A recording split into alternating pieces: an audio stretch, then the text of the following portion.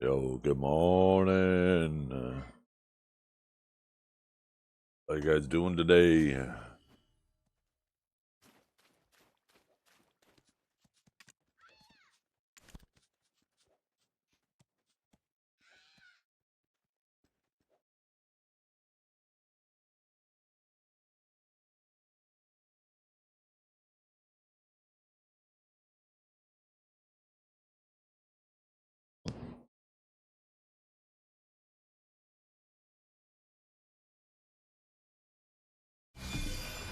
How you doing, Snuffed?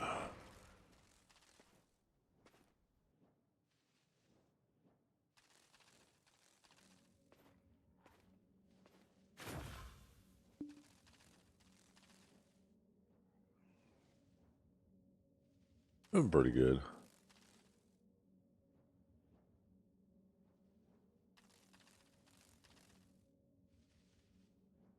I did. It almost looks like an upgraded Orzeka to me. It'd be really cool if it was something that you could actually just grind out, but I'm pretty sure it looks like you're just buying it. The little, like, fairy skins, too, are super cool, but the problem with the fairy skins is they actually serve a purpose, right? Like this fairy skin right here. This appearance. Wait, why couldn't I pull that up? I have to unsummon it. Right? This fairy skin applies death penalty. Where, alright, if I change the skin, now I have nothing. Nothing. So,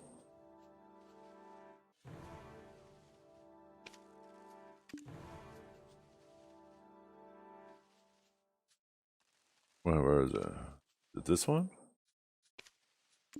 Yeah, there we go. So, unless it has death penalty reduction, I'm not going to use it, because this fairy actually does something compared to all the other ones.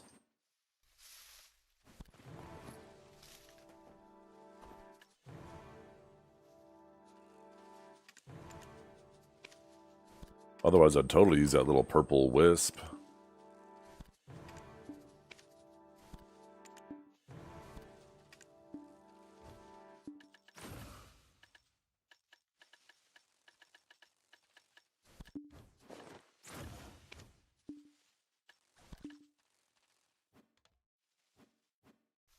Why's my farmer getting so heavy?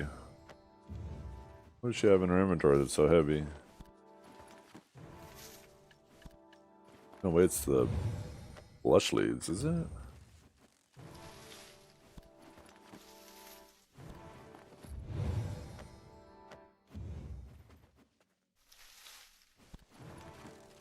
But yeah, otherwise, like, cosmetically, the outfit and the wisp are super cool.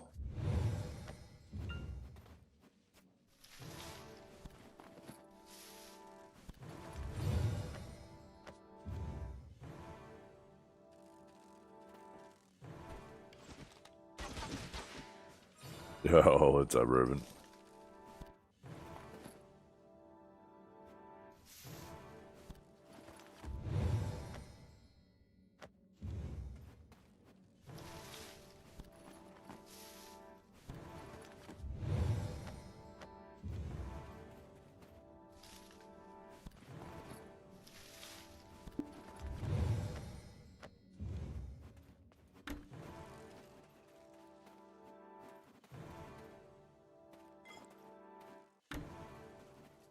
My fairy's not out.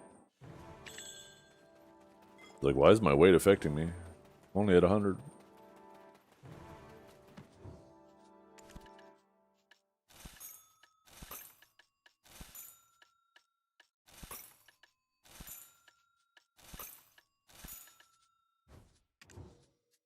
Should get 2 contribution, 1. Yeah, 2 more contribution. Sucks, I'm not quite going to be at 500. What is taking up all this weight in my inventory, though? I don't understand. I have, like, nothing in this character's inventory.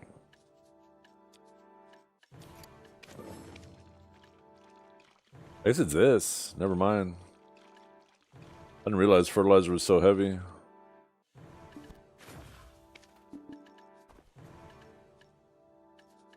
Yeah, that's almost 500 LT of fertilizer. Yeah, I should be able to get like 2 or 3 more contribution before the farming nerf hits.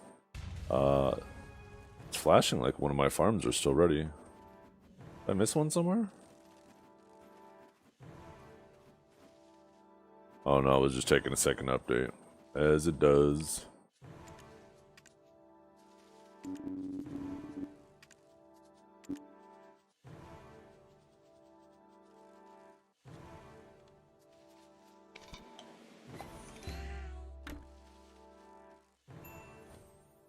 I feel like I need to make that on-screen chat a little smaller.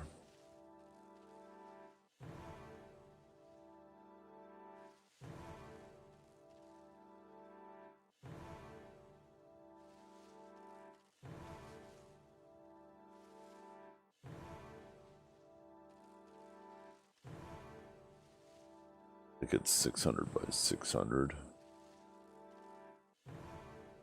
Then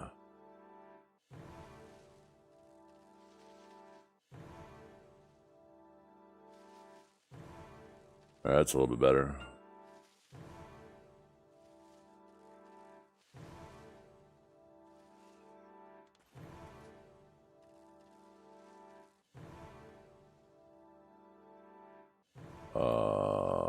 What? Why is it not connected to Kick? My Kick not live? Oh, Kick is live. Okay, it is connected to Kick. Just I can't chat in there?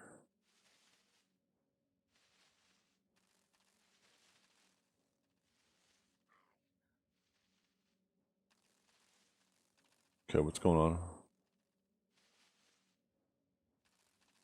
Okay, dogs.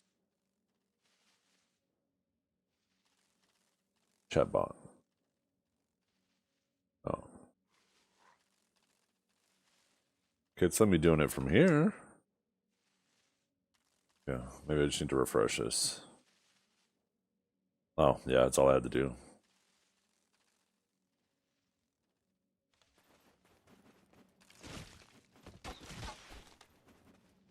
Good morning, Velkia.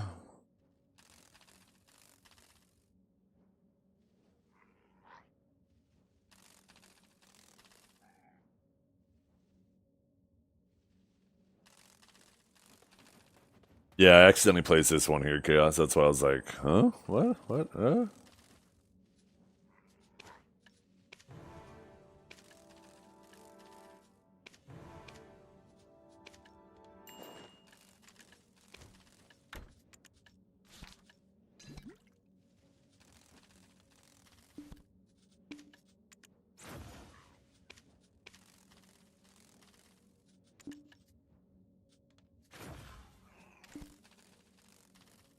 I'll restart my client as soon as you get there.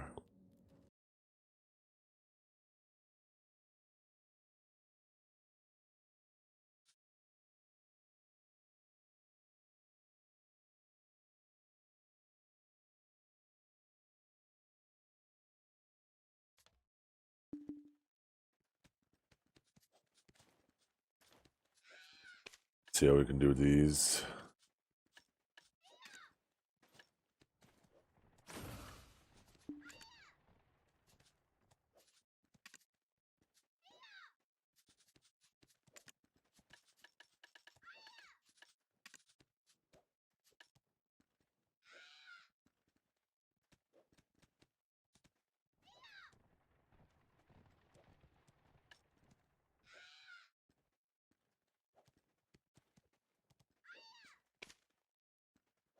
Look at that.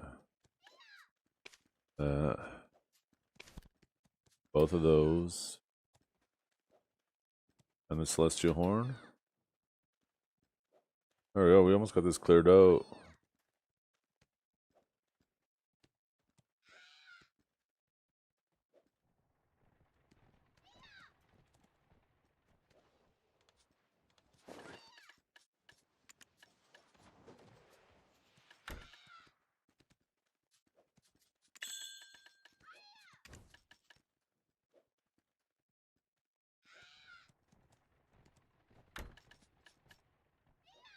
Auto fishing. Gathering. Gathering quantity? What does gathering quantity increase?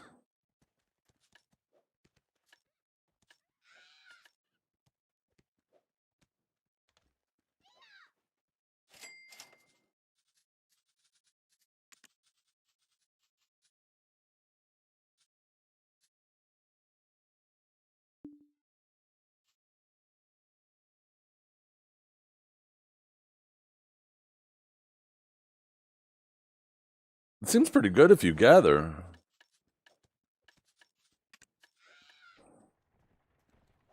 Yeah, in the loot window. Yeah, I know what you mean.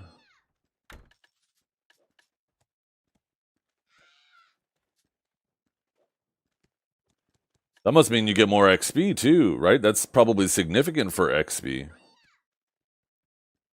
Oh, is this the same as the hedgehog?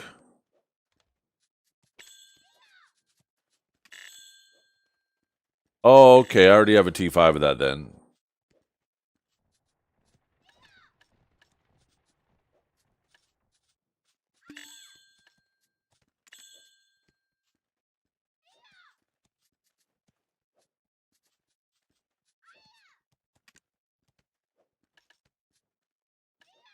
Where does it show the thing anymore, though?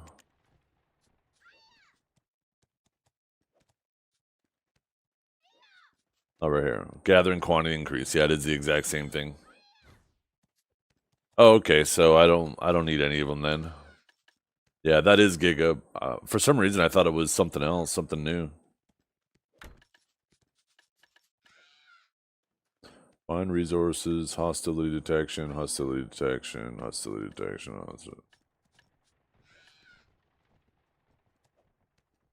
Category pet, category pet. Does it not say what kind of pet these all are? Like rare, event.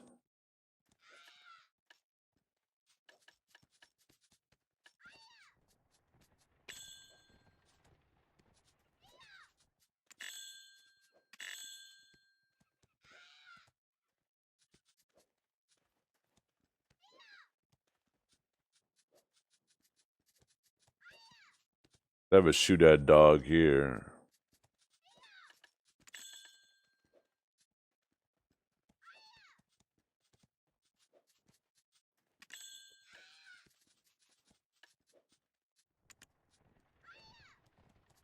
Oh, I probably gotta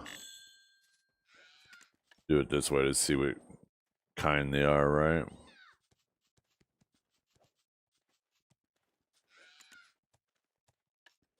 Oh, rare. Oh, it says right there. Okay, so that's a rare. I think I have Rory as well. Maybe they're all rares? Because I think that's what it's called. Rare box. So they're all probably rare. Oh, yeah. All the pet types are rare. It says right on the box. Duh.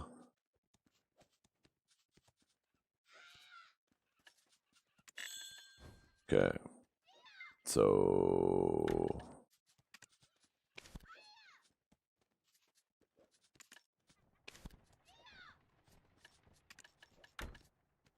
doesn't matter what I take.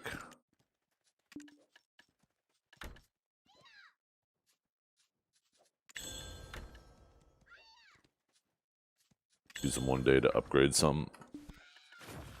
Okay. You will go in there. You'll go in there. You'll go in there as well.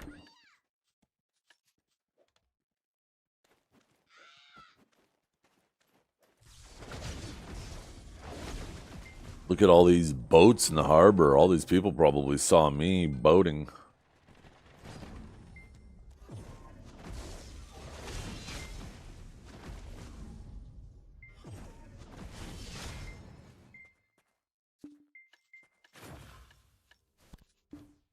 My FPS is ass right now. I really got to restart my client.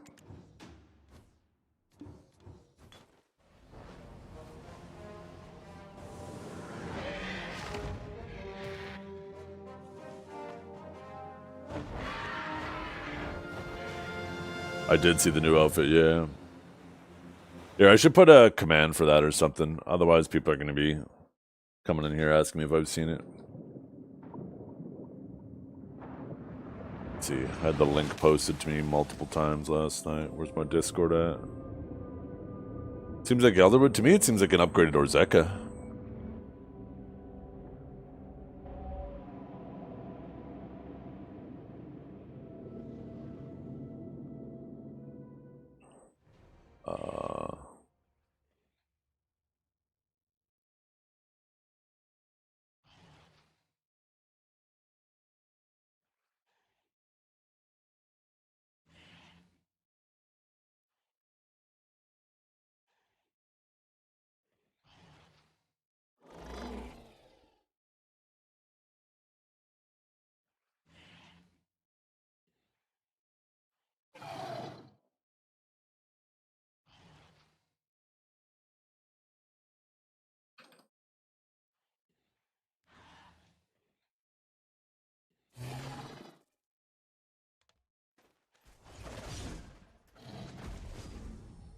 Am I gonna grind on Sark? I should copy my gear to it. I'm just so into underwater right now.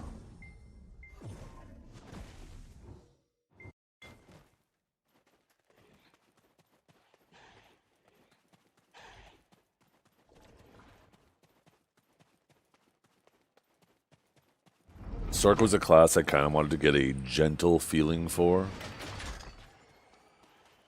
because there is some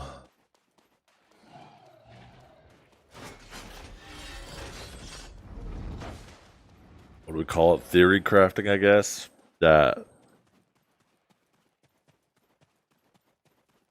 Eddie is going to be male Sork.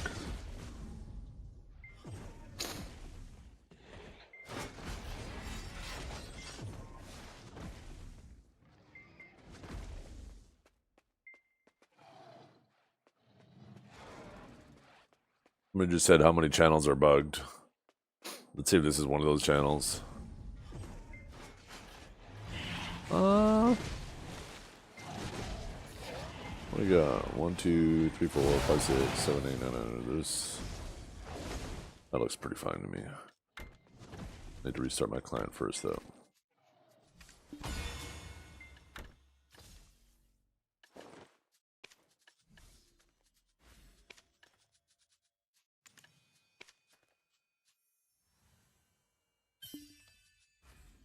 Get a glass of water too.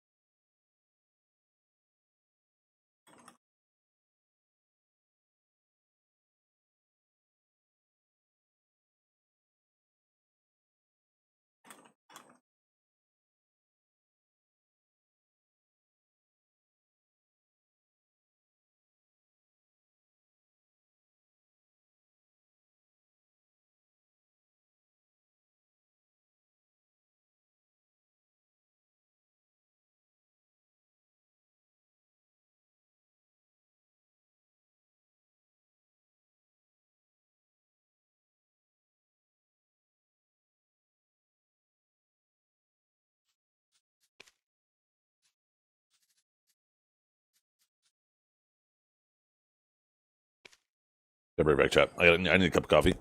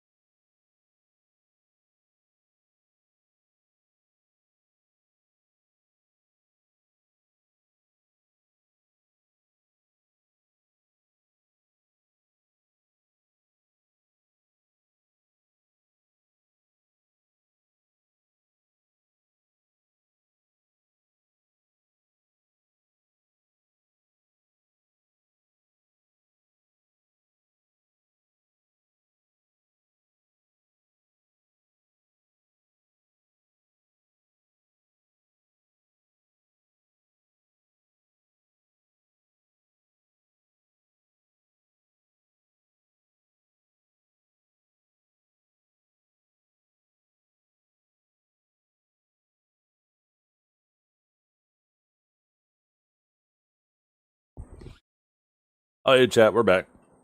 They took everyone's money with RNG boxes and they released OP costume. Well played. Nah.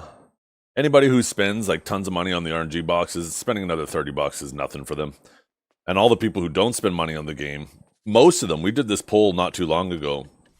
We did, most people who don't buy progression and don't buy RNG boxes admitted that they would swipe if there was cool cosmetics to swipe for. That's the thing, right, about the two forms of monetization. Is cool cosmetics hit a larger audience for a smaller amount. Progression hits a smaller audience for a larger amount.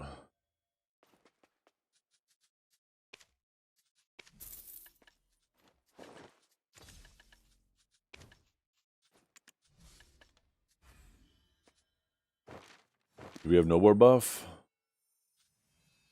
We do! It's only the 15, but that works. I know, for the first time in how long? It's about frickin' time.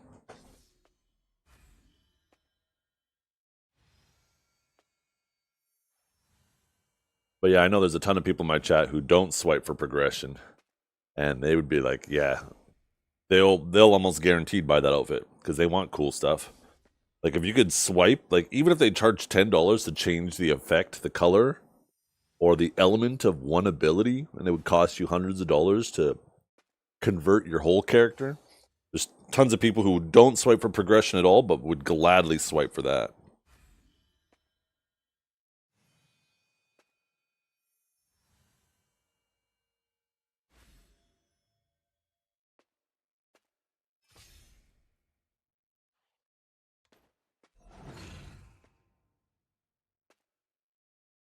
Okay.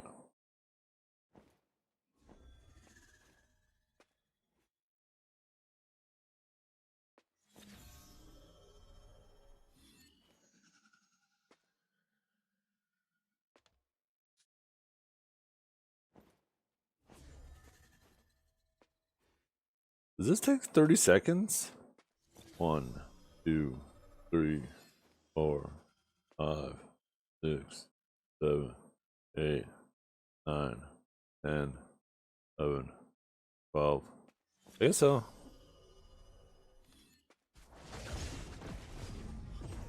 Okay. Consumable set. Pet set. Artifact set. Shit set. AP perfect. Hey, off we go, chat. Actually, I put a little too much cream in my coffee. I'll be right back. I felt like a little cream in my coffee today, and I'm already regretting it.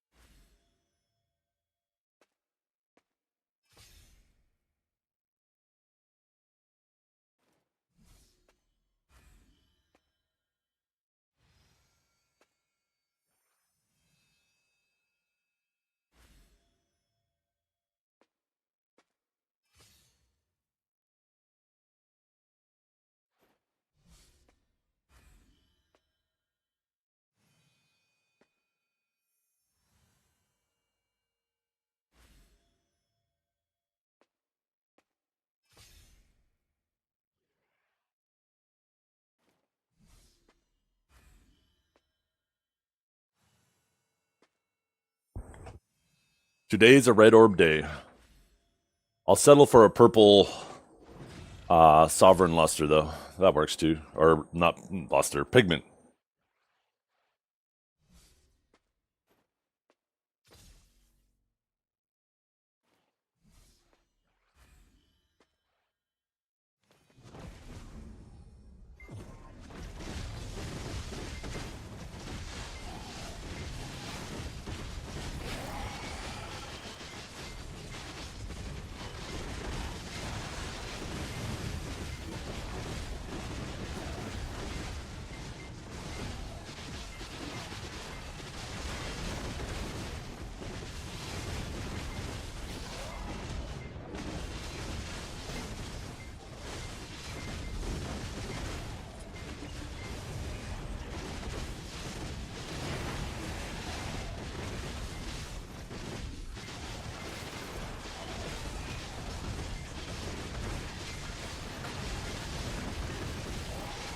How much have you worked on the warrior side of your picture, Valkia?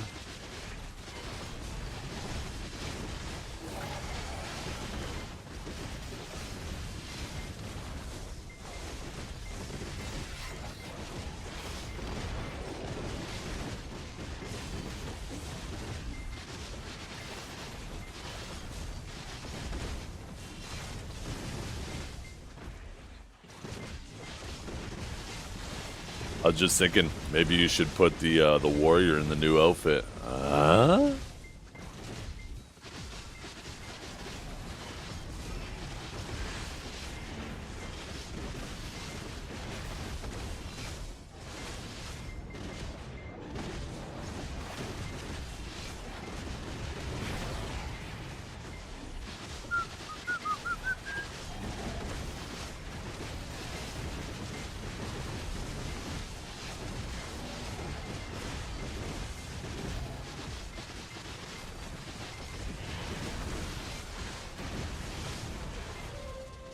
Can I, in the Land of the Morning Light, exchange any type of seals for food buffs? Like for XP food buffs?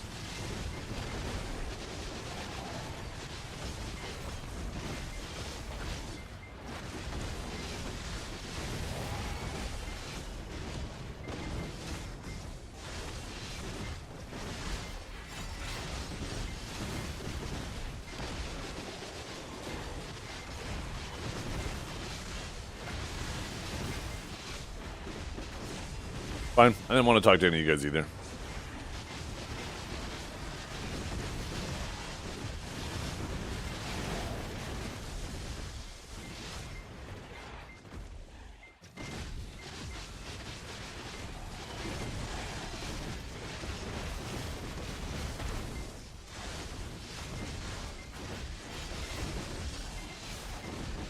It does look really cool. And the little fairy skins too. My only issue with the fairy skin is I use the one fairy skin that gives 5% death penalty reduction. So as much as I'd want to use that little purple wisp, unless it gives death penalty reduction. Yeah, it serves no value to me. How much does it cost? It'll probably be the normal outfit cost.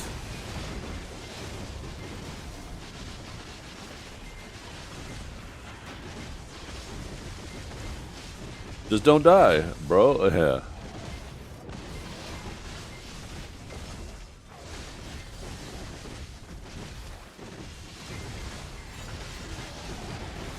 Yeah, that outfit looks sick. It's a sick looking outfit.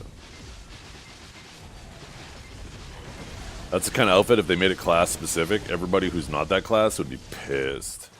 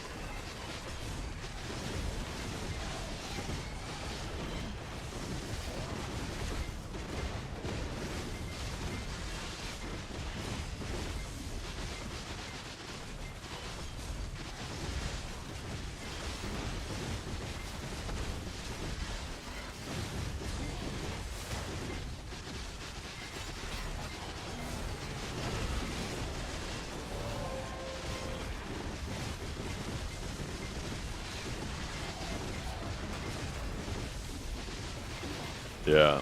I just want the new fairy skin to have death penalty reduction, or to make it so, like, you don't have to have the specific skin on for the death penalty reduction, because there's that one fairy skin that gives death penalty reduction.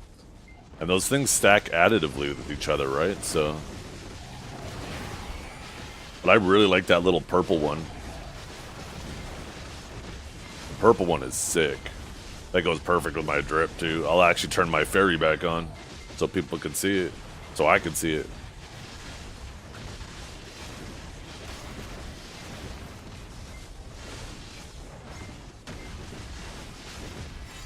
Imagine if you could get voice packs for your Wisp, too. So instead of it having, like, the little dainty fairy voice, you could have it like a fucking little demon. Talking with a deep voice.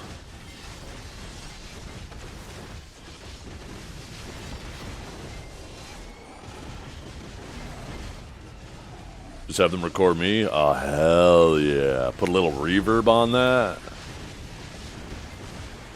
I have not yet, no.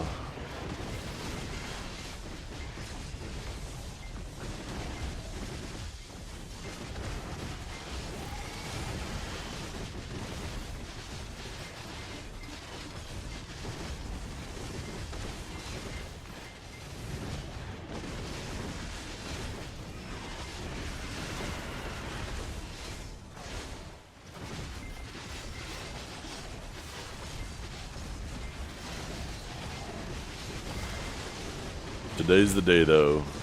Surely. Oh, I've had multiple yellows. It'd be tragic if I didn't have any yellows yet.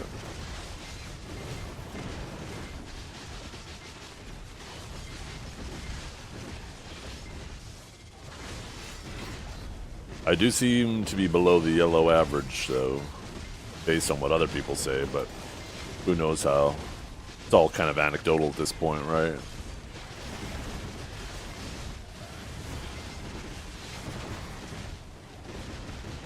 What's the yellow average? It's exactly my point. It's exactly my point.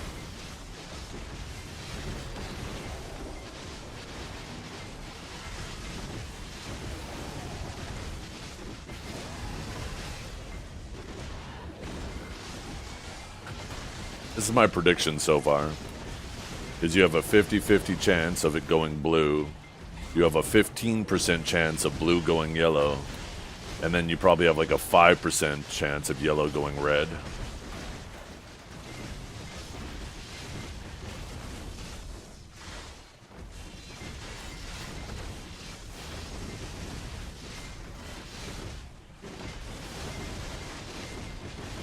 So if you roughly math that out, you got like a 15% chance, 3.75% chance, and then 5% of that is like probably gonna be like 1 every 300 orbs will go red, approximately, if I'm mathing it out correctly in my head.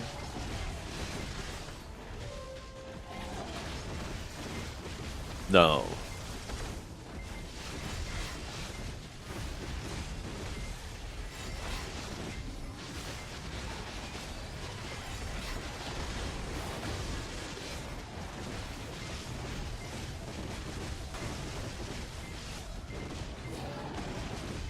Oh, did Stream Elements show up in the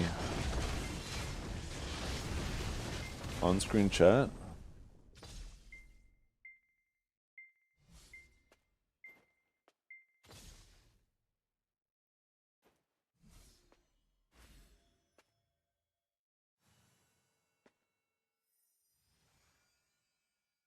I should be able to do an exception for that.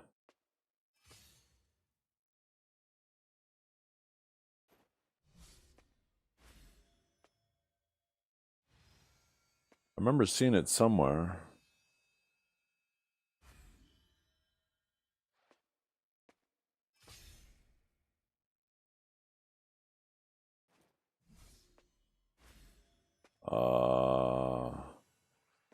This app is fucking dying right now. What the hell?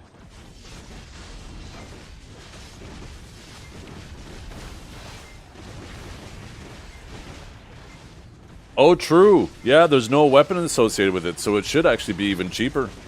Well, let's be honest. It's not going to be 2,200 because they'll probably have it as part of a pack that includes other things, right? That's probably why they added the little wisp or something.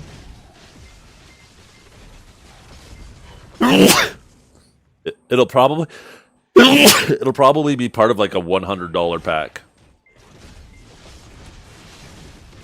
And there's going to be just a bunch of other stuff in it. Well, there's the upgraded wisp, right? You'll probably get seals for that. So they'll probably have like a $100 pack that gives you the upgraded wisp and then some other shit with it. And maybe they'll sell the outfit by itself too, though. But if you want the wisp, you'll probably have to buy the upgraded pack.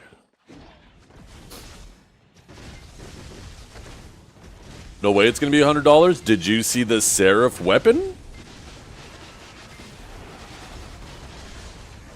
Did you see the skin for your alchemy stone? Those were $100 you had to spend for both of those. They were part of packs.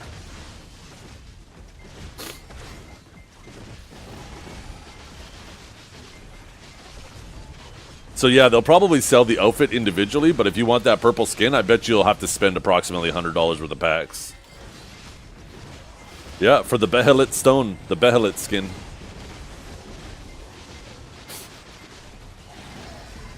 You have a 30... Oh, yeah. Although the coupon will probably expire before we get that, right?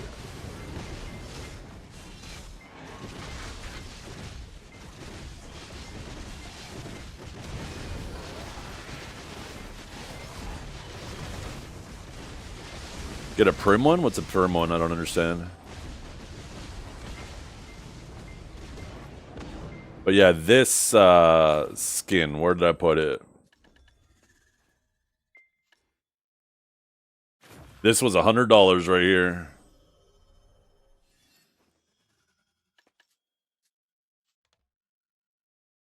And then yeah, the glowy sword on Seraph. You had to collect seals through buying packs, and then it was approximately $100 worth of seals for this.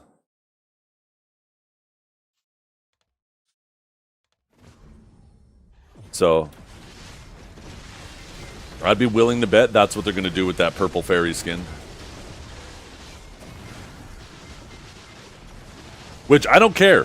I want them to monetize this game through cosmetics instead of progression. I would much, much, much prefer that, and most of the community would as well.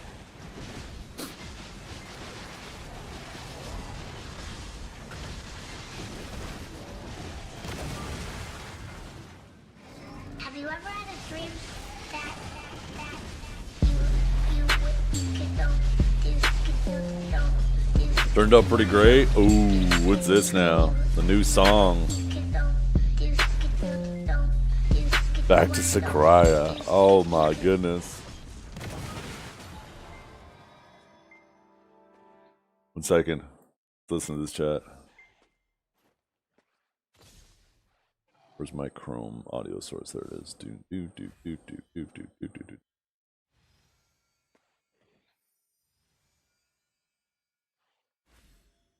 Got a little tang to it, a little twang, I mean.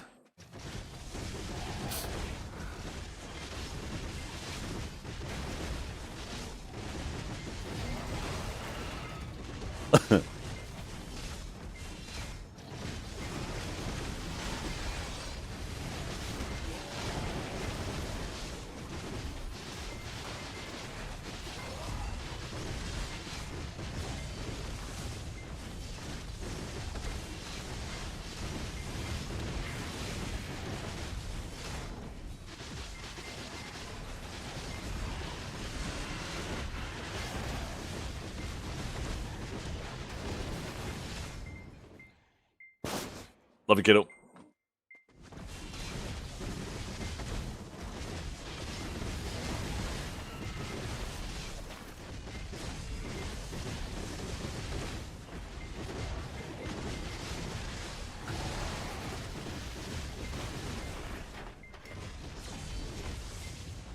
Yeah, maybe you'll be able to use it for that. The thing is, though... 1 second, I'll talk about it more after the song finishes. I want to listen to the lyrics.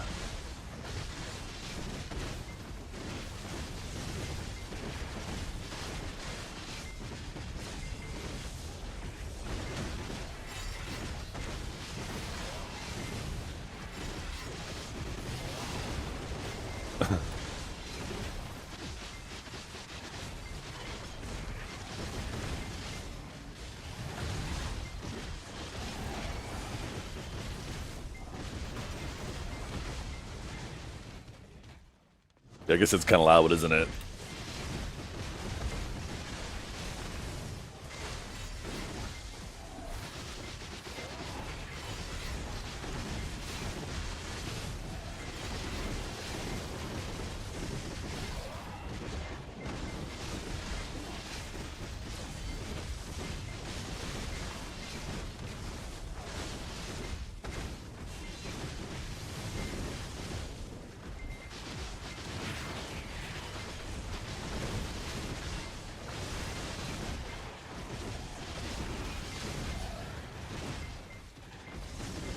Yeah.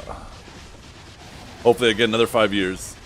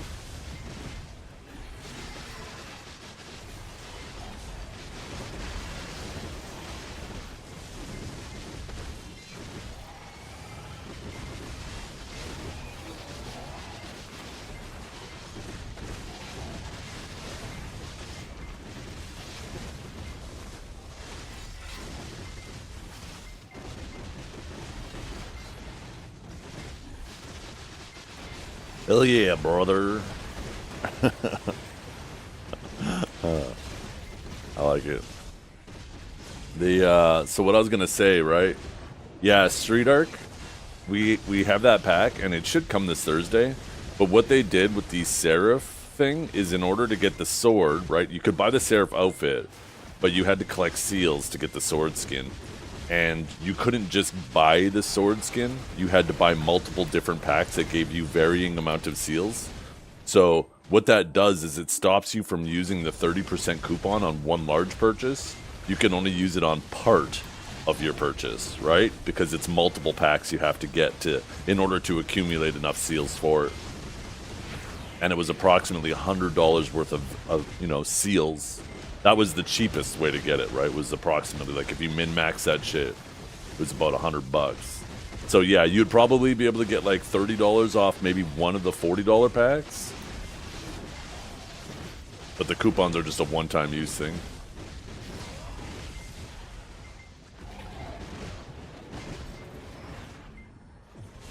This is all speculation. I could be wrong. I hope I'm wrong. It'd be cool if it was just one pack and you could use the $30 thing on it. But yeah, just based off of previous experiences with stuff like this, I suspect that that's how it will be. I could be wrong though.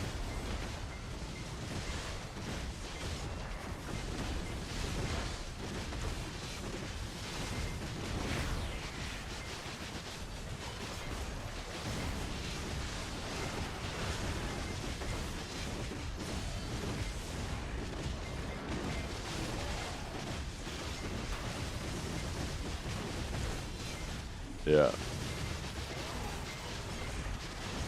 I still haven't picked up the 1+1 packs, but I should do that.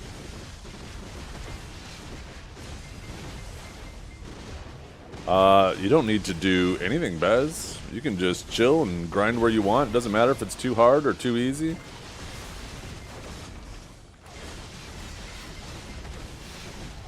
The real question is, what do you want to do?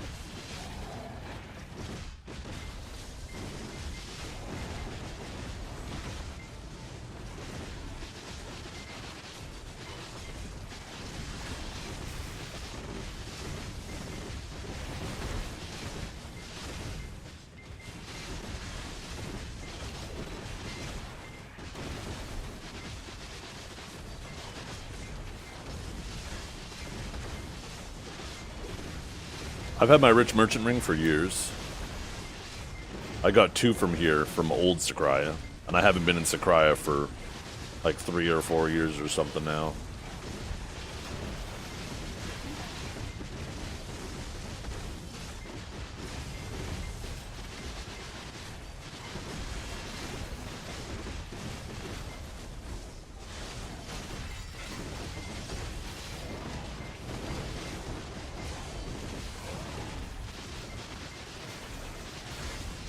I don't know. I didn't go around counting Nermal moles. I don't need the merchant ring piece, so I have absolutely no interest in collecting any of that information.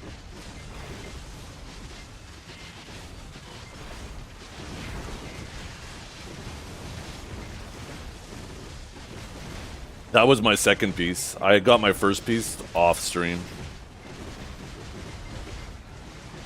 The second one I got on stream.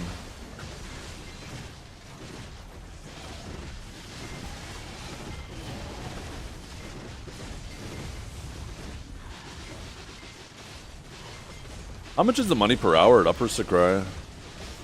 I wonder if you'd be better off just grinding here, collecting paint, and then going to like Zephyros and using the paint. And just alternate back and forth. Then you're not really incurring much of an opportunity cost, right? I can't imagine Upper Sycraia is much money. Paddocks dropped a week before the rework? Yo, so you don't even have to go back to that shithole. That's sick.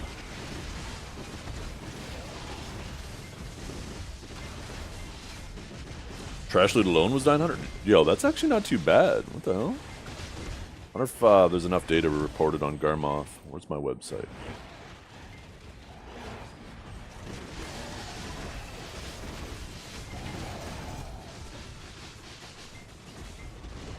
Let's see. Sycraia. 1 second, I don't want to die to the mobs while looking at my side monitor like I did yesterday. Oh, it says it's still... I mean, there's only 58 hours recorded, but it says it's only 1.3 bill, so that's a pretty heavy opportunity cost.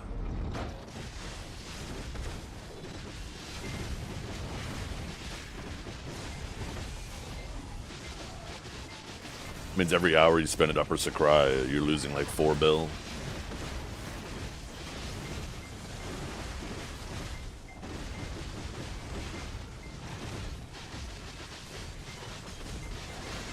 Yeah. So far, I've only heard of one person getting the Rich Merchant Ring from down here, and it was from an Elmer Mole again. I haven't seen anybody show a screenshot of it being from anything else. Still better than Paddocks? Yeah, but the thing about Paddocks is you have no choice but to incur that opportunity cost. Here now, you actually have a choice, right? So, why choose to? That's the difference.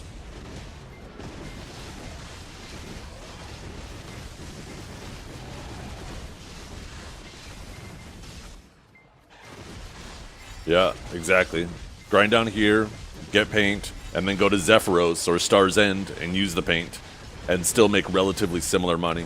Sure, technically, it's going to not be as fast as grinding Upper Sycraia, as far as we know at least, but at least you're not, you know, incurring like a 4 billion per hour opportunity cost. Waiting on the Paddocks rework? Shit, and you never know, it might come, right?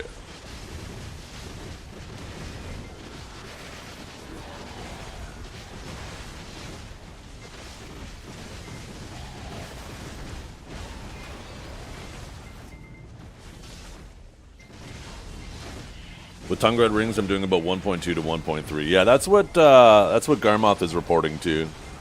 It says 1.256 with all the drops.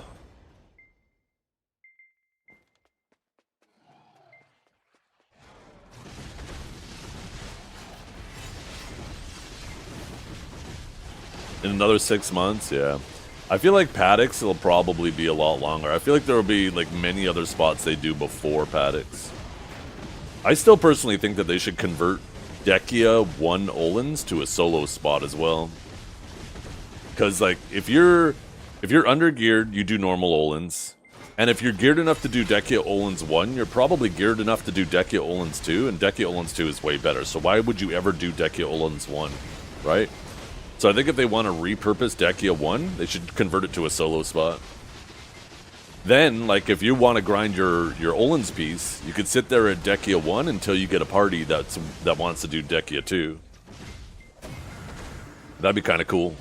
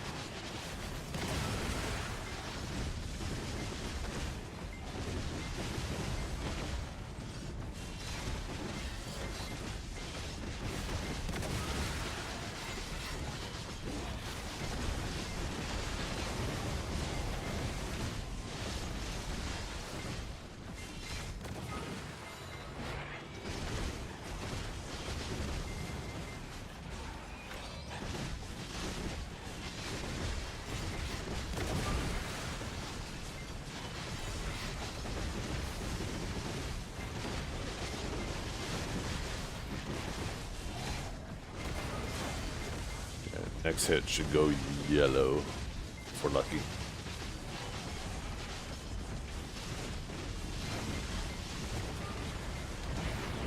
Oh no, next one.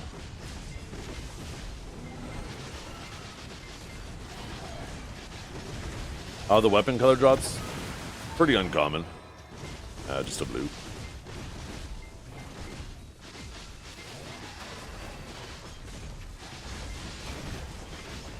I only get a couple of them a day.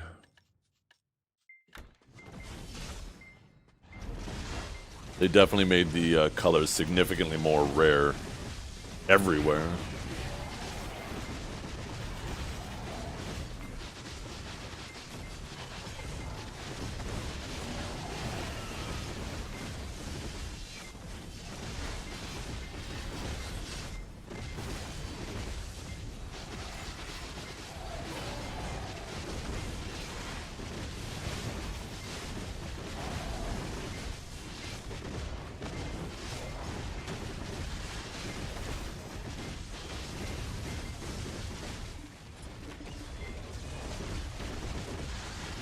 A bit. Yeah, that sounds delicious.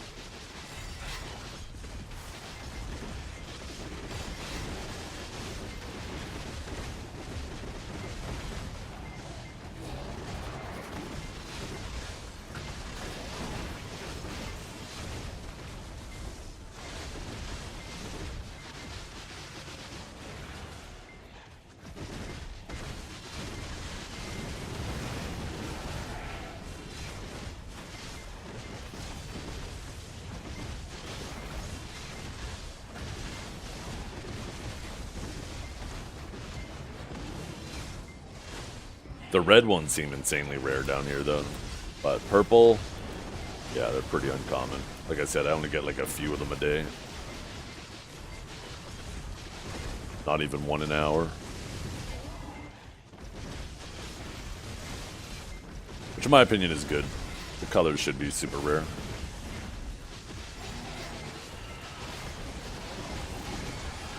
Should have been that way right off rip.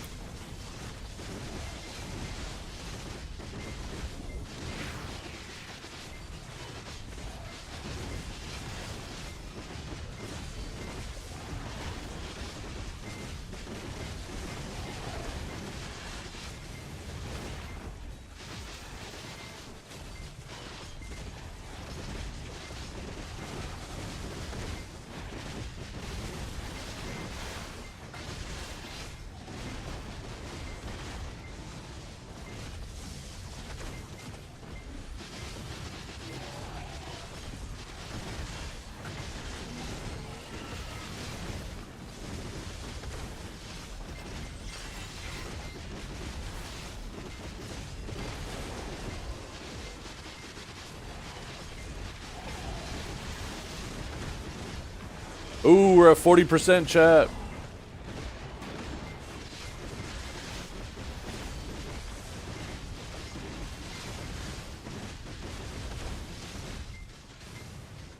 Ooh, an obliterating fallen god just got listed.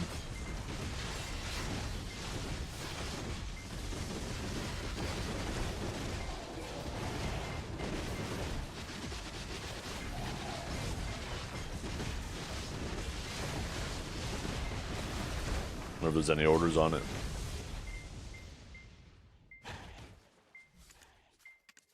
Nope.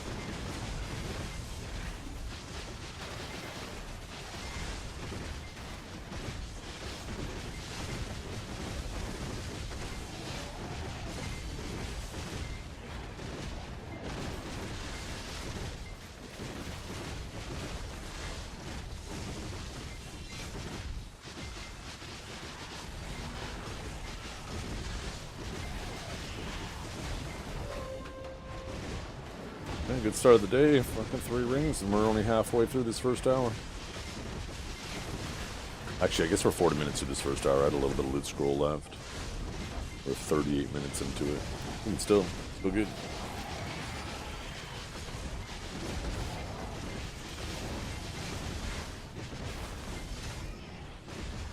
Didn't I have a third orb already, though? I swore I did. I'll tap him? No.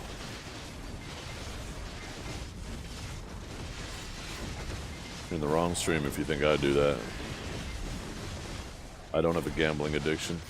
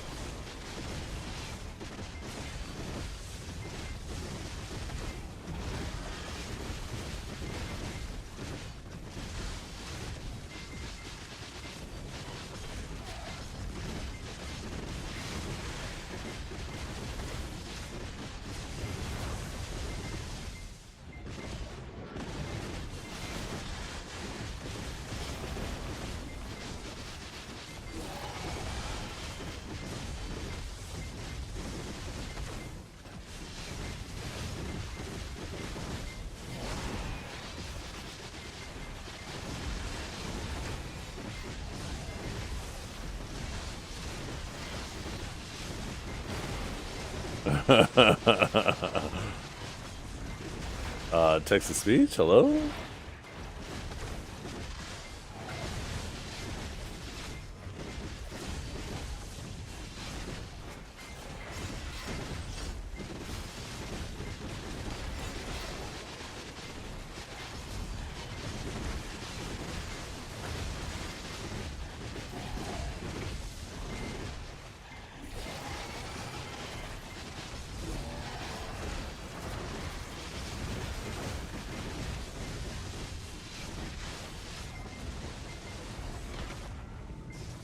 I don't know why it didn't work. Should be working. Do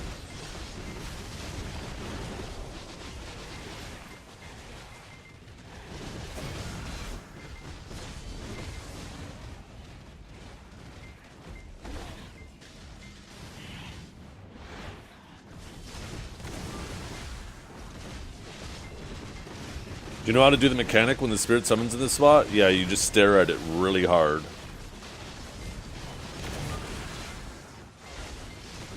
There's nothing you do. It's completely RNG.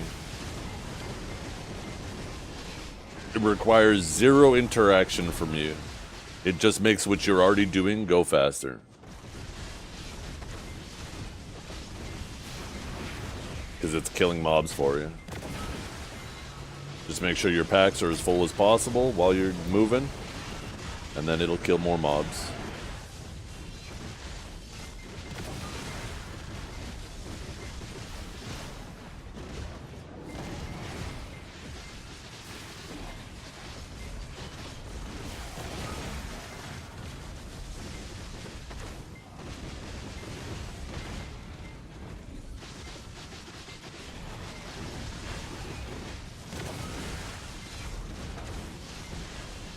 Nope. Its growth is completely random.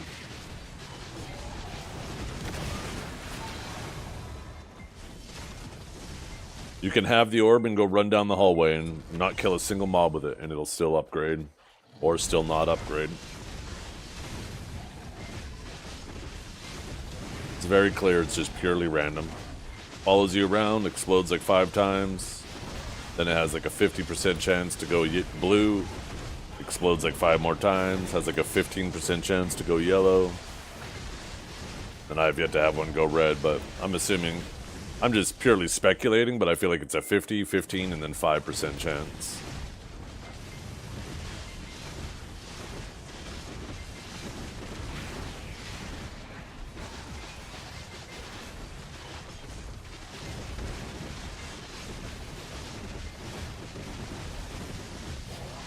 But it's definitely not 50 the whole way down.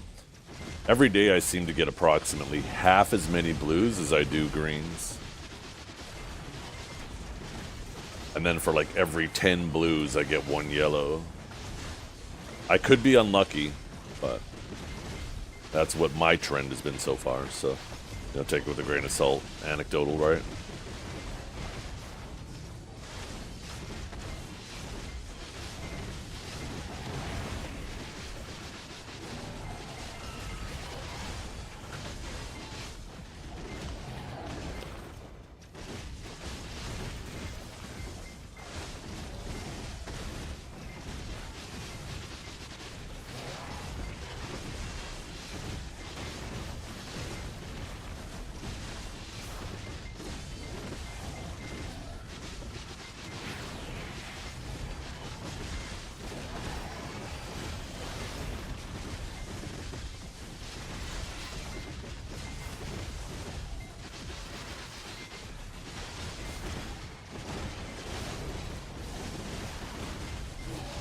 Yeah, this little buff right here, right? That's a little extra 5%.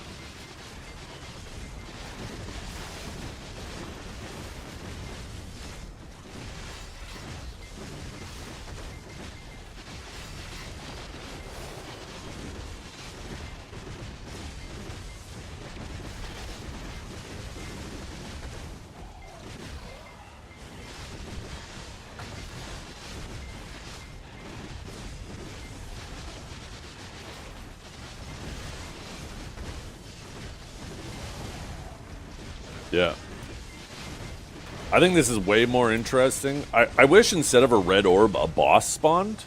I thought that I feel like that would be even more interesting. But I do like how, there's like a tier system to it. So you got that excitement, right? Like, ooh, is it going to upgrade? Is it going to upgrade? It's not like the boss at Star's End where you just fucking spend 100 hours there and don't get shit.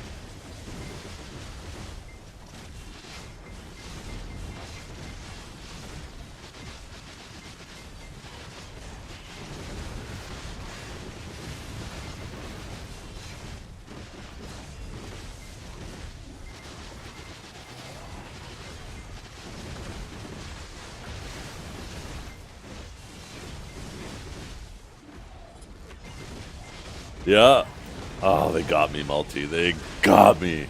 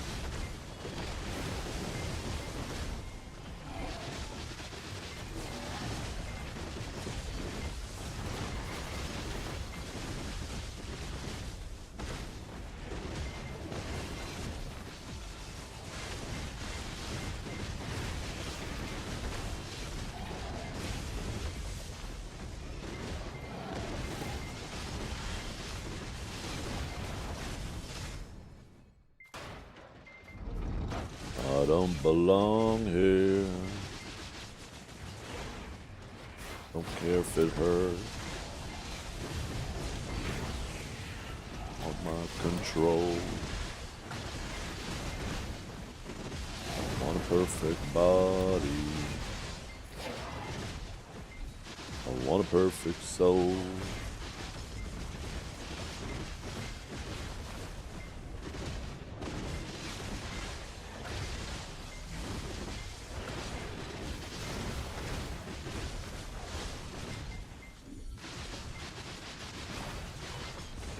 You guys know that that goofy little GIF I played yesterday? It's that scene from The Sopranos, where he's driving in the car and it was playing that goofy music at the same time. The caption at the top was like, when I show my girlfriend, or when my girlfriend says she likes all types of music and I play my playlist for her.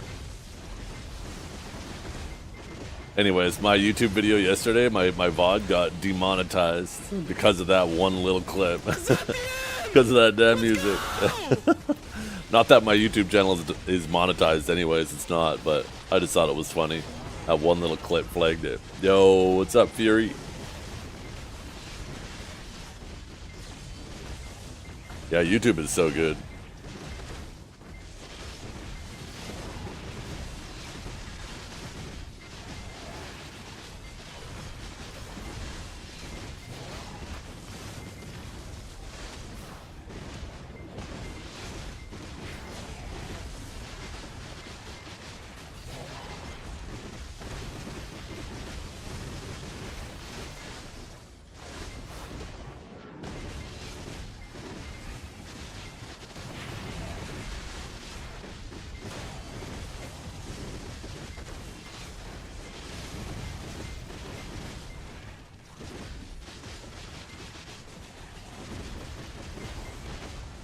Am I having a nice day? I'm having a fantastic day. Thank you for asking. Hope you're having a good day. Hope you had a good stream.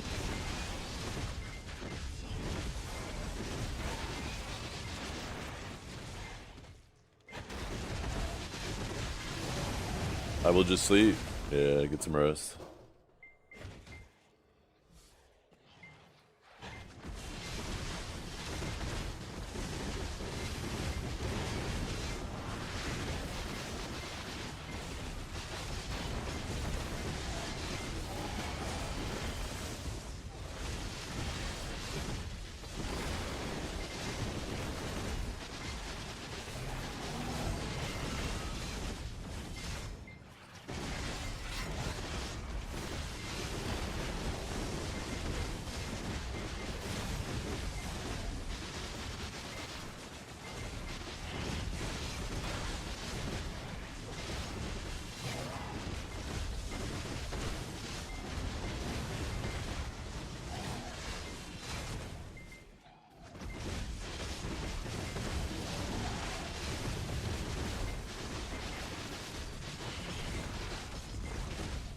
Oh, I have no idea, Gift.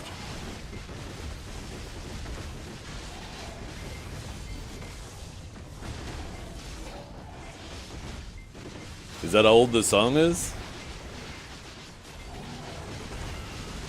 Still BDO looks good, 6 years of playing. It does, doesn't it, True?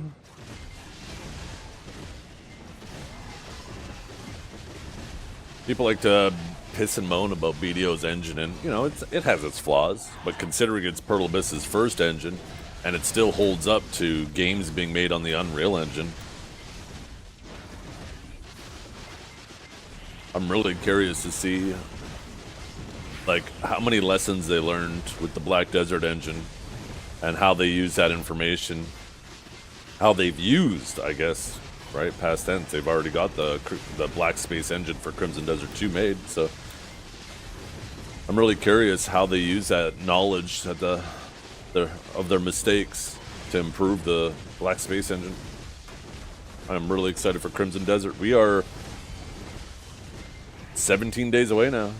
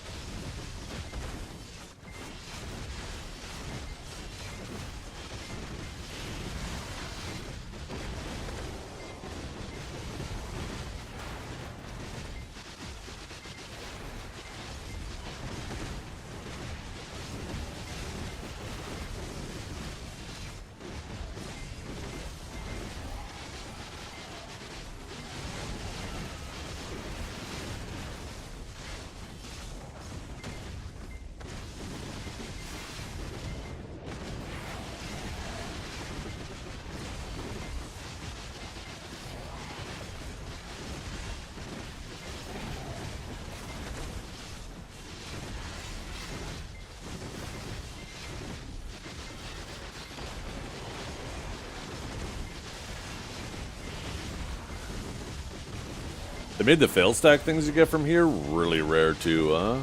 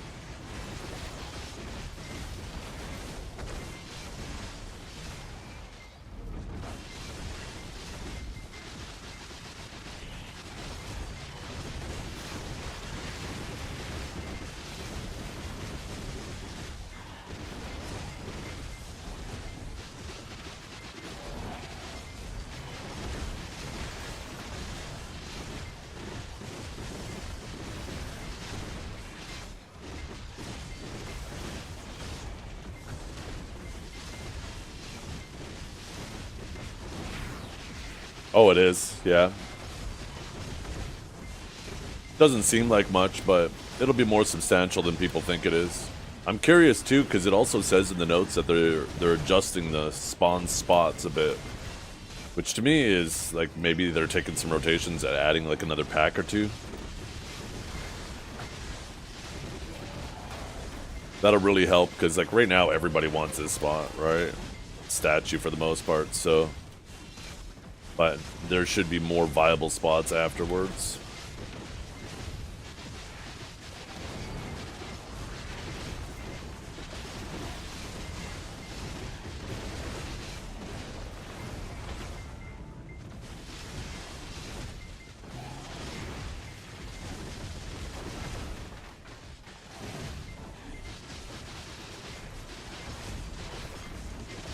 Where's the teleport to Upper Sycraia? The same spot where you zoned in the Lower Sycraia.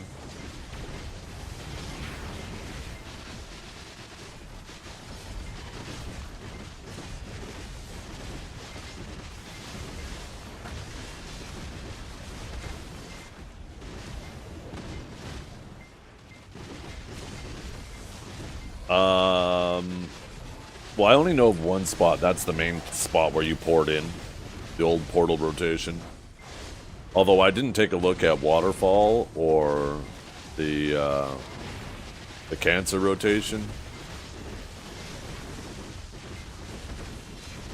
I suspect they kept the old mobs at the portal rotation because that's where you poured in, and I guess they don't want people porting in and dying.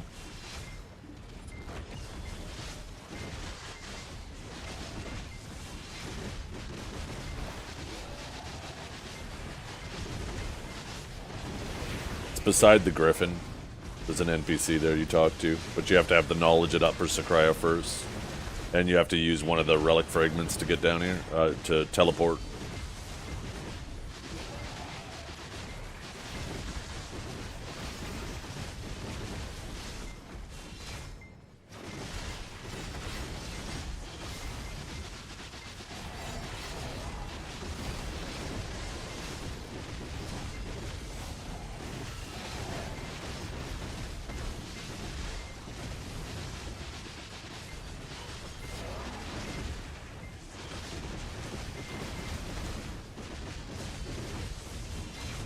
Yo, what's up, Yanu? Is the Texas speech still not working? Sorry, guys. What? Huzzah! Never mind. It's working. Delayed. Never mind. It's working.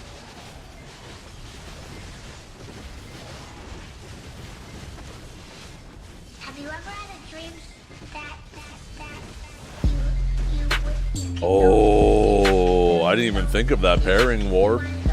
Warbellion. Yeah, they go crazy together, don't they? Good morning.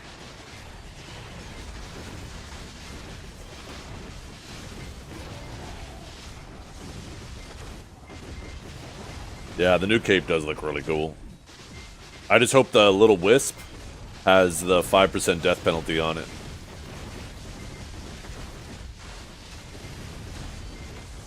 I'll be honest, I might give up the 5% death penalty because that little purple wisp is perfect.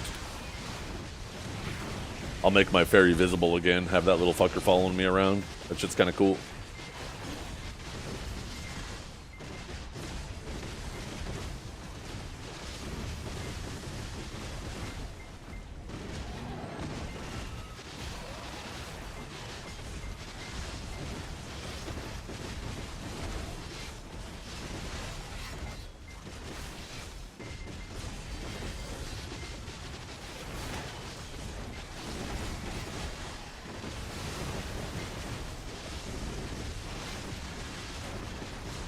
We hit 40% today too, chat.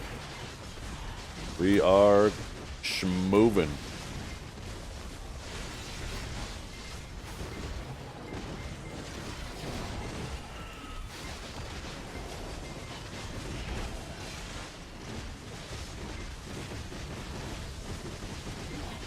$131 fails, you are above the average, yeah.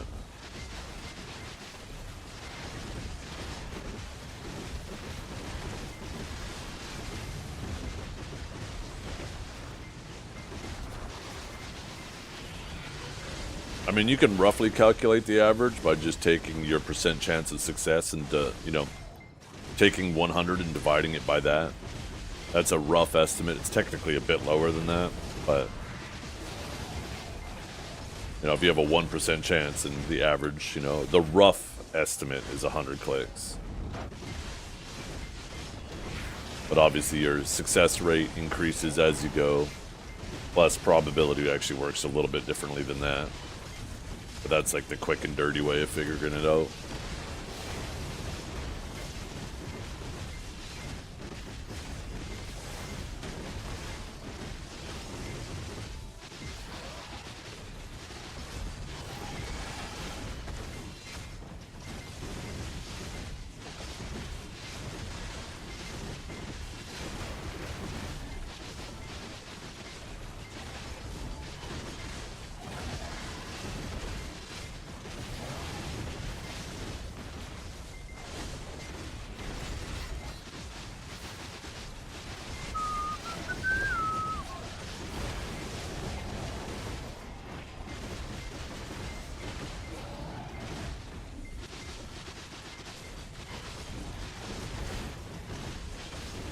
Crazy to me how much easier this game is than it used to be in terms of progression. The idea of finishing one slot back in the day was,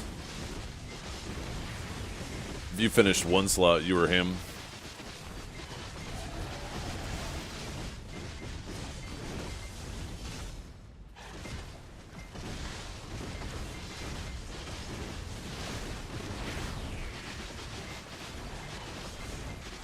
I miss those days myself.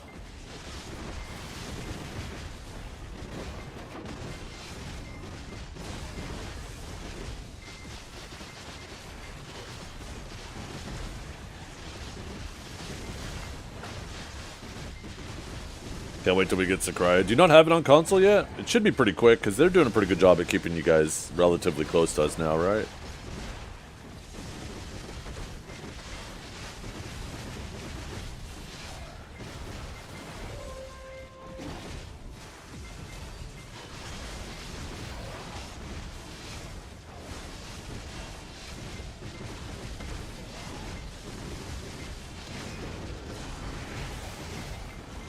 2 to 6 weeks? Yeah, that's way more reasonable than before.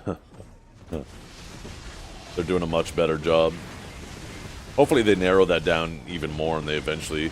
I guess because of like the validation thing they have to do with consoles, there's always going to be an additional delay.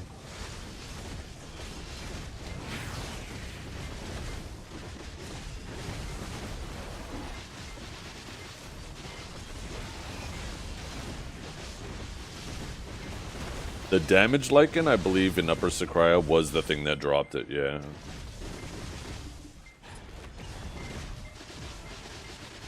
If I remember correctly.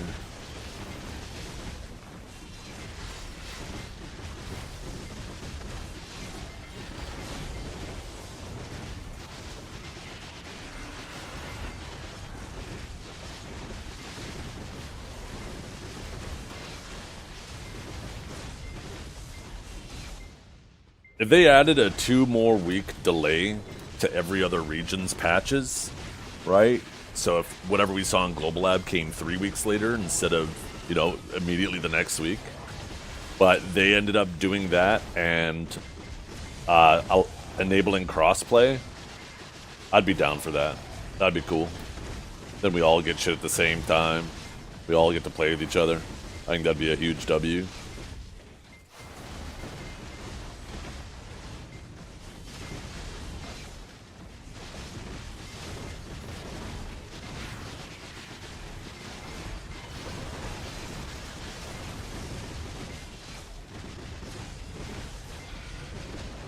Get to shit on console players. The thing is just like God intended. The thing is, right, with no more mouse move, like the advantage between console and non-console is basically non-existent now. The gear gap, like there are people on console that are deck armors. It's crazy how you have some console players that are crazy swipers, and you would think that if they were that willing to swipe, why wouldn't they just get a banging PC and play it as God intended, as you would say? Right? But they still insist on playing on console, some of them.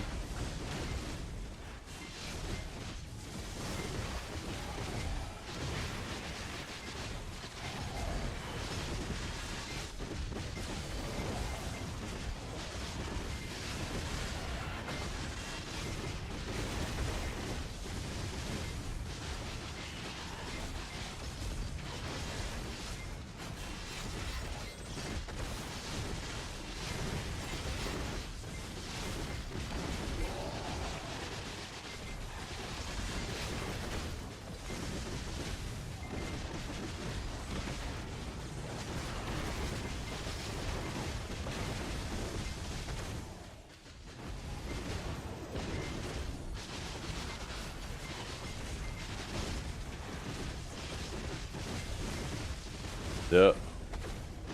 Yeah, there's some people out there who still think the gear gap is massive, but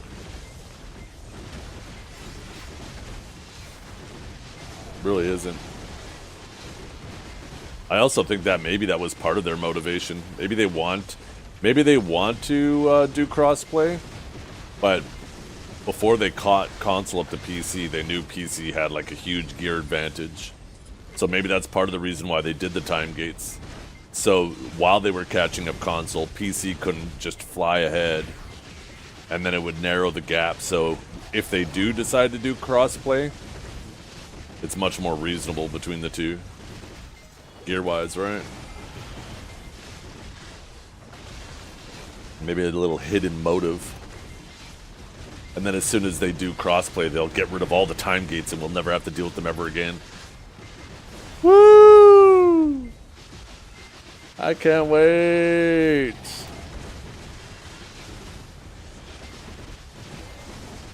Oh, they definitely did, yeah. I mean, just take a look at Sycraia. This is supposed to be an in-game spot, and it's just fucking flooded with people. I mean, that kind of happens, though, right? You know what's crazy is they're like, yeah, people are progressing faster than we expected. And then they proceed over the next 3 months to basically give away almost a full trillion silver worth of stuff. Between the hammers, the crons, all the crap they've given away, they gave away like 1 trillion silver worth of crap over the last 3 months. So yeah, there are a lot of people who maybe weren't quite here that are definitely here now. Just off the shit they gave away.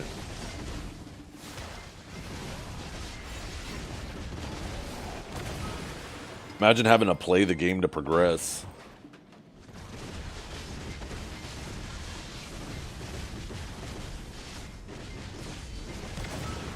Yeah. Oh, yeah. I bet they'll go crazy. Like, once we get closer to the actual anniversary, yeah, I bet they're going to go crazy. This is going to be something cool.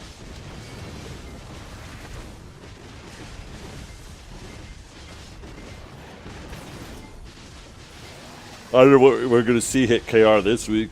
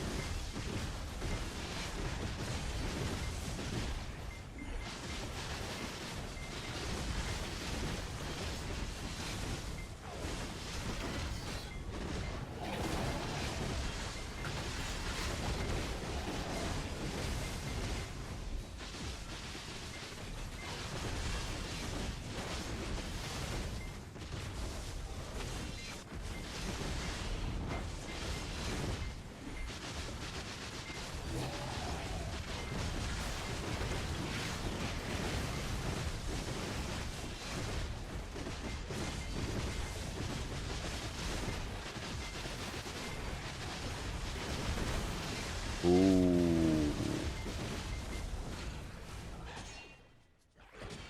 Good call.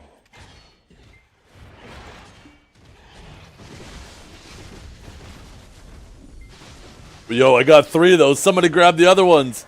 Yo, who was that? Who was that? I got 3 of them. Whew!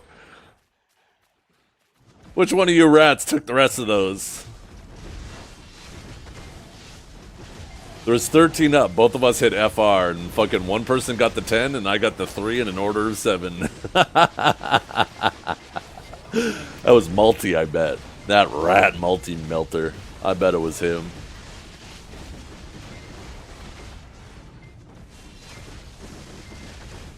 What are the claws for? They put a socket in your outfit so you can use your outfit crystal, right? It's that crystal slot in the center of your crystal wheel.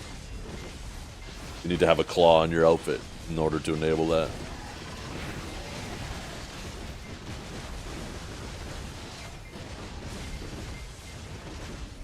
Aren't they largely worthless? They are. I was taking a shower. What did I do this time? You missed out on a massive financial opportunity. You will never recover.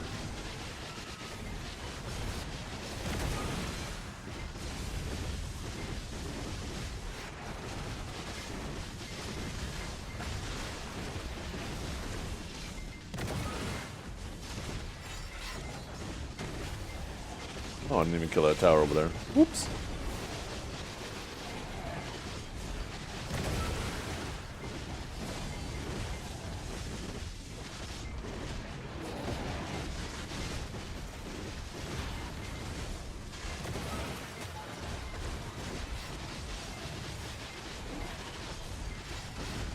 Looking at the middle crystal not filled is annoying. That's exactly right. Every time you open up the crystal wheel, you're going to see that shit grayed out, and that OCD is going to kill you.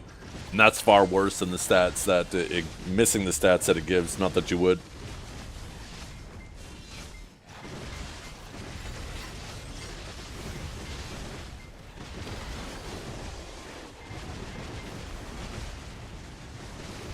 Yeah. Well, you get one from the quest. From what I understand, you get the red one from the quest, but if you want the purple one, you're going to have to collect seals to upgrade to it or something like that, right? So one's for free, one you have to actually swipe for.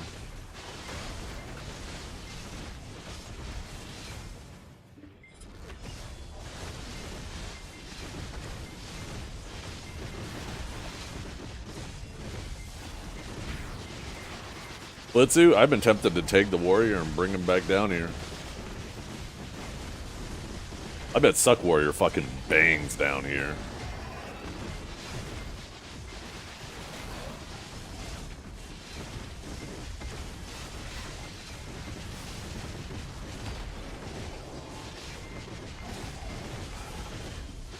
I bet the double scars absolutely goes crazy down here. Because these mobs are always just smashing you. Plus you're so tanky.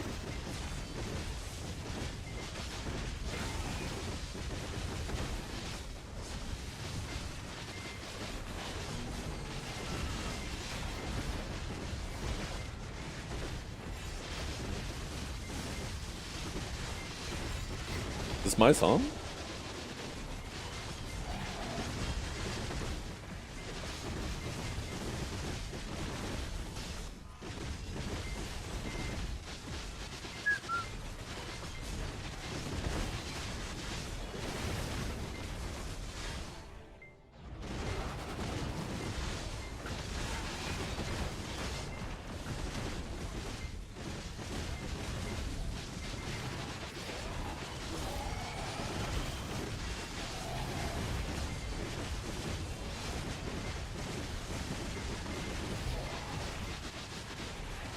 Too many mobs I overpulled.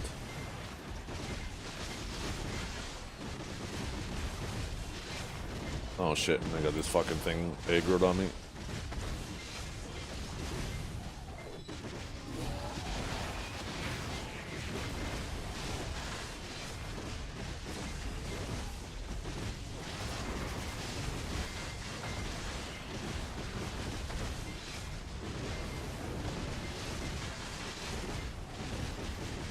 No, fuck you, 100.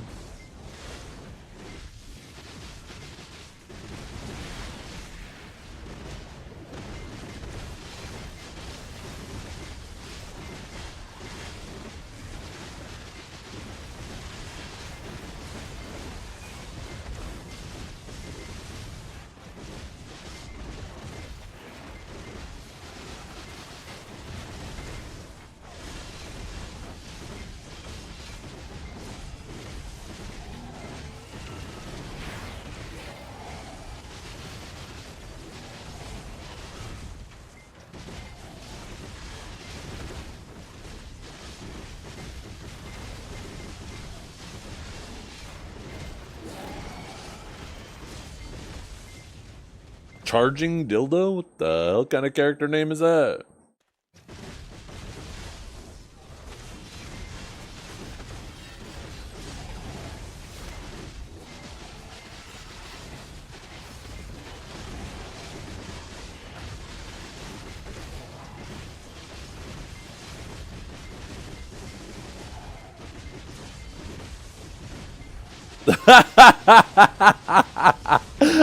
Yo, shut up, Multi.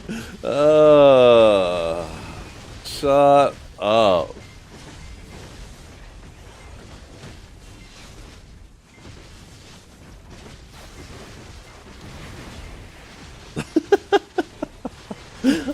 Oh, fuck.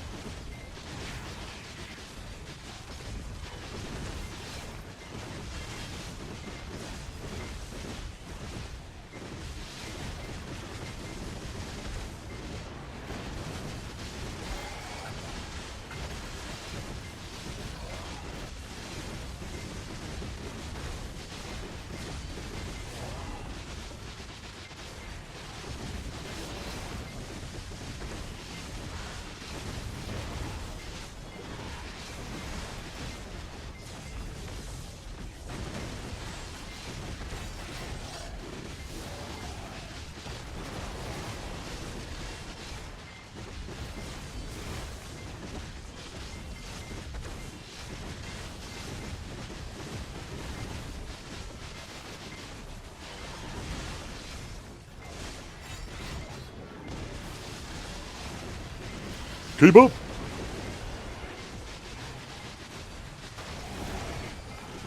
I know. Bruno Mars just makes feel good music. You can't help but feel good listening to this shit.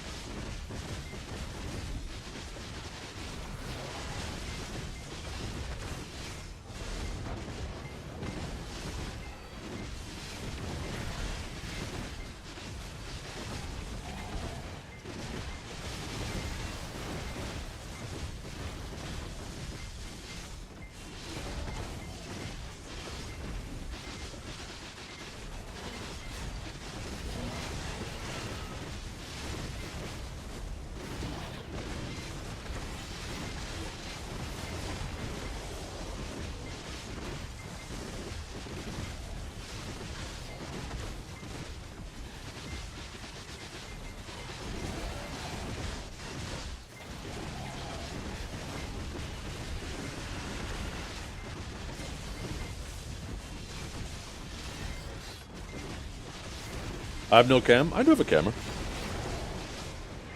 I don't feel the need to have it on all the time.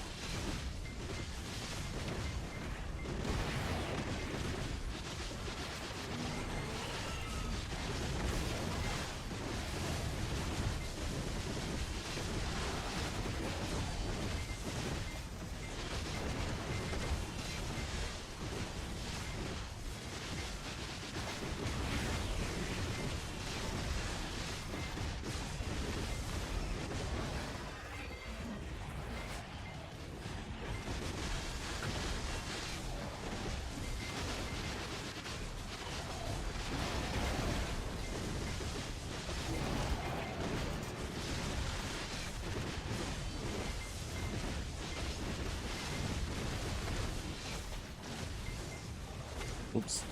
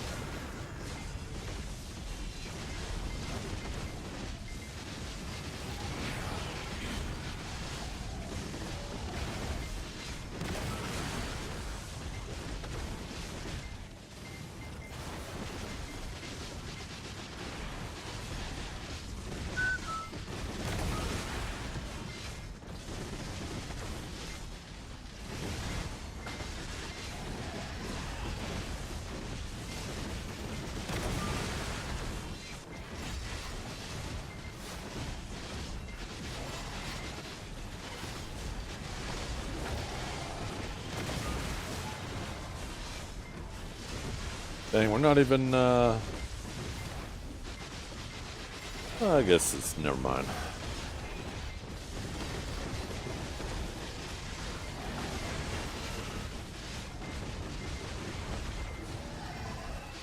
Yo, what's up, Beanie? I know, right?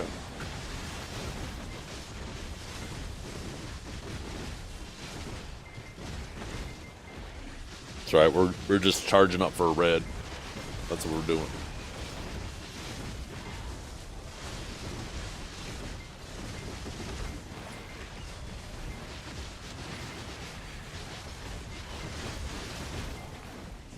The best value for the pay-to-win byproduct? I think it's just getting whatever the biggest box is, right? There's like a 60 exchange. I think if you're willing to swipe enough, or you're patient enough, you save up for that. I could be mistaken, though. I don't do any shit like that, but that's typically how they structure those things, because they want you to go crazy, right?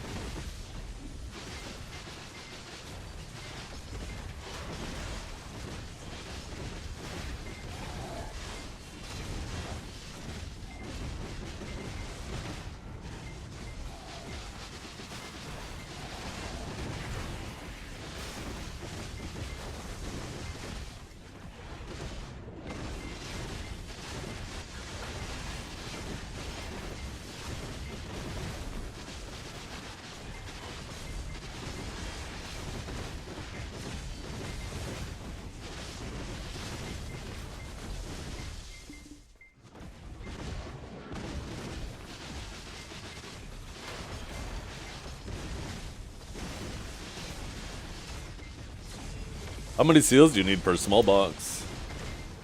Because I actually have 30 of those seals from the 10 I got from the new event. Plus carryover from previous. You know, the little boxes they give here and there. 10? Oh, so you would I'd only be able to get 3 boxes. Because, yeah, I have 30 of them. I can get the ultimate premium. I don't even know what that is. Oh, is it 5? Oh, yeah, it is 5.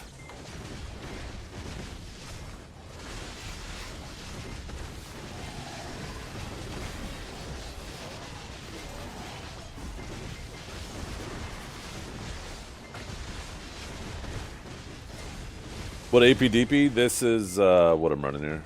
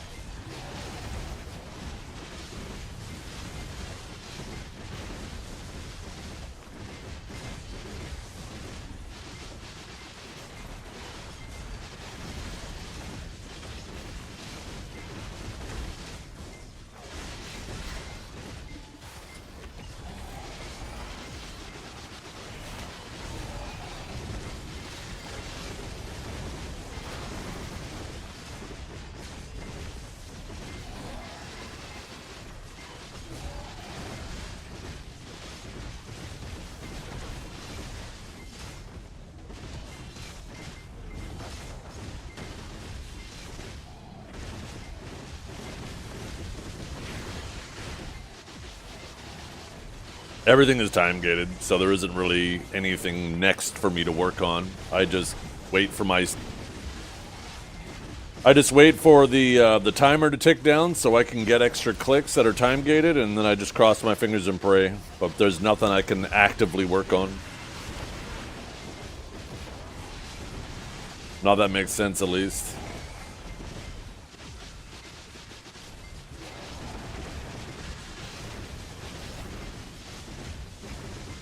Did I get the knoll? I did not know. I've been very unmotivated to do sea monster hunting ever since Sycraia came out. I really enjoy this spot.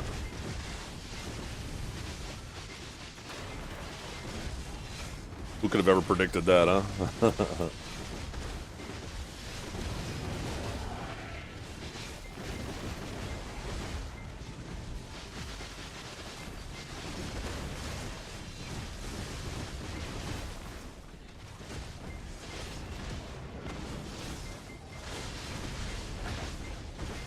I will eventually get back to it, though.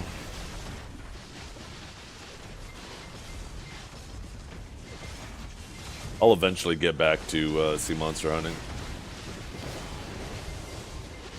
I guess I just need the novelty for this to wear off. I'll probably go crazy with this until Crimson Desert, and then when Crimson Desert comes out, I'll just be rod in the water, log in to do my weeklies and my rifts, and just play the shit out of Crimson Desert until, I'm typically not the type of person to 100% a game, but, if there's some interesting stuff, like side shit to do, you know, I find myself, I will get lost in that shit, you know?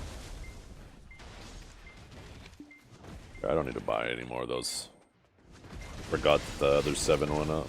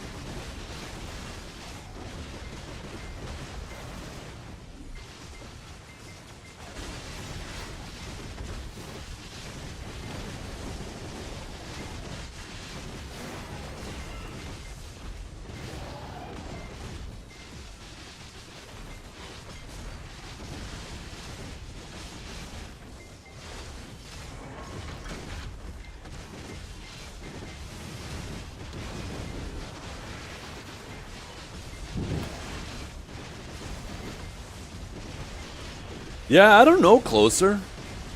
He just kind of disappeared. Does anybody know what happened to Hugh? I liked Hugh. But he hasn't streamed in a long time now. Oh, actually, we had this conversation the other day. People are saying he's playing like Aeon Online. But I guess he must not be streaming much, because, like, I'm almost positive I follow him, and I haven't seen him even live.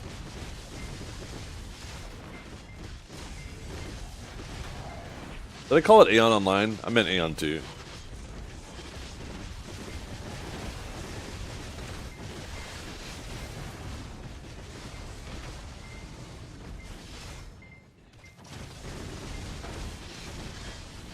He's just on some KR service? Gotcha. Yeah. It's having the game push people to the Twitch community is so massive, and having drops. There's a lot of content creators in the BDO category that will act like Pearl Abyss does nothing for them, and they don't realize that Pearl Abyss has been doing everything for them. They'd still be like a 2-viewer Andy in some random category if it wasn't for Pearl Abyss.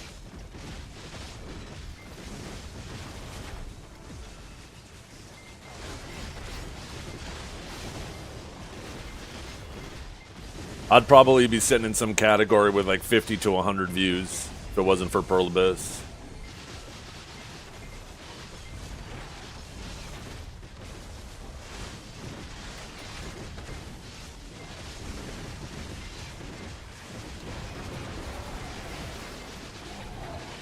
Magical Crystal Spot, this is it. Oh, non 395. Probably Dark Seekers.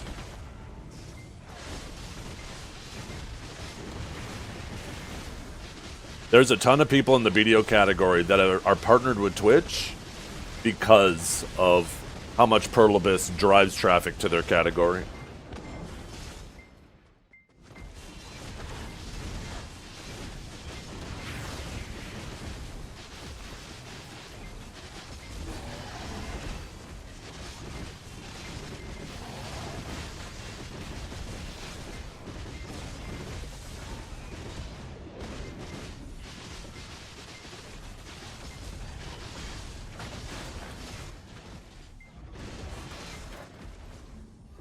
Watching Archive fight this lawn right now, Archive is losing his shit. This man needs to not.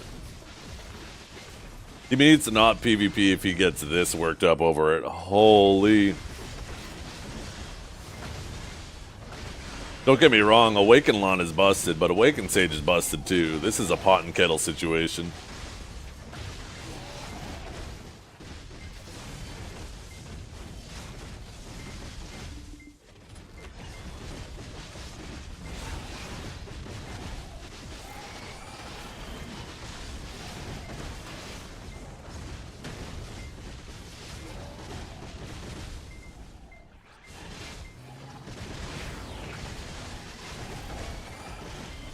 No, it's just random, Emily.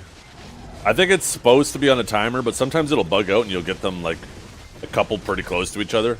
But it's like Kertuga, where it's not based off looting anything. It's not affected by drop rate. It's just like an approximate time interval. I think you should be able to get about 4 or 5 an hour, maybe 6.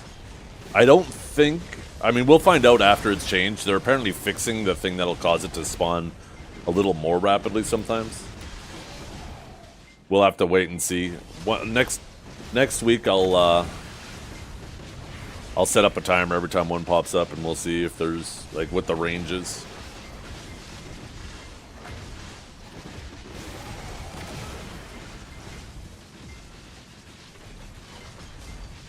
I should turn up my phone. I haven't heard back from the contractors in a week about they've heard from the insurance company. They don't get back to me at some point today. I'm gonna message them, just ask for a update.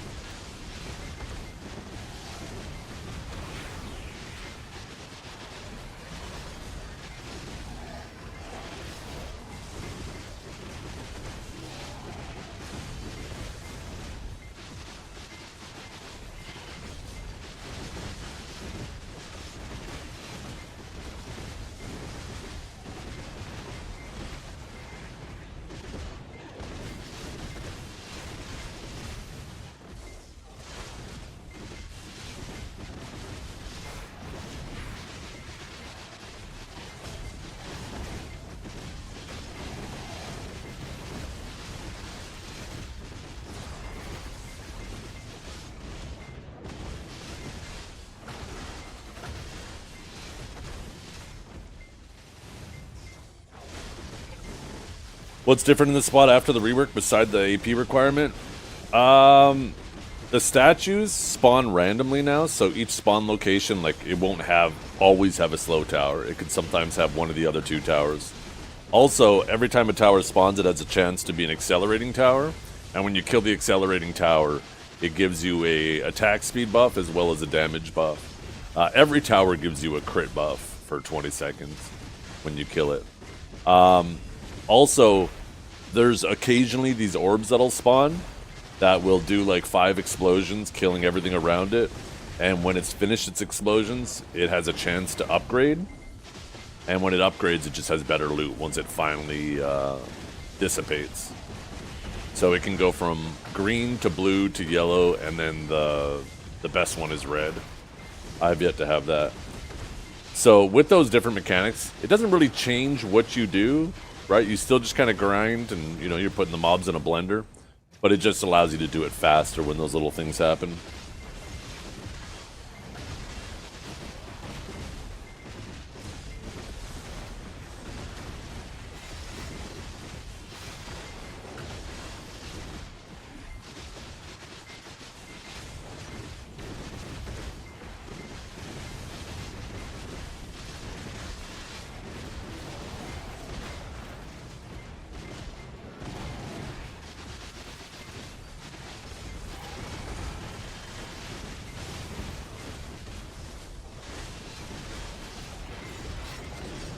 Are there any tricks?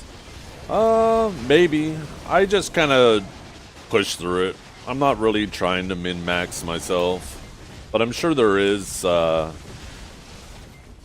People are usually pretty good at devising some tech to try to get the most out of it.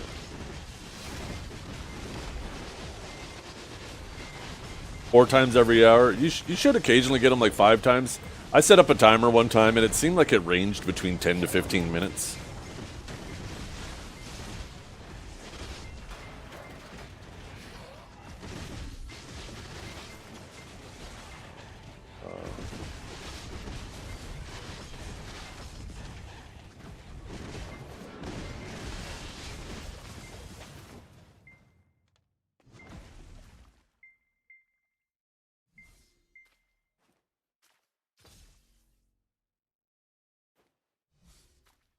Why is it not letting me... The other chat window? Oh yeah, there it is. Oh, deleting Kick messages is not supported yet. Fuck, I have to log right into Kick? That's annoying.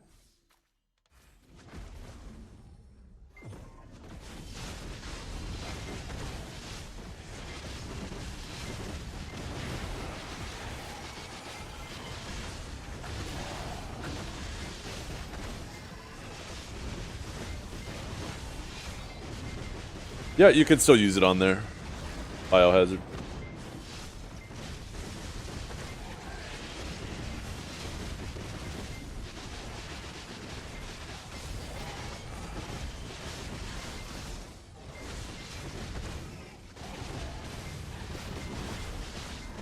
It does feel that way, Emily. It does feel that way. I think there was something about that in the past. Maybe I'm misremembering.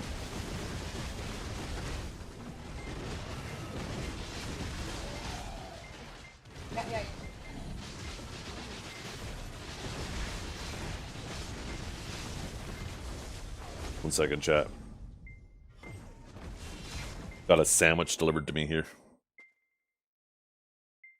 Little breakfast sandwich.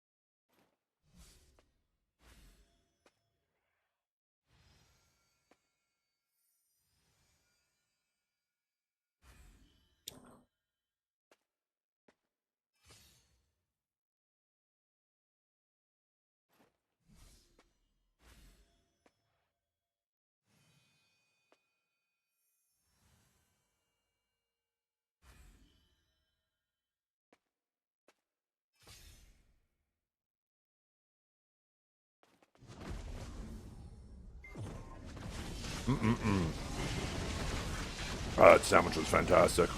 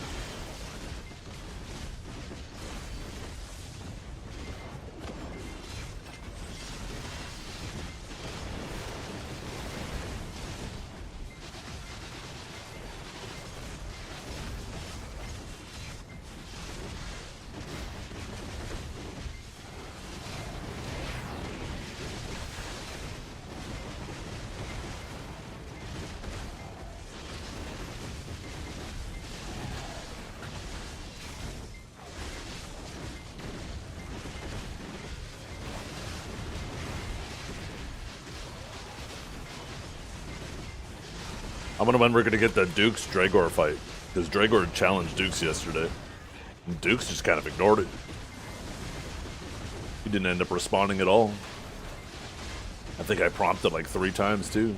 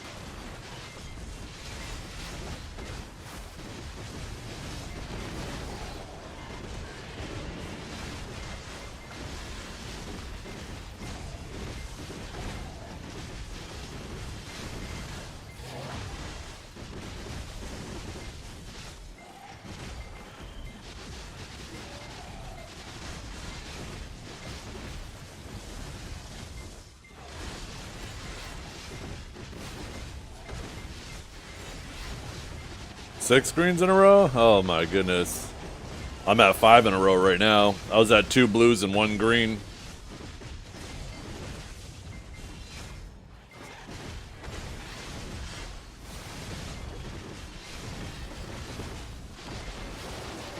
Oh yeah, I gotta get stream elements off the on-screen chat.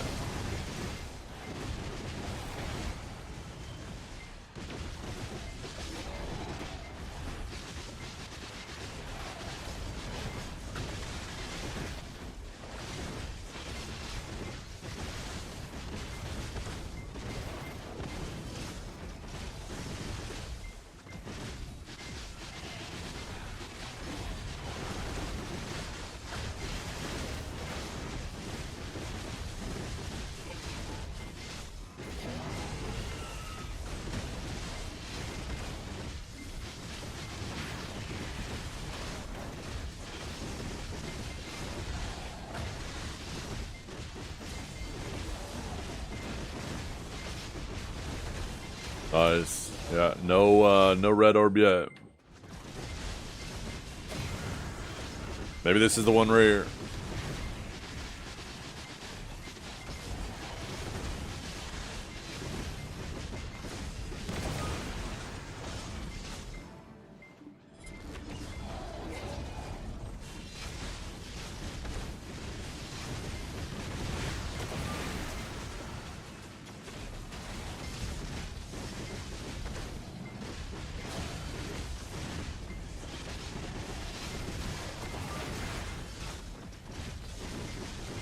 Surely I don't end up with my 6th green in a row.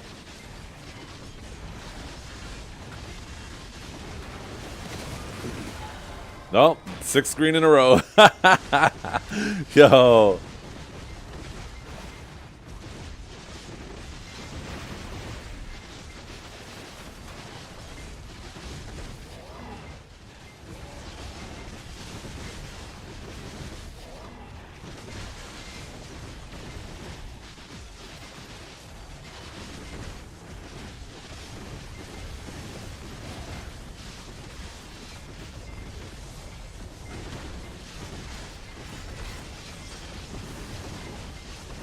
Yeah, it's the same.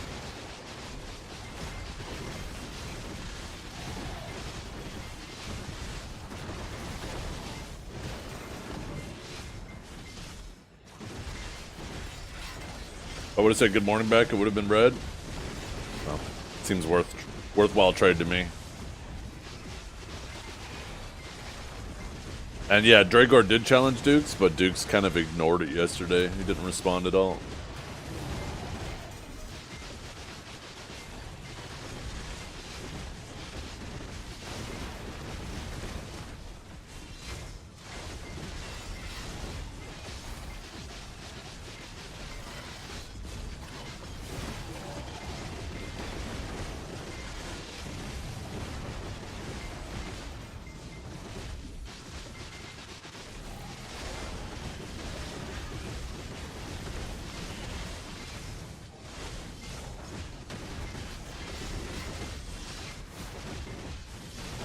Gotta practice?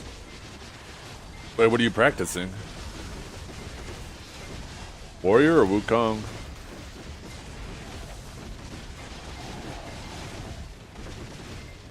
The Kong. Gotcha.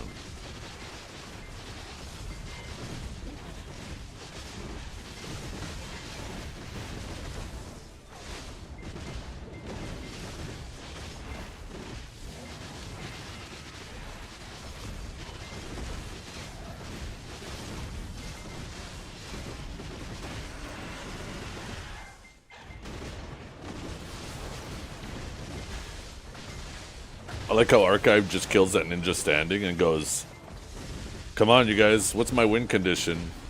He's full of nothing but protections. What's my win condition? Then he hits him with an upsurge, kills him standing. I need a win condition. It's like, you pay attention to what you're doing? That's one of the advantages Awakened Sage has. There's a lot of classes you can kill standing.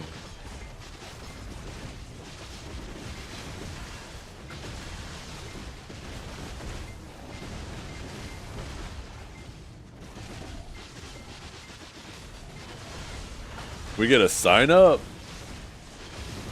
Oh, it's not round 2. We're on like round 8 now. I was thinking of doing something, making it so anybody can enter, but you have to have like over 1,000 messages typed in the chat and be following for like a year or something. And then anybody can challenge the current winner.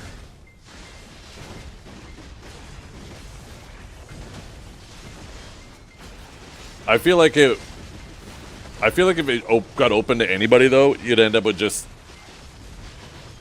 somebody who's on a god tier class that's a really good PvPer taking that spot, and then nobody would bother challenging them anymore because they'd just be like, nah, I'm gonna lose anyways, there's no point. And then it would just be dead content. Channel points redeem the challenge? Ooh, that's not a bad idea.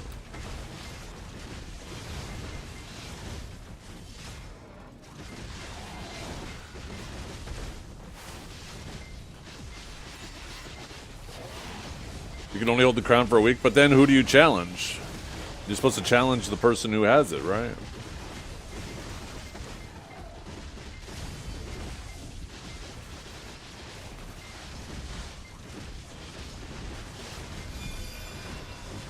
Hey, good morning, Kiwi. You're up early, or are you up late? Getting ahead of myself. You're up late, aren't you?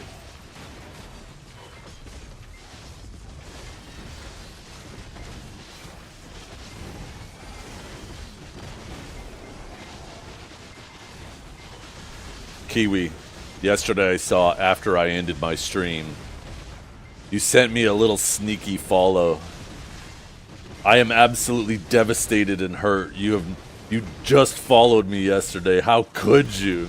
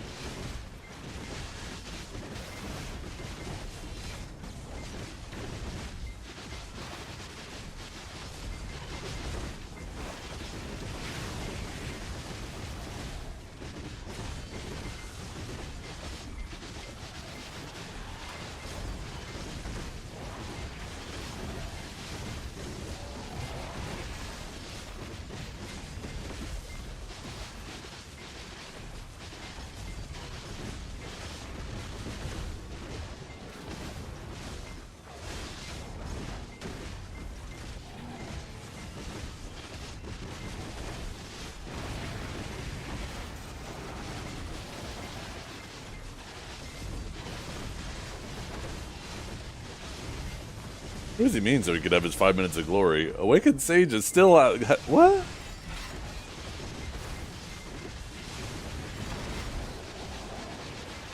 What is Archive going on about?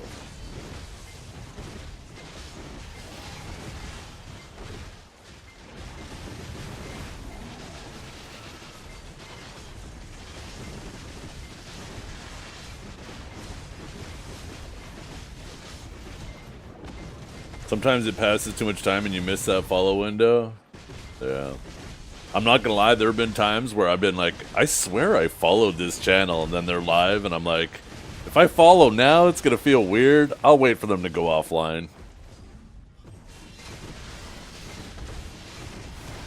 It's kind of like when you know somebody for a while, like a neighbor or something, and you should know their name, but you forgot it. So now you can't be like, yeah, what's your name again? You just gotta hope that it casually comes up in conversation one time so you can remember it.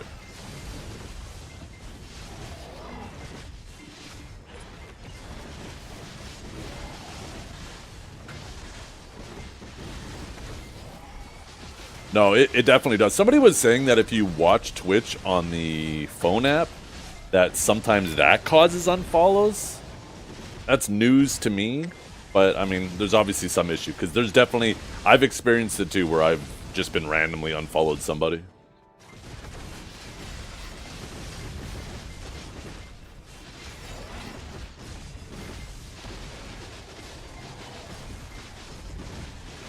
It says Kiwi followed since... Let's see. Yeah, it does. What the heck? Yeah, it says following since August 1st, 2025, so yeah, it must have unfollowed. Or she unfollowed. I said some shit and she was like, fuck this guy. But I recently made up for it. I'm back in Kiwi's good graces.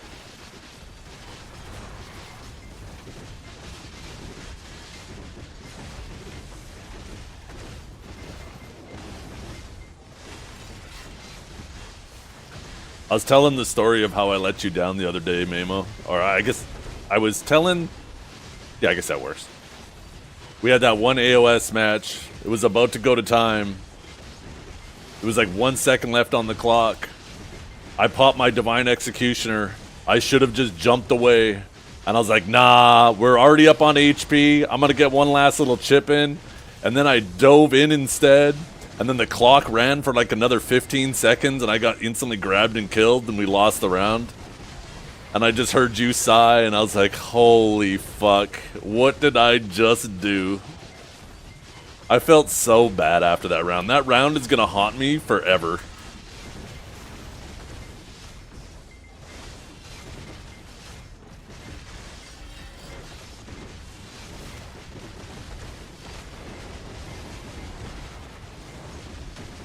I have never felt like I've let someone down more than I did in that match. No, I deserved a lot more than that sigh. That sigh was mercy. That sigh was absolute mercy. You could have said a lot more, and I would have deserved every bit of it.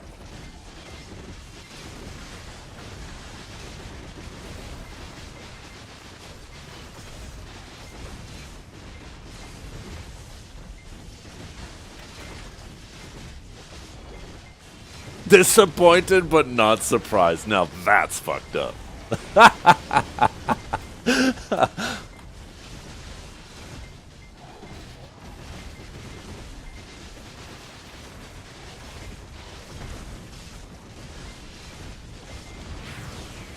I should have went to Corgi's stream and clipped that, because it was like Corgi, Calb, and someone else on the other team.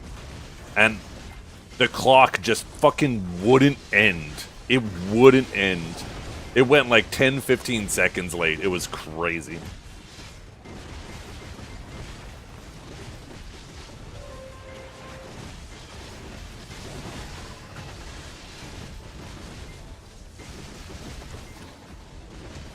If I remember correctly, too, I got caught. Mamo came and peeled. I stood up. In that peel, we got enough damage to win the round. There was just a couple seconds left. I Impaling flashed away, and then Mamo's like clear distance out of the fight. I'm mid-execution, Divine Executioner. No reason for me to go back in the fight, but I was like, nah, I'm gonna get a little bit more damage. And I go in, and Calb instantly grabs me out of my Divine Executioner, and I die. And then we lose the round. It was just, oh my goodness. I wonder if it was, I wonder if it's clipped on Corgi's channel.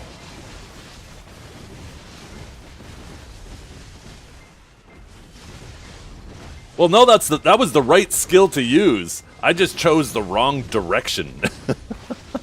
The skill was perfect. The direction was terrible.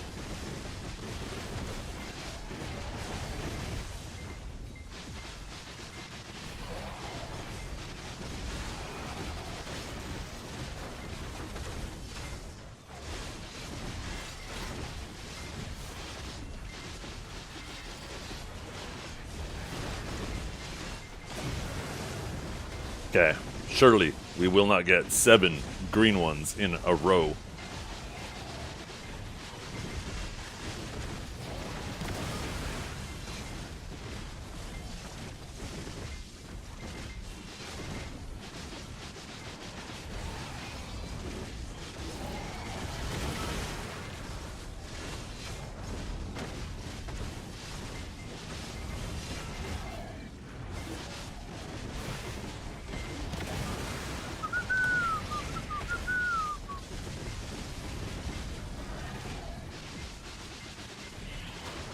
I feel like I need to have my long-range pet out here, though. Oh my god, it's the 7th one in the row.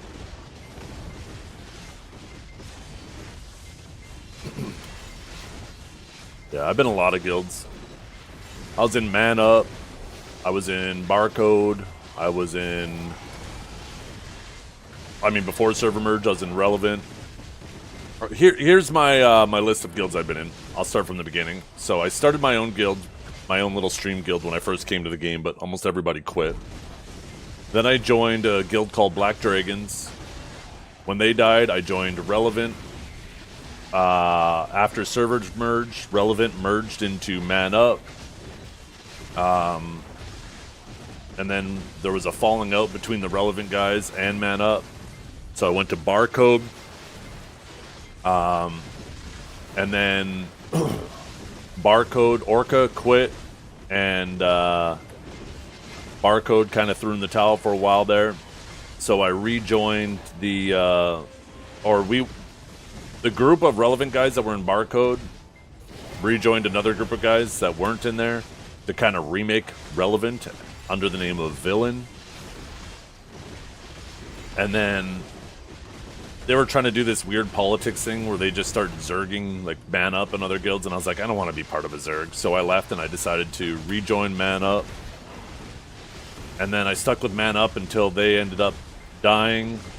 And then I was guildless for a few months. And then went Snake. Stuck in Snake for like 5 years or some shit. Snake died. I stayed guildless for a while. And then eventually joined Cho. And then I stuck in Cho until Cho died. And then I stayed guildless once again for a while. I joined Trebuchet. It was just a bag guild. They would just drop on nodes trying to get free bags. And then I stuck in there for a while. But then I decided to join a new guild. So I ended up joining Corrupt. And then Corrupt died. And then the Pico crew, who was allied with Corrupt at that time, decided to merge the Vagabonds. And since I was in Corrupt, I was like, you know what? I'll just go with the Pico guys. They plan on continuing to play the game. So, or Pecco. And then, yeah, now here I am.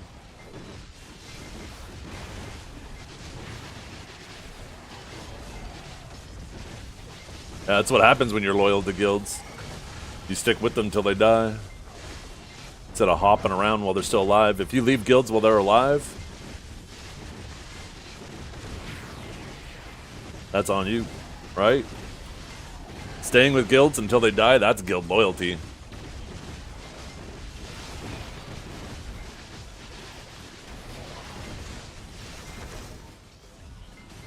Okay, I need to get the stream elements shit out of the chat bot. I know I should be able to hide these accounts. Here we go. So yeah, Nightbot, although I don't have Nightbot in here. Stream elements. Music Vibebot. And then also Moobot.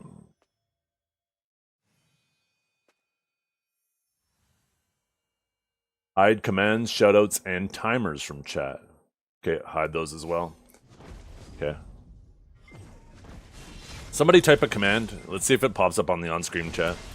On screen, not on screen.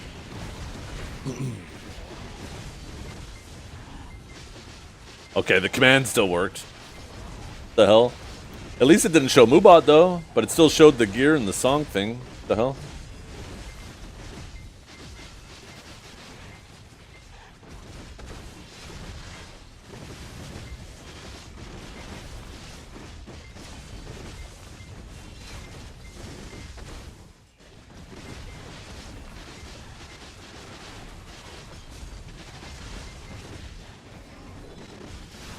I turned on the setting to hide the actual commands. Anything that begins with an exclamation mark, it should hide.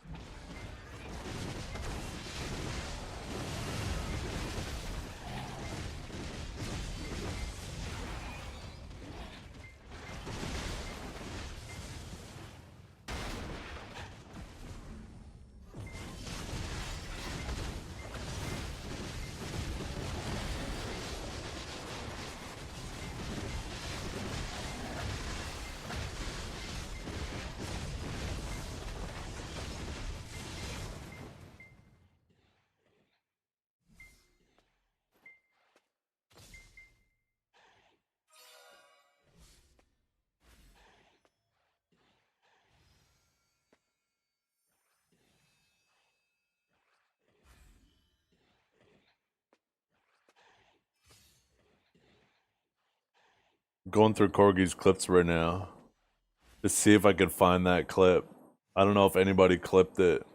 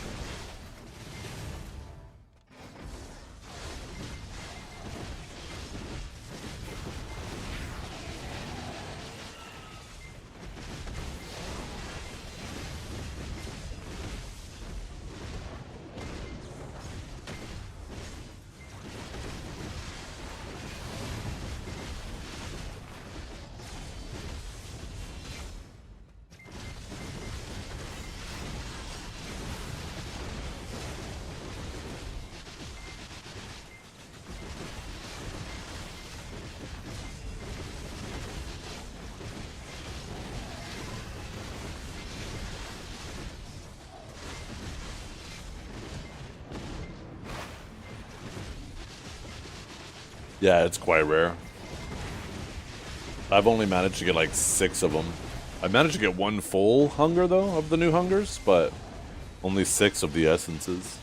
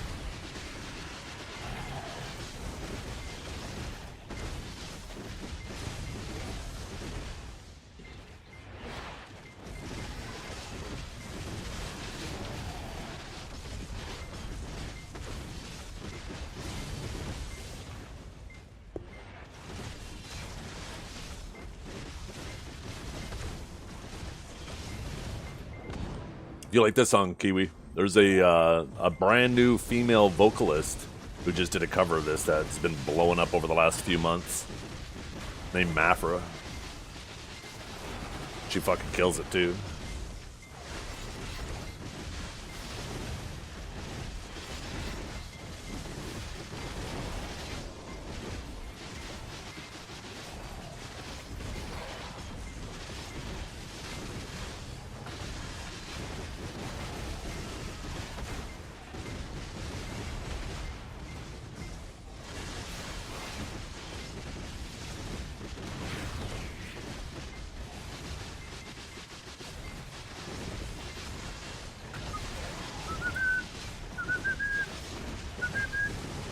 Yeah, I didn't even correlate it with the Giga Chad music either, right?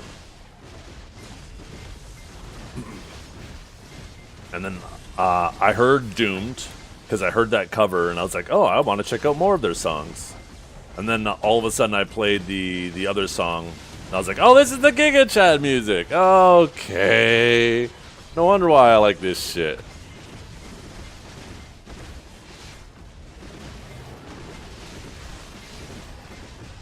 Yeah.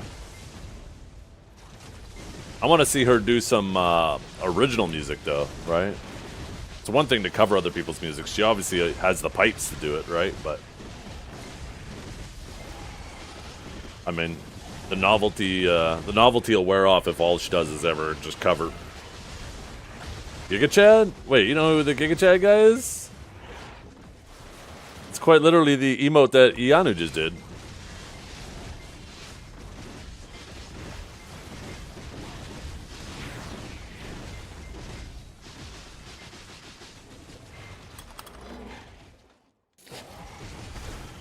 I think it's Throne, right?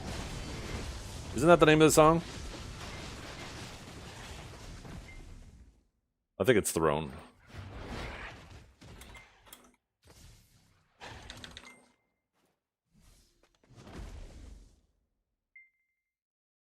No, I know Doomed is the cover. I'm talking about the Giga Chad song now.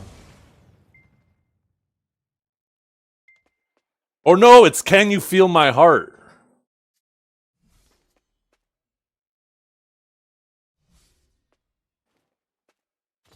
Yeah, it's not Throne. You're right, you're right. 1 second. But that's not what I wanted. That's what I wanted.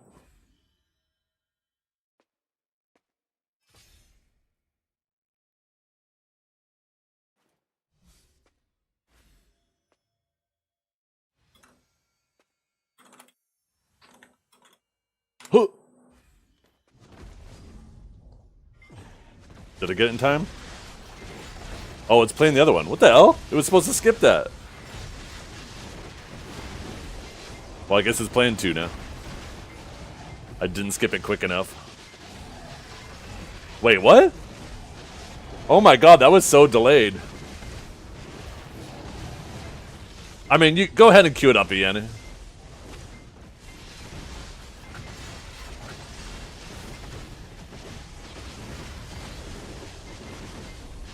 Yeah.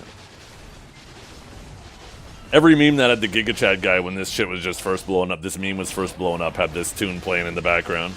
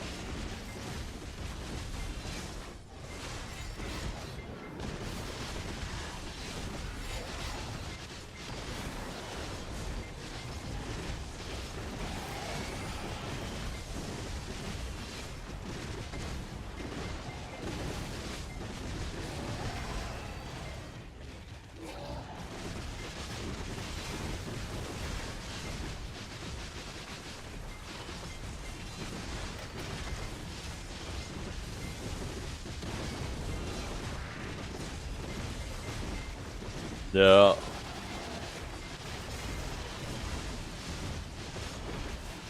Such a blessed life. Here we are. The rest of us degenning on the internet.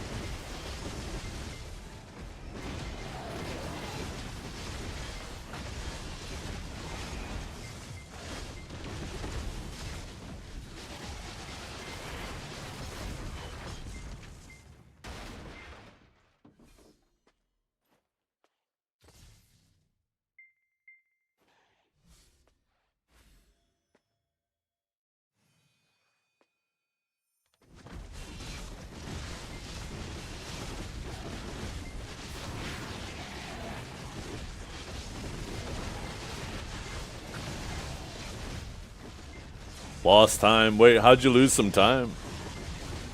Have some IRL shit pull you away for a year or something?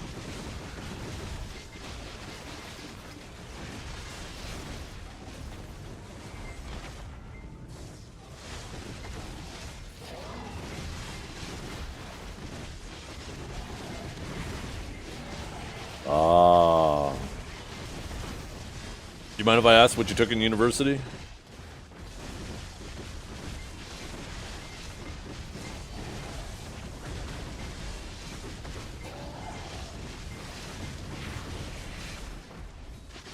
Biology and anthropology. Okay.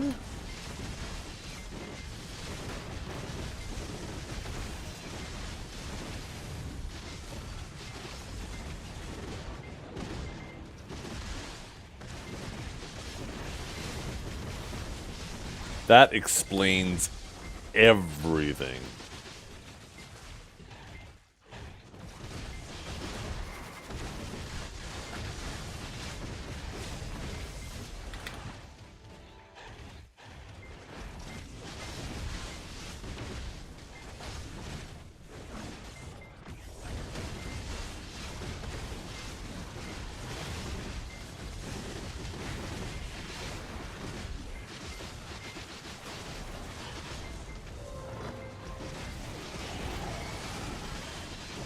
What do you mean? I don't mean shit.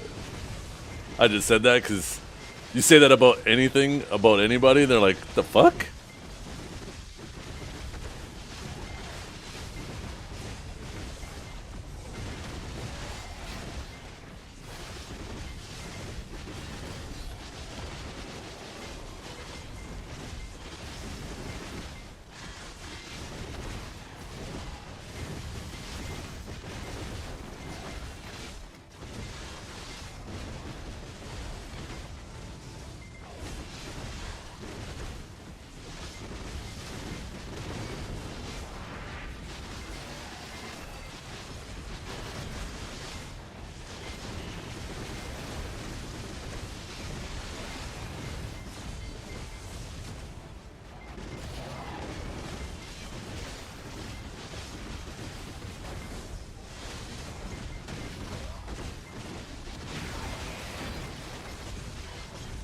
Well, it's here, so I'm gonna say no.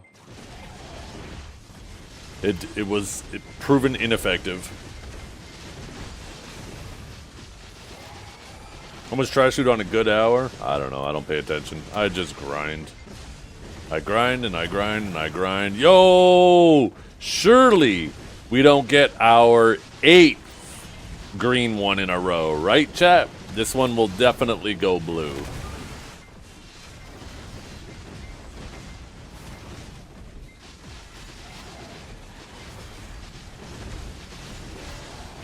No, I refuse. I refuse, Knight. I will not.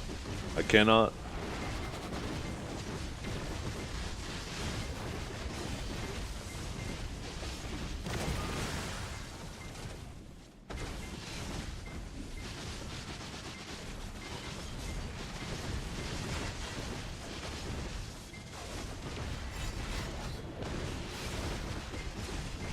Yo, it upgraded! See, I didn't have to. This one's gonna go red because I had such a bad streak. I hope it goes red just to smite you, Knight. Just to smite you.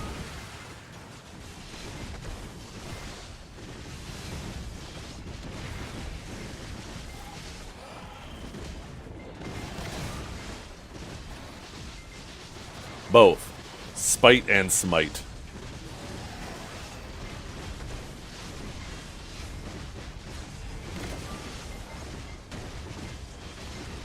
Damn.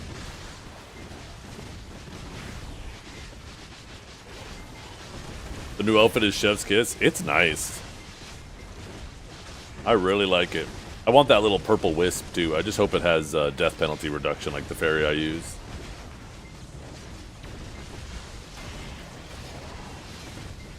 I actually wish that, like, that outfit to me gives like an upgraded or Zekia vibe. I wish they would have just put like a really uncommon drop that you have to collect 100 of across a bunch of different grind spots, and it was something you had to work towards. And then you upgraded your Zekia outfit. That would have been cool.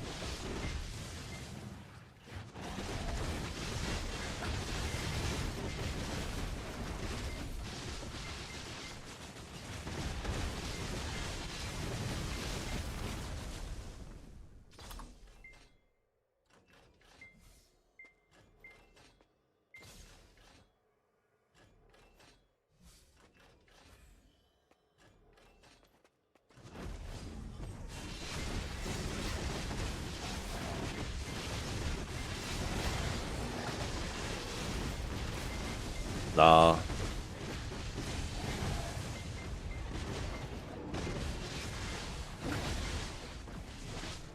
I would rather it just be from the cash shop then.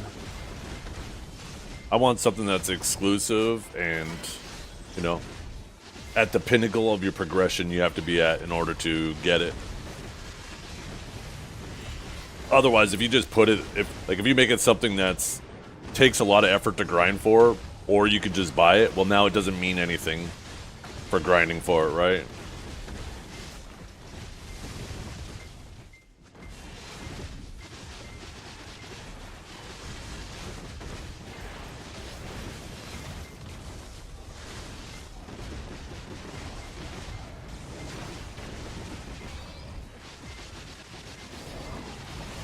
Make it difficult to grind for and make it sellable on the market too. But even then, I'd still rather not be that. Like, I'd rather these colors not be sellable either.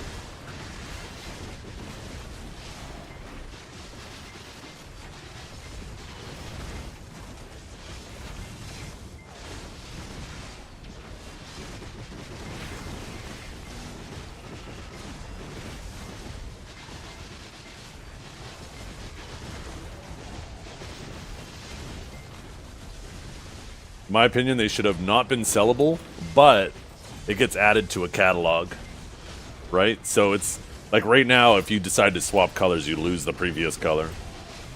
Make them unsellable, but make it so you can collect them all, and then you can swap them.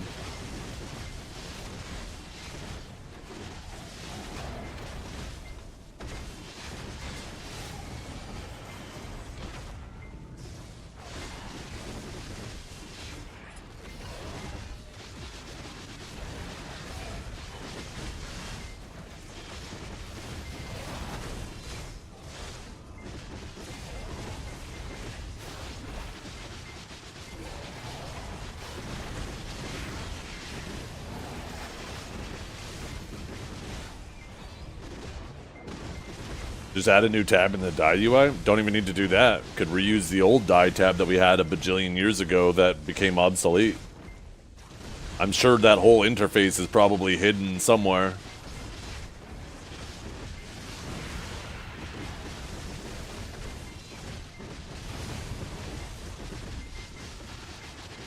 I personally think they should actually have a wardrobe window, though. That instead of outfits going into your Pearl inventory, you should be able to just load them into your wardrobe.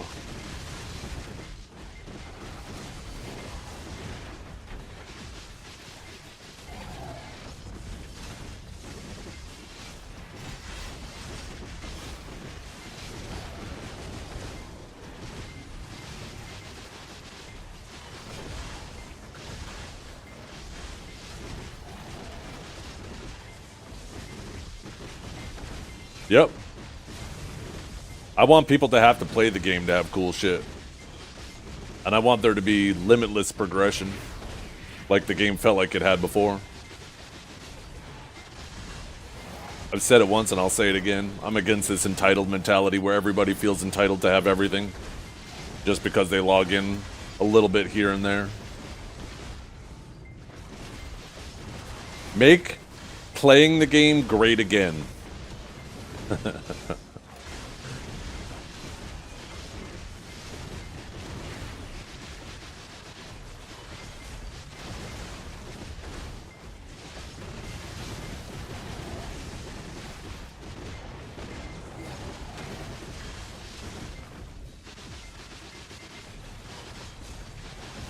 Look how crazy people went over Sycraia, right? When that was first added. Something you had to grind for. People ate that shit up. And the thing is as time goes on, it becomes accessible. Now Sycraia it's just whatever, right? Anything that's designed or added to the game that's, you know, initially available to the 1%, eventually becomes widely available to everybody. And that's fine, right? The early exclusivity is what makes shit cool.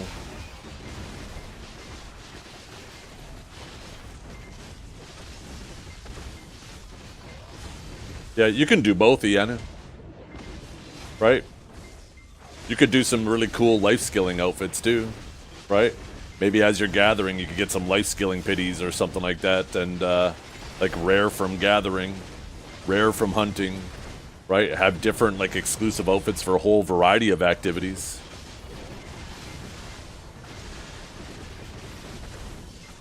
Then they could be like Pokemon, collect them all.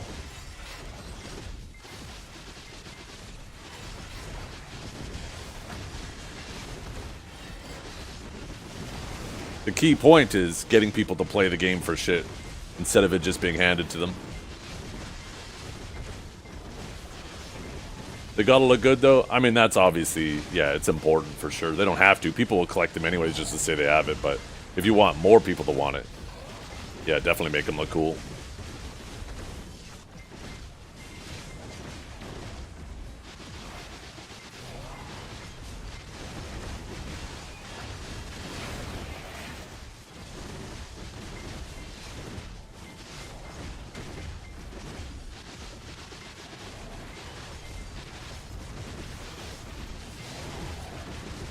I miss the days, though.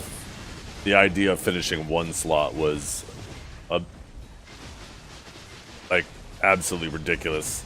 Never mind finishing multiple slots.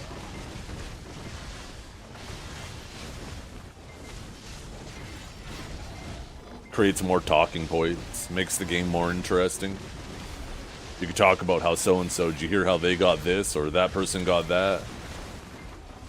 These days, it's just... eh.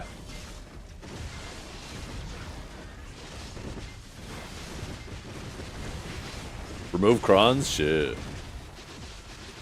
If they weren't so heavily monetizing the game through crons, I'd be totally down for that. Go back to the pre-cron era.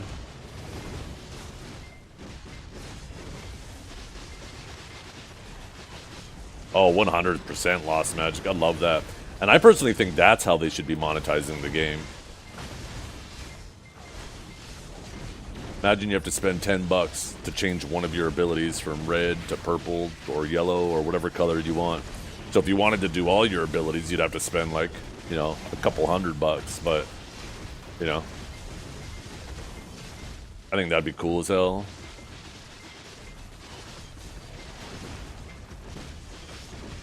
Let the whales monetize that way.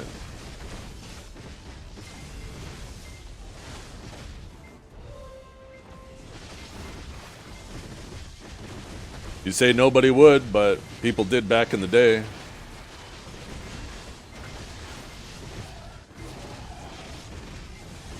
But you know what people did? They had backups. People forget the days of backups, where you would have two pieces of the same piece of gear, and you'd have your highest one, and then the one that you're trying to get higher than your highest. I miss those days myself.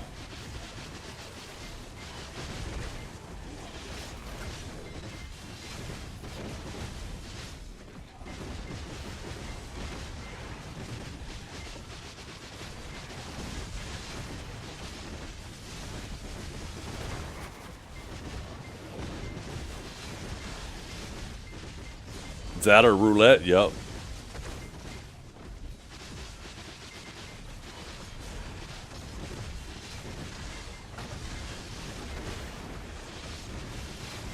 I'm definitely just a different type of gamer, though. I like shit being like really cutthroat and time-consuming, and I think it makes it more exciting when there's more risk to it. It obviously can be a lot more disparaging, right? But it's that contrast, right? Those really exciting moments, like I said, the Marky Boy hitting a pen Leighton, that was only as exciting as it was because of how difficult it could be to get there, how much time you could dump into it to never get there. Makes those moments so much more exciting. So, like, they've, in the process, as a byproduct of making it so it's like, now there's a safety net for everything, right? And no backwards progression, which, you know, I'm not saying is a bad thing, but in the process of that, it's also removed how exciting those moments when somebody does overcome what people perceive as being a mountain.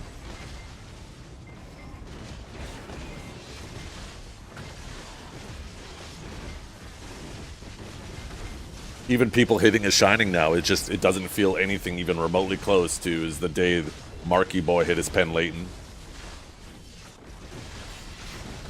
Now every failure is just one step towards your eventual goal. It's guaranteed. It's not a matter of if, it's a matter of when. There's no such thing as if anymore. And yeah, that takes the excitement out of it. But like I said, I don't think that's necessarily just a bad thing. It's just a byproduct of, you know, adding that safety net. So some people think it's worth it. Some people think that it isn't. More people probably think the trade-off is worth it. Right?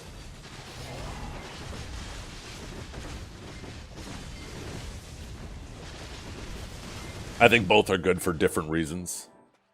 I'd obviously prefer it the harder way, but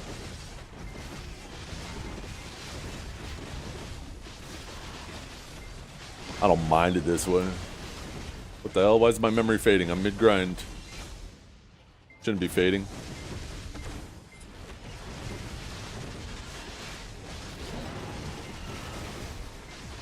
No. That's the thing too, right? The paints have trivialized. The only treasure item that isn't trivialized now is the Ebonruth's Knoll, right? That's now the... I mean, it always has been, because sea monster hunting, you incur such a massive opportunity cost. But yeah, you can't use your paint for the Knoll, so now it's like the rarest. If you want like an OG treasure hunting experience, the Knoll is the last of them.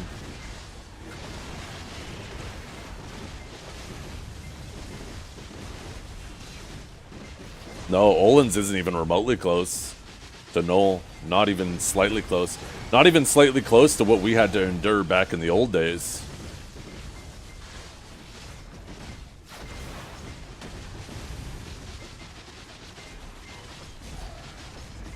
Back in the old days, like every grind you did, if you were grinding for a treasure item, like every spot, you were making no money.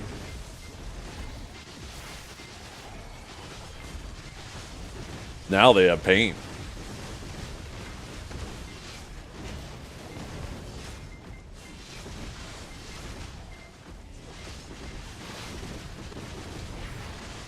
You can get the paddocks piece without ever setting a foot on paddocks.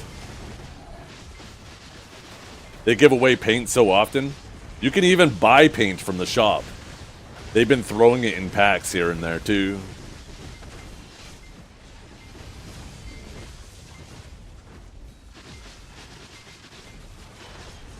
There was a short window where it was money. For the most time, it wasn't. Not because it wasn't good money. Well, I mean, I guess it wasn't good money. But because most people couldn't grind there. It was just so slow. But then gear grew into it, and people could start to grind there faster and faster. And then it became one of the best grind spots for a while. And then it slowly faded out as, you know, time went on too, because other spots then continued to get better and better. But for more time than not, Histria was still an opportunity cost going for your Elton piece. You have the paddocks without knowledge of the mobs. Case and point.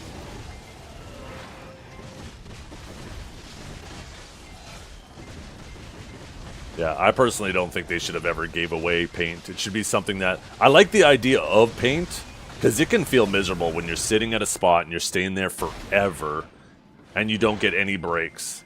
I like the idea of paint because it'll let you grind for a treasure item, but as you build up paint, you can go take a break and do something else for a bit, and still work on it. I think the premise of it is fantastic. I just don't like that they give so much paint away.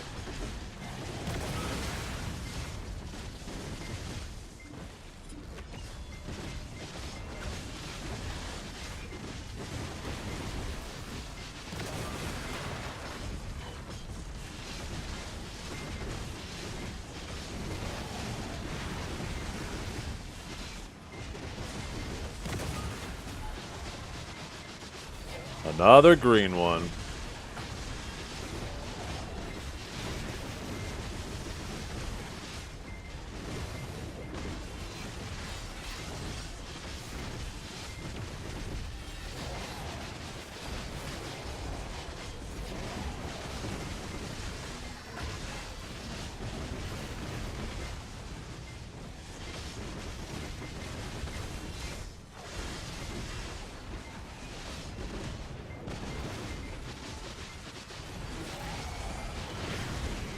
Back in the day, too, like, it was a huge advantage having lots of people in your guild with the compass, especially when you had places like Underwater and Histria, right?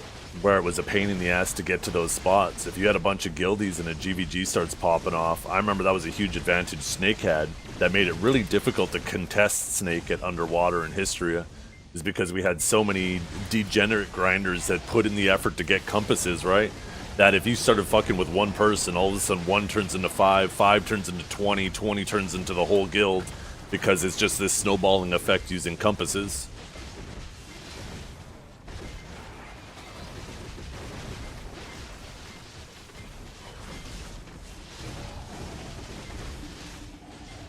Yeah, that's what I'm talking about, senpai.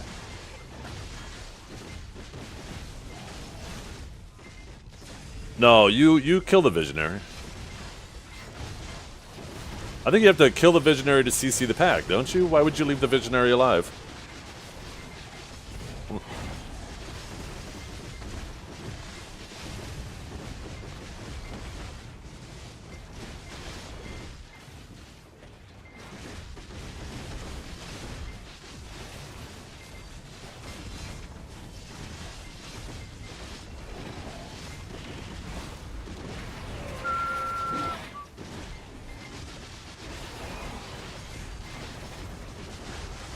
Doing pretty solid on rings today. Oh, my pets are getting low.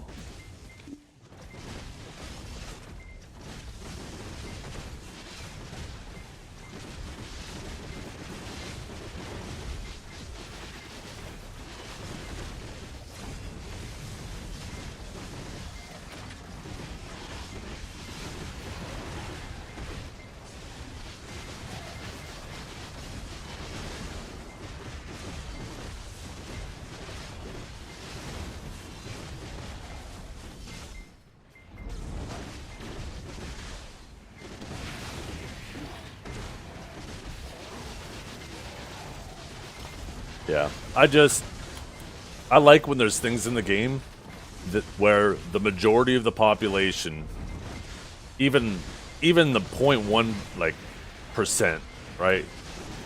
That like a percentage of the people who ever play the game will ever get it. I think it just makes those things that much cooler. When in like your whole, like you could play the game for years and you maybe only see 3 people who have managed to get it. It just makes that shit feel so much cooler.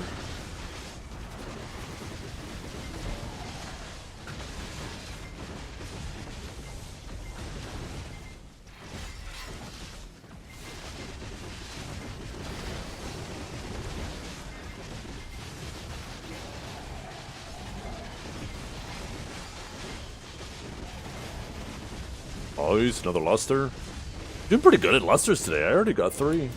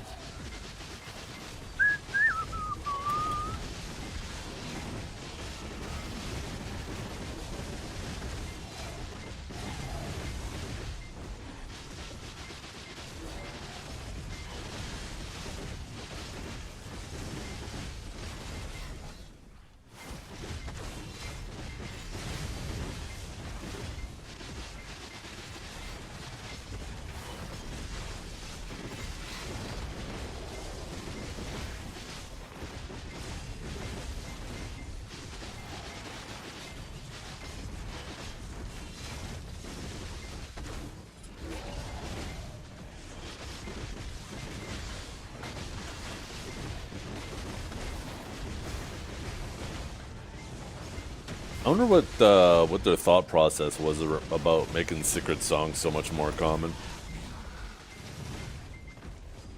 I feel like secret songs should have like the same value as specters.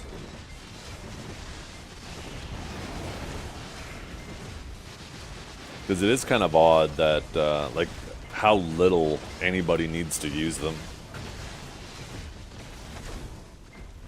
Maybe they need to make it so you can break down Spectre's energy into the water spirit fragments. Not Spectre's energy, sorry. Secret songs into water spirit fragments. Because those are the bottleneck for the horse gear, right? It's not the... Well, it's definitely not the secret songs now.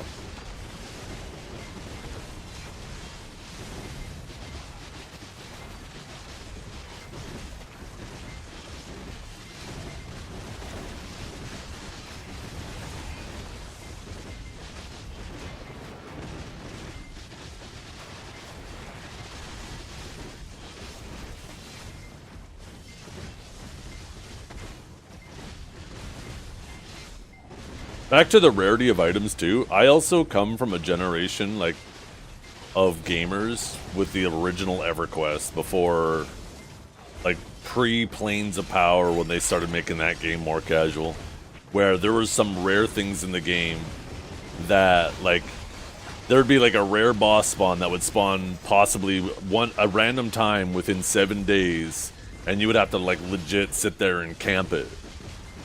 People would be legit camping the spot with their sound turned up while they're sleeping. So the speakers would wake them up if the boss spawned, and then they would try to kill it, and it was just a chance that it would drop. And it made shit feel so crazy when you saw somebody who did manage to get it. The epic quest too? Yeah, well, there was quests in EverQuest. Like, quests these days in every game hold your hand. There was quests that... If I remember correctly, there was this item, it was called like Ancient Phylactery or something like that, and it was an item you could use that would consume a little bit of your HP and give you mana back. And in that game, it took time to get your mana back. It was kind of a time-consuming thing. And there was this quest to get it. But it was like, there was no hand-holding with quests, and you would just talk to a random NPC, and it wouldn't say anything like quest objective completed or anything. He would just say something really obscure, and you'd be like, huh, I wonder what that means.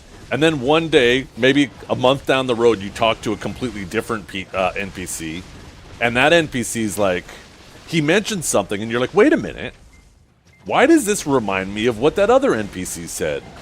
And then all of a sudden you go back to that other NPC and you realize that there's a correlation. And you're like, oh, okay. And now there's some new clues between the two NPCs. And you start putting these pieces together, and it has you running around the world talking to every NPC, trying to figure out what's going on. And, you know, all of a sudden they talk about this thing. You got to kill this random mob in the middle of nowhere that drops this item that is another piece to this puzzle. And it's just something that takes so much time to figure out. Like, questing like that was crazy. There was some quests that, yeah, people would never ever have done. Too much work, Google. And that's the thing, is these days that environment can never exist, because like the only thing that existed at that time was like a website called GameFAQs. I don't know if anybody remembers it. And it was just like, as people would figure things out in games, they would upload it to that site for that game.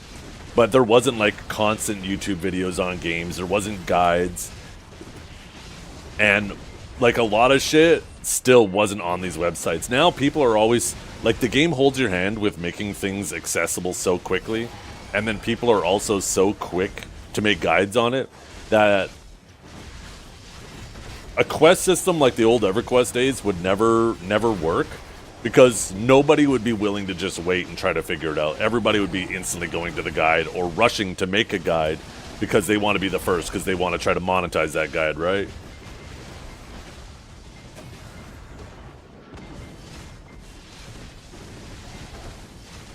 Yeah, I remember I played my first epic on on EQ. I was playing Rogue, and in order to get my epic weapon, I did the quest all the way up to a certain point, but there was another point where you needed a raid to kill a raid boss, and I wasn't in a guild, and I was primarily a solo player, and I remember I had to camp out at that spot for weeks, just asking guilds that who would occasionally show up to do it for like a rogue in their guild, ask them, hey, do you guys mind if you do it one more time for me?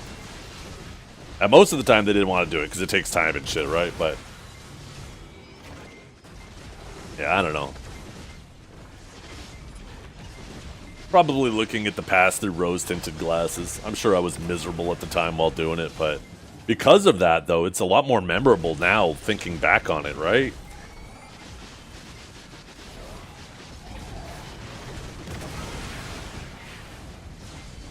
Definitely makes all of those moments so much more memorable when they are so much more difficult.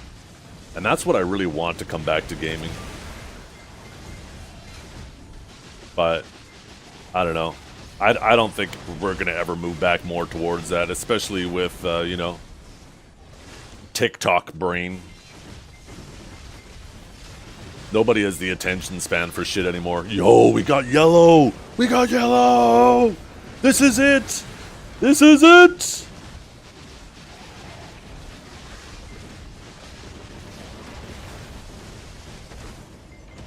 Oh, with corpse runs? Yeah. Well, I played a rogue, right? We were the ultimate class. There was, I think there was a class that could summon your body too, but it was kind of expensive. Or you'd have to get a rogue to go find your body and drag it back. You could actually make money just camping out at the beginning of difficult dungeons. And people would pay you platinum to go, like if they died, to go get their body and bring it back to them. No red. That's alright. Yellow's better than nothing, though. After 14, or on our 14th orb today, we got a red. Or a yellow. Holy fuck, I can't talk.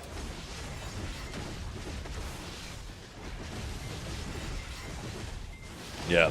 I also think that was another cool thing, too, about EverQuest, is, like, in the early days, you couldn't just teleport around. You had to find a mage. I think it was a mage or druid could both do it, right? And they would TP you to different spots. And you would have to pay them to do it. Like, I thought that was fucking cool. It creates a more interesting, like, dynamic between the player base. It forces you to have to interact with people. I mean, it doesn't force you. You could just try to run across the world, but it kind of created, like, an economy, right? Also encouraged you to make friends and join guilds. Oh, and rebind you, too? I forgot about that.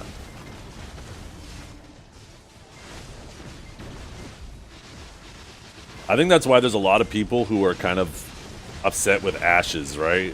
Ashes of Creation, from what I understand, was trying to go back to, like, a similar era as that. But that obviously turned out to be a fucking giant scam. Which is tragic. Yeah.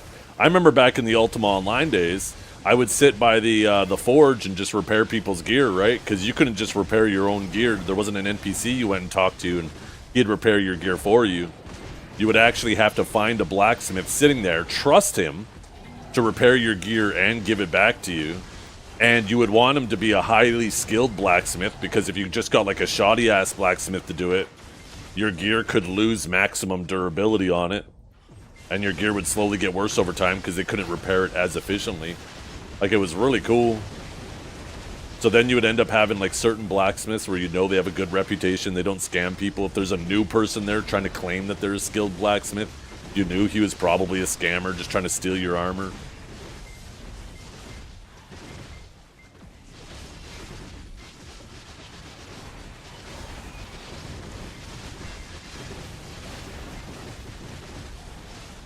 It wasn't a scam, they released on Steam. Yeah.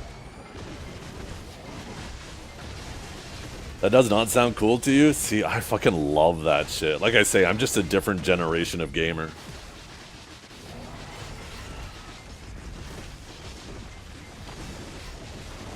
It made the game feel so alive.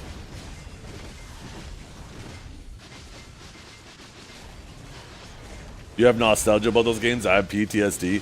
Oh, there's moments. I remember there was one time in Ultima Online. So in Ultima Online, right? The game was set up in tiles, so you could only move like forward, back. You could move on an angle, right? But it was basically a tile, a tile, a tile, a tile, a tile, a tile, right? And in that game, in order to pass over another player, it consumed stamina. And if you didn't have enough stamina, like let's say it cost 10 stamina, if you had less than 10 stamina, you couldn't move over them. They body blocked you. Well, I remember there was one time I was just out in the forest. I was chopping trees and making bows to go back to town to sell. And all of a sudden, 9 guys came running up to me and they surround me. And I'm trying to get away from them and they keep surrounding me and surrounding me and surrounding me. And every time I got to walk over one of them, it would consume some of my stamina, right? And it eventually got to the point where I couldn't move because I was waiting to get stamina back. And the whole time this is going on, they're pickpocketing me and stealing everything out of my inventory.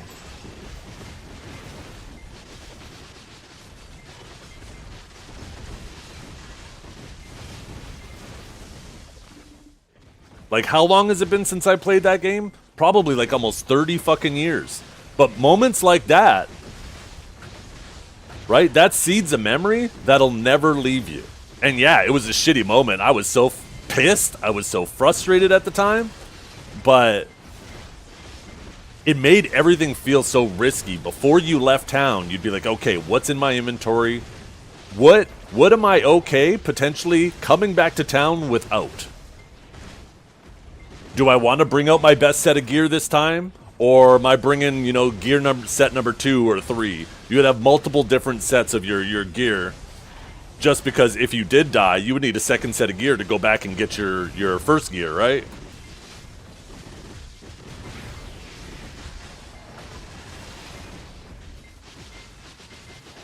That sounds like negative fun? Yeah, we definitely have a generation of people who they could never play a game like that. But I loved it. I loved it.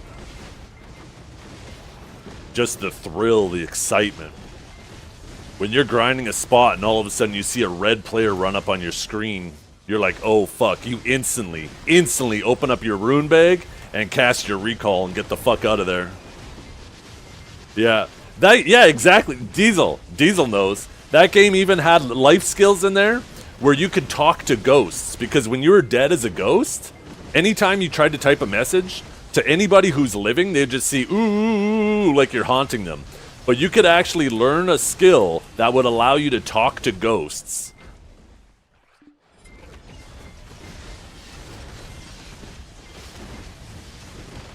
There was so much depth to that game.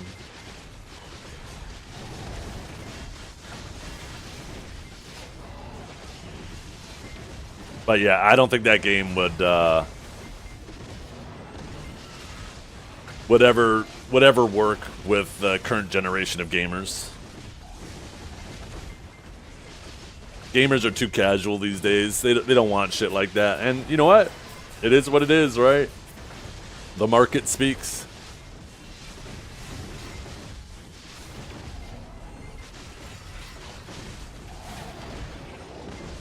Yeah. WoW definitely was the one that kind of blazed the trail with making things more casual. I think at that point, though, I might be misremembering this timeline, but I'm pretty sure at that point Planes of Power had already come out with EverQuest, and Planes of Power was like the first expansion for EverQuest where they started doing that too. You could see that they were on the road to making that game more casual right from that moment. More casual friendly, I should say.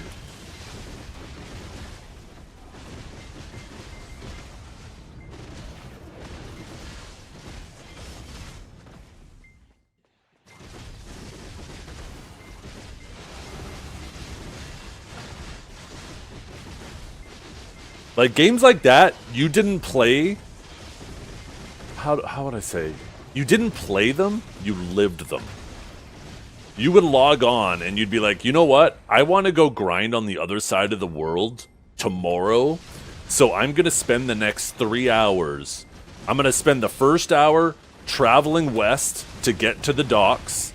I'm going to sit there for like an hour waiting for a boat, or 30 minutes waiting for a boat. I'll just fish off the dock while I'm waiting. When the boat arrives, I'm going to hop on it, endure that 30-minute boat ride, and now I will be on the other side of the world. I'll try to make my way over the next hour to the major city there. And then, you know, all of that was so then the next day after that, you could go grind on that side. You could go grind giants or trolls or orcs or whatever it was you wanted to go do. Like I said, that wasn't a game you played, it was a game you lived. It was a completely different experience.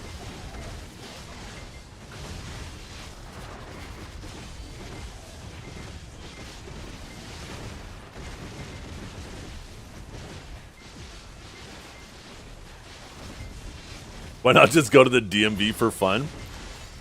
Well, it was more akin to traveling, right? Except instead of traveling IRL, you'd travel in-game to experience different things in that virtual world. I did see the obliterating. I have no interest in wasting money on that shit.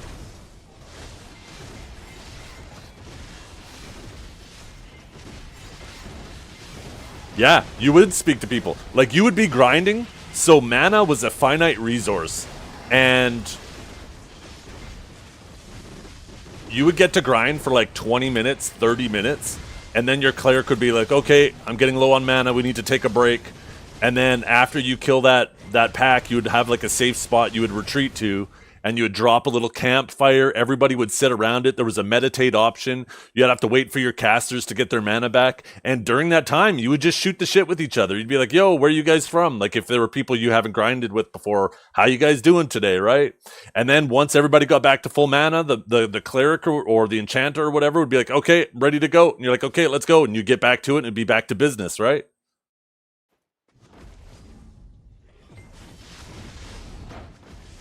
But you could spend like 10 minutes just sitting there chatting with each other because you had to wait to get your mana back.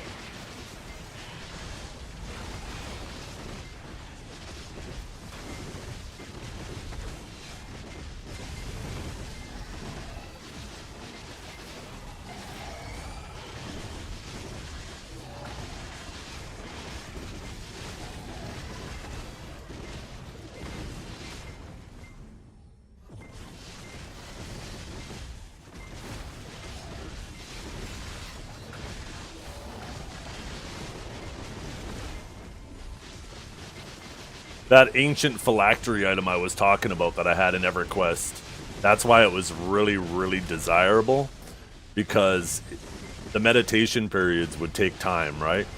And you'd be recovering health and mana while you're meditating, and it allowed you, if you had one of those items, every time your HP hit full, you would just use the item. It would chew up some of your HP, give you some mana, and it would shorten the meditation times. Yeah, having monks for polling, holy. You would want a monk for polling, you would want obviously a cleric for healing, or druid. Druids healed in that game, right? I'm pretty sure they did. You would want an enchanter for crowd control. Then you would want your tank, obviously, right? For the obvious reasons. And then you'd have your 1 DPS. And like, every role was critical. If the tank died, your group died. If the cleric died, your group died. If your puller died, you know, if your puller died, he could die on his own. If he was a piece of shit, he would drag it to the party and potentially wipe the whole group. But that's why the monk was so good, because he could fiend death, right? And then try to reset the pull. And then the enchanter would be there to keep things under control. So the cleric, like even in like fights you could manage, the enchanter was super critical because like why let the tank get hit by 3 mobs at once when he could put 1 to sleep and then, you know, only 2/3 of the damage is hitting the tank. It allows the cleric to manage their mana much more efficiently, so you didn't have to have as much downtime. But like every single party member was of like absolutely, like they were absolutely critical.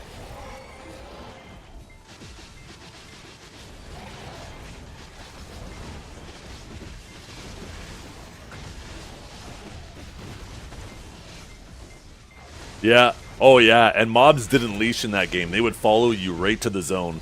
Each zone was like a boundary, right? And you would have to run up to it, and it would be just like almost like a next instance you would go into. Each like section was, like the map was broken up into a bunch of different segments. I don't necessarily want to say instances because it was just like everybody was in it. But yeah, if you pulled a mob, it would chase you all the way to the zone unless it found somebody else to get distracted with temporarily. So you would hear in world chat all the time, train to zone, and they would announce which zone, and then all of a sudden you'd see somebody running in the distance with a fucking 100 mobs behind them.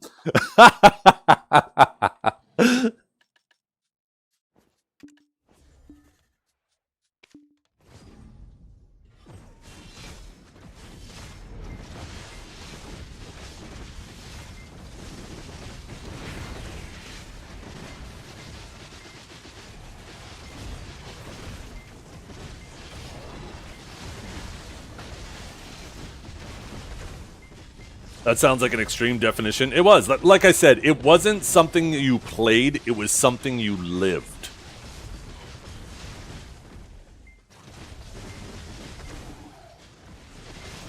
It was a completely different experience.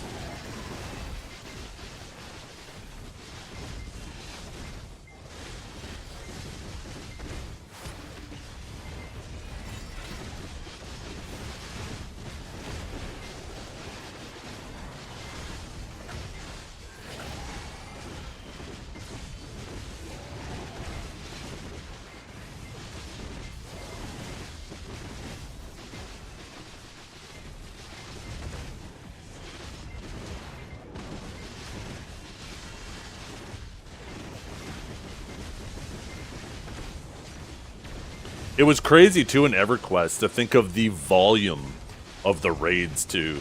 It wasn't just 5 people. It wasn't just 20 people. You would legit have raids of hundreds of people to kill a boss.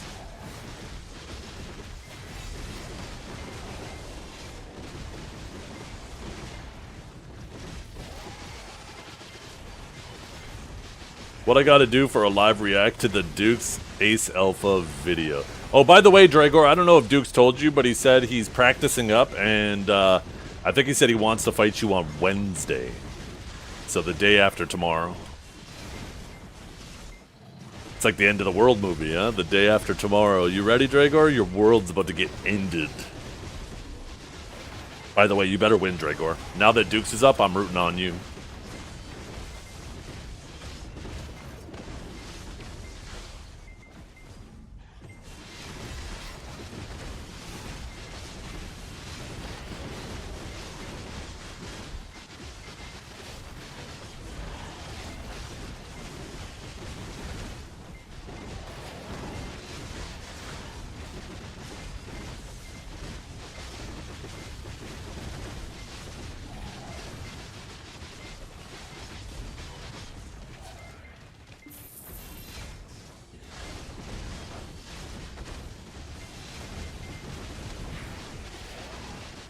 I remember the first time in EverQuest, there was this orc camp. And the first time I went in there was crazy. We're just like sitting. There's just me and I think it was like one other guy. And we're just sitting there at the very beginning of the zone, just fighting like the weakest orcs, the peons. There was like warriors and knights and mages and stuff as you got deeper in there. And I remember like it just felt so epic just being outside this fort. But it was always dangerous fighting the weakest mobs at the beginning of the zone, because if anybody had to train, out of the zone, right? Run out of the zone, they would run all the mobs into you. So you'd have to make sure you always had your world chat open and you were paying attention. Because if they announced train to zone, that meant you also had to go to the other zone. You had to pack up that mob you were working on and just fucking abandon it. But I remember the first time, like, we started getting strong enough to fight just in the doorway of the fort. Not even the strongest mobs yet, but we're just starting to fight like a couple mobs at a time. Crushbone? Maybe it was Crushbone. I can't remember. It was so long ago. I'd recognize it if I saw it. I actually still vaguely remember the layout in my head. There was like a drawbridge to go in the front gate. But I remember the first time we managed to fight just inside the gate. I felt so strong. Let's see if I can see a picture of it. I'll just type Crushbone EverQuest.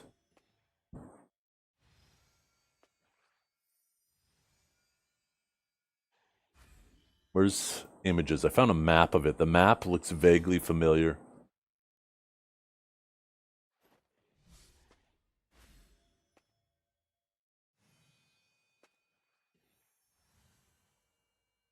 Not really a lot of good pictures.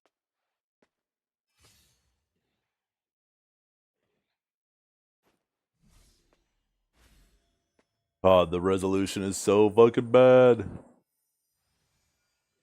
Yeah, I recognize this here. I don't know if this is Crushbone. It doesn't say Crushbone, although I did search it. Here, I'll pull it up on screen. But this is the drawbridge I was talking about.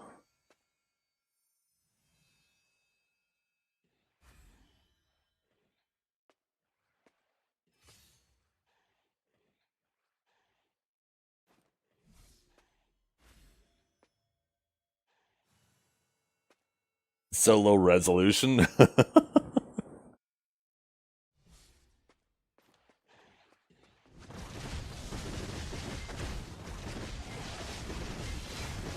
Yeah, I remember the first time we managed to start fighting in the castle. We felt so fucking strong.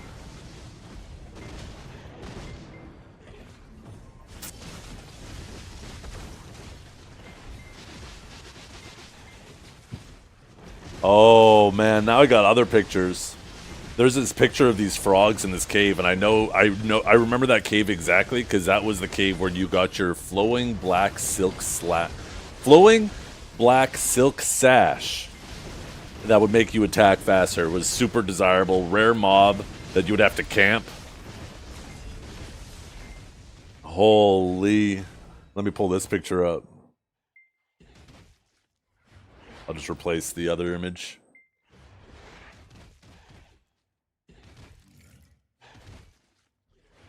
Oh. Last Parash trying to kill me. Boom. These motherfuckers. Guck. Yeah, that rings a bell. Yeah. I'd love more coffee, thank you. I remember the first time I went to where the frost giants were. Actually, the first giant I ever saw was in the Oasis. And this was that journey I was talking about where I had to take a boat across the water. It took like a whole bunch of time to get over there. And then I remember my first time through the Oasis and the first time I ever spotted a sand giant. Holy! You were the size of the damn thing's toe. And then, yeah, later on in my progression, out in, was it called Everfrost? Maybe it was something else. Everfrost, for some reason, comes to mind. But I remember there was this frost giant, I don't know, castle or something in the mountains. The first time I went in there, too. Holy. That looked like the average Twitch chatter. Except you guys.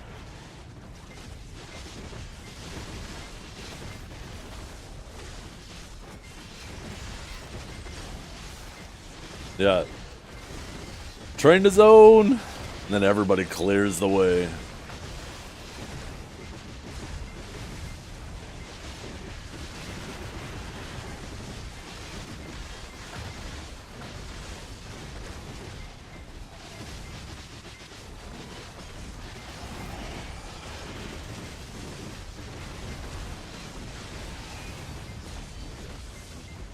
I remember one time we had a raid. So I played a rogue. There was a raid in a dungeon that there was a dragon at the bottom of it. I can't remember it. They're just following you.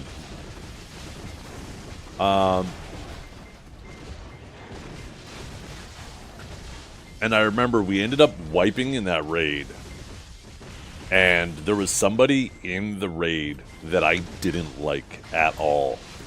And since I was a rogue, I was one of the few people that had to go and retrieve all the corpses. And I got this dude to give me... You couldn't just grab their corpse and drag it without their permission. They'd have to type like /permission your name, and then it would give... You couldn't loot their body, but it would allow you to drag their body around so you could bring it back to them, right? And I got this guy to do that for me. And then I ended up hiding his body even deeper in the dungeon. So he ended up having to get a necro to summon it because nobody could find it. I can't remember even why I didn't like the guy. It was probably some stupid reason. I was a teenager.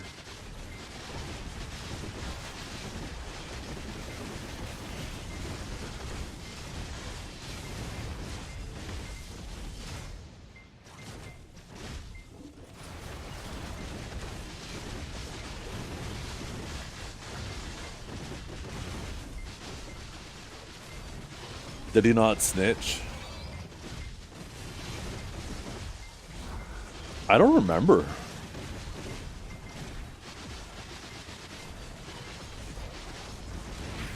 I don't know if I was even in the guild. If I'm not mistaken, I was an app to the guild. And they took me on a raid. So I probably didn't get in the guild, but I don't think I was in the guild. Like, we're talking 30 years ago. Well, maybe not 30 years ago, but, well, maybe. I mean, if WoW came out in the early 2000s, maybe like 27 years ago, it's hard to remember. I can't remember the name of the guild I was in. It's been so long. Are there no more drops? The regular daily drops have been replaced by the 10-hour drops. On Wednesday or Thursday, there's going to be a second round of the Giga drops. And then I think after that, we're going to go back to our normal drops. 2004. So, yeah, at least 22 years ago then. So, somewhere between 22 and 30 years ago. What year did EverQuest come out?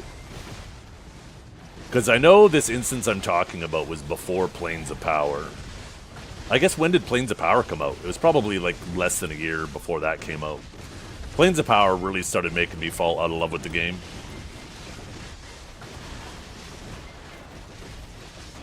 Damn, 1999. So that's getting close to 30 years. Holy shit.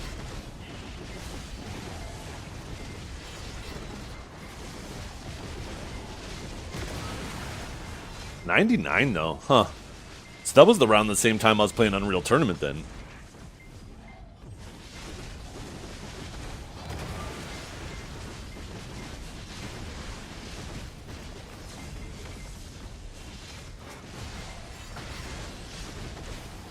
Should have tagged Guardian, committed to the bit. The thing is my Guardian and my Warrior are both level 66 already.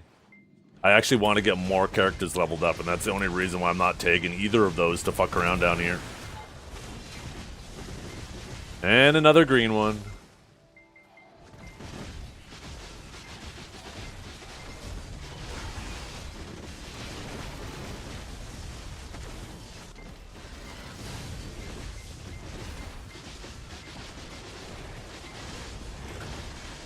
No, it's completely random. It spawns approximately every 10 to 15 minutes. Right now there's a bug that will cause it to sometimes spawn a little bit more than that. But it's supposed to be like approximately every 10 to 15 minutes. We'll know for sure once the next global app patch hits. They're supposed to be fixing that bug that could cause it to spawn more than it should. And then once it's spawned, it's completely random if it upgrades or not. Whether you get it to kill lots of mobs, whether you get it to kill no mobs, it seems to be fully RNG. You just cross your fingers and pray. Yeah. Well, it's definitely noticeably much better XP than Star's End, and we had 1200 XP while I was at Star's End too, so. From what I hear, the only place that's better XP than here is if you're doing a double or beat the double or beat a spot. But I can't imagine that that is a lot better, but it's certainly a lot sweatier and a lot less money, so. Yo, I appreciate that, Pitts. That's what I'm going for. I like chilling with you guys and just shooting the shit about stuff.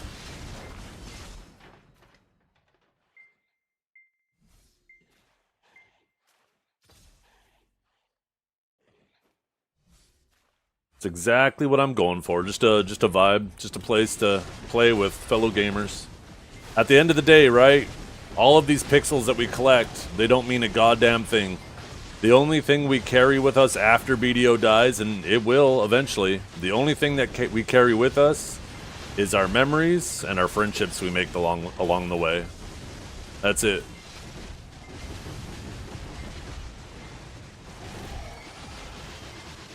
It's not sweaty at all. Yeah, I'm speaking relatively. Obviously, it's not like sweaty. But compared to this, like, this is fucking mad chillin', right? So relative to each other.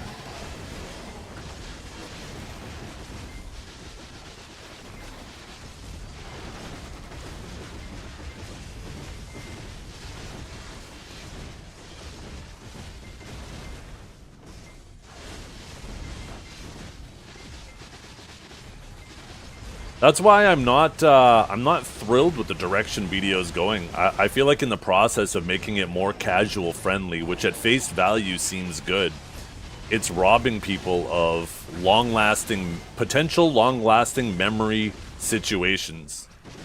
Memory-making situations.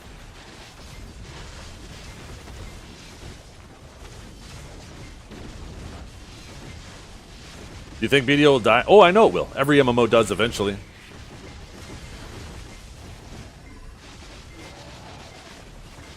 Except for WoW. I think WoW is an anomaly because it's been around so long and was so large at one point that the community is now so large. I mean, obviously it's not as large as it used to be. I don't think it was. It is at least, but people don't want to uproot and leave their communities. It's a way of life for them now, right?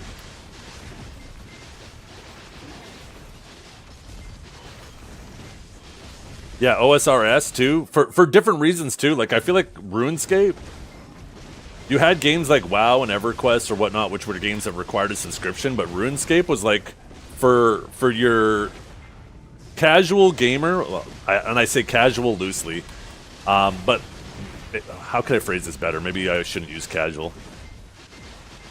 It's for the gamer that didn't want to leave and get a job to pay for a subscription. But they ended up falling in love with it because RuneScape obviously had a ton of great things going for it too, right? RuneScape, when it first came out, it was that game that you played because you couldn't afford the descriptions to like the more main games that people were playing. But then once you got into it, you're like, wait a minute, this is actually pretty fucking good.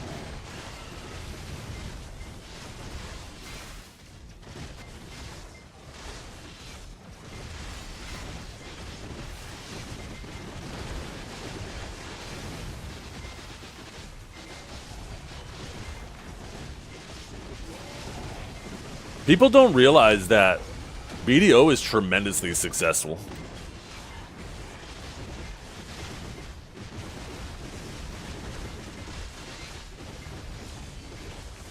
When you think of all of the MMOs that have died over the years, so many of them would love to have had half of BDO's success. That doesn't mean BDO can't be better. It obviously can be way better, right? But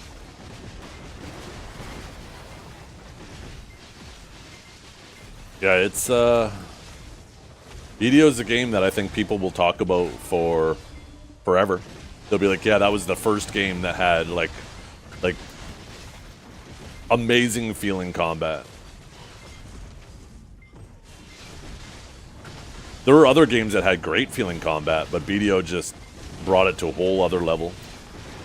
Like we were talking about the other day, you had Guild Wars, you had Warframe, you had Terra, all had great feeling combat, but nobody's been able to replicate in the MMO space what BDO has managed to accomplish.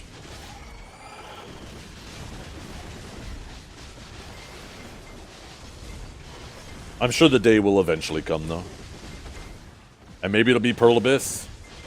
I really hope that if this Black Space engine is as good as it looks it is, I hope Pearl Abyss licenses it out, and these MMO developers stop using the Unreal Engine for MMOs.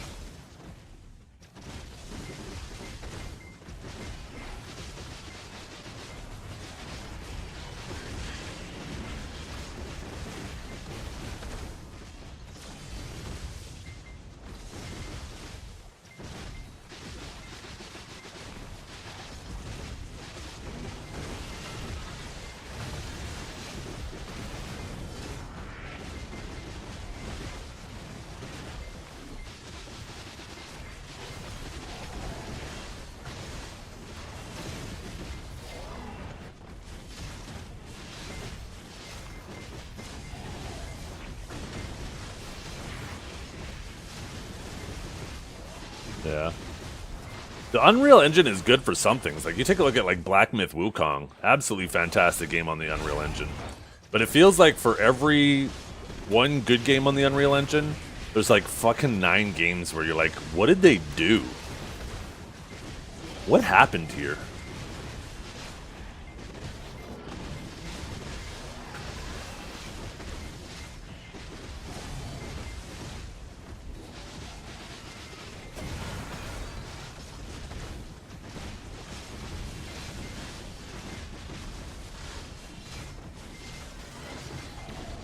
No, MMOs are definitely a dying breed, for sure. It's just so much risk, right? Like, you can create an arena shooter that requires a fraction of the effort. You don't have to have a giant backstory. You don't have to have a giant world. You don't have to have, like, figure out a good in-game loop. You just create an arena shooter, and then 6 months later, you create Arena Shooter version 2, and then Arena Shooter version 3, and you make them buy the game every time, right?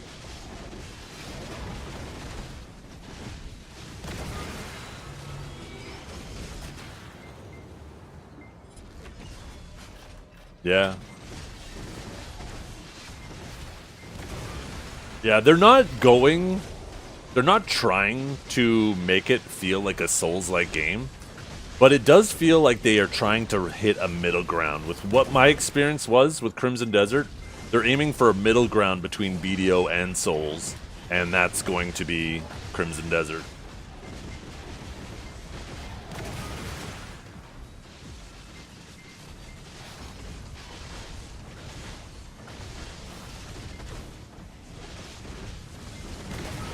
Well, that's the thing, right, Candidate? Is if you do manage to make a good MMO, man, does it pay off. There's just so much risk, but that reward, right? That golden goose at the end, if you do it right, is so tempting. Because if you make a good MMO, that shit prints. Hey, what's up, Corn?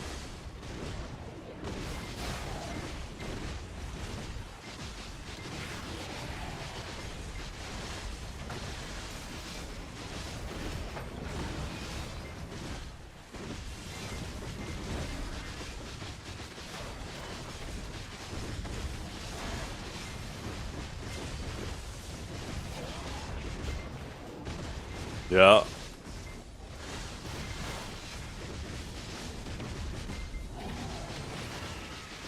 MMOs are like the way you make PC gamers pay as if they're mobile gamers. Because mobile games, they fucking print too. And it seems like MMOs are like one of the best ways to make PC gamers pay the same way mobile gamers pay.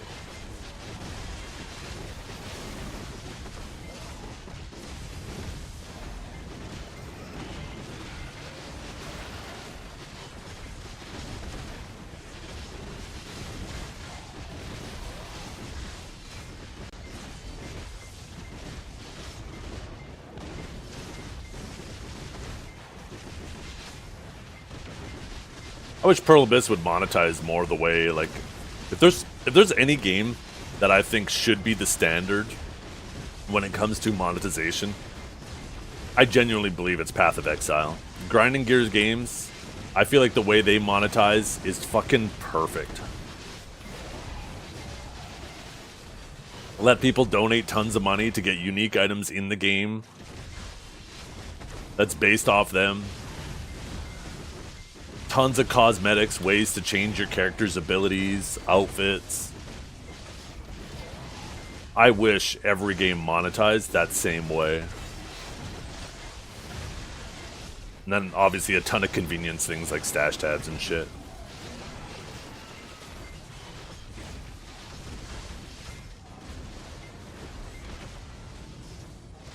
Apparently the mobile market stagnated this year? Really?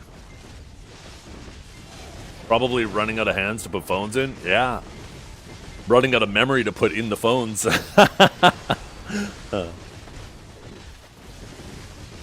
has FOMO with customizations? I think that's okay though. I like exclusive outfits that if you miss it, it never comes back.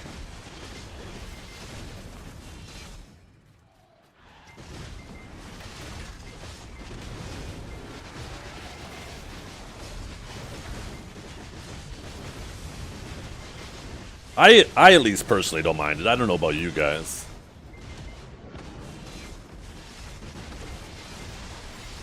Yeah, Where Winds Meet too. They're going down that path of monetizing cosmetics. I love that shit. I love the way, like, from what I've seen, I haven't played Where Winds Meet, but I love their monetization strategy.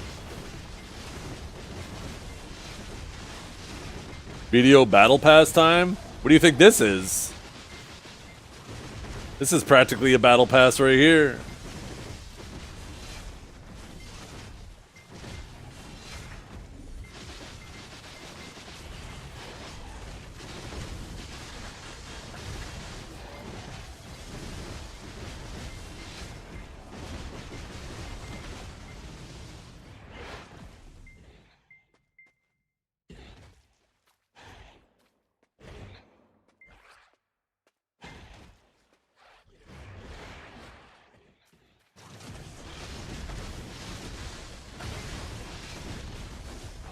Oh yeah, there's the season one too, yeah. I forgot about that. I haven't done a season character in a little while.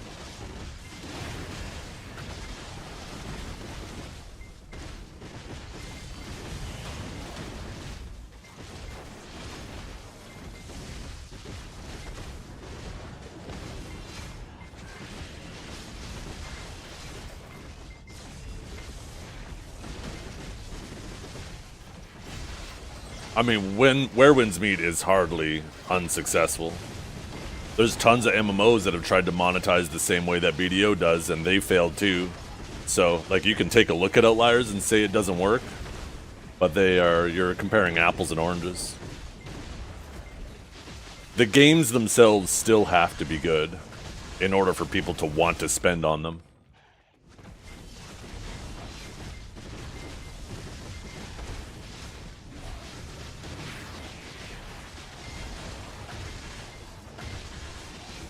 Monetizing progression, though, is way easier. Way easier, right? Because they just make a box, and then the next time they make the box a little bit better. They add one more thing to it. Then the time after that, they add one more box. Where when you're monetizing cosmetics, you know, that requires a lot more time from an artist. Not just a junior dev, not even a junior dev, just a fucking intern. An intern can add one extra thing to a box and stick it in the cash shop. Where, you know, if you want, like, good outfits and cosmetics that people buy, that requires, you know, good concepts, good artists to make it desirable.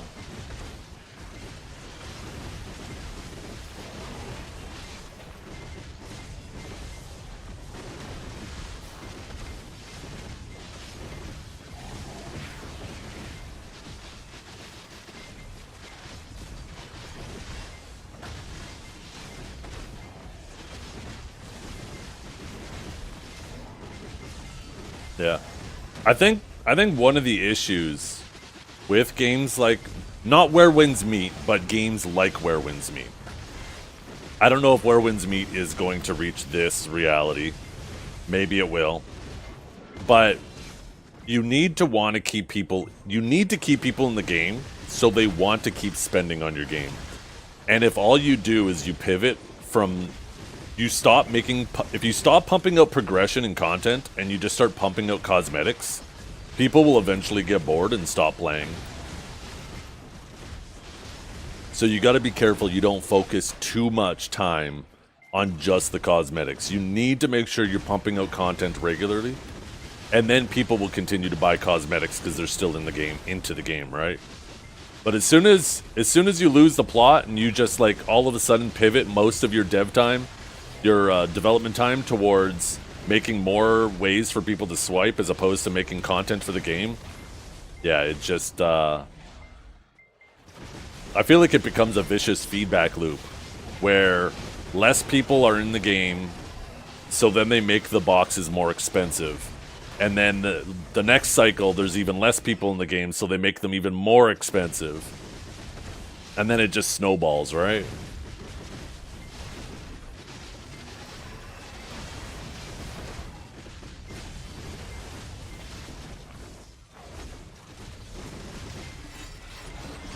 Or you go the opposite route with progression. You keep making the boxes better and better than the last time. So people are like, oh no, this box is way better than the last one. I'm definitely going to get in on this one. And then the next box after that's even better and better and better.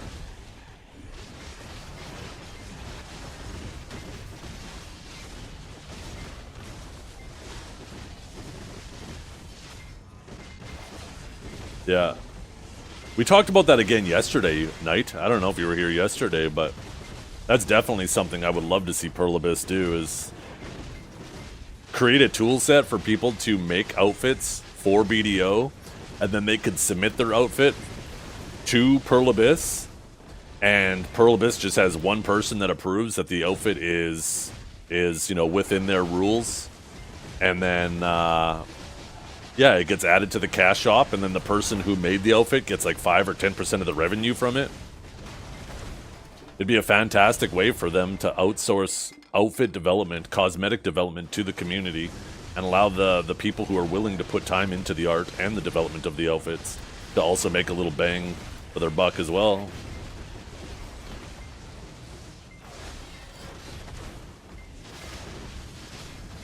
Definitely with AI and copyright, if somebody uses AI to make it, I don't fucking care. If it's a cool outfit, it's a cool outfit. But you are right when it comes to copyright infringement. You would have to be cautious with it.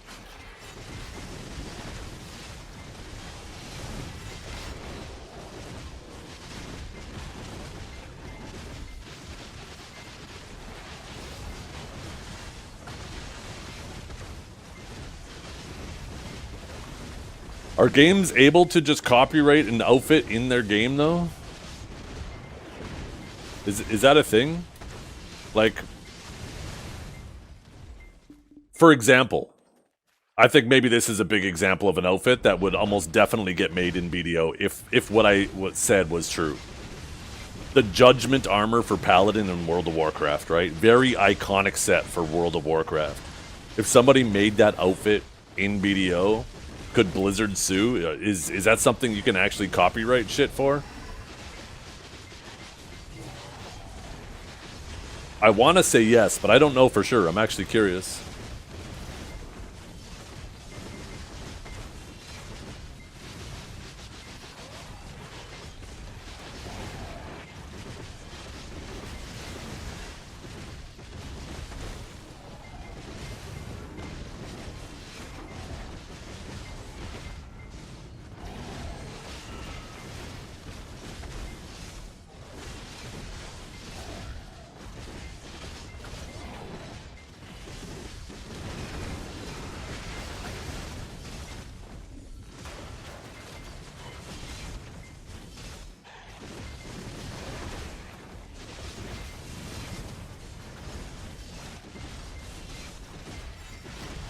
Yeah, and didn't Pokemon lose that lawsuit?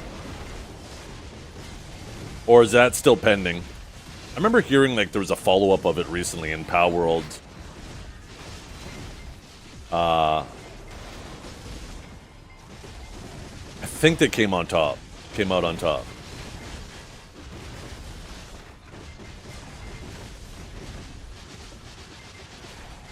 But that is a good point, though, Kinjar. It is probably the muddiness of this part of that topic that deters companies from doing that. But there are other games that do it, right? Sony does it. Now, obviously, that's an FPS.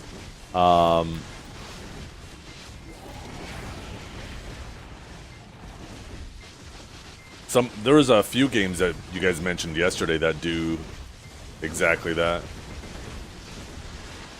So it would be interesting to see how they deal with potential copyright issues. But yeah.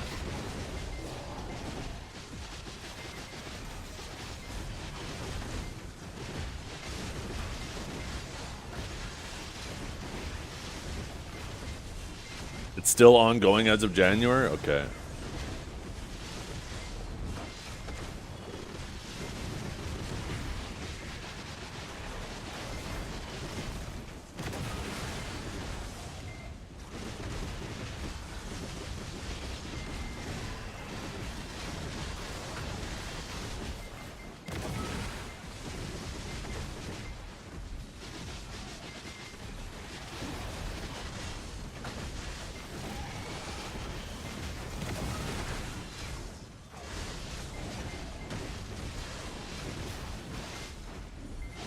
That would be frustrating, though. What you said there, Sprout. Imagine you are an artist. You're just as, I don't know. You go on Reddit one day, you're like, cool, take a look at this picture I made of this new outfit that would be cool in a game or whatever. And then all of a sudden, yeah, a year later you find out a company made $1 million off of somebody who just copied that design and put it in the game.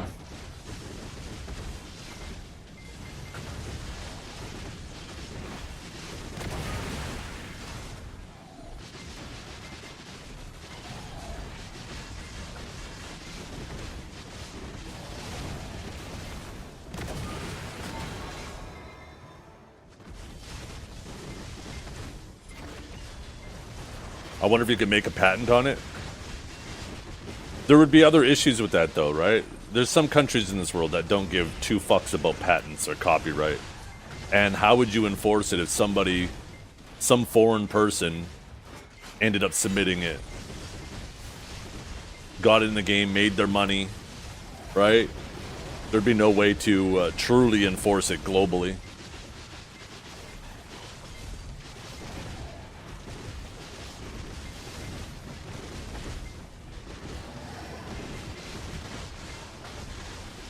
Ah, that makes sense, Klish. I remember hearing there was something about that.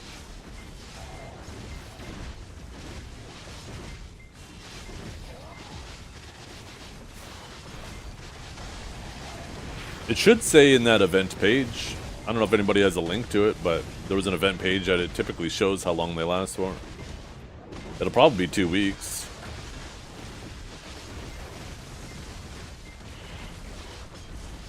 I think it's very rare for any event to only be a week long.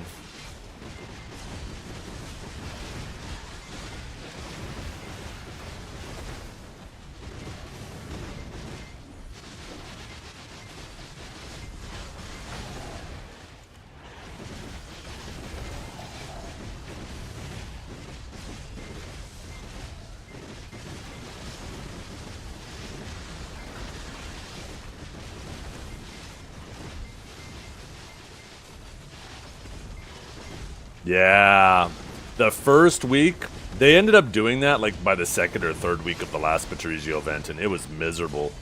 Now being able to roll any of your characters would be great. In fact, I wish they would let you do that with a Lustin too. You should be able to do the same thing with a Lustin and converting energy from other characters.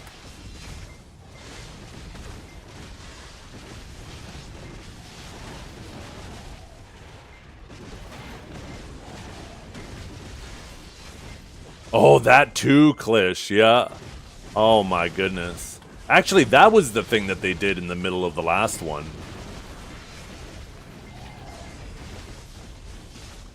It would close the window, and then you'd have to scroll back down. So as you were getting further and further down your character list, it got more and more miserable. You know what Kinjara ended up figuring out, though? If you actually changed your character order in this window, it actually changed the order in that list, too. So what you could do is just actually shuffle them around here before the next night cycle and put the ones you wanted up top. But obviously that's annoying. You shouldn't have to do that.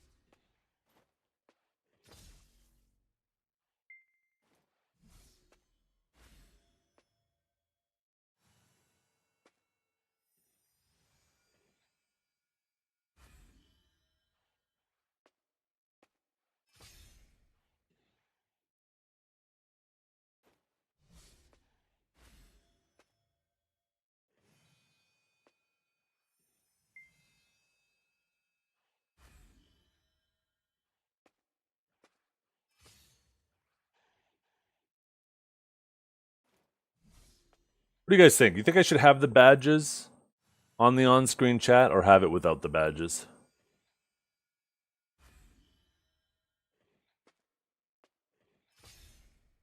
With badges? Without badges?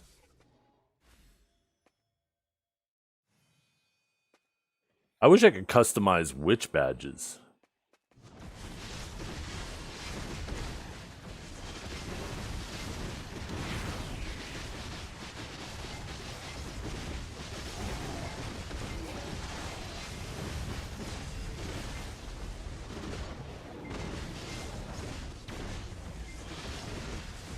Yeah, I could also change it. Although I don't know how this operates when someone types in Kick or YouTube. Like right now I have it so like if you're on Twitch, it's a purple name. If you're on Kick, it's a green name, and if you're on YouTube, it's a red name. But I could do that, and then it's the colors you guys pick. But then it also changes the Twitch icon next to it to the same color. I wish it didn't do that.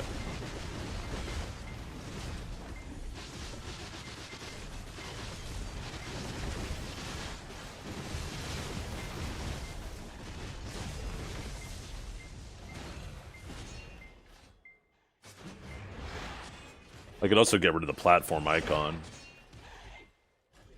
I'm home? Yeah, I am.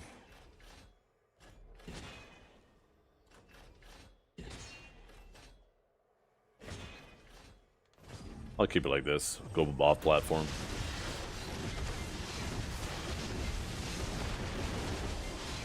Oh, I really like it. I really like underwater.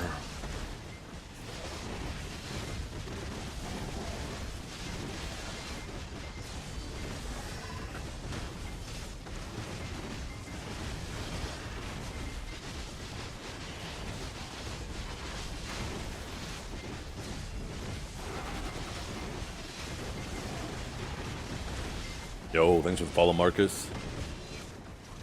By the way, if you guys want to find me on any of my other platforms, it's Zethian on all of them. Spelled the same on all of them, on YouTube, Kick, and Twitch.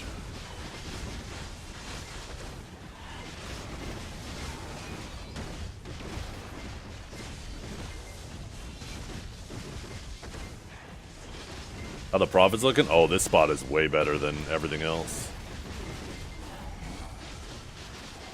This is almost like the Orcs era. Back when they added Elvia Orcs, this spot is significantly better. For now, at least. Right, we'll see if BMCs eventually start tanking and Caffres start tanking and Debo Rings start tanking. There's certainly a lot of potential for this place to drop in money if those things get oversaturated.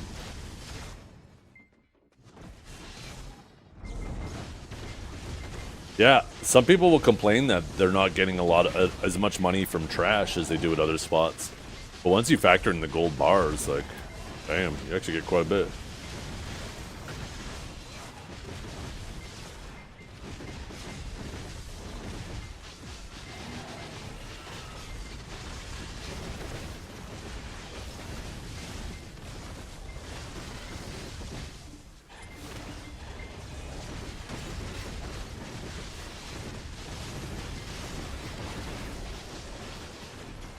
I bet if you put up order for magical shards, I bet they fill quite regularly now. I bet there's a massive volume of magical shards being sold. BMCs, on the other hand, you're dumb for selling BMCs, because if you melt them down, you get approximately 10% more money out of them. So only idiots sell BMCs.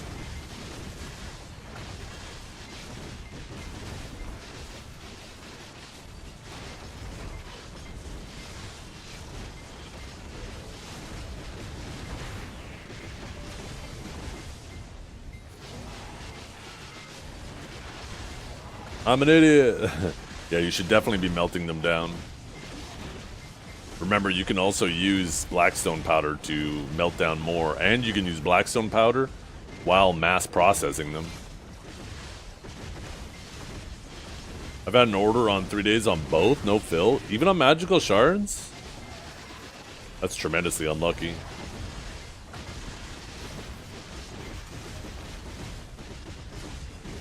Let me take a look.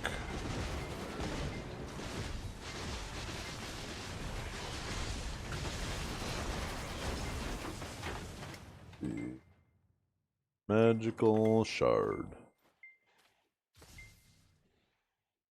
Approximately 82,000 sold yesterday. And there's 78,000 orders. So every day your orders should be filled on average.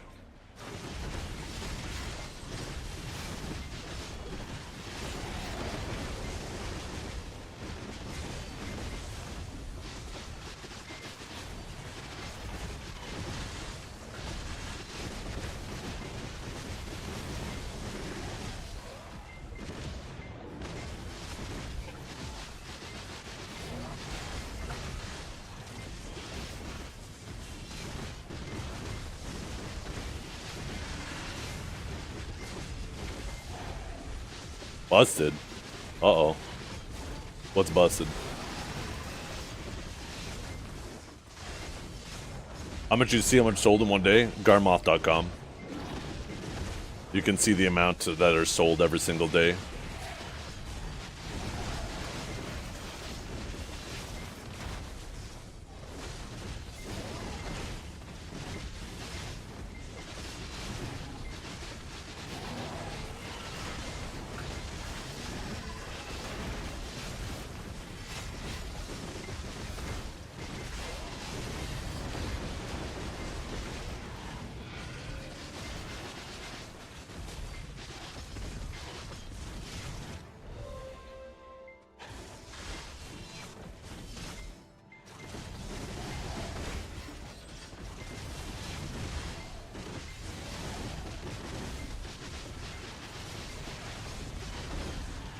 A classic? No.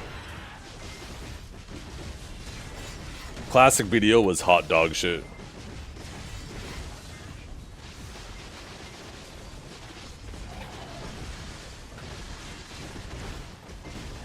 If they did a fresh start BDO and a more hardcore version where there's full open world PvP, full loot death, shit like that, I'd fuck around with that.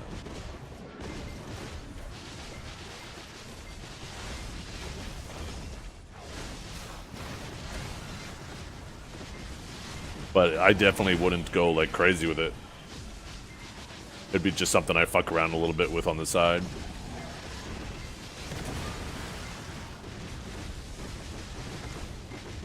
If your horse dies, it dies permanently. Shit like that. Holy.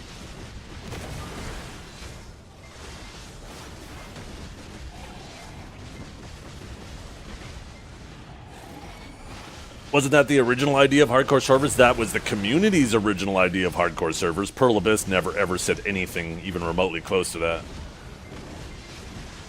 But people were hoping the hardcore servers would be more hardcore-ish. Pearl Abyss shouldn't have called it hardcore mode. It's like they didn't realize that there was a whole genre of games that had a hardcore mode that functions in a specific way. So by them calling it hardcore, they gave this false impression of what it would be. And they have nobody to blame but themselves.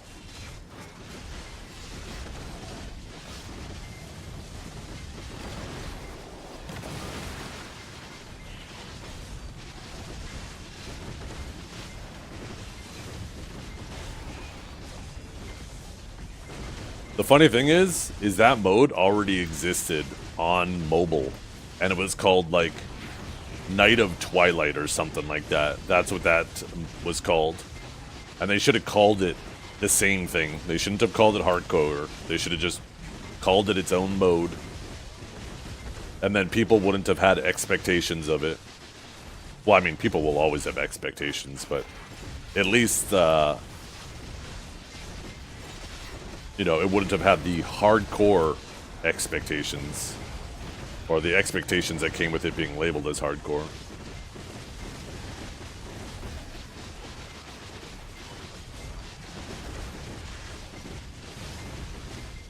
And now we've never heard of that game mode again.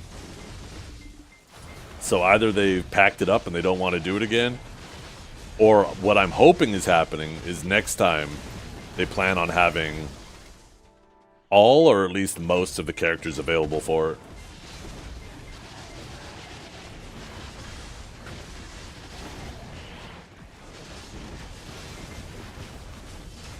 Yeah, if they would have referenced the mobile game mode of it, then people would have been like, oh, cool, right? It would have set its own expectations, and it would have met those expectations.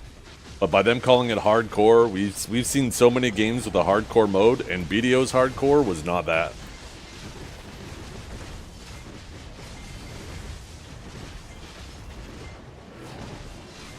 Yep.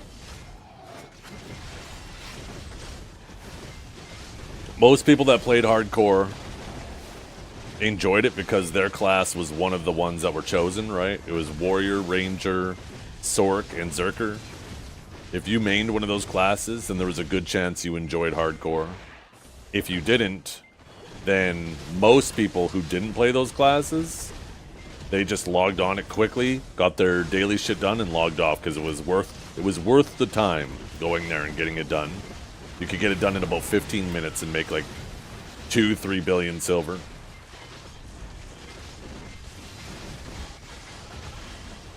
But yeah, if they have all the characters available, I think you'll see a lot more people willing to stick it out for the full 2 hours.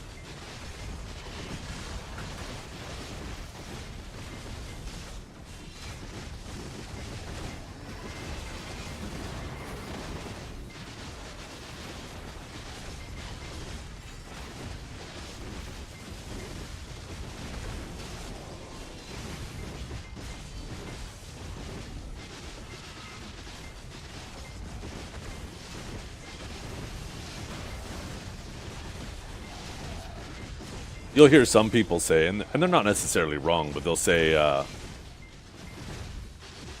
it's good that they just do a few classes because then it forces people to get outside their comfort zone and try new things. But the reality is sure, maybe that's true, but that it's going to inherently just make it less popular because people don't want to do that. People like what they like and they want to play what they like, right? So, yeah, maybe that's true, but it will just make the game mode less popular. So now you got to ask yourself, do you want that to be the draw, or do you want the mode to be more popular? And I personally think a mode like that thrives if it's more popular, or has a better chance to thrive if it's more popular. Obviously, if it's popular, it's thriving.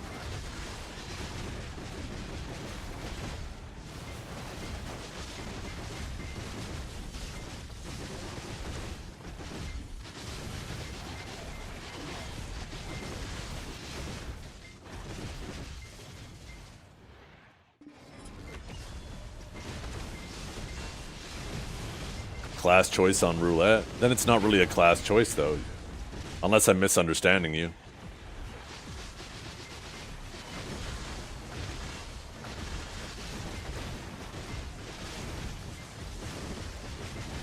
If it's just random, then people will roll and they'll be like, oh, I didn't get my class. Guess I'm not playing this season. And then what happens if your class never gets selected for you? That'll just make you miserable. Because what if you are somebody who does want to play it on your class, but because of the roulette nature, your class just never gets picked?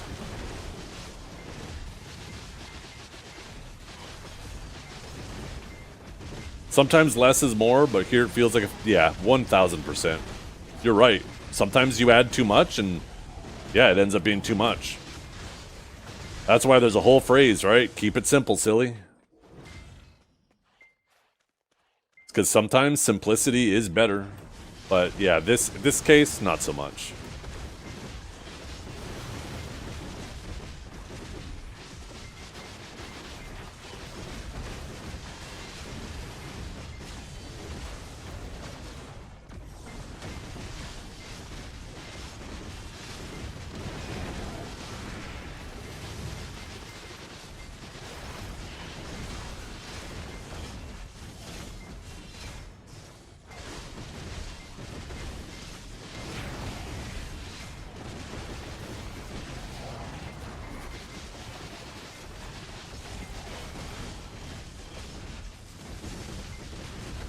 A universal gear wheel? Yeah. Yeah, at this point, I've always been against the tag system, but the tag system served a purpose initially when it was added. Now it doesn't serve any purpose other than just to annoy you. I honestly think that they should just... even though I would prefer people be locked into their classes, I understand that it's much more valuable to the game, the health of the game, to allow more class fluidity. So, but at this point, since the whole tag system just feels like an inconvenience, you should just have universal gear.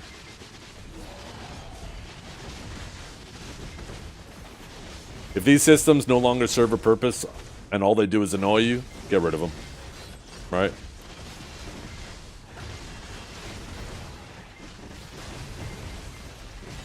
Yeah, exactly. Those are all things that are just annoying. They don't serve a purpose. Even if you could put trade crates on your main character and your tag and run them from one side of the world to the other and basically do 2 trips in the time it takes to do 1, these systems have fallen so far behind, it's still less money than grinding. So why even have these systems anymore? All they're doing is just annoying people. It's now an annoying system.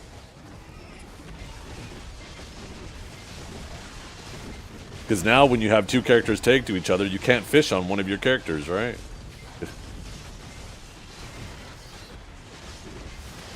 These are systems that need to be, or guardrails that serve no purpose anymore. All they do is annoy.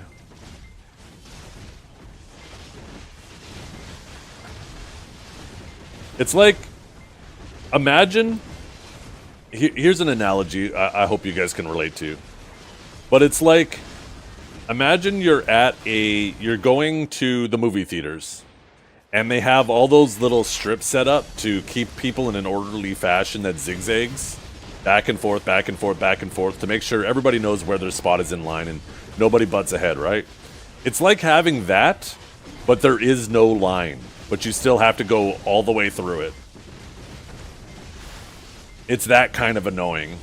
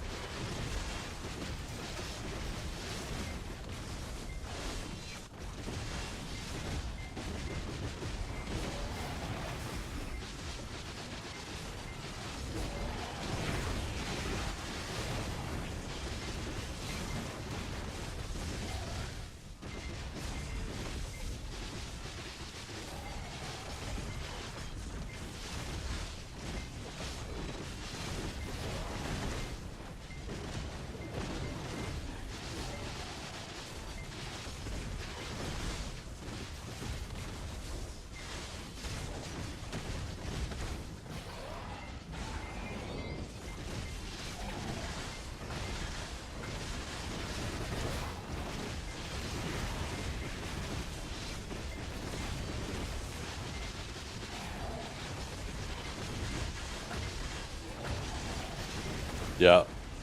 Oh yeah, especially with how many different classes there are in the game now. Most new players don't want to have to sit there and feel like they're doing homework just to start a new game, right?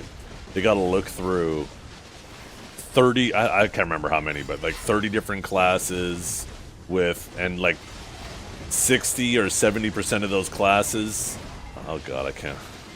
Ugh. Those classes have 2 specs, so people feel like they're doing their homework just so they could play the game.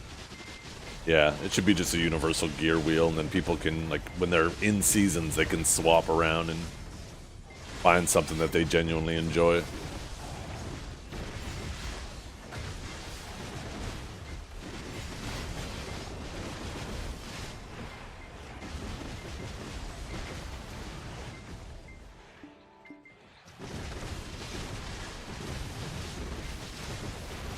This place is a lot more chill when it's not the weekend. I've only seen like a handful of people run through the rotation today.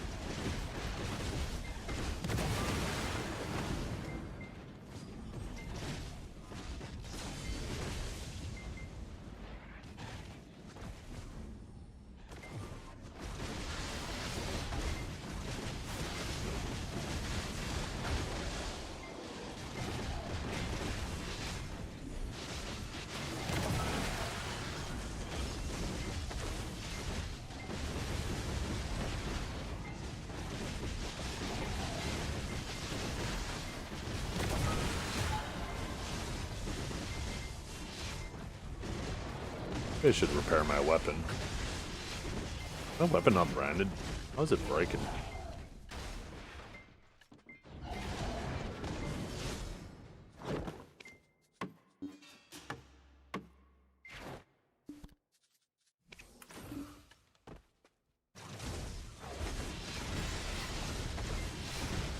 Is it just me, or is the weight of the trash here really low?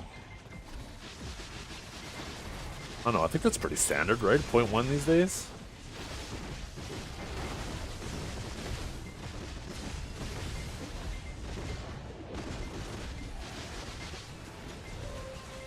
I don't think that they've ever committed to a universal gear wheel.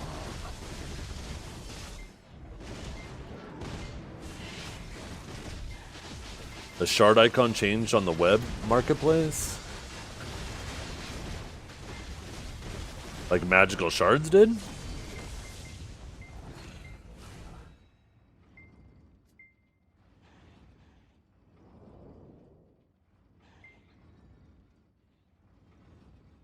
Let me log in.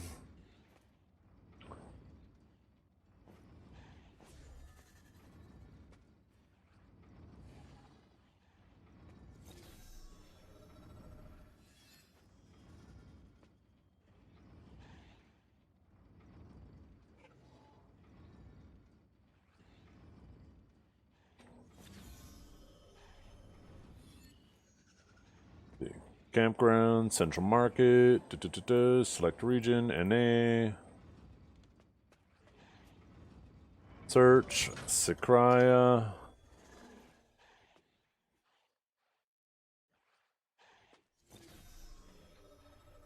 No, it didn't change to...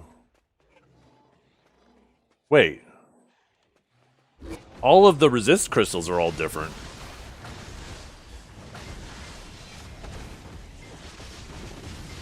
They're not even purple.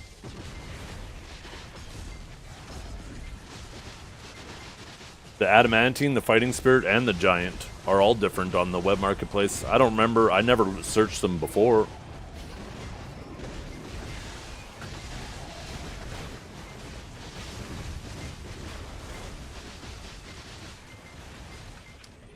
But they definitely look different than all of these.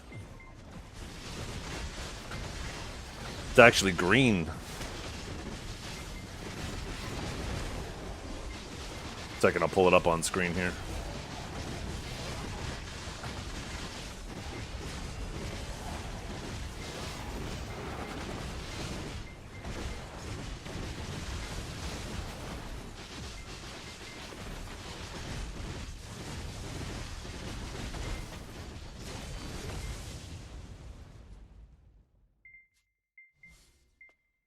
Let me snip this.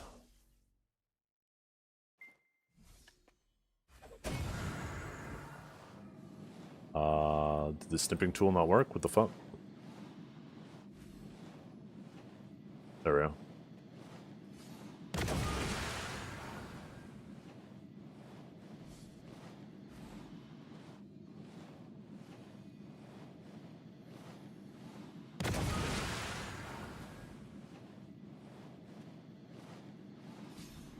There we go. This is what it looks like on the... Holy large image. This is what it looks like on the website.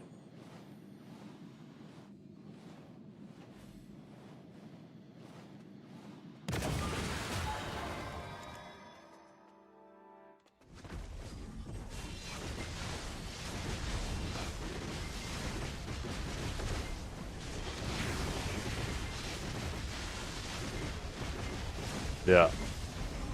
Yeah, that's what I remember seeing when they were on Global Lab.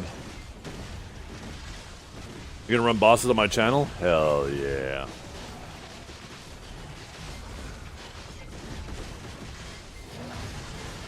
Actually, since I just had that orb, I'm gonna AFK very briefly here.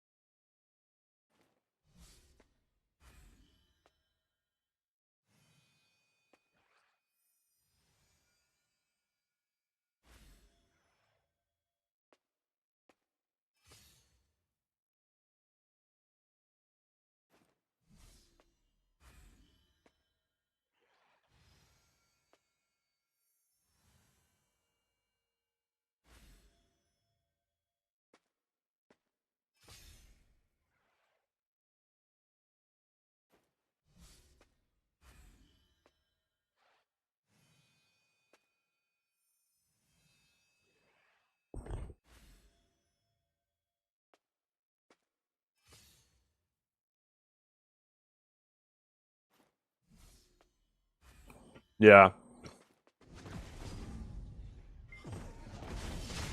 The byproducts give a ton of XP, so XP-wise, it might end up balancing out. I don't know.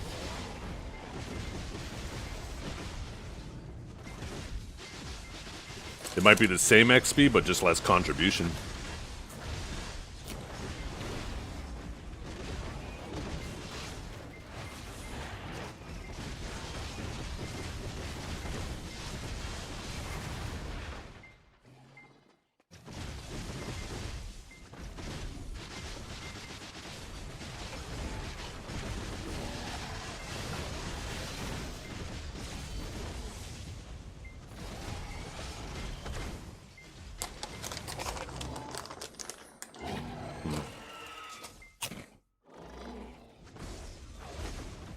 Speaking of farms, I should do my farms real quick.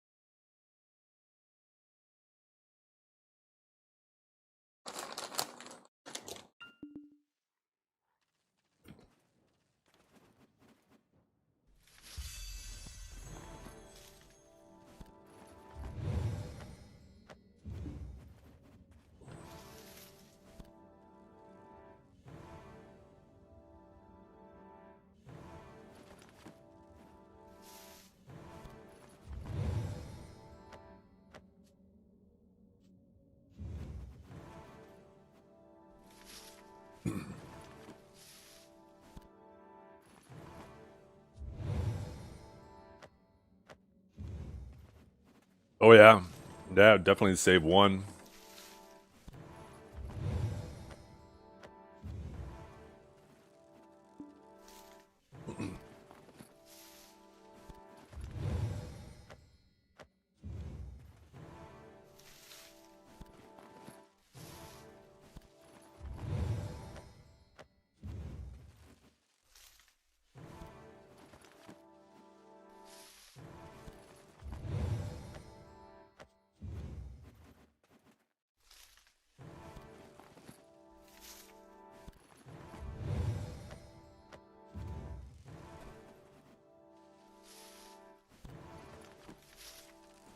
Oh, I leave your spot and no one takes it?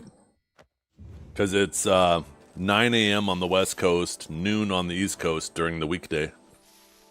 So, there's only losers playing BDO right now, and I'm one of them.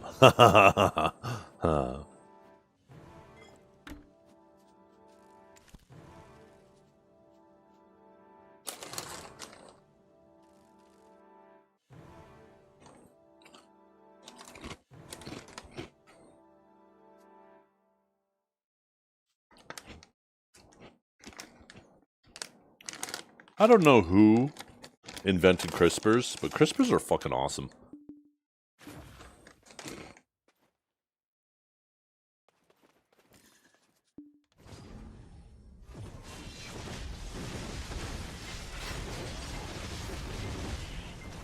Yep. That's exactly what I'm eating right now. All dressed crispers. So damn good.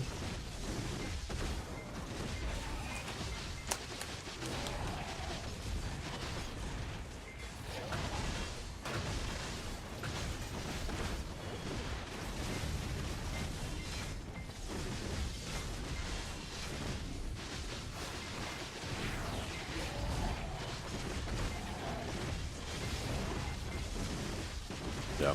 I mean, they're still going to be pretty good for contribution, right? They're not nerfing the minimum amount of... correct me if I'm wrong. They're not nerfing the minimum amount of leaves you get. They're nerfing the maximum.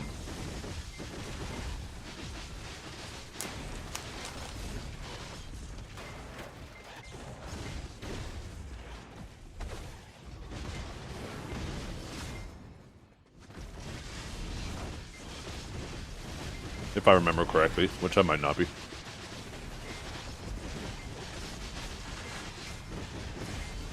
At least my memory's better than Dragor's, though.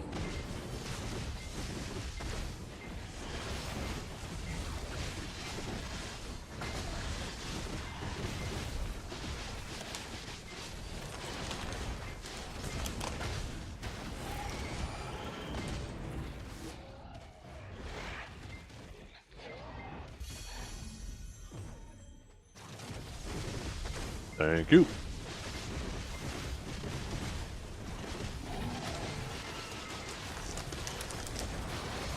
Ah, I knew I could fish that loser into chat.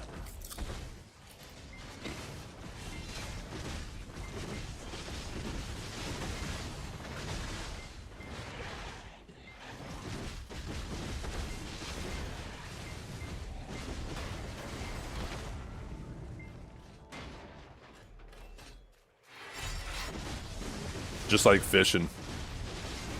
Rod hit the water. Instantly got that largemouth bass on the end, and he's fucking jumping out of the water, making a whole lot of noise. That's you, Dragor.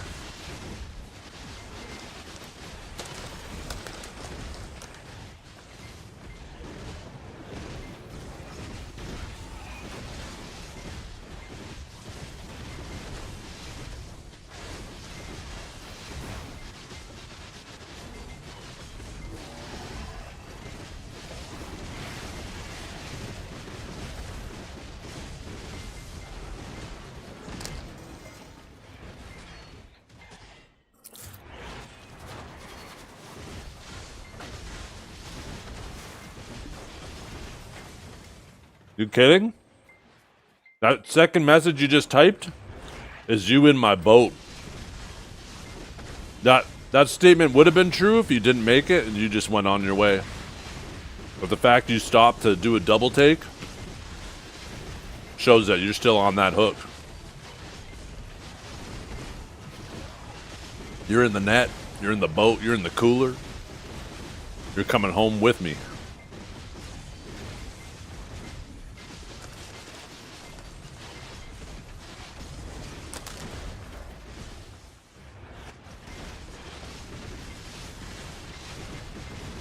No, I want to eat. I love fish, man. Fresh fish. And yes, I'm thinking about eating while eating. Fucking sue me.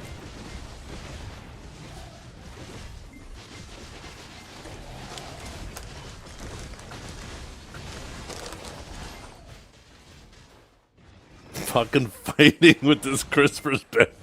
It got fucking stuck on my hand. I'm trying to grind with one hand right now.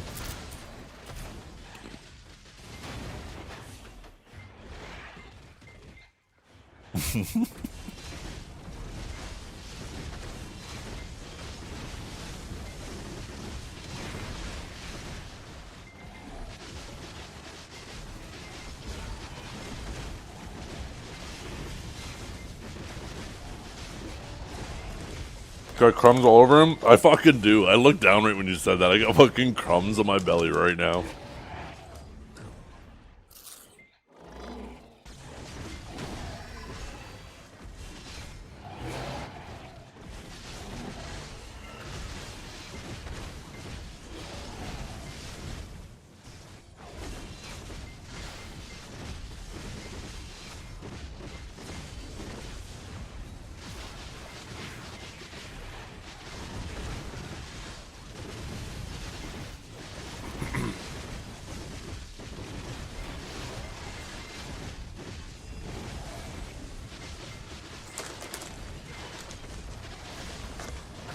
Fucking stuck on my hand again. That's the problem, is this bag gets emptier and emptier.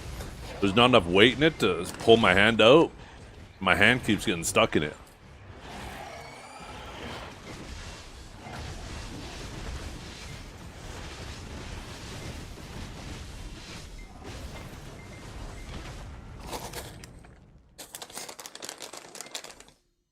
You guys don't hear the bag, do you?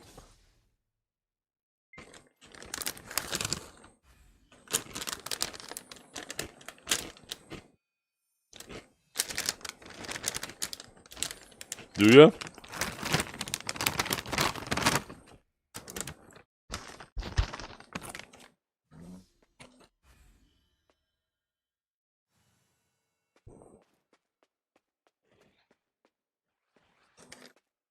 I just dumped the last of the crumbs in my face.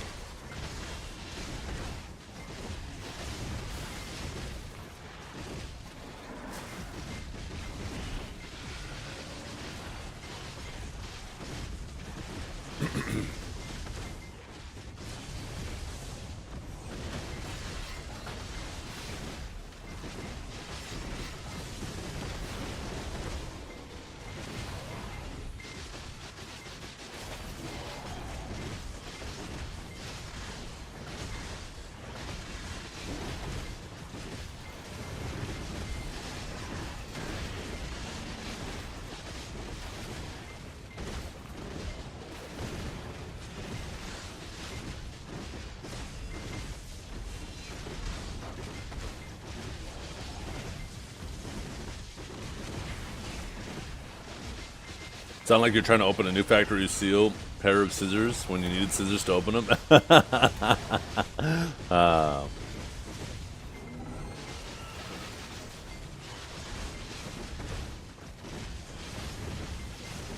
Yeah, those fucking plastic clamshell package shit that they use. You don't have something good to cut them open, you try ripping them open, you end up cutting yourself on the fucking plastic. Jesus.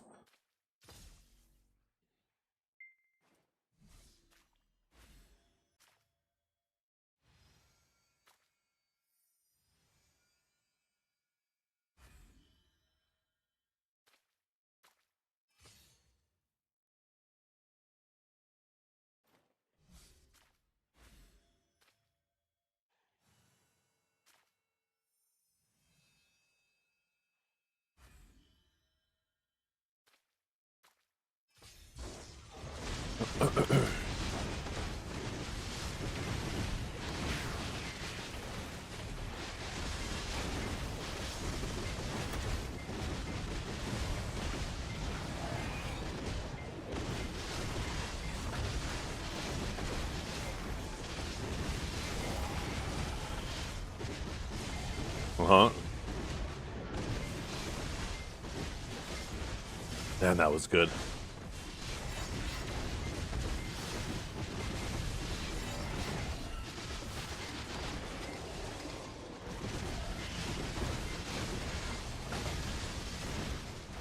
Hey, Dragor, do you still have me on your speakers?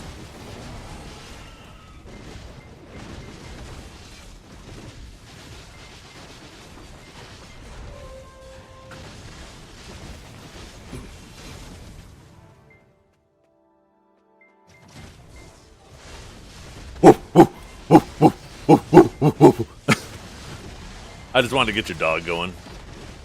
You said your dog got desensitized to the knocks and just ignores them now.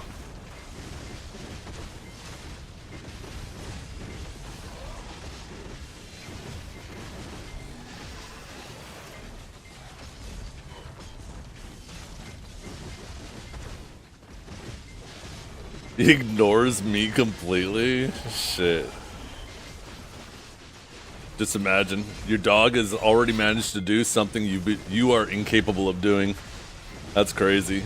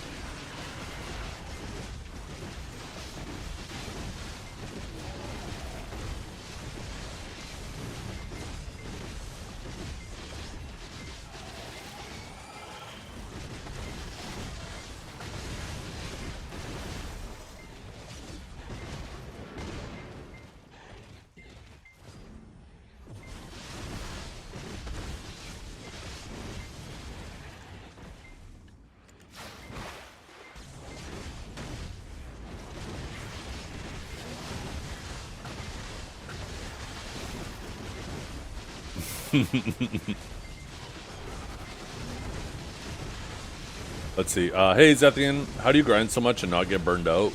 The burned out feeling? I am weird. I mean, that's the short answer. I'm fucking weird. I find, like, sitting here chilling with you guys relaxing. I'm not doing it for the progression. I make sure I grind where I enjoy on the class that I enjoy the most. I'm not trying to make sure I'm grinding the fastest I can on it either. And just having a community of people to talk with while I'm doing it. The best analogy I can come up with is it's like an old lady who likes to knit. And yeah, she's making another hat, she's making another pair of mitts, she's making another fucking tea towel. She doesn't need any of these things, but she does it because it's relaxing. That's kind of what I'm doing with grinding. I find it relaxing just sitting here doing this. and chilling with you guys.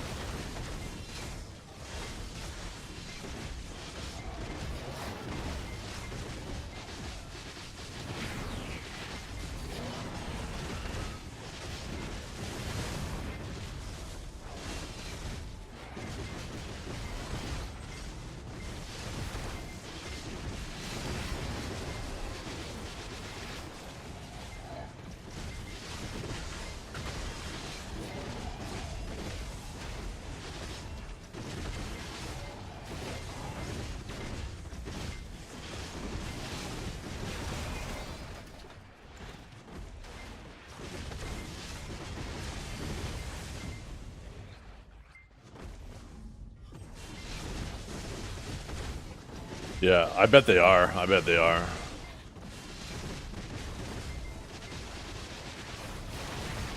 The time that I've gone in here and done Marnie, I've noticed no difference from the normal rotation.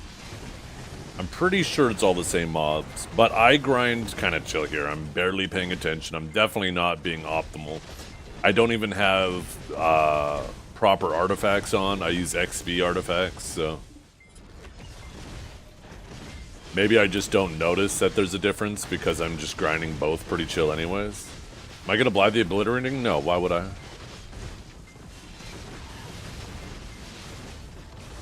If I was gonna buy it, I would have bought it.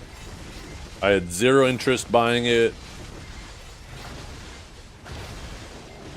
9 months ago, and still zero interest in buying it. I have less interest than I did then. Back then, there was a little bit of FOMO, but now the FOMO has been all but dispelled, or has been dispelled, not all but.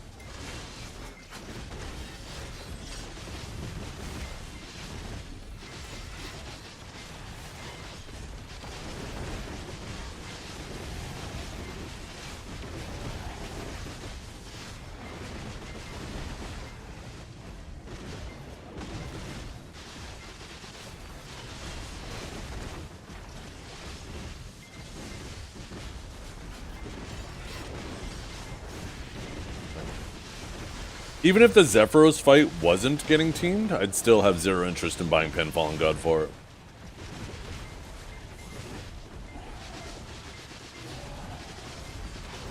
I just am not willing to throw away silver unnecessarily to get something that's so meaningless earlier. It's not even so much the silver, it's the effort put into getting the silver, right? I would rather save the silver for potentially more meaningful things in the future, if those meaningful things ever come. Which they may never come, but I would rather hoard silver and have those things never come than waste silver and have something come, and then I'm mad that I didn't save it.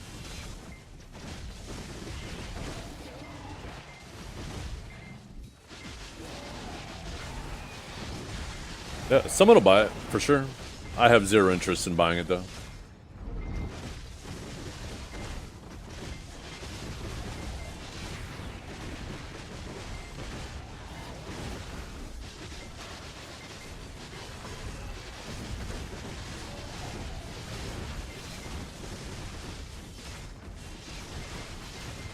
Yep, type !workshop. I have a link to it here in my chat. It's a fantastic website.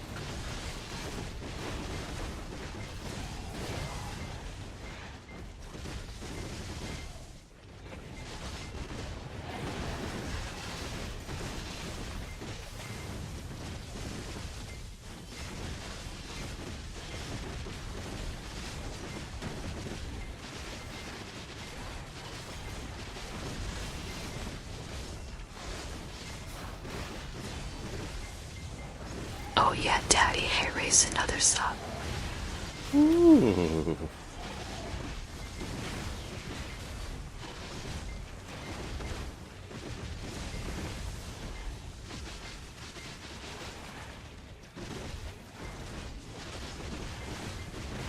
Yeah. Look at that. It just got relisted. I guess the person took it down and relisted it. Unless that's the second one. No, it's the same one. They're just trying to get attention.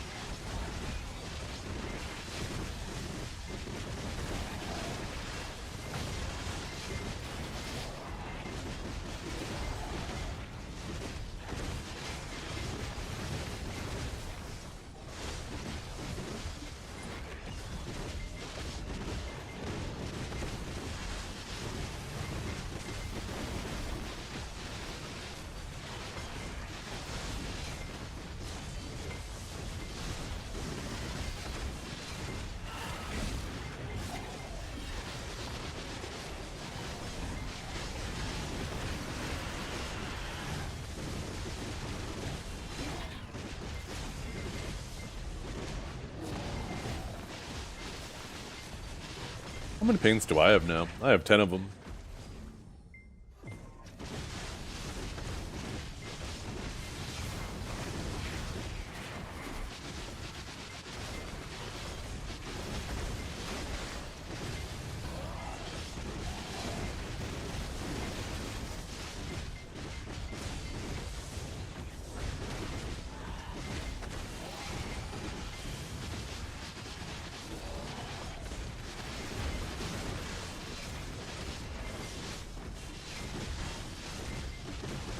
Five in 5 hours seems really good though, because I have 10 in probably like 30 hours now.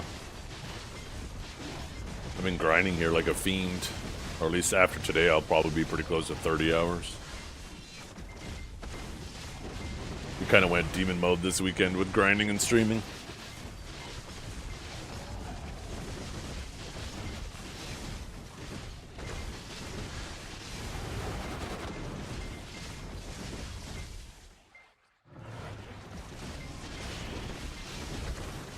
Nice, Cake Send. You got your Deck Awakening on tap 8 with 323. Let's fucking go. Absolutely carried. Now that we've celebrated that together, I recommend you don't mention it anymore. There are going to be some people who get mad at you. Because they can't be happy for people getting lucky. They just get angry at people getting lucky. Because they want other people to suffer the way they have. Any red orbs yet? Not yet. Only one yellow today.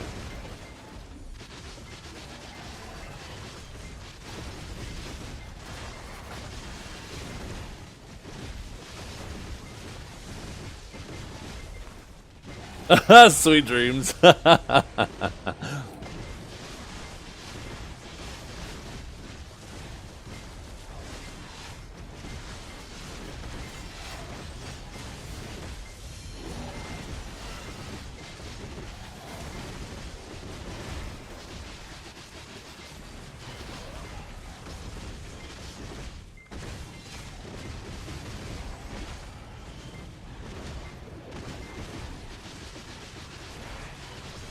Dang. Yeah, I got pretty lucky. I got really unlucky with my offhand. It was like 170 something clicks, but both my main hand and my awakened weapon were pretty lucky. So I ended up below average. Not a ton below average, but a bit below average.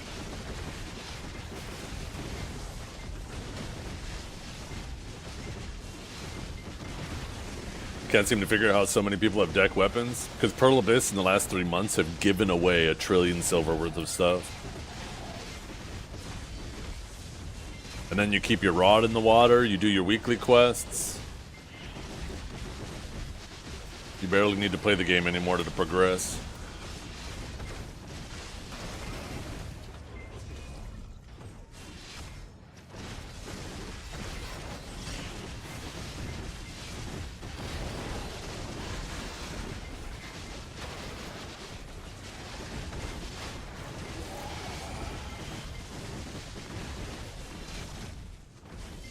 You're just unlucky with the free shit? Yeah.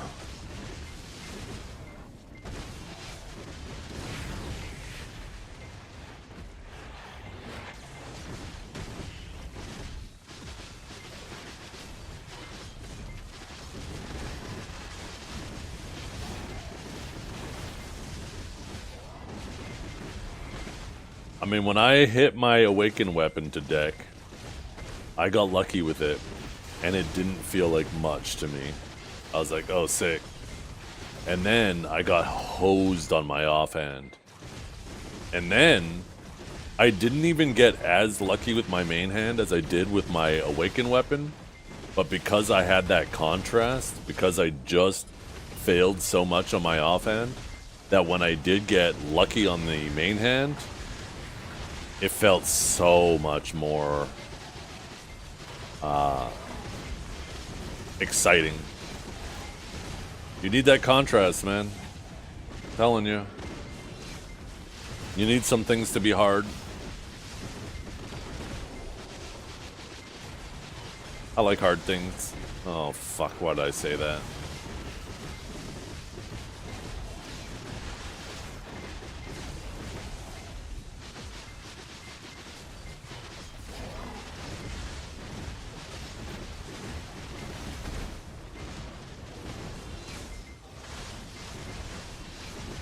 A55 top 1%? Probably? It's kind of hard to say. Pearl Abyss will act like, oh, barely part of, like 1% of the games at the high-end spots. And then you come out here and you're like, okay, well, how come fucking every single channel has like idiots waiting around? Oh, fuck. Zephian 2026. How can that be 1%? If there's 1% of the fucking game is at this gear level, then why does it feel like every spot is full? That must mean that there's millions of people playing this game.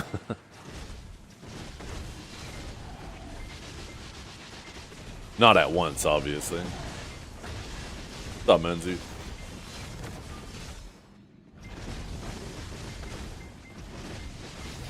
You returned home? Or were ya? Was I at the Oasis? No. That's across the ocean. As much as I'd like to go to Spain. No, thank you.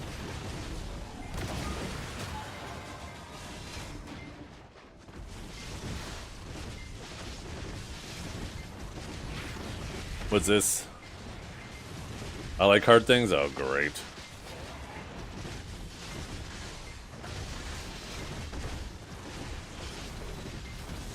Oh, is the NA one going on at the exact same time? Oh, well, I wasn't at that, no. That's what I was thinking of, was the VOA. Were ya? Do I need to go through the VOD? Enlave's VOD. It can spot you.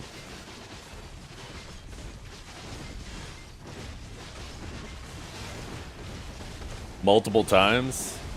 I'll be honest, I'll go watch it again and see Kiara.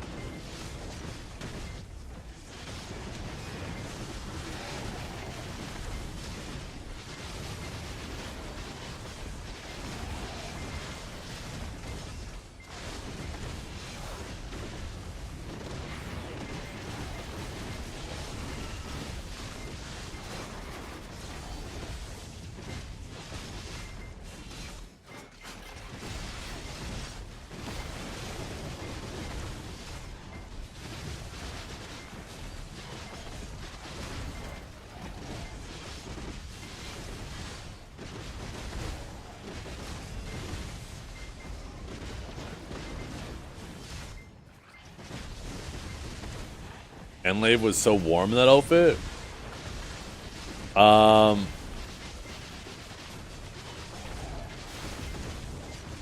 There was a couple other people in cosplay that looked like they were probably cooking in their outfit. At least Enlave's like breathed a bit, right? His arms were out and shit like that. But like that warrior one, oh my goodness, I bet he was sweating. I don't know how hot it was there that day.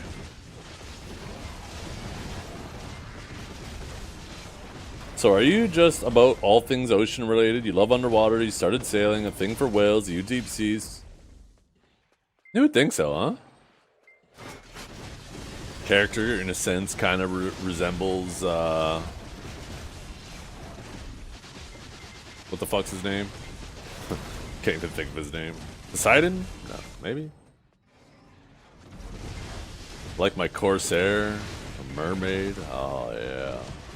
I hold on to my secret songs.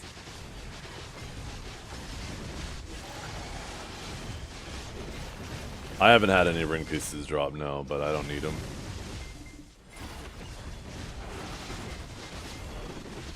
The architecture and stuff, I was watching Enlave stream it, and I was like, God damn, man, that all those buildings in the area and stuff are so beautiful. You go down to the marina here, and all you see is a bunch of tents. And they're not set up by the venue.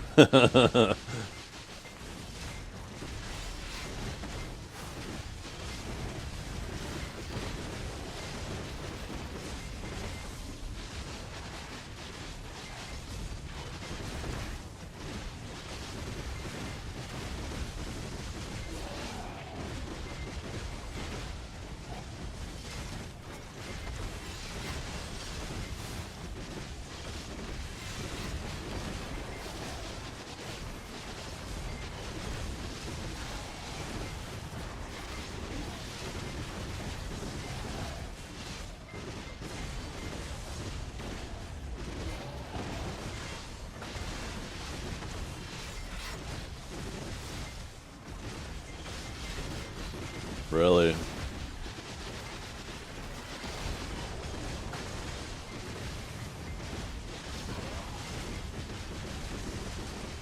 That'd be something to get a picture of yourself in front of in your cosplay. Wearing like your warrior outfit. With that in the background, that should be epic.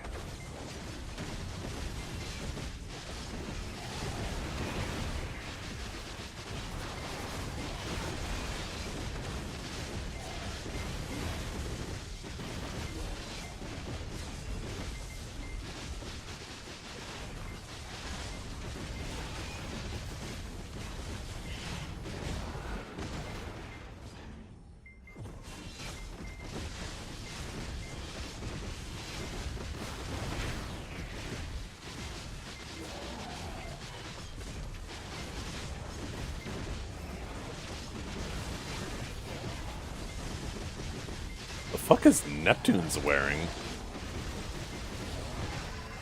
What the hell is that hat?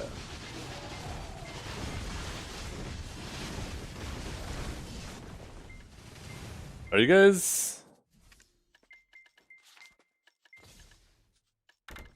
There you go, yeah. I got the fucking Neptune's cosplay on right now. Ah, shit.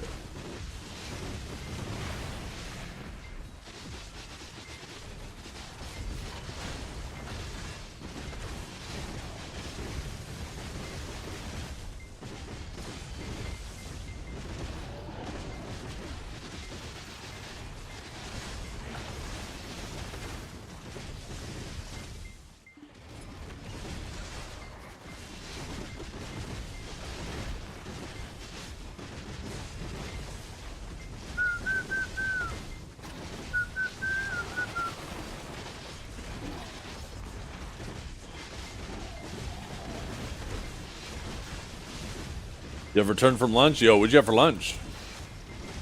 I ate a bag of Crispers and it got stuck in my hand. Like a crumb's probably still on me.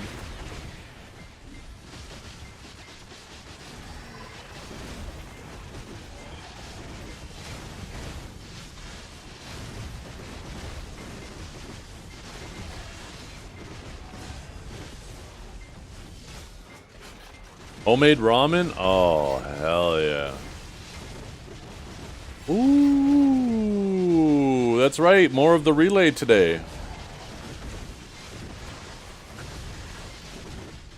With blackened shrimp? Wait, how do you blacken shrimp?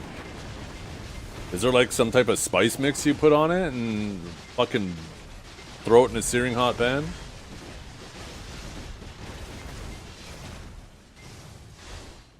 I don't know if I've ever had blackened shrimp. Hey, hey, who is this? Who is this? Bubble tea, what do you think you're doing?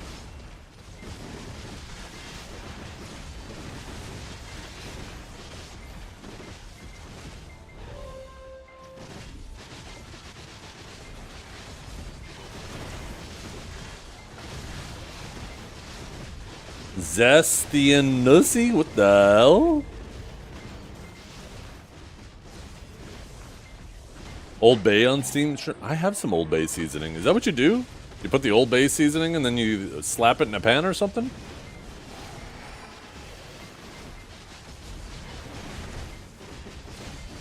Huh. I'll have to try that sometime. I should get some rice. Shrimp.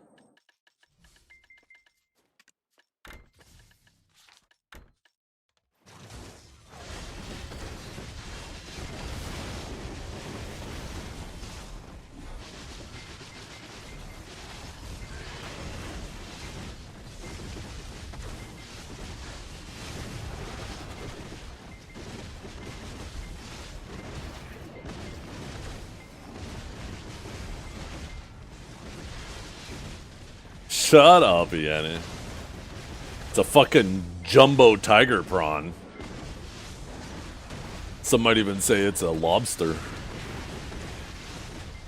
Actually, speaking of which, speaking of crustaceans, at what point does a shrimp stop being a shrimp and become a lobster?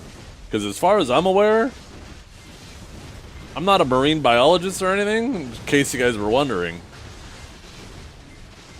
But I can't tell the difference between the two other than size.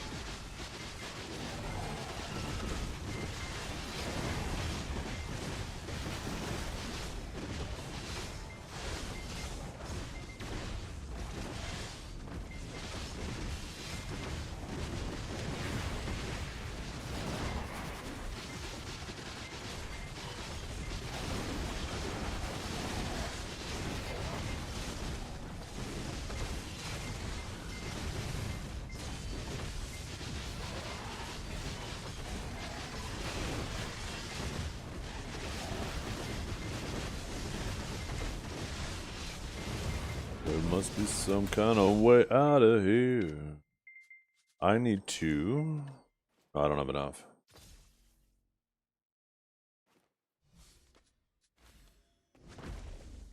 Roaches of the sea. Delicious. Until people realize if you cook them properly, douse them in butter. Although, what don't you douse in butter and make it better?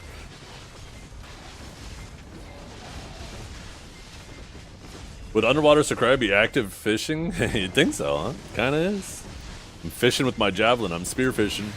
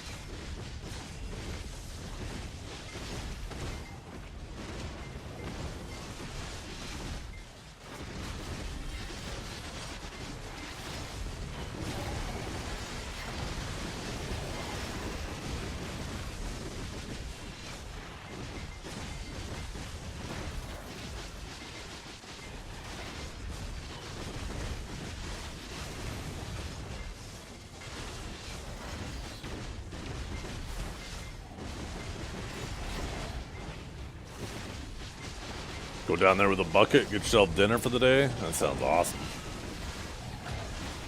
That sounds awesome.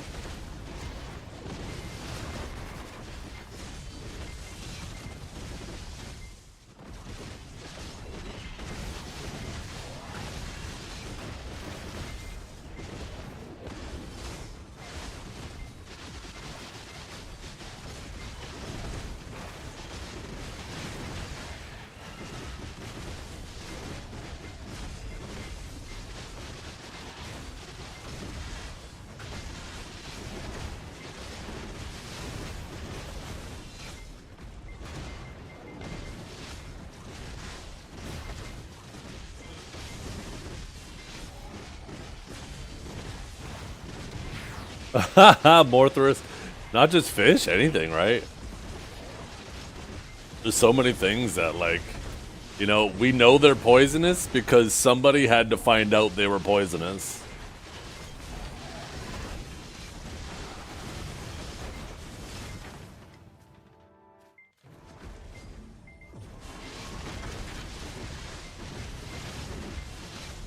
I like this. I like these spots. To me, it doesn't matter whether I'm grinding a circle at one spot or another or another. At the end of the day, it's all circles. The novelty wears off after the first day.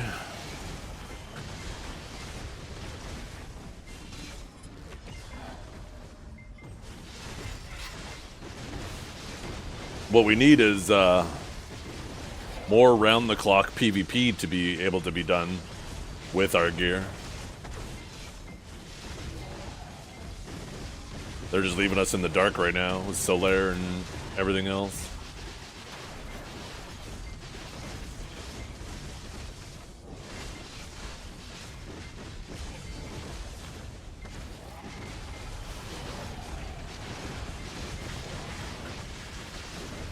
I want to see them revamp Mirwak. That's what I want to see.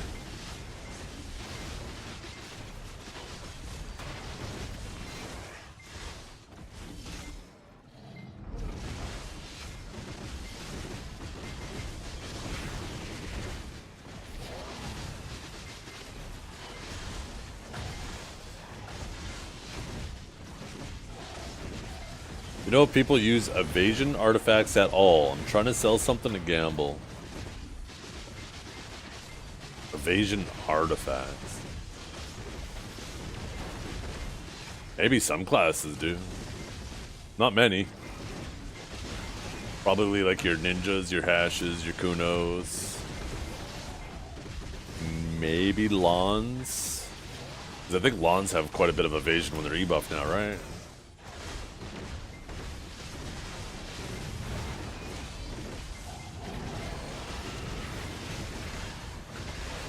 Jin DRs, you could probably sell those for sure.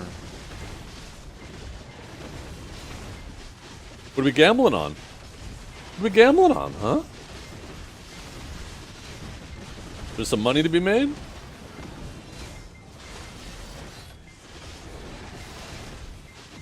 Probably Splendid. Ah, good luck. I don't know if you've been saving up all your stones and doing your rifts regularly, but I think you'll have like, what, 60 clicks if you haven't been doing any? That's how many pities Kanjara's at, and I think he was ready to go right away.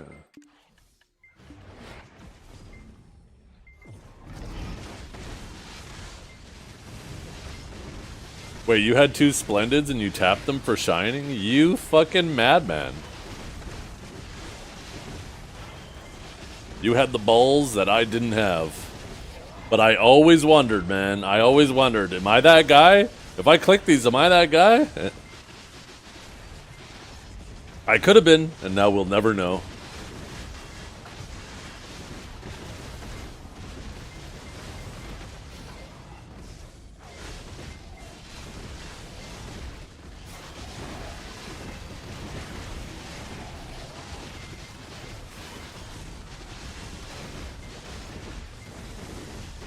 Oh.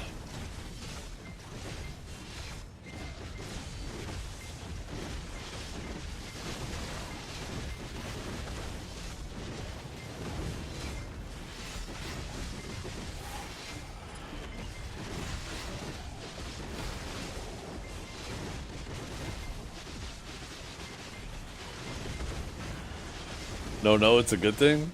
Wait, what's a good thing?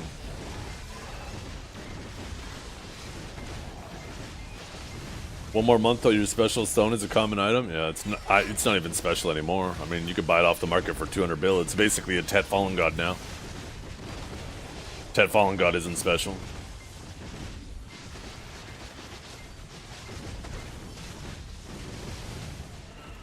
Butterfly effect? Really?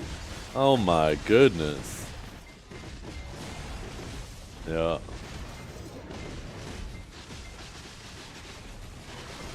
I'm glad I was a good influence on somebody.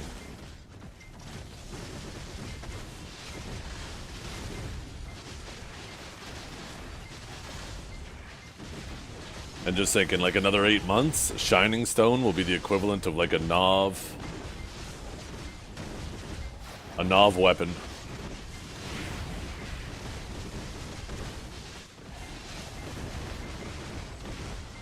Wonder if Splendid gonna drop more? Probably not much more. I mean, it's like just over 200. Once you sell it, that's approximately the cost of making it, if I remember correctly. So there isn't really much reason for it to go less. It'll probably just kind of slowly fluctuate up and down where it's at right now. Depending on who gets lucky, how many people get lucky that week. Because obviously the people who get lucky will see it and be like, oh, that's a Tet Fallen God. Surely I'll get lucky again, and then they'll sell, right? And if there's a bunch of those people one week, it could cause it to go a bit lower. And then you might have some weeks where not many of those types of people get lucky, and it'll kind of climb back up a little bit.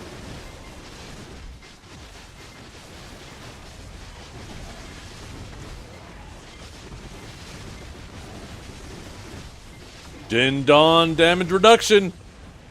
Get it while it's hot, chat. Get it while it's hot. Is there orders up for it?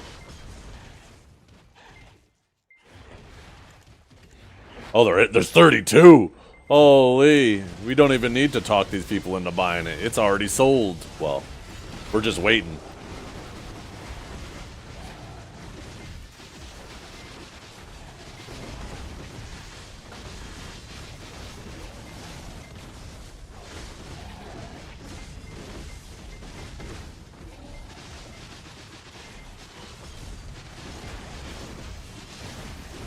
Ooh. What'd you get, Kiwi? I hope you win the bet. 70 bill. Wait, already?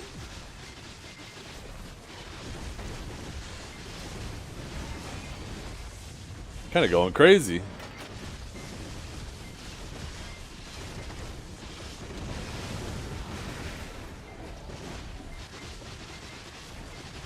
Kiwi has a bet with her stream.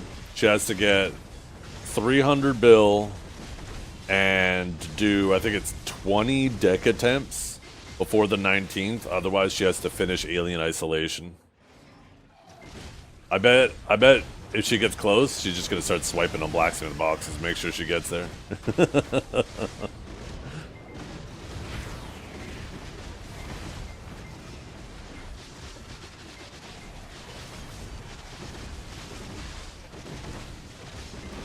Like 12 bill a day? Yeah. Well, a bit more than that, because there's the 20 attempts as well. Those are like 10 bill. That's probably like in total like half a trillion silver, right? But apparently she's already at 70.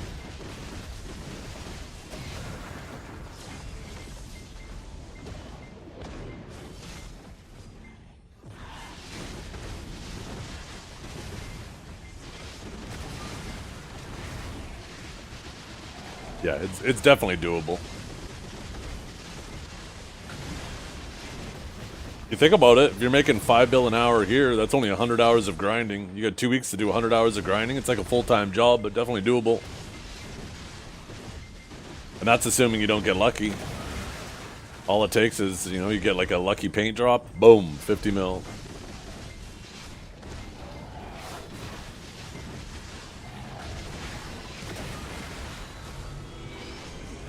That fucking reminds me. I keep forgetting I gotta respond to Enlave. He asked me something a while ago, and I completely forgot to respond.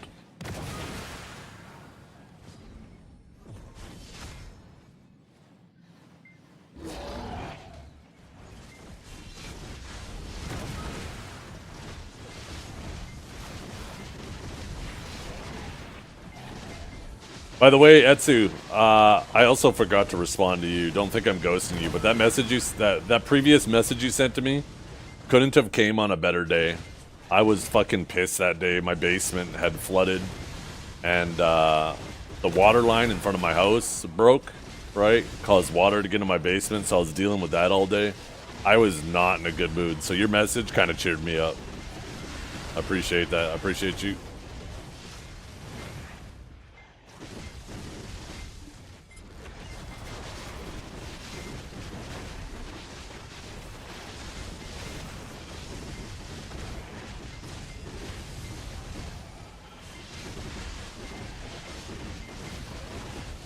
Tenebrum good for money? Yeah, I think it's a pretty solid spot.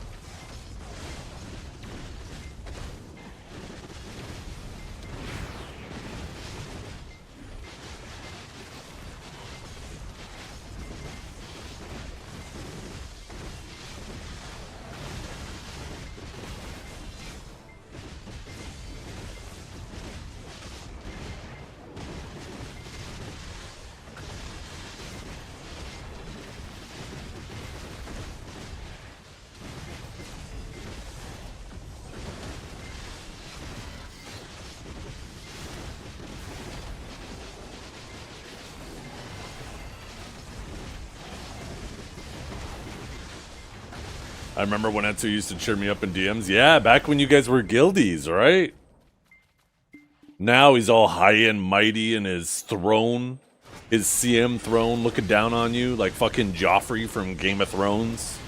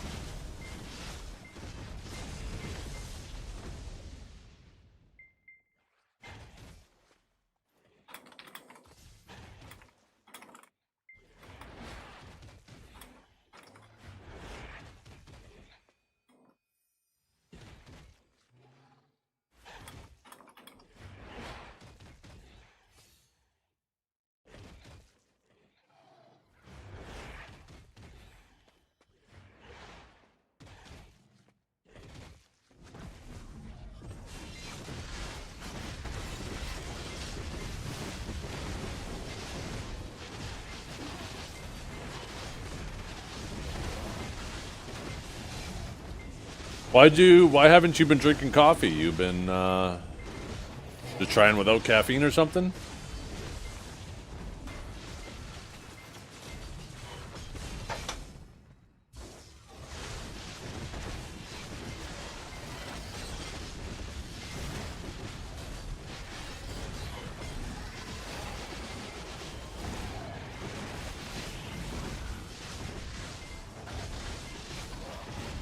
Oh, yeah. Hey, you know what? That's not a bad thing to do, though. I did that one time with coffee, and sometimes, like, when you do something like drinking caffeine for so long, you kind of forget how it felt to live without it, right? How it's affecting your body, because you just become used to it. It becomes just the, you know, God, I can't remember the term for it, but yeah, it's nice to take a break from it, and it kind of reminds you how it feels without it. And it lets you appreciate it again, too, when you start doing it again, right? Like cocaine, for example.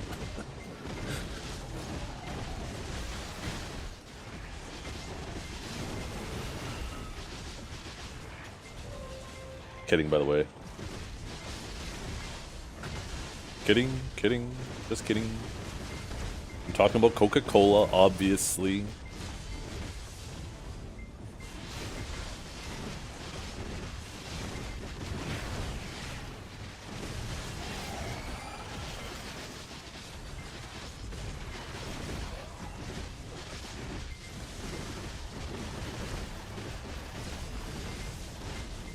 Damn, that woke up a lot of people in chat. Holy! They're all rubbing their noses right now.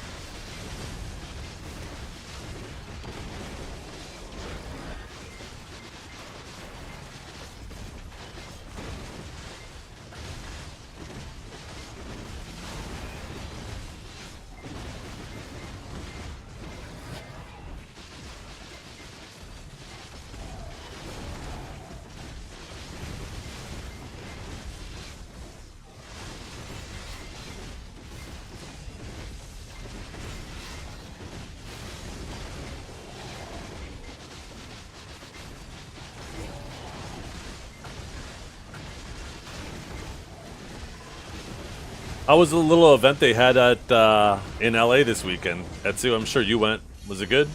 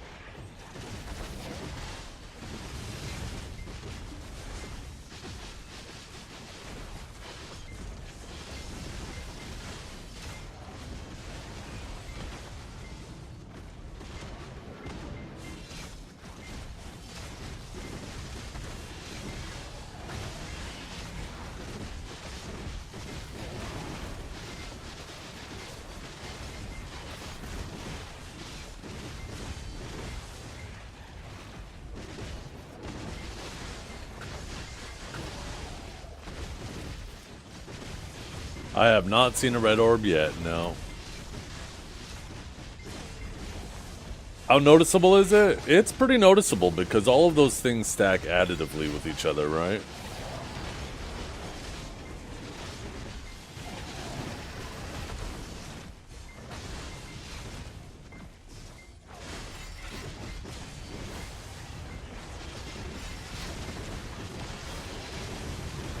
With how much I saw you die down here last week, Kiwi, I don't think you should stop using it. I think you should definitely keep using the one with the monster damage reduction.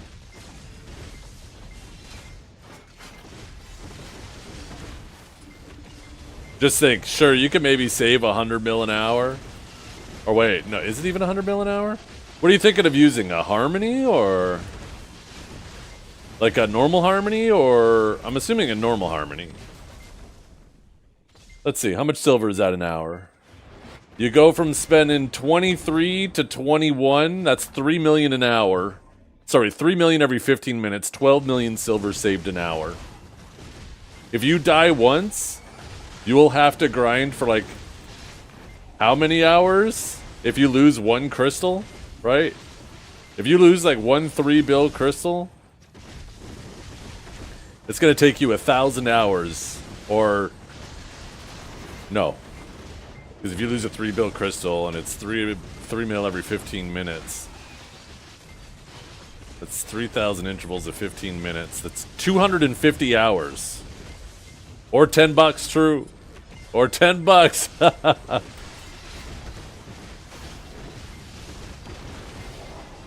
If you're trying to save that much money, though, you're probably better grinding with a frenzy then. Then you're saving like 100 bill an hour.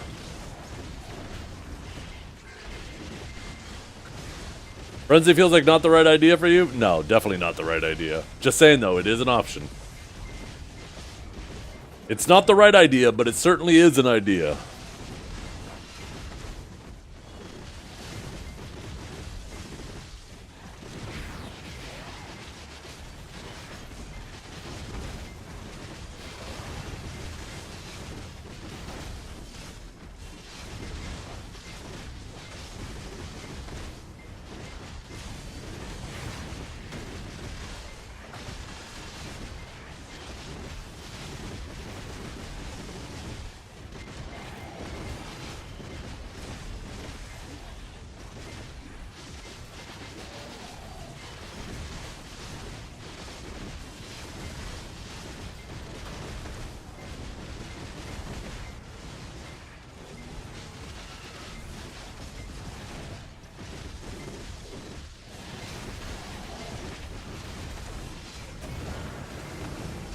This is the red one, though, right here.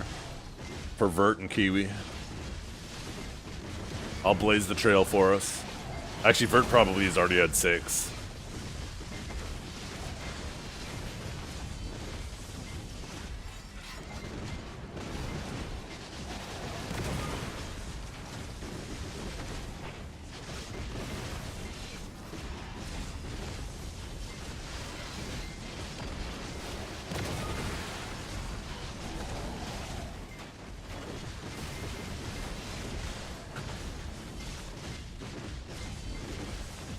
Right here. Boom! Blue! No, never mind. Scratch it.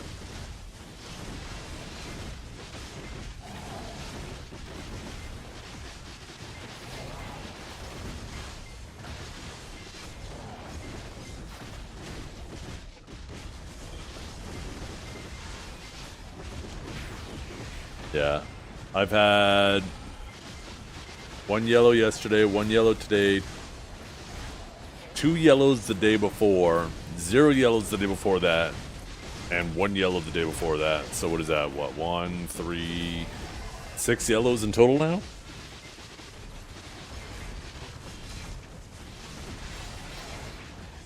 Is there a mechanic? No, it's just RNG.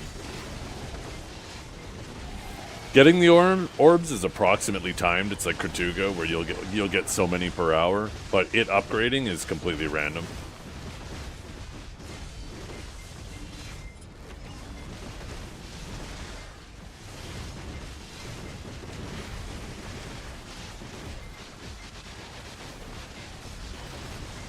Yeah, no. You can take it into the hallway with no mobs around you and not kill a single mob with it, and it'll still upgrade occasionally. Or you could go crazy and kill a fuckload of mobs and have it not upgrade. It seems purely RNG.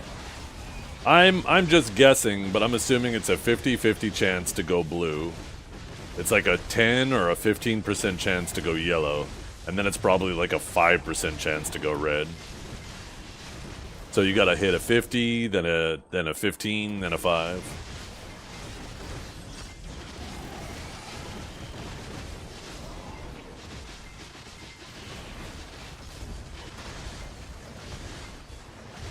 Yeah. Well, it's definitely spawned. It's not something you loot. But right now, it is kind of bugged out. There are times where you can have a couple spawn in a short period of time. Most of the time, it seems like it's somewhere between 10 to 15 minutes. But there are instances, like I did have a 30-minute session where I had them spawning every 5 minutes. And there is a line in the Global Lab notes where they're fixing that. But yeah, it's like Kertuga, right? Where if you're just in the grind spot, it's like a one per grind spot type deal, and it's like every so much time. I don't think it's a fixed amount of time. I think it's just an approximate. There's probably like a 10 to 15 minute window where it could happen or as early as 10 or as late as 15 minutes. Or anything in between.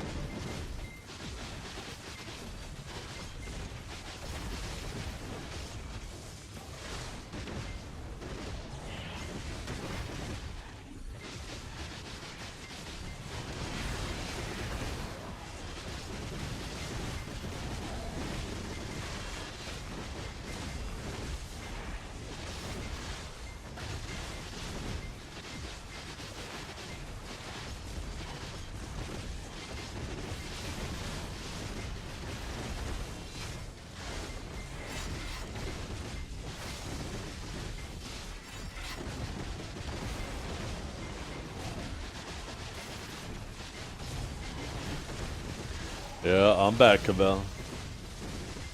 Well, there's no reason to be on top of the ocean since I got the knoll, so I might as well just be on the bottom.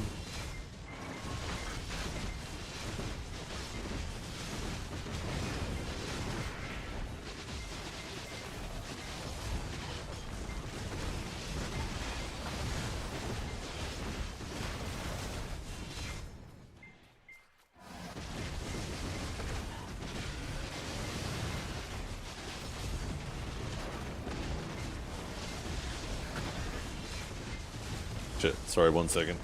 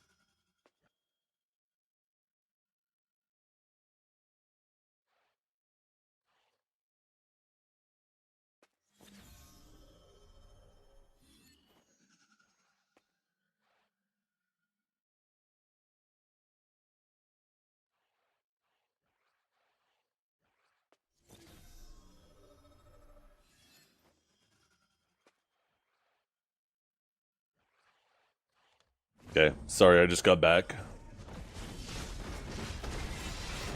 Yeah, I got the knoll.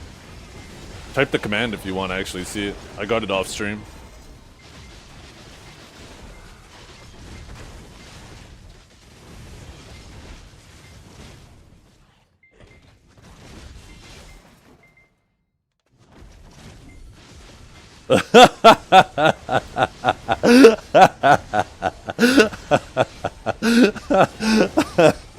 Oh, shit.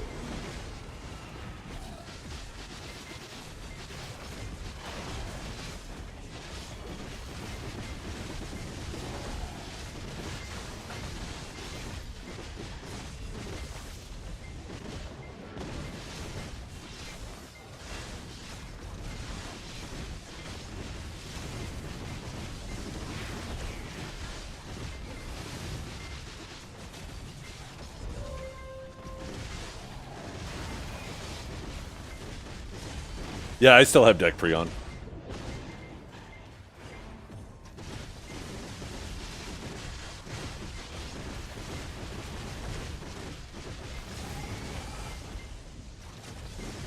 You know what's funny, Cavell?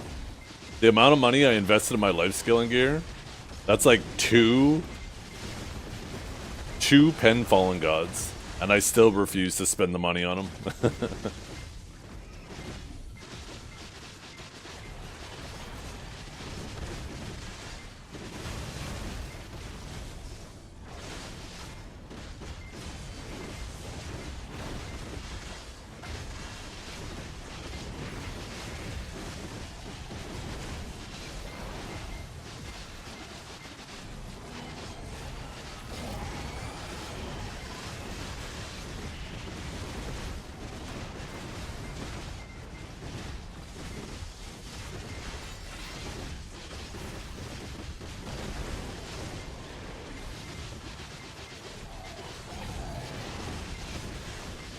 I hope they change the Sycraia shard icon to that other thing, because these look like bottles.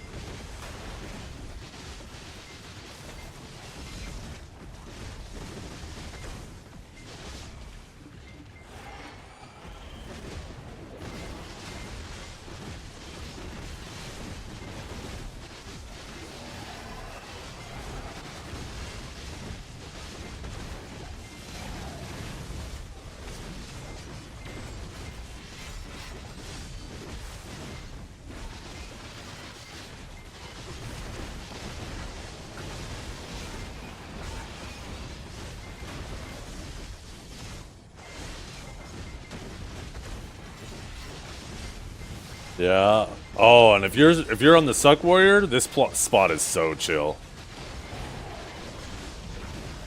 I am so tempted to actually bring the Suck Warrior down here, but my Warrior's already level 66.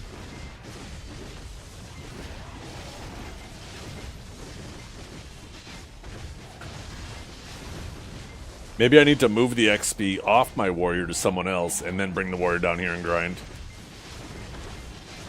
Maybe that's the play. How many XP swap coupons do I have?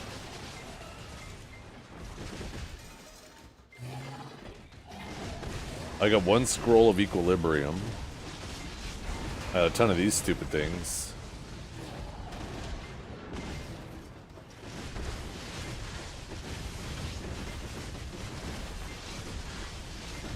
What the fuck is this thing? Oh, 10th anniversary.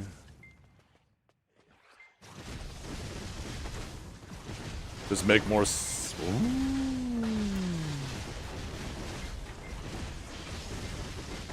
not a bad idea, actually.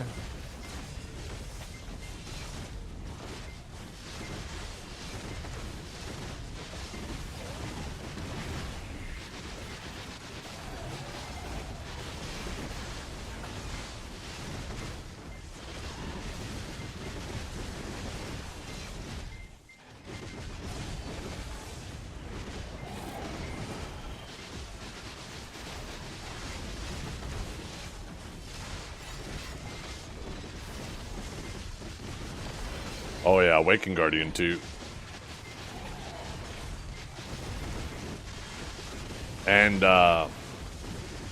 Purgatum Seraph is probably super comfy down here.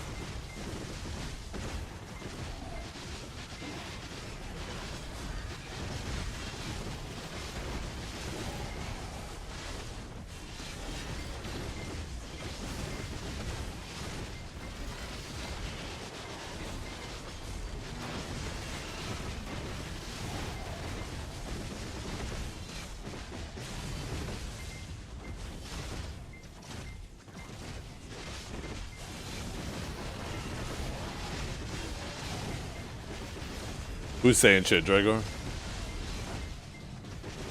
Who we ridiculing?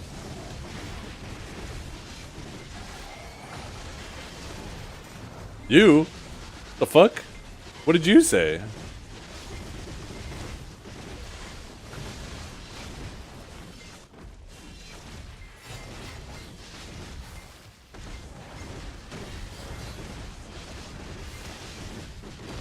I've done a little bit of Marnie. Yeah, it felt the same. Wait a minute. Who's this? Just using me as a beacon. Is that all I am to these Picos?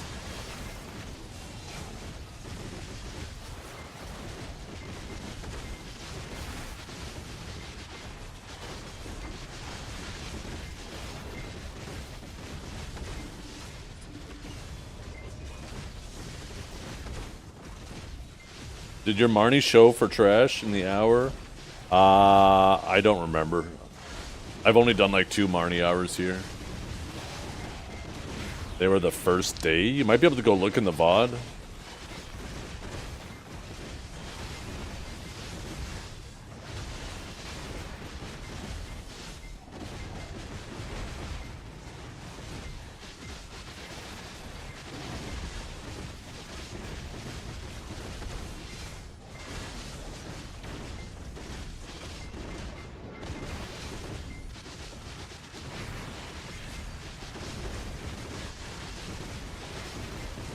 Yeah, and it's not that I hate that question, it's just that I just don't pay attention to my trash.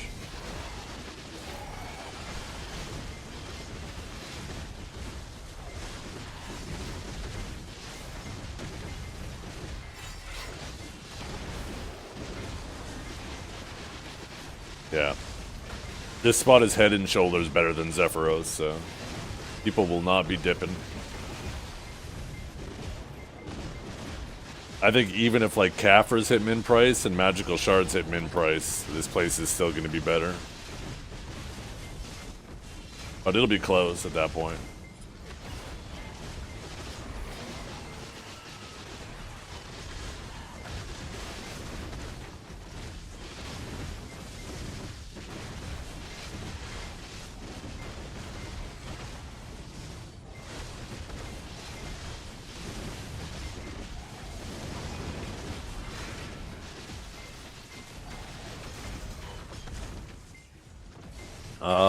How much does Agros give?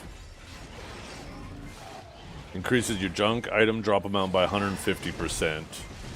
And your yellow loot scroll doubles it, so... yeah, I don't know. You go from, I guess, 200% to 350%. But there's also weird rounding. You think Agros coin here or frogs? I think here.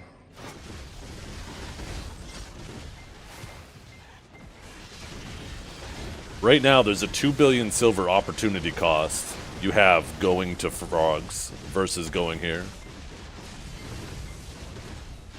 So, and there's no world where, sure, technically, you will get more money from the coin, but there's no way that that extra money from the coin is going to overtake the opportunity cost.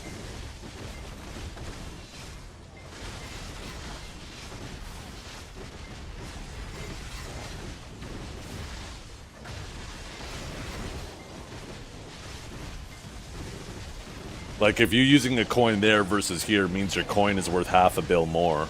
That means now, instead of being down 2 bill, you're down 1.5 bill on that hour versus just being here, right? So yeah, technically, the coin is worth more there, but you're incurring a larger opportunity cost than the coin is worth.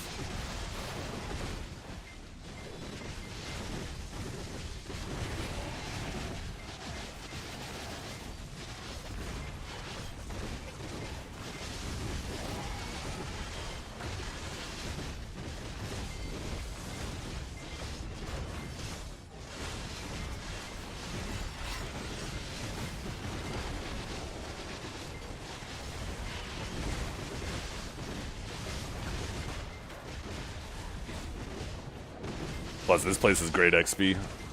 I'm at 3.5% over the last 4 days.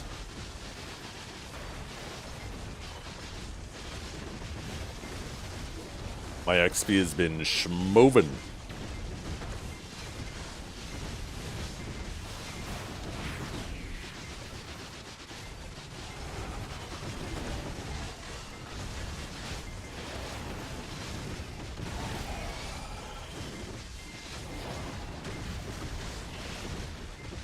Imagine if original Underwater was this much XP.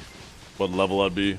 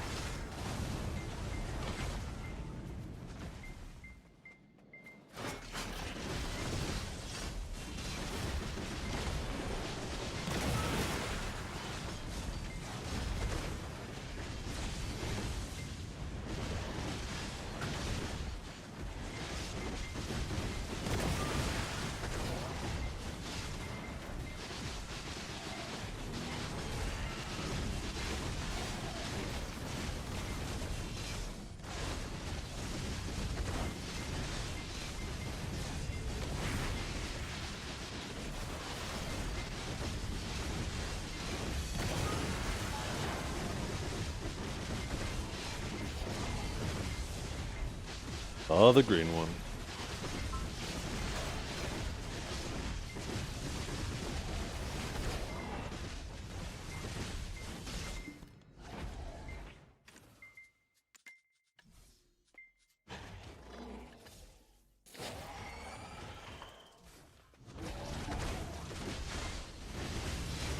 Of course I fucking have one.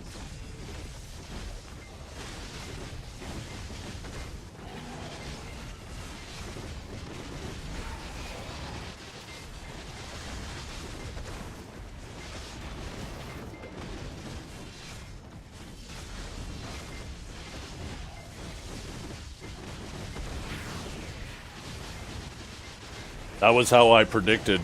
I don't know if you're listening, Drago. I'm sure you are. That's how I predicted Awakening Sage was going to have a spear before any teaser information was out about it. I called that shit. I even have a screenshot of me calling that shit.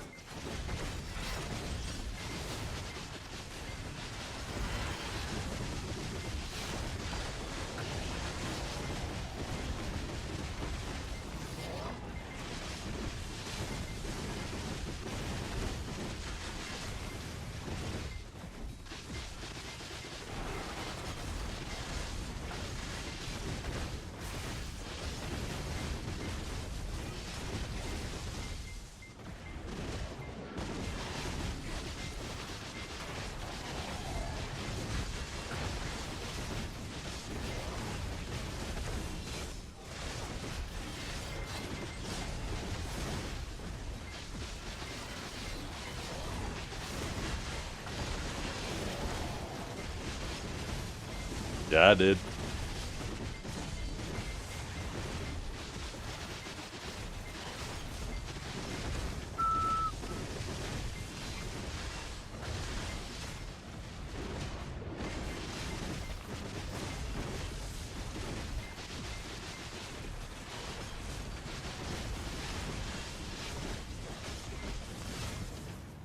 You having trouble reading it? Maybe check your eyes. It's because if you're on Twitch, you're purple. If you're on Kick, you're green. And if you're on YouTube, you're red.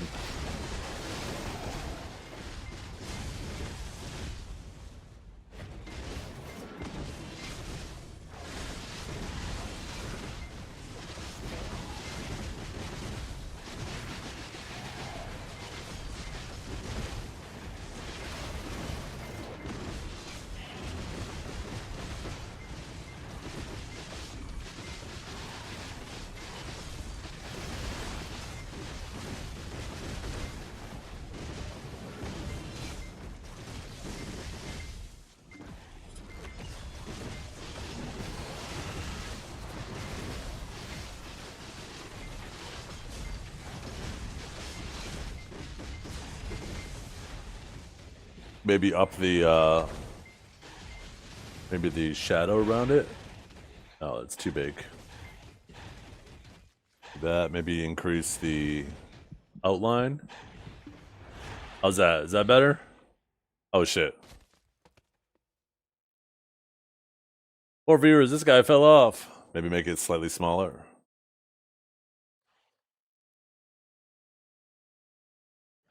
There we go. That's a little bit better. A little bit of a stronger bolt.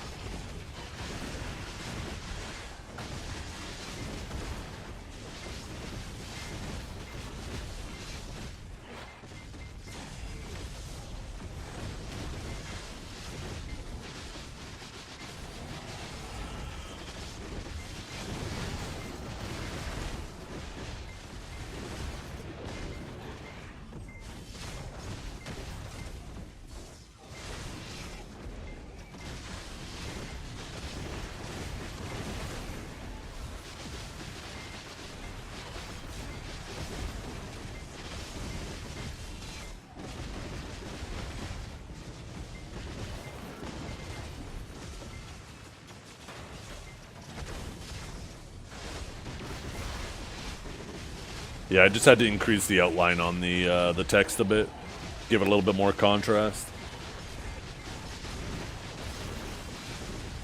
I also had the text shadow a little bit too large, which all it does is just feather it more. So it kind of made it a little blurry around the edges instead of contributing to the contrast. Maybe if I just get rid of the text shadow completely and just go with the outline. Try typing some now.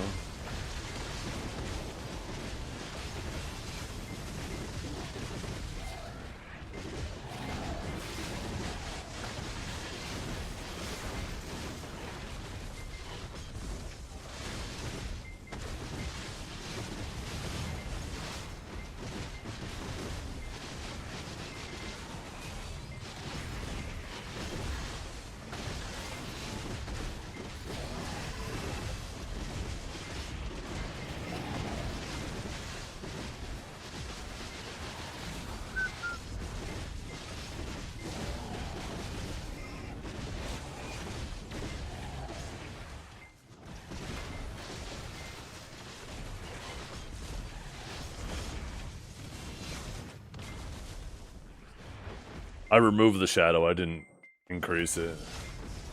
Here, 1 second, let me get rid of it disappearing off screen. And then we can fuck with it without me having to get you guys to type. So I can adjust the letter spacing.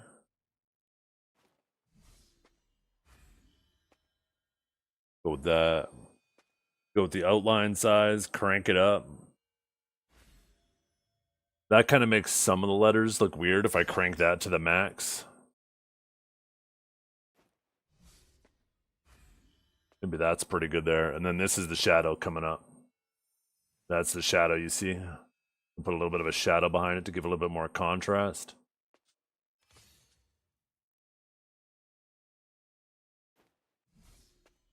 I can't really adjust the density of the shadow. Maybe if I do just a little bit. Like I said, it feathers it out the more I crank it. Maybe I just do like that there.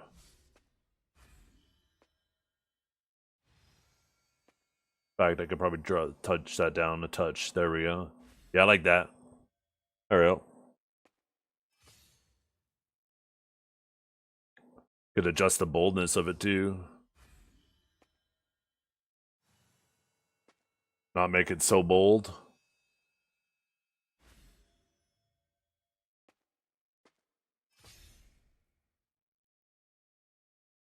There we go. I like that. We'll stick with that.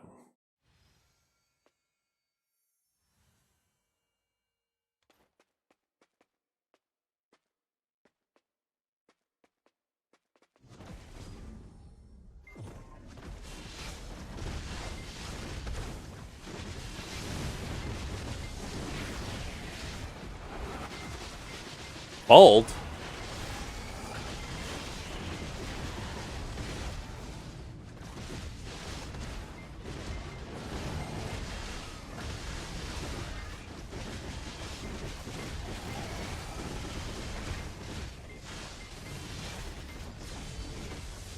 I almost shaved off my beard last night.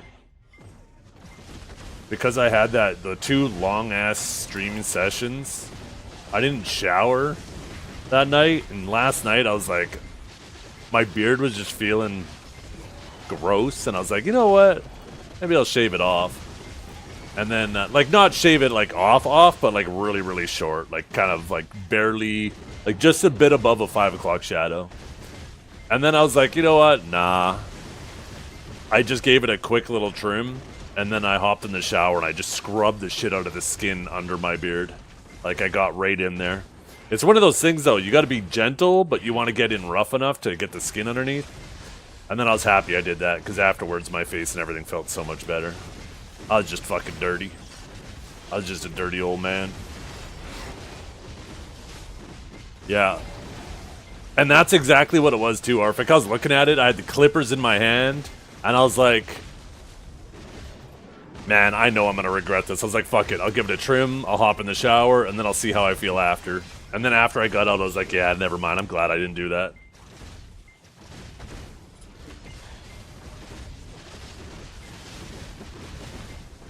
You scrub your beard like you scrub your hair? Do you go hard?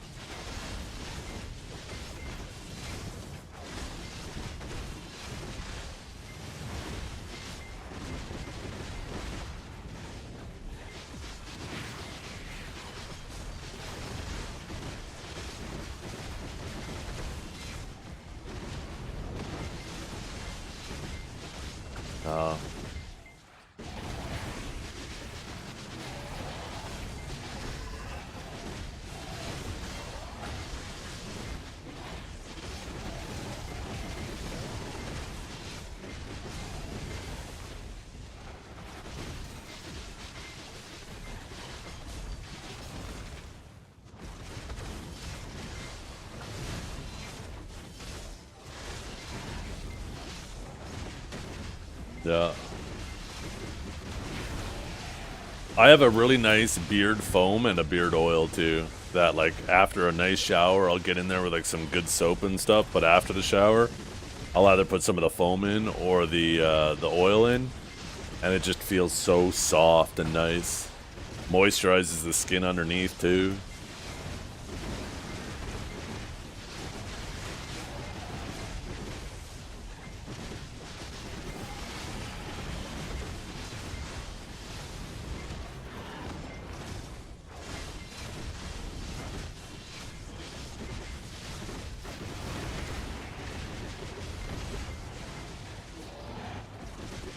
Ooh. That looks like a stock photo though, Dragor. Did you just look that up on Google? That shit looks insane though. That looks so good. I could do with 2 bowls of that right now.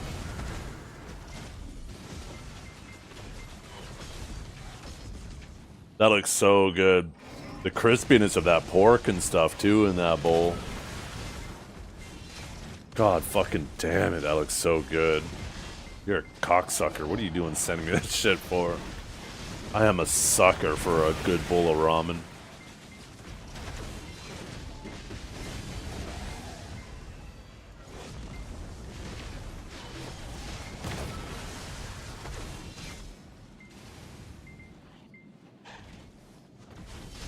What the hell is that pink thing?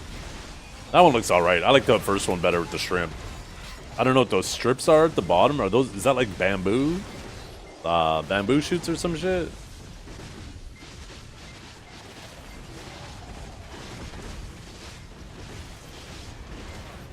The second picture, there's like the pink little swirls in the middle. And then right below it. Oh, those are fish cakes? Huh.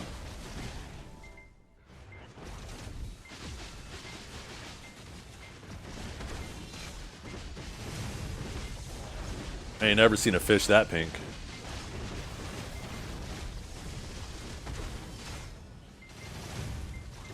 Your bowl of food looks dizzy. Goku ramen? Yeah, I want some of that. That's what I want.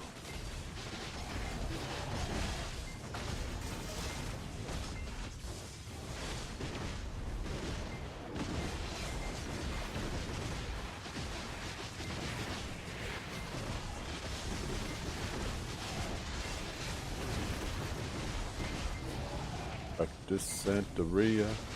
I ain't got no crystal ball. Well, I had $1 million, but I'd spend it all. Find that Hannah and that Sancho that she found.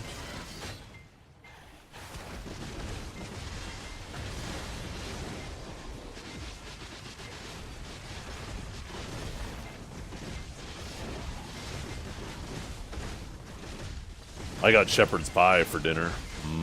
I can't fucking wait.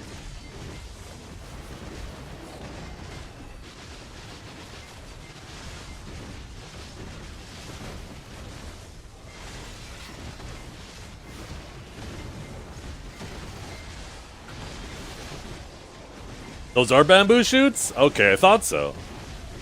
See, maybe I'm not as white as you are, Dragor. I think it's much more reasonable to not know what those fucking pink things were than the bamboo.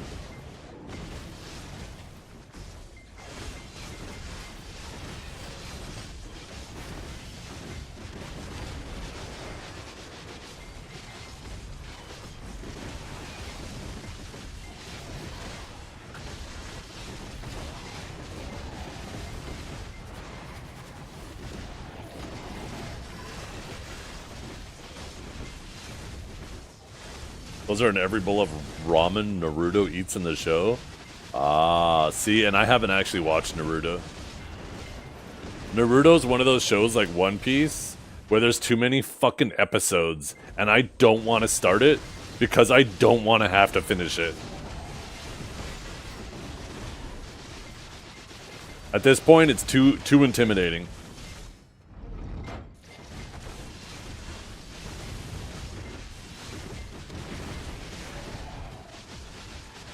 I was just thinking about you, Nikki. I was like, my Discord hasn't been lit up like the 4th of July in like a week or something now. Something must have happened to Nikki.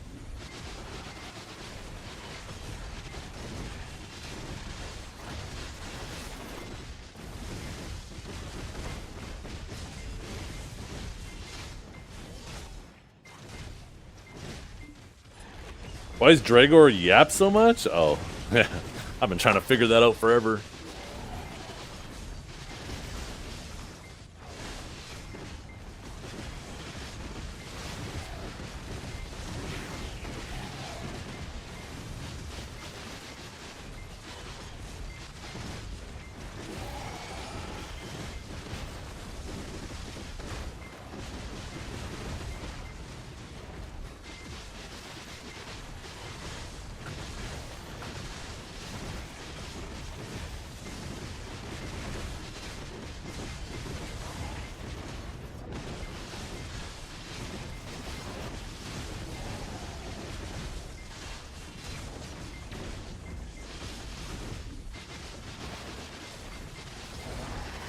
Oh yeah, we have bosses today.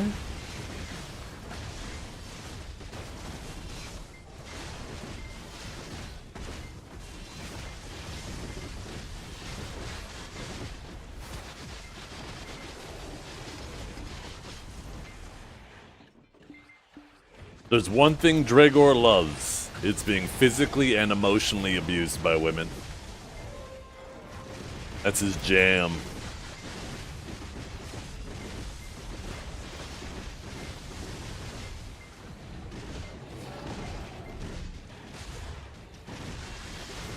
My chat's been getting weird. As I have come to learn, chat is a reflection of the streamer.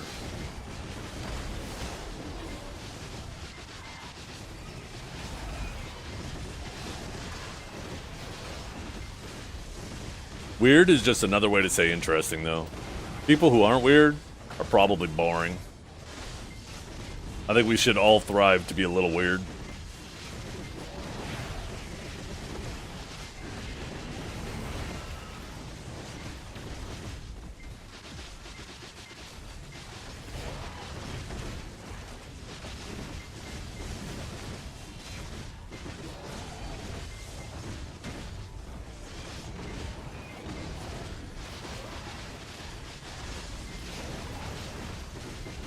I did not. I said I drink Coca-Cola.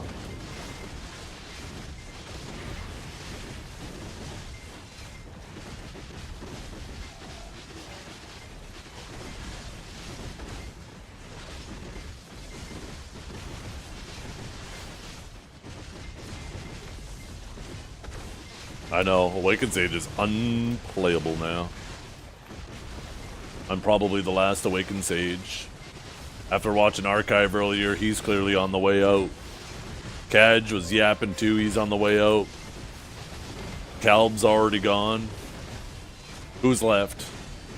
Me, Justin. I think that's it. We're all that remains.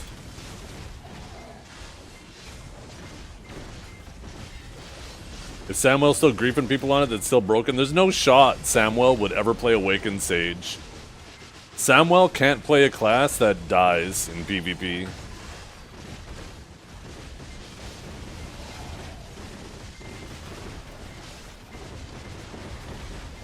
I'm not saying he can't play it, just saying he won't play a class that can die in PvP. Yeah, he only knows rock.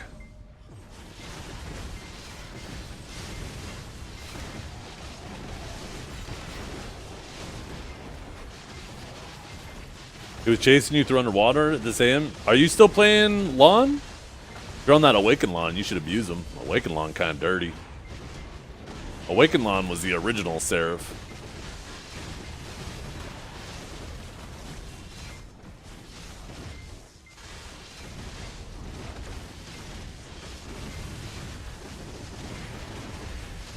Oh, there's another luster. Damn, we got like 6 lusters today. That was like more than the last 3 days combined.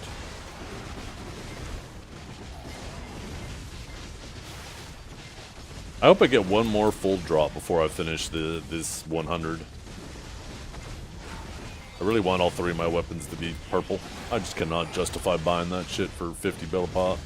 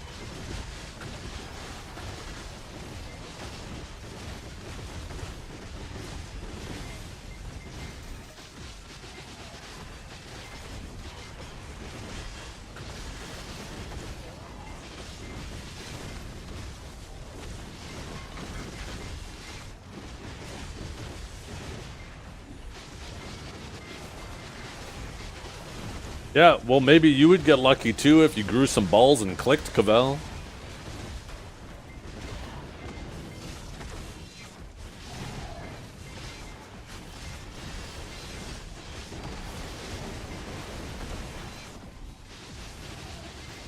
Danny? You want to see me grind faster? You get over here and bend over.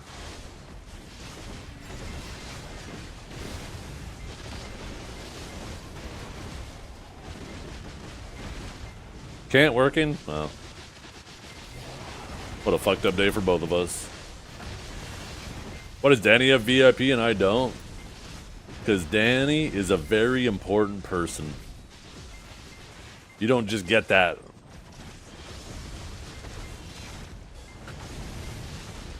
Dragor, what is that cursed shit? Why? Like, even why?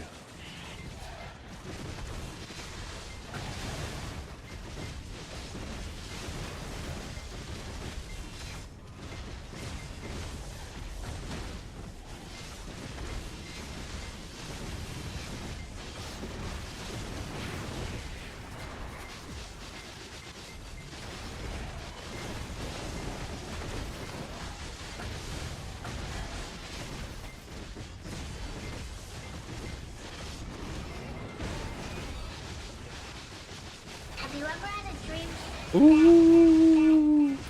Danny, you flatter me. Of all the people for you to use that prime on, you're using it on me? Oh man, he's trying to get kissed.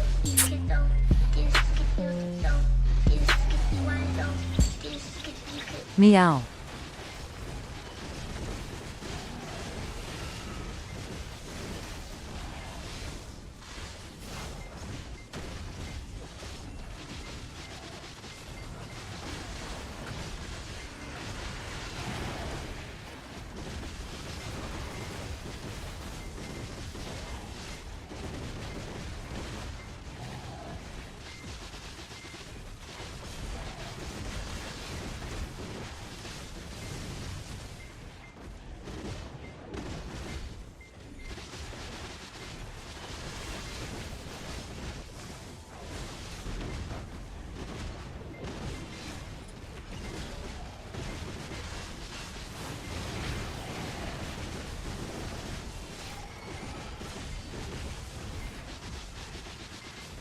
Please tell me that's actually real.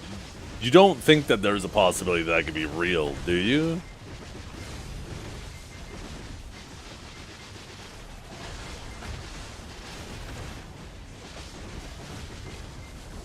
Kind of disappointed you even asked that.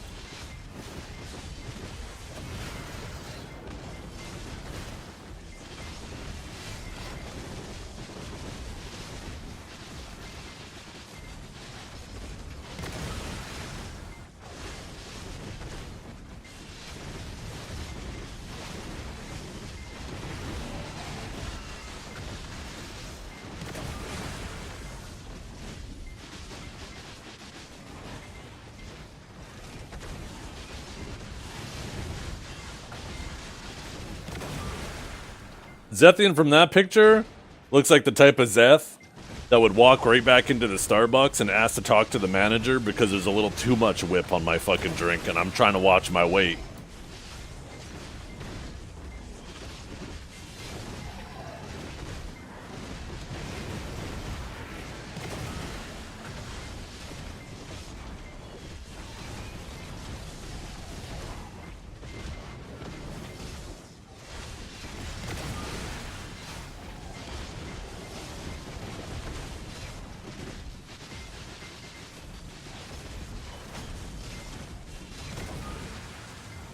You know what's funny though? That chain in that picture, I used to have a chain just like that a long time ago. And then I grew out of it.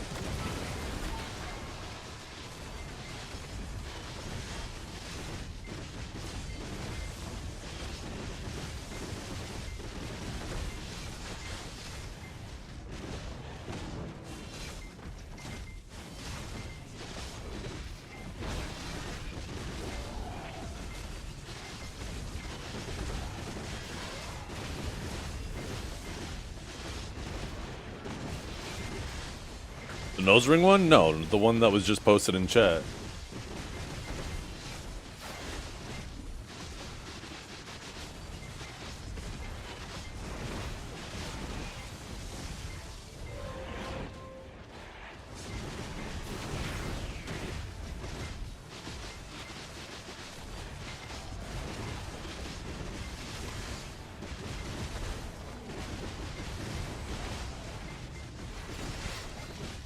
Fun fact, that's what the ogre ring was in BDO. It was never a ring on his finger. It was a cock ring that we put around our necks.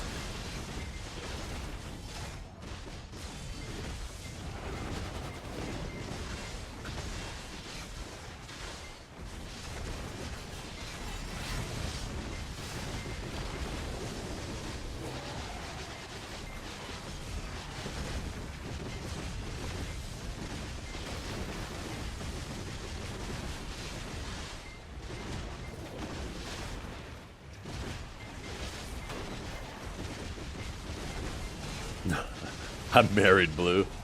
I got 2 kids.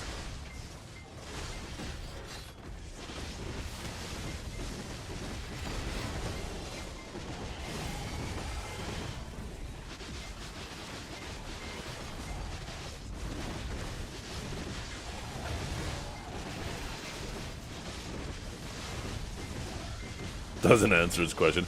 I actually got educated that a wife could be considered a beard. Someone said, yeah, Zethian's wife's his beard. I was like, huh? The fuck is that? And they go, yeah, apparently some guys will marry somebody to cover for the fact that they're gay. I was like, what the hell? Is that actually a thing?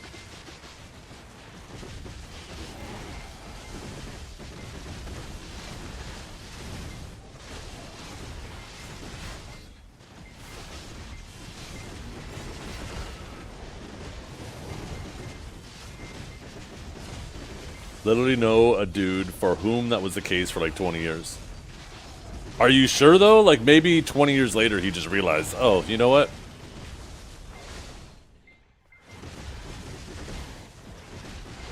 Lavender marriage. Really? Is that a thing too? I know a few people like that incorrupt. Yo. Is that why you stay in there? Isn't that called a skirt? Apparently there's a lot of terms for it.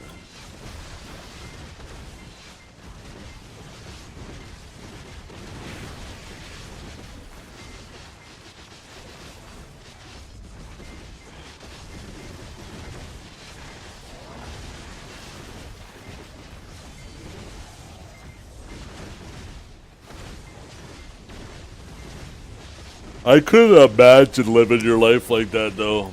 That fucking sounds exhausting. I actually had to yawn for a second because of how exhausting that fucking sounds.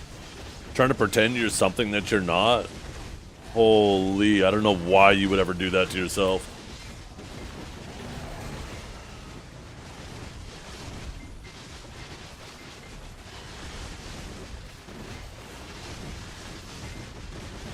That sounds absolutely mentally exhausting.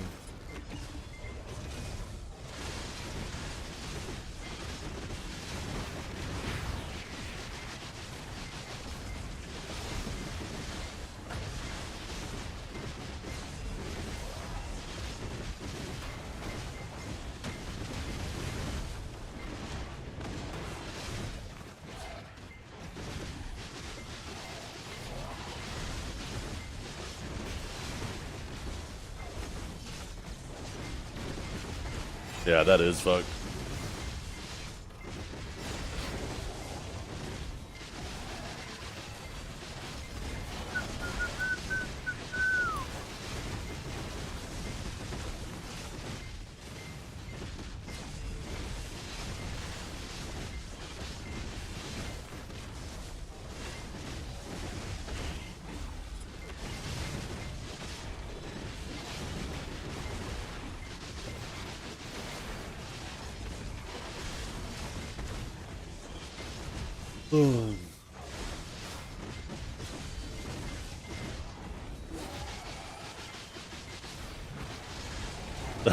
Shut up, Bark Mage.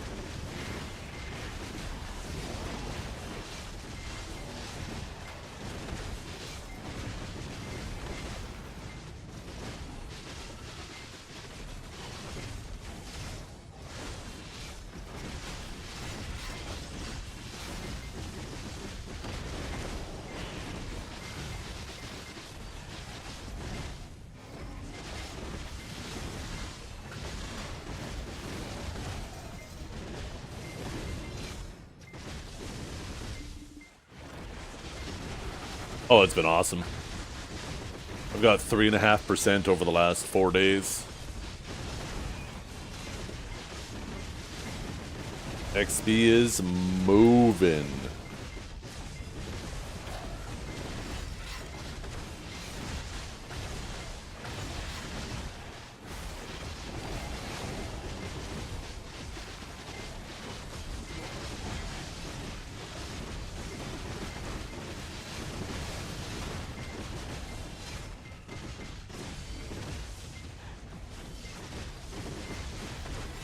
Yeah, I like it. I like it a lot. It's consistent.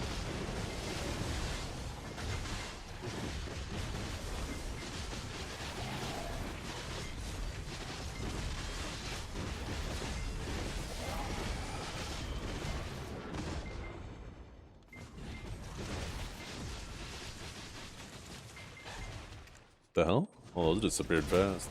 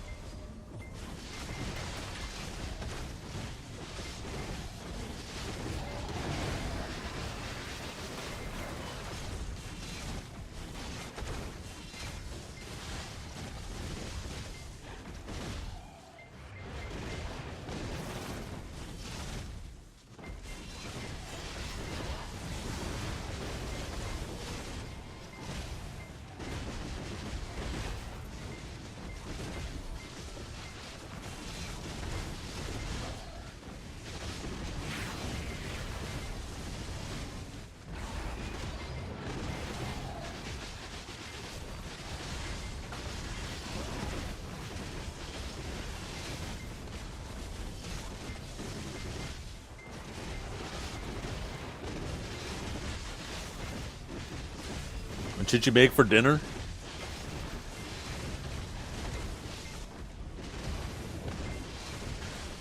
How about a carbonara?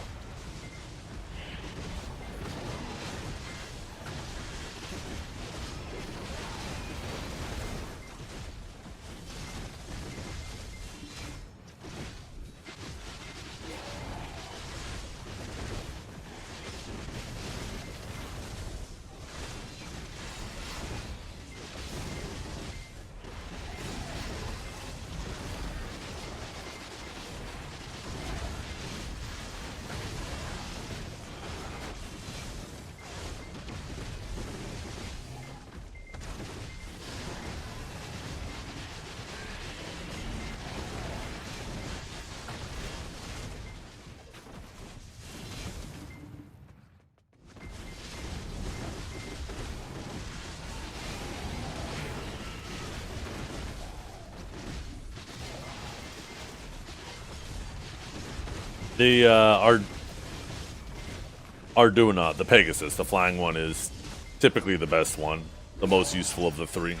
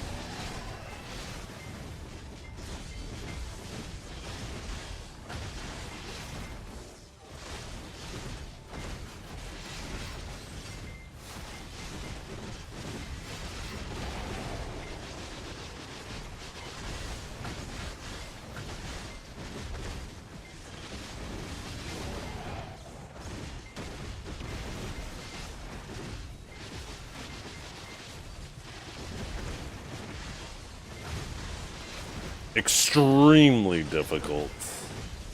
Only the best players have ever managed to play Awakened Sage. As an Awakened Sage, I am qualified in saying this.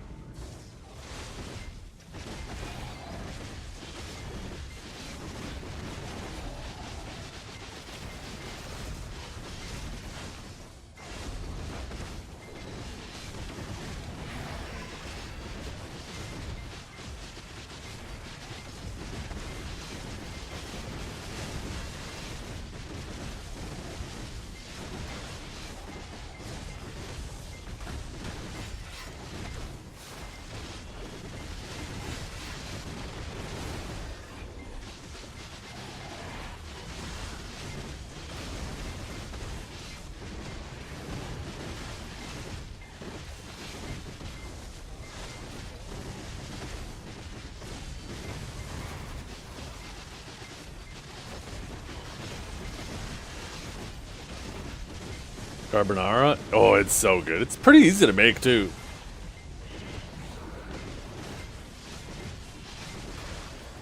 Yeah, now we're talking.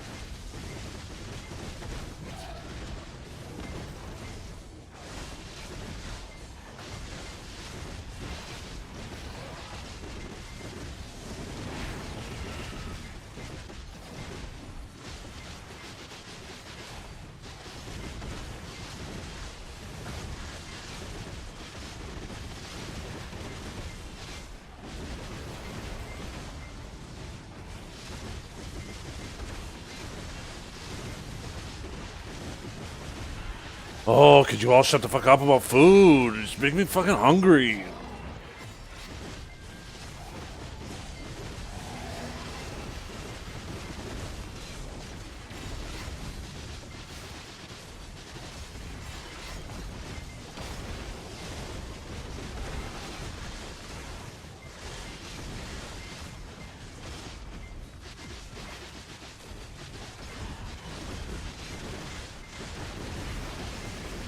Butter chicken mac and cheese? That sounds interesting. So I'm assuming it's basically butter chicken, but instead of rice, you're using noodles. You're using macaroni noodles. And you have chicken in it. Well, obviously, because it's butter chicken. That sounds sick.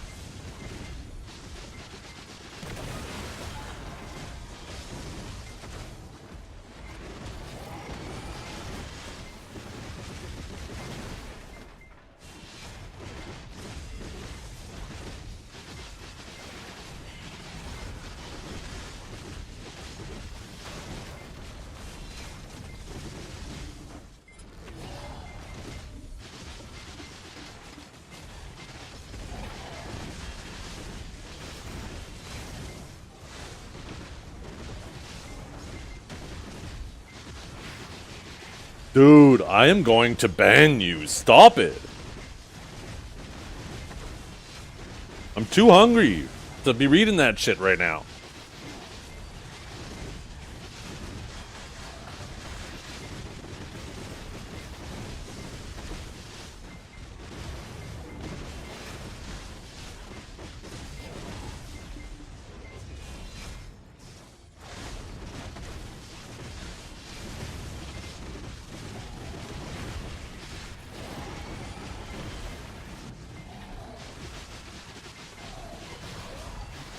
What would I eat? Honestly, a big fat bowl of ramen sounds amazing right now. I got some shepherd's pie I'm going to be eating later. I'm quite excited about that. Some Korean fried chicken would go crazy too.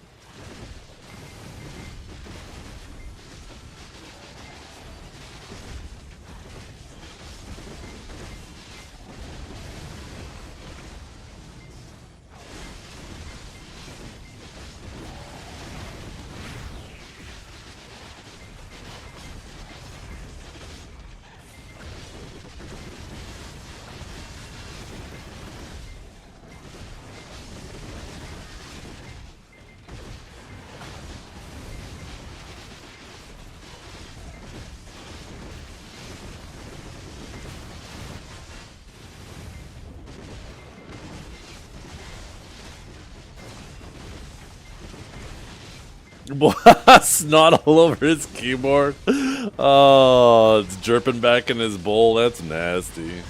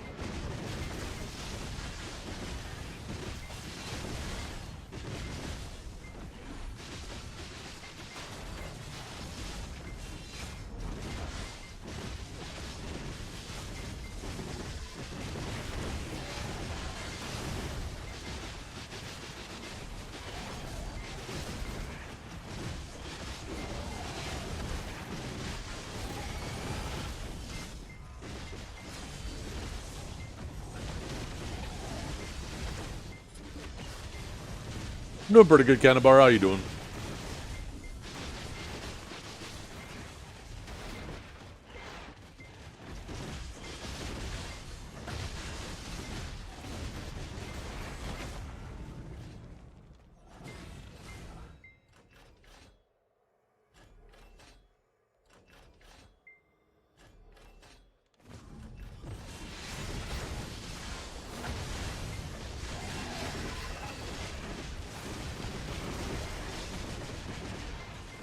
Ooh, nice. Yeah, moving sucks. I fucking hate moving.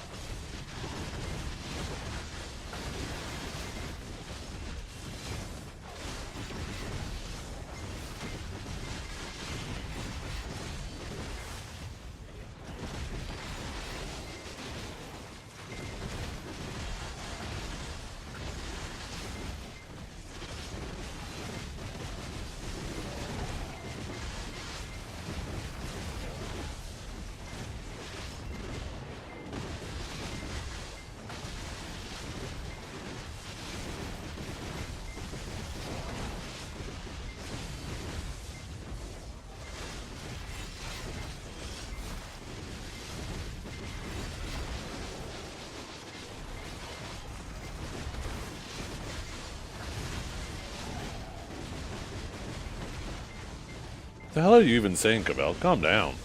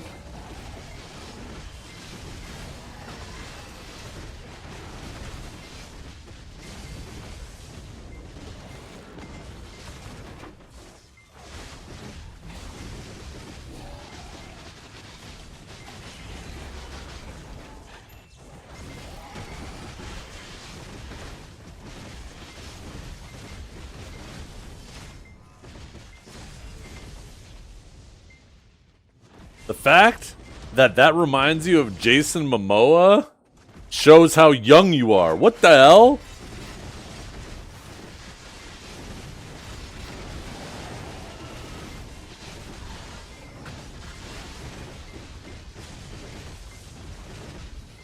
Oh my god. This went from bad to worse.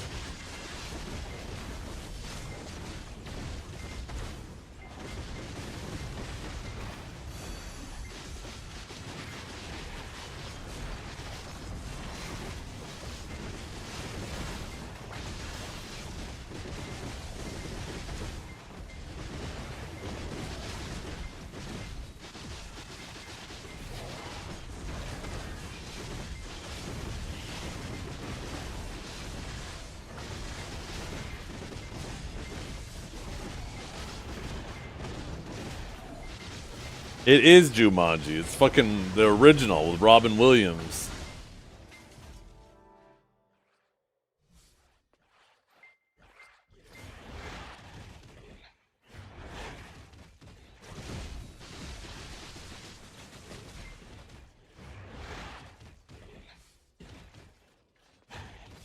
This is the original image.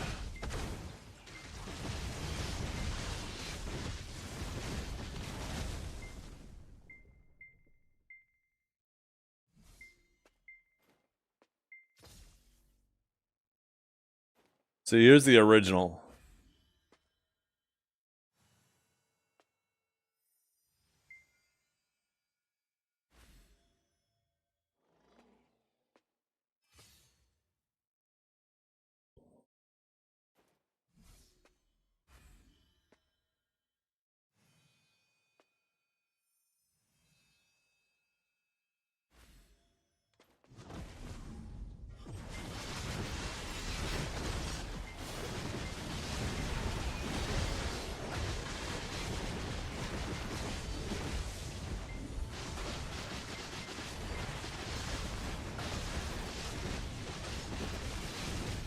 Every day, the internet never ceases to disappoint me.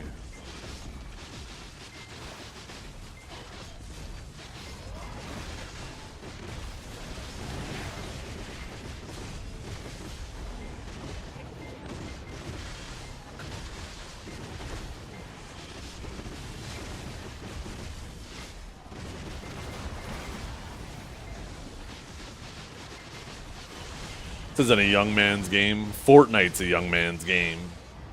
Valorant's a young man's game.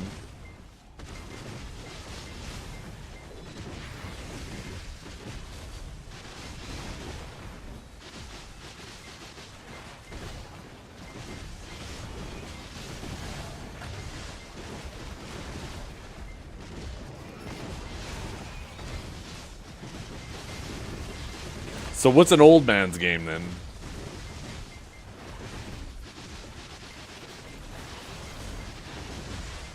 Tetris? Shut up.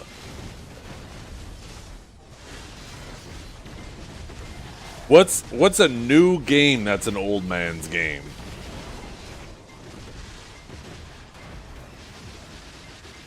I did love Tetris though. Tetris on the Nintendo, that shit was my jam.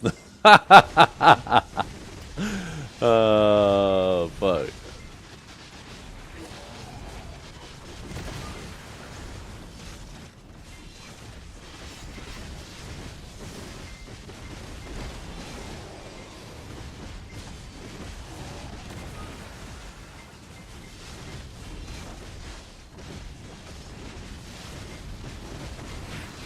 Oh, the original Civilization too? Holy.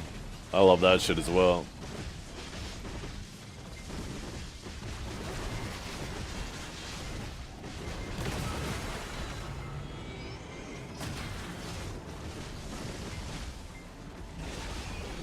Street Sharks, Street Sharks. I vaguely remember that. But only the name a little bit. You're gonna have to do more to remind me. Is that the end? Let's go! Yo, what's up, Volutaire? Thank you very much for the raid. How you doing today? Oh, the original Warcraft was a blast. The original Diablo was a blast. Duke Nukem 3D, holy. There we go, yellow baby, yellow baby, yellow baby. No, another blue.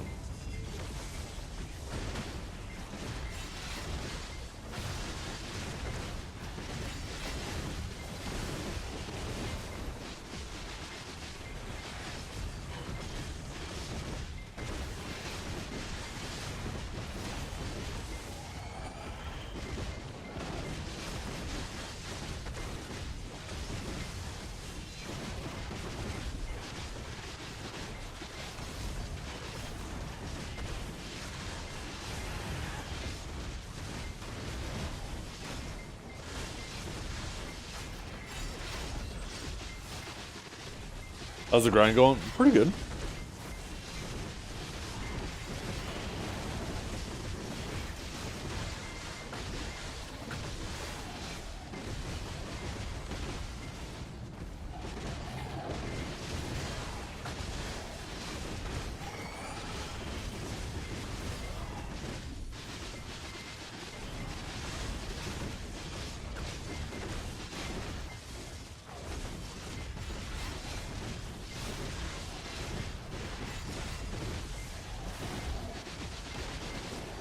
Toe Jam and Earl, Mortal Kombat, Command and Conquer, fucking all classics.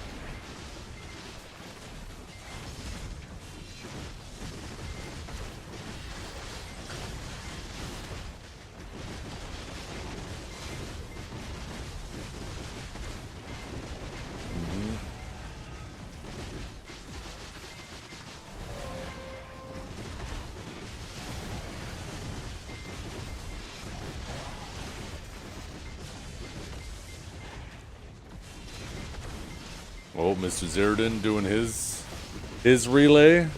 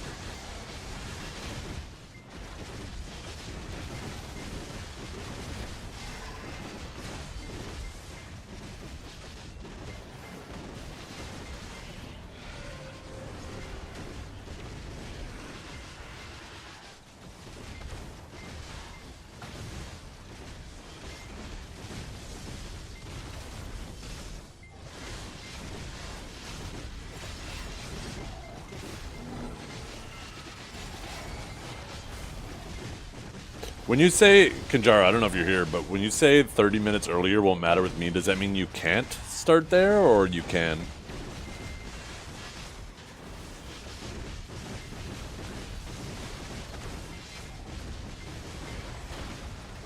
You can't? Okay, I thought so.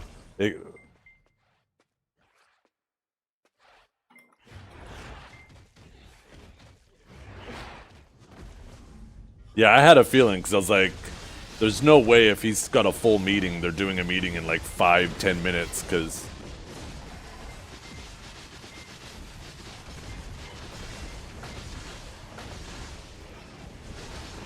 Yeah.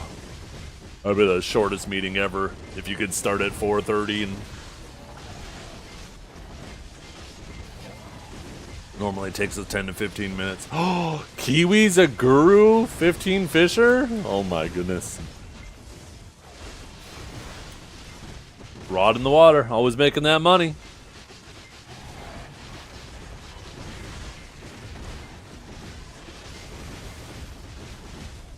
Wait, what did Cavell message me? Ooh, refried pulled pork tacos with a kimchi coleslaw. That looks great. Holy. Is that the same fucking table? I swear to God, Dragor sent me a picture of some ramen, and it looks like it's on the exact same table that you're sending that picture on. Are you guys fucking with me?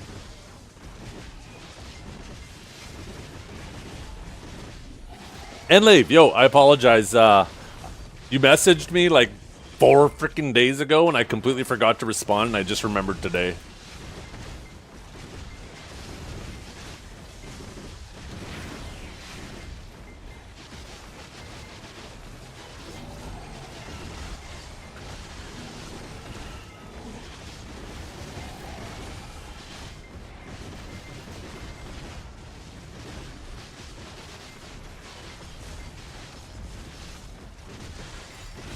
You cracked me up yesterday, by the way, when I asked you to do a hash ability and you just did the pocket sand.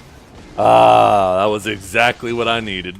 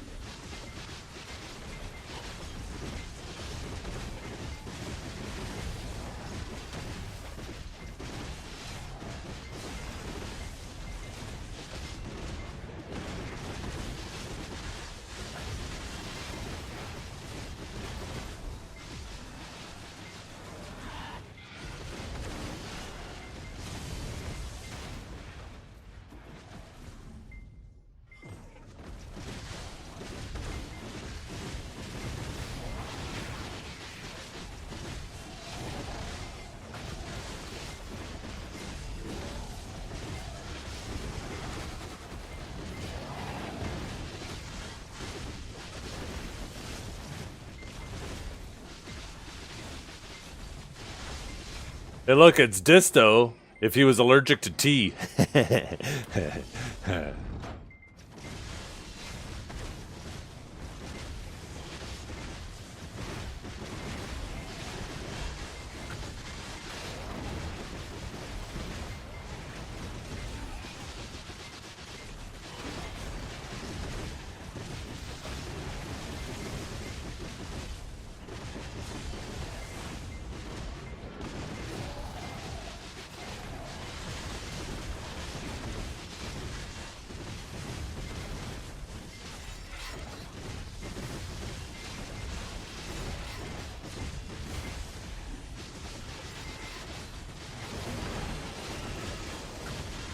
Oh, I forgot about those.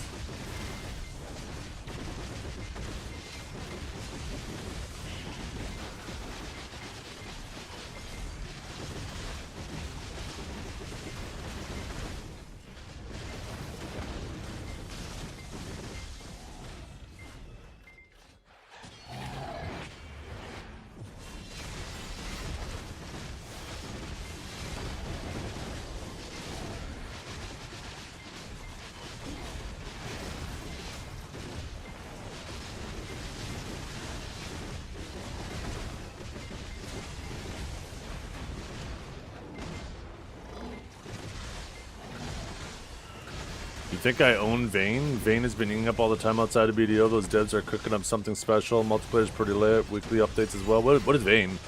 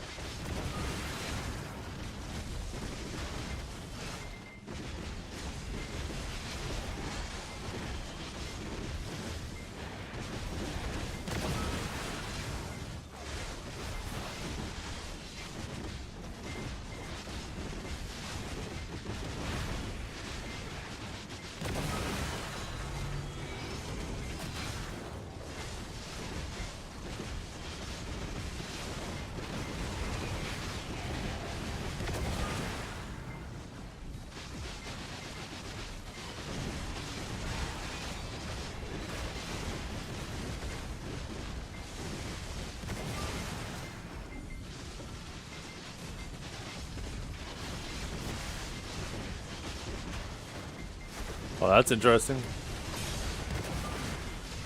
So you could just hot swap them easily?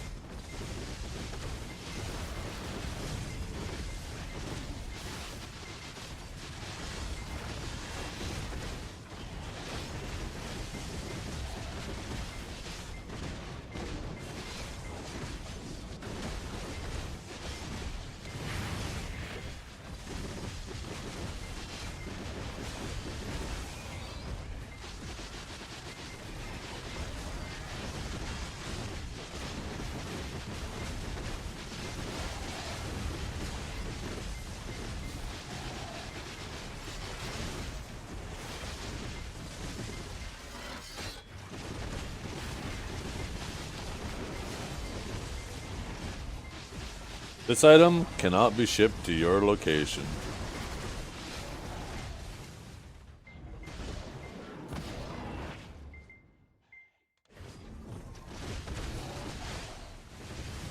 That's pretty sweet though.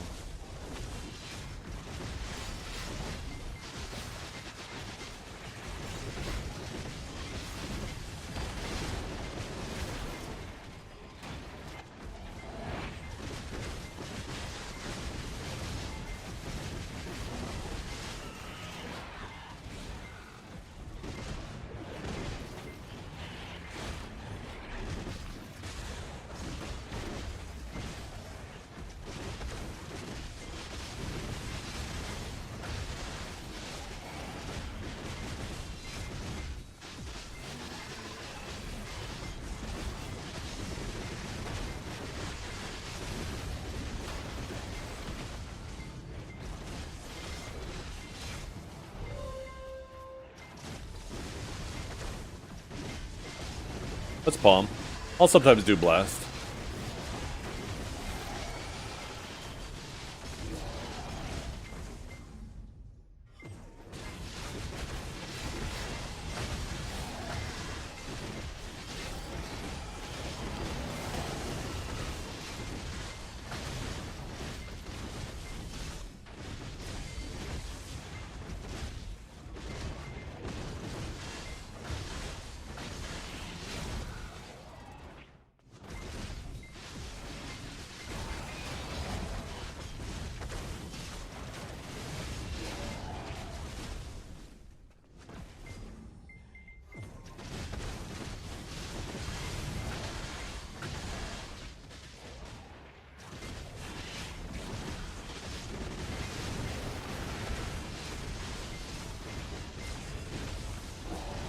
Really? Is it still confirmed to be 6 p.m. that night, our time?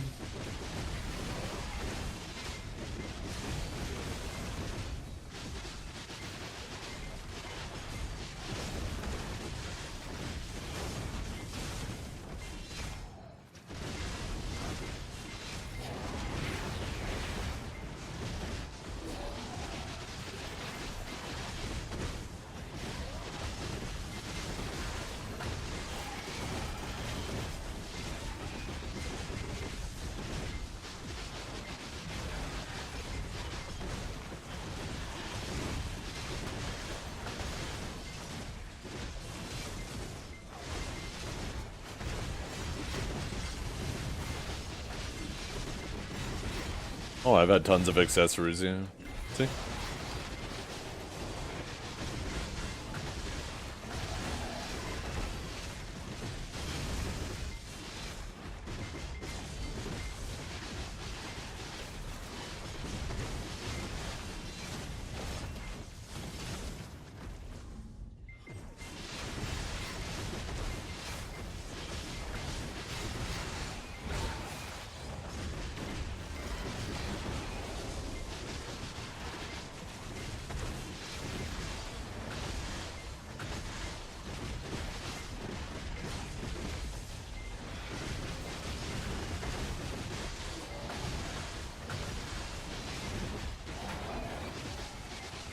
Loot scroll? Oh, appreciate you.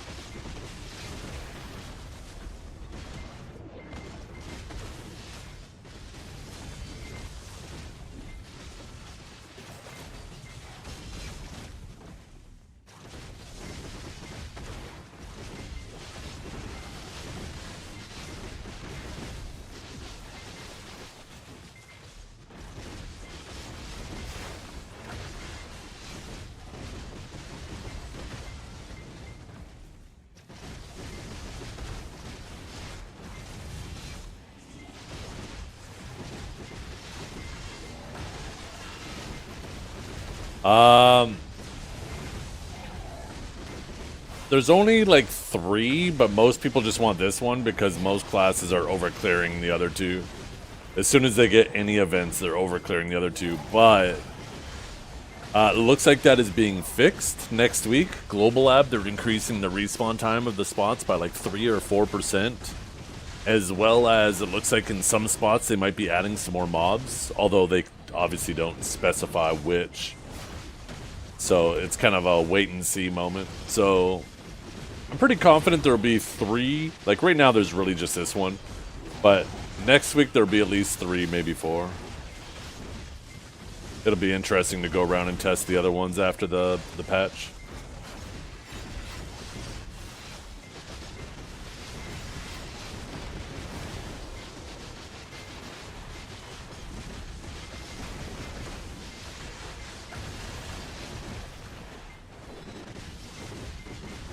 Yeah, you'll eventually want to upgrade your main weapon too.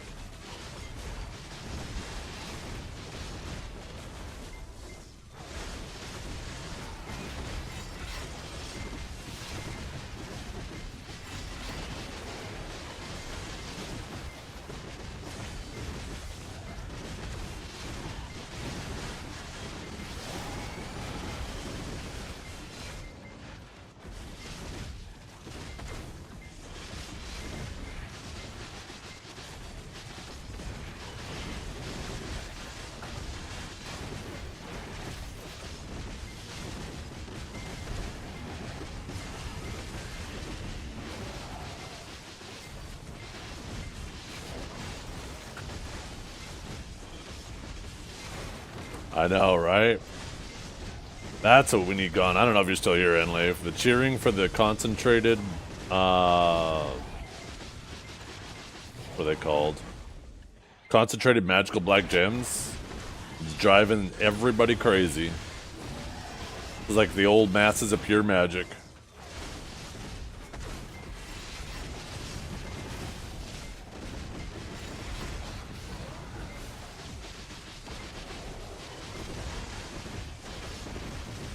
You know what I'd like to see, Enlave? I think I told that too this one time too. Is something that I think would be really cool is if you could go into the Monster Zone info and like you could go to a spot and you could right click the items and it'll put like a check mark on them or remove it, and you can decide whether or not you want to cheer for certain things.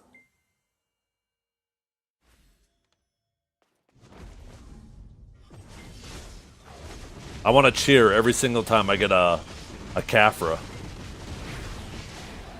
Oh, woohoo! Every time I get a BMC.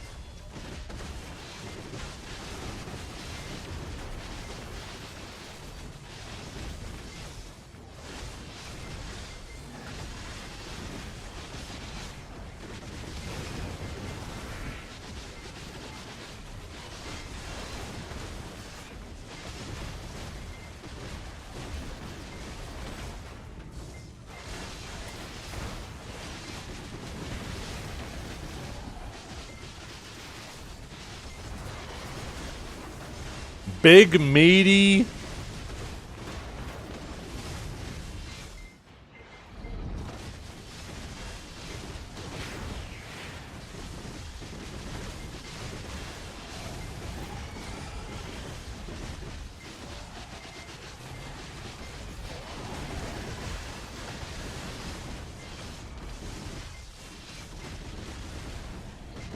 Yeah.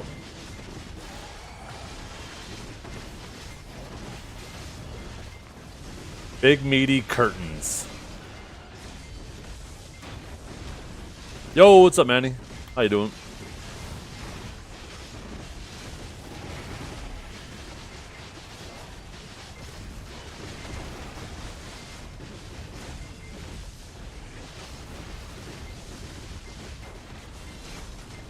I'm doing pretty good.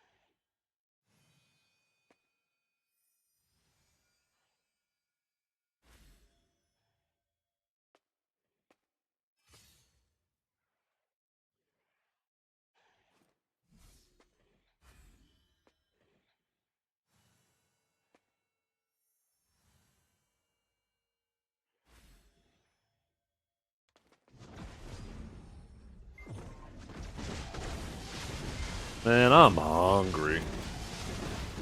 Got carried away, got mushrooms and more stuff to make the carbonara. I feel like you're, I feel like if you add mushrooms to it, it's not really a carbonara anymore. It's Still gonna be delicious. I love mushrooms, but I feel like we're getting awfully close to, yeah, if my grandmother had wheels, she'd be a bike type situation.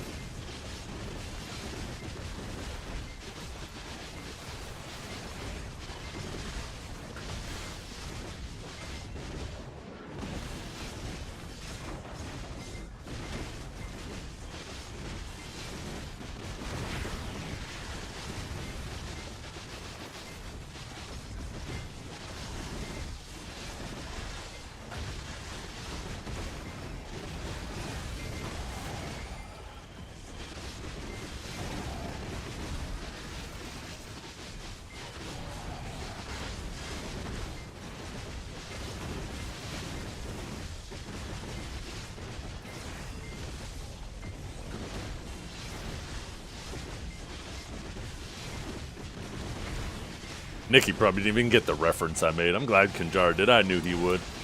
Good old trusty Kinjar. Dragor's probably Googling it right now, so he could pretend like he knew what I was talking about.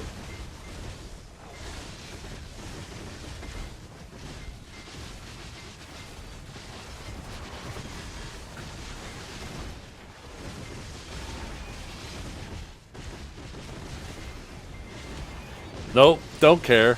Yeah, you say that, but you're checking now for sure. Now you're just not gonna pretend.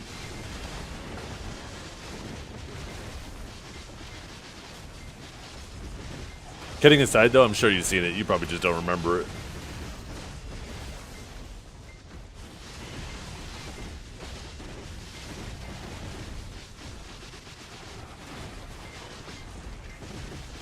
Seen what? Yeah, and if my grandmother had wheels, she'd be a bike.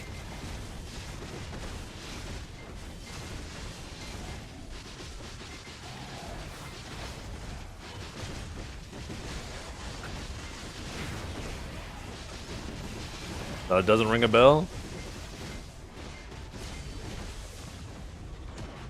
I'll find the video.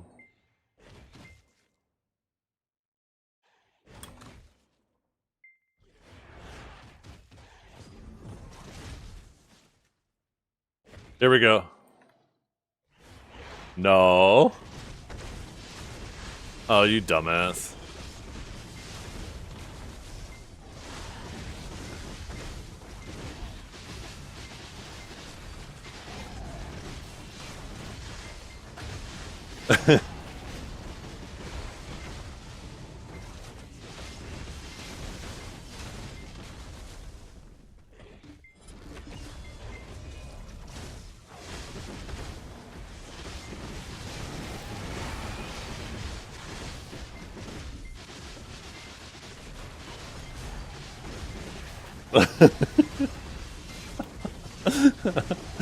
Oh, shit.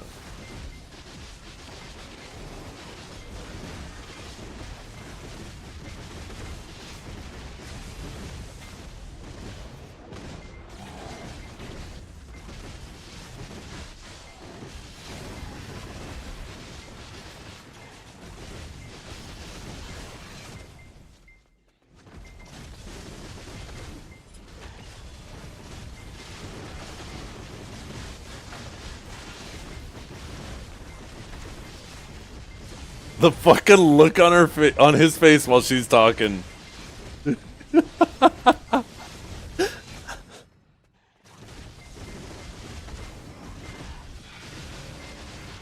Oh shit! Open my stream? Nah, I gotta deal with copyright shit.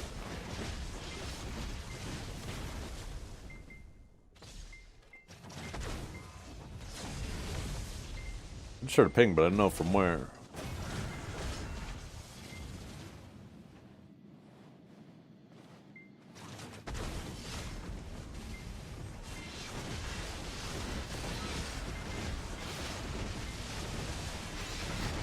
But he's not entirely wrong, right? When you got a recipe that's you know, it is what it is, and you just start adding a bunch of shit to it, it's no longer that recipe anymore. Now it's something new. I like this a lot, Dark Guiding. The only thing that I liked better about old Sycraia, it was quieter. I could go a full day without seeing a goddamn soul. They're just totally RNG, yeah.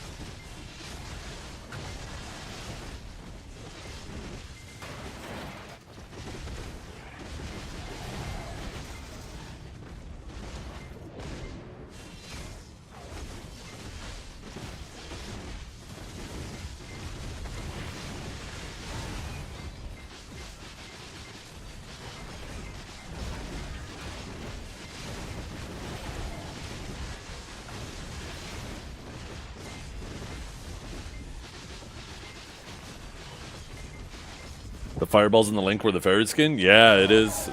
They look pretty cool too. I just hope that they have death penalty reduction on them.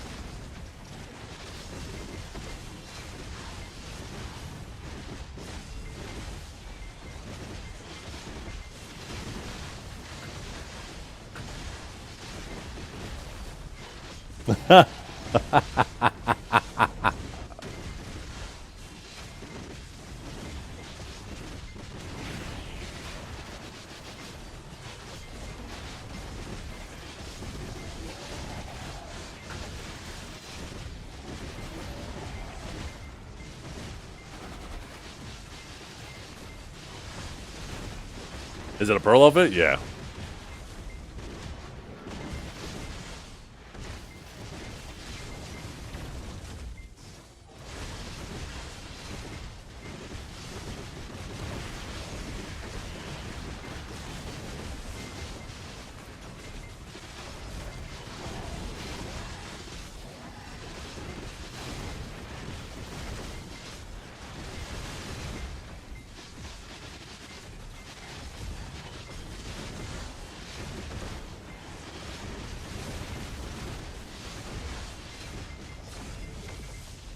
Yeah.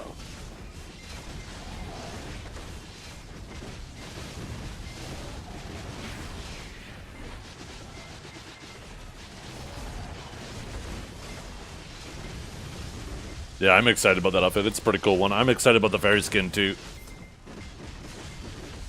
I personally think, like, we only have one fairy skin that does something, right? The 5% death penalty. They should just make it so all fairy skins do that. Whether it's Puck, whether it's the one that currently has it, or the new ones that they're adding.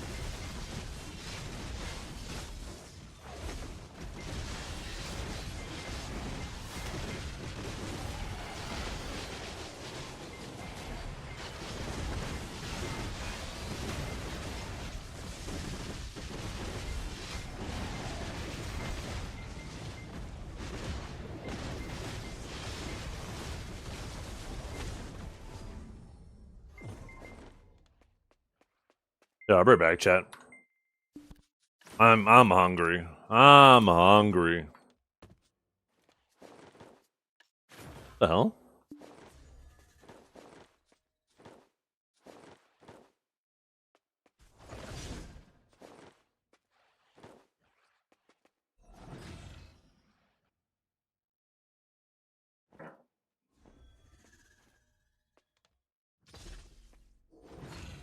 Yeah.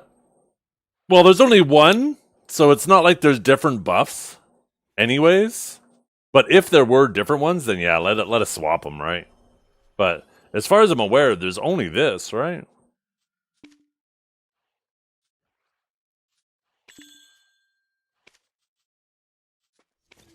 Because this one doesn't do shit.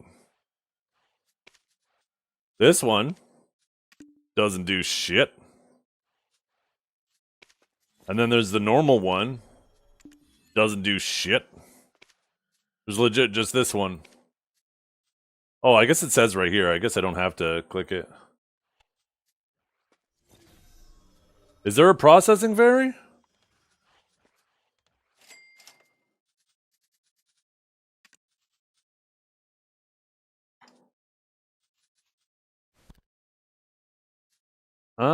Wait. Oh, this is another death penalty one. No, these are outfits. Oh, here we go. 10% processing XP.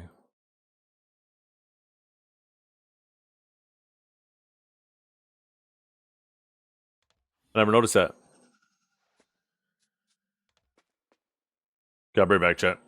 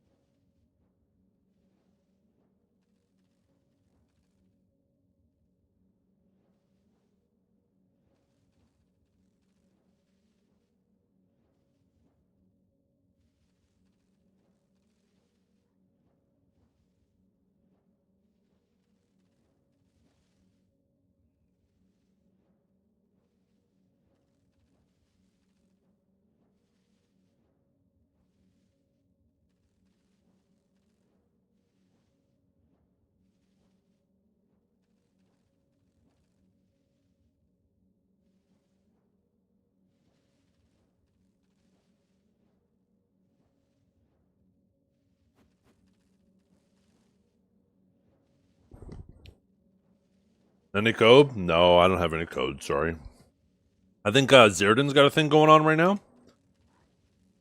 And he has like a bunch of codes to give away. I gave away mine on Sunday.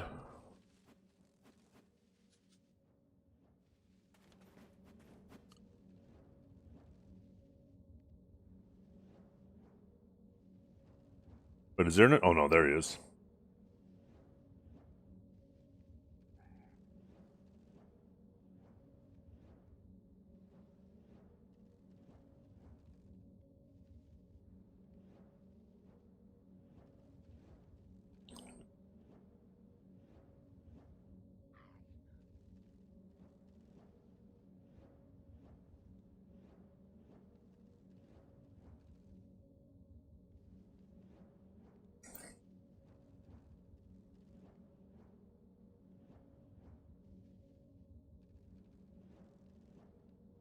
I feel like Zirdan started like an hour ago. Why does it say his stream's only been up for 15 minutes? Is he having connection issues?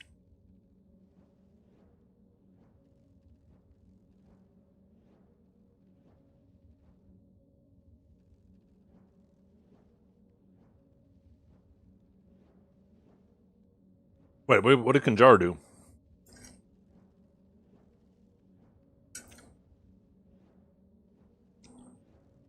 Hmm.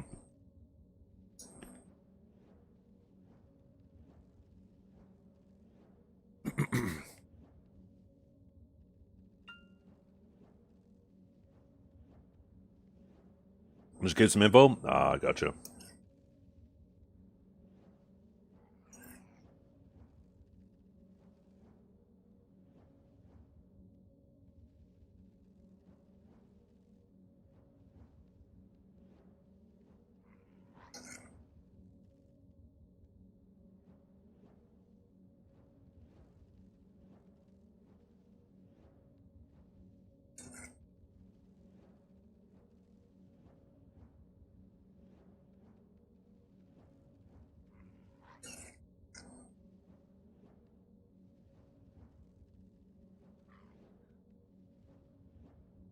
Hmm. I'm not sure, Pitts. 210? It's gotta be close. Let me take a look. Byrog has a pretty good cheat here. Let's see. Fallen God. The average cost of making a Tet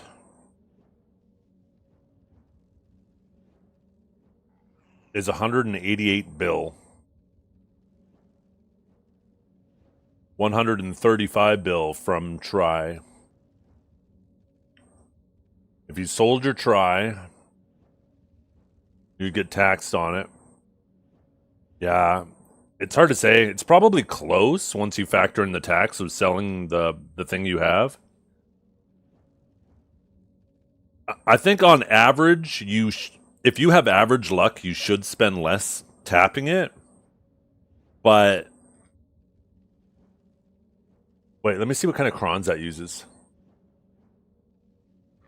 Yeah, that's with vendor crons too. If you could get like silent stones or costumes, which obviously is hard on EU, but then it'll be even cheaper. It might be on average better to tap it, but just know if you go that route, there is the potential to not go lucky. There's silent stones? Yeah. There's sorry, did I say silent stones? Are they called silent? Yeah. These.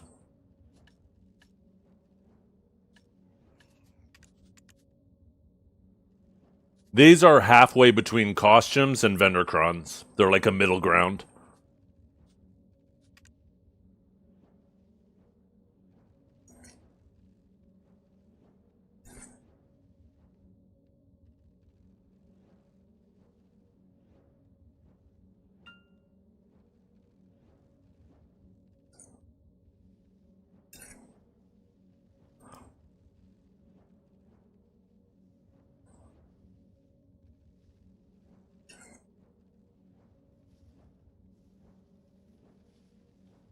Holy or original?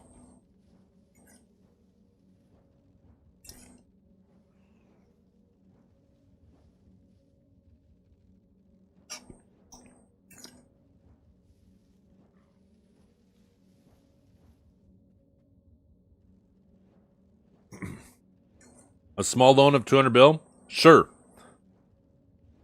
But there's going to be 5% compounding interest every 24 hours.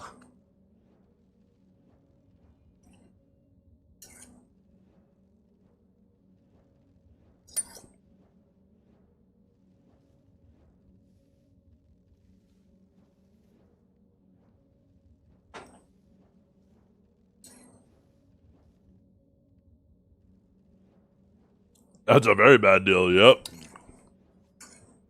Good for me, though.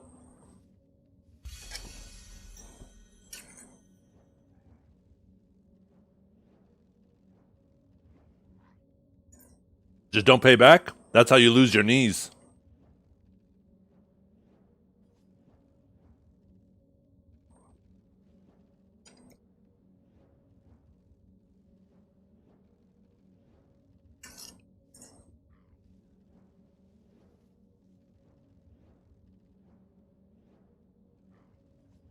Yo, what's up, Obsidian Vortex? How you doing?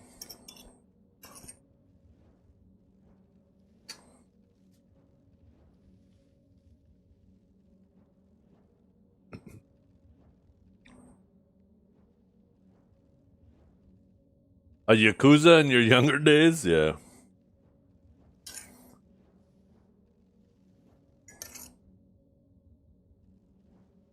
Just as agile, too. Z-Pod is the Mafia, that's right.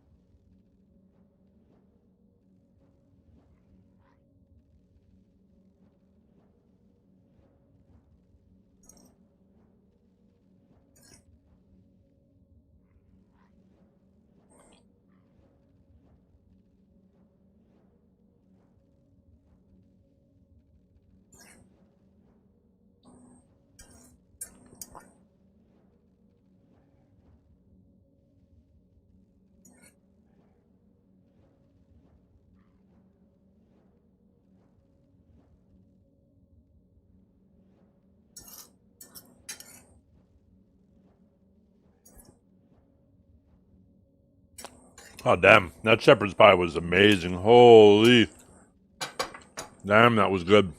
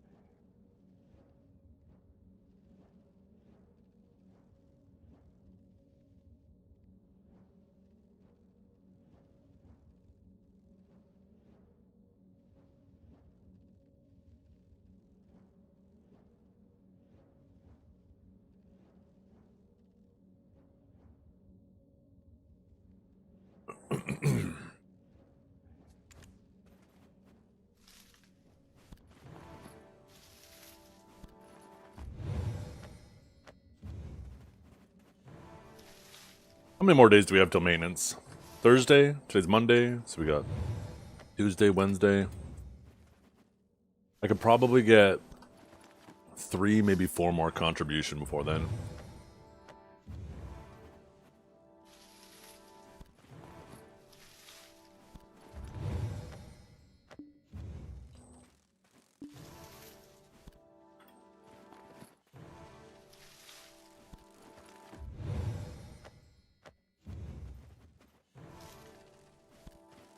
Take me all the way, yeah, yeah, yeah.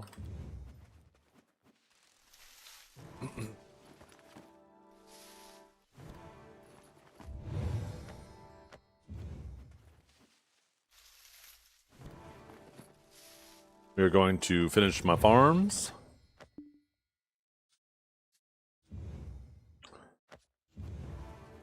And then I'm going to do 1 more hour of grinding, or at least until we do our bosses. I'm pretty sure I saw somebody run into my rotation, so I probably lost it, but I could just do Marnie until then. How bad is the farming nerf? I mean, they nerfed the byproducts, right?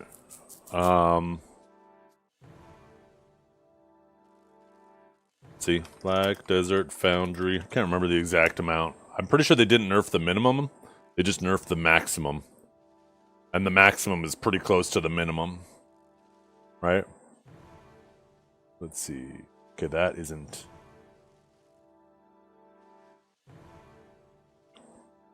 Oh, they still don't have it on there, eh?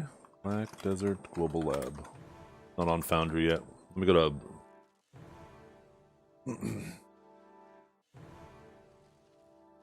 Same thing. Okay, updates. 27. Translate English. Okay, scroll down.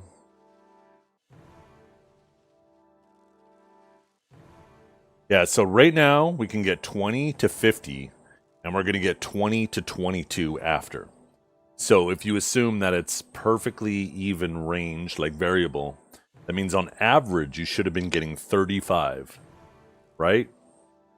If our range was 20 to 50, it should have been an average of 35 per, and that 35 is being dropped down to 21. So a pretty substantial decrease, right? That's a loss of 14. So like almost a 33, a bit more than like a 33% reduction, 35% reduction. Here, let's math it. Bit of guessing.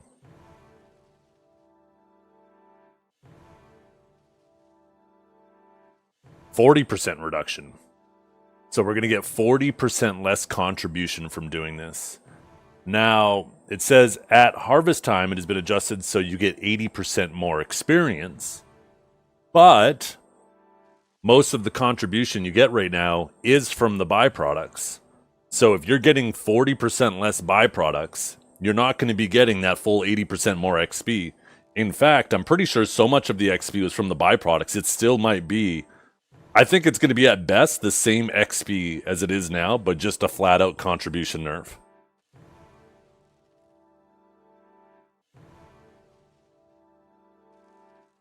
Unless they're buffing the amount of XP from the exchange too, but I don't see that here.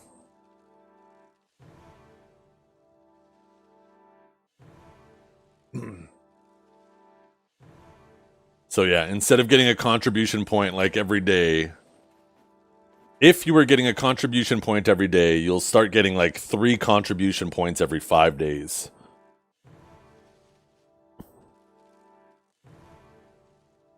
That means every 5 days, that's 2 less contribution.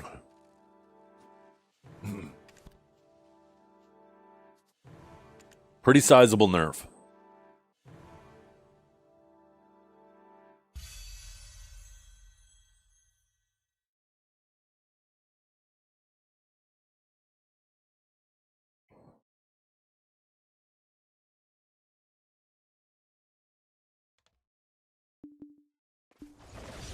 Oh, shit. Did somebody not take the spot? Oh, no, there's somebody there. They're just in the back right now. Alright. We will just go into Marnie's realm.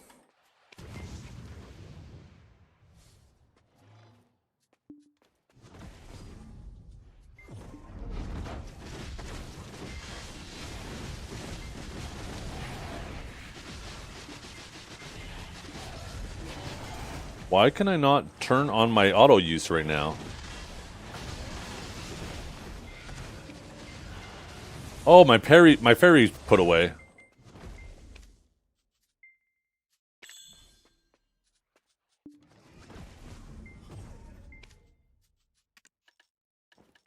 No shot. That reset all my fucking potion presets?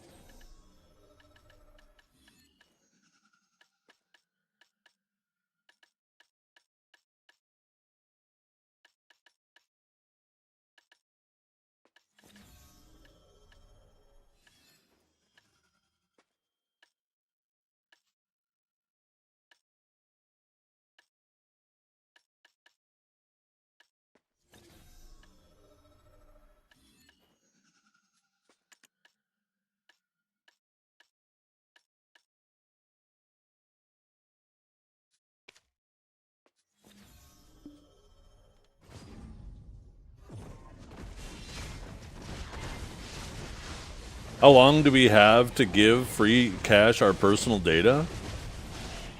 You mean how long is my sponsorship for? For 30 days? So it'll be like pretty close to the end of this month, right? It'll be like the 24th?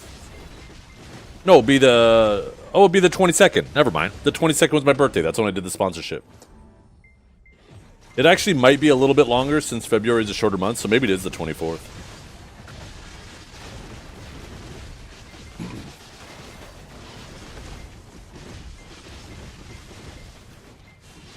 I don't remember having to give them personal data, though, but, I mean, I just did it, so I wasn't really paying too much attention.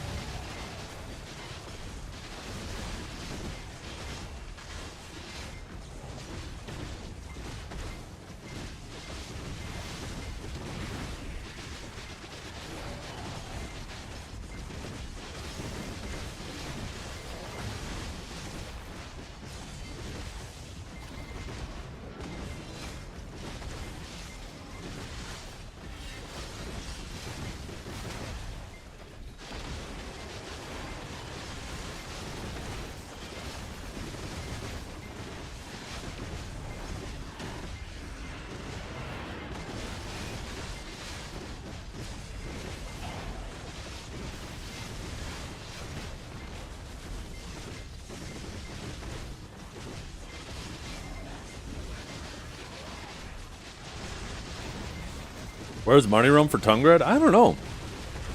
That's a good question. I don't think there was a Marnie Realm when I grinded there. Maybe there was, I just never paid attention to it.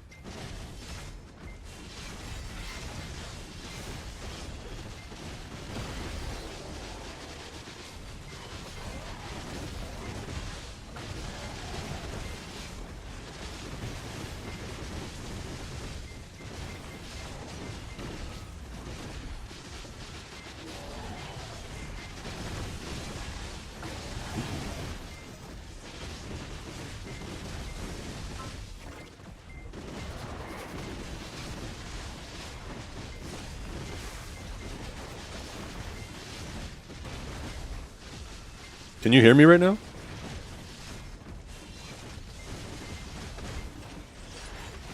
The bun. Okay. I'm about to do I'm just gonna finish up this Marnie time, and then I got to go do bosses with the homies. But maybe after that.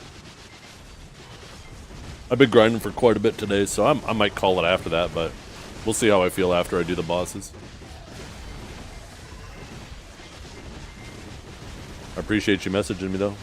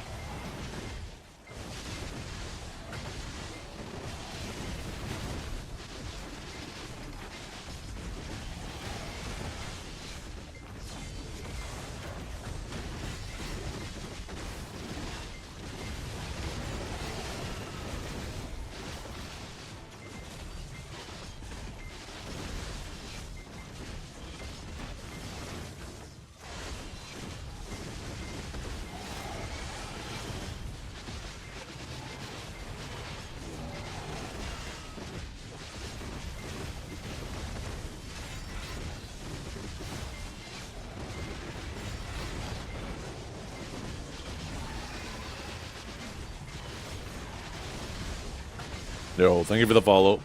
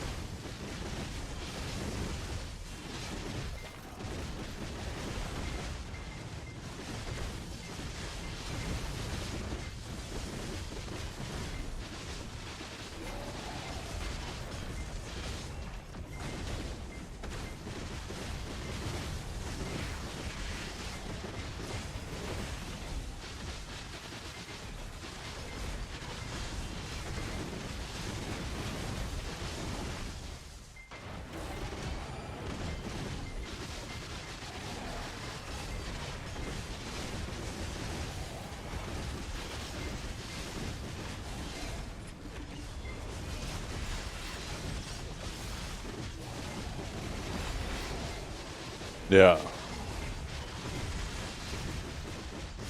He'll be back in 48 minutes. You need a summon? Do you still need a summon, Corgi?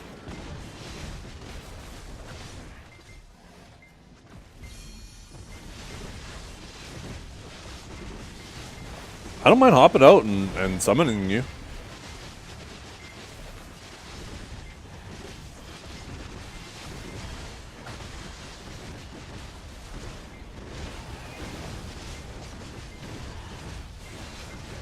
The thing is before my hour is done, I'm gonna be going to do bosses in Heidel, so I'd actually rather just summon you now.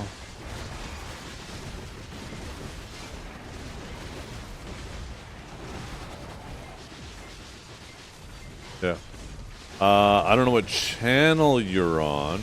No, I've been grinding like a fiend today. I don't mind taking an intermission. I'm on Serendia 4. Just let me know when you're here. Oh, perfect. I got an orb spawn. I'll swap off our right after. Okay, just let this orb finish and then I'll hop out. It's actually perfect timing.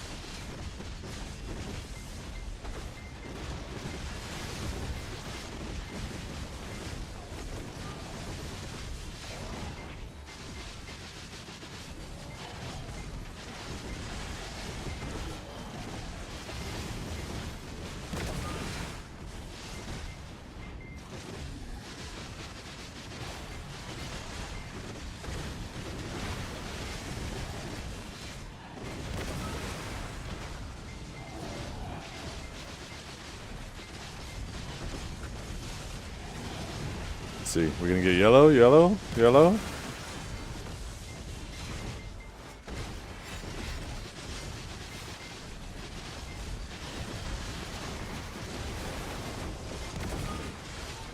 No.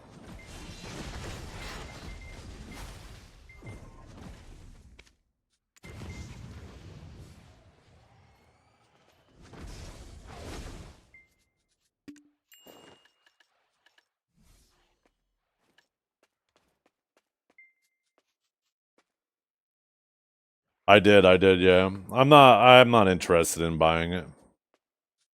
Says there we go.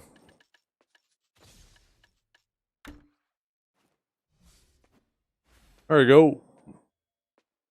Little drip check, little drip check. Oh my god, he is ready for underwater.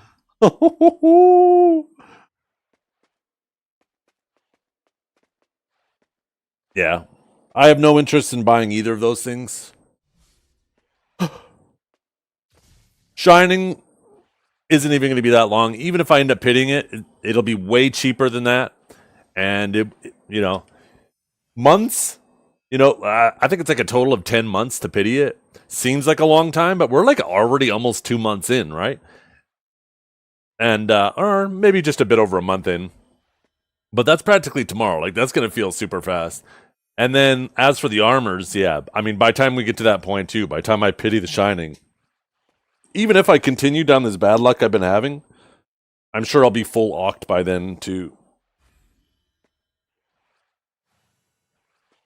You're just chilling. I'm saying we have 2 decks up.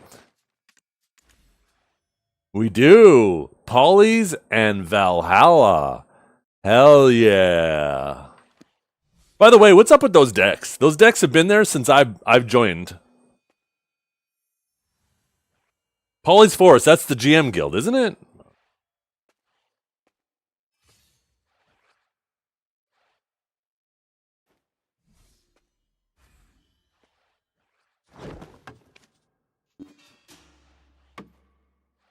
It's Polly's guild? GM Polly's? I thought so. Yeah.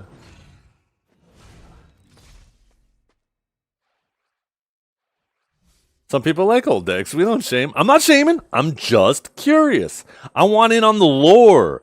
I want to feel that hatred in my heart for Polly.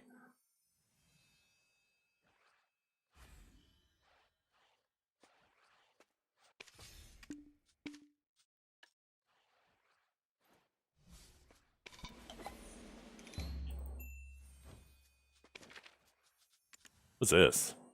Oh. Oh my god. Yoink. Thank you.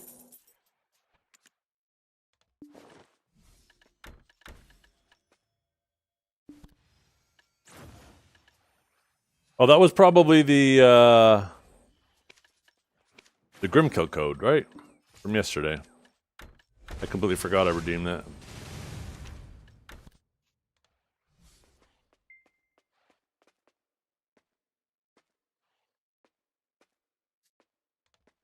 For my GM, absolutely.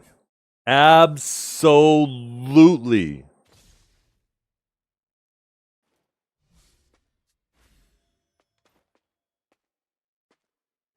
There will be some crimes.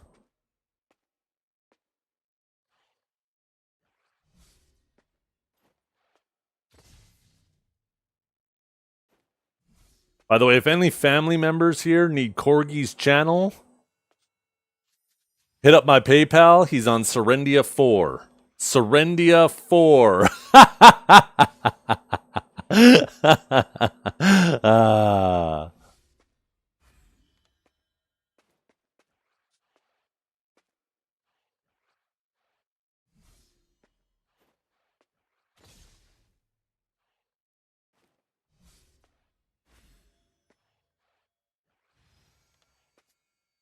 Wiring the money right now. Hell yeah. You're supposed to wait for payment. God damn it. You're right, aren't I? They're just going to run with that information now. I'm the worst at this.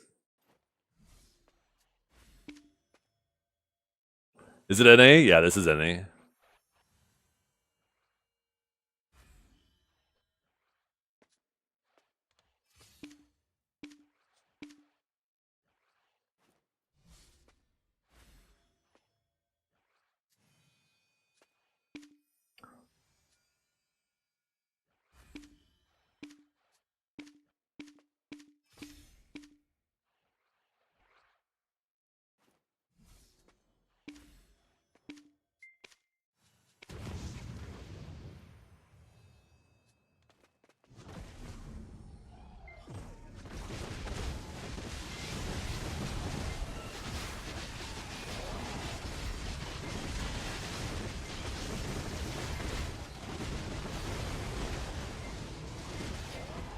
Oh.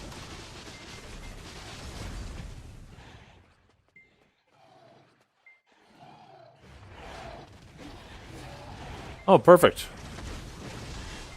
Contractor just messaged me. 1 second.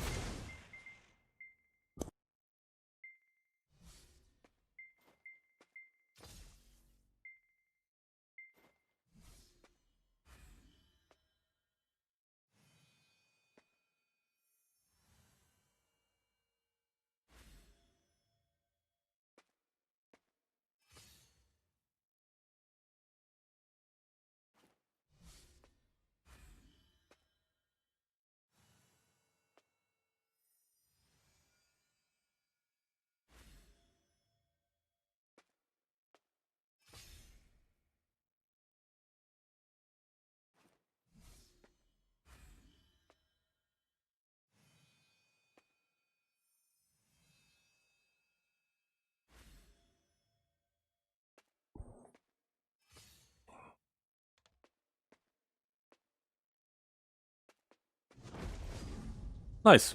I think the contractor's gonna pop by tomorrow. Gonna do a little bit of yapping about the restoration.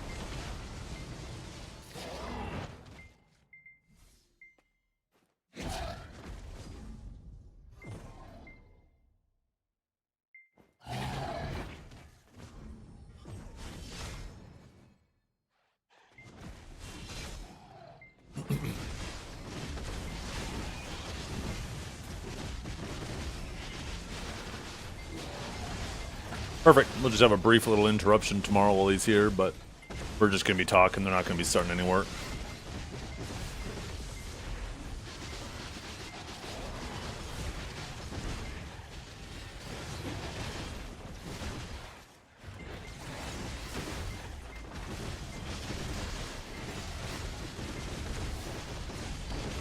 Shit.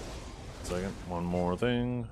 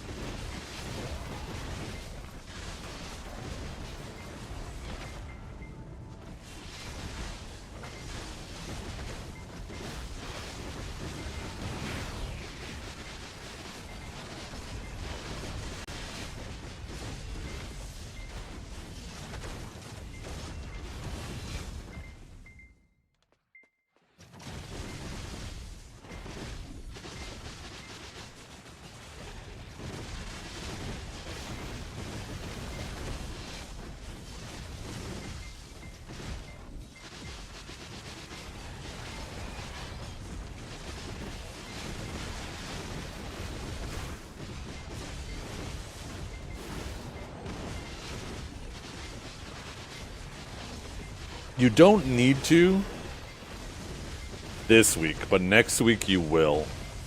And I already am. So I got my resist crystals upgraded.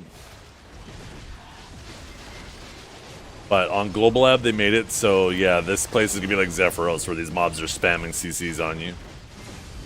And that patch is coming next week.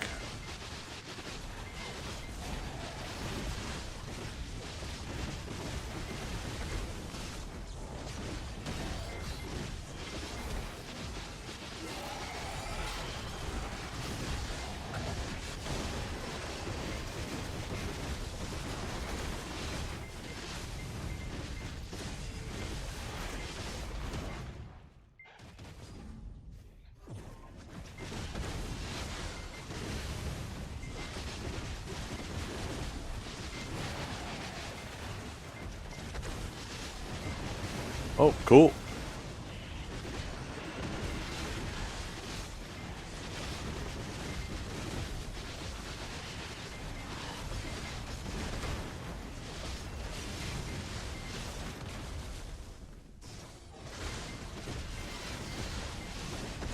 Yeah, that's what I did. I mean, I'm a degen, so I already have all of them. I already made all 6 of them, but...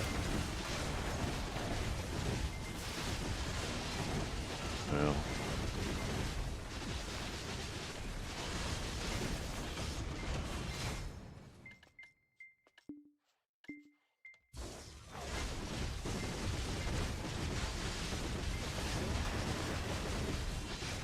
How do you collect drops? Don't apologize. So, you gotta make sure you log into your Pearl Abyss account and link it to your Twitch account from there. Once you've done that, when you collect the drops on Twitch, they will go to your Pearl Abyss account. When you're logged into your Pearl Abyss account, go to the web storage and then you can send them to yourself in-game from there.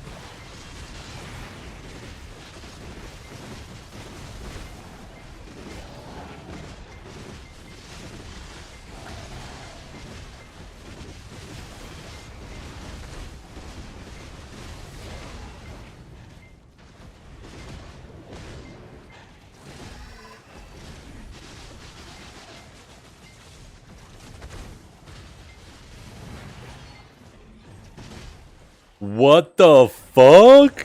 Calb?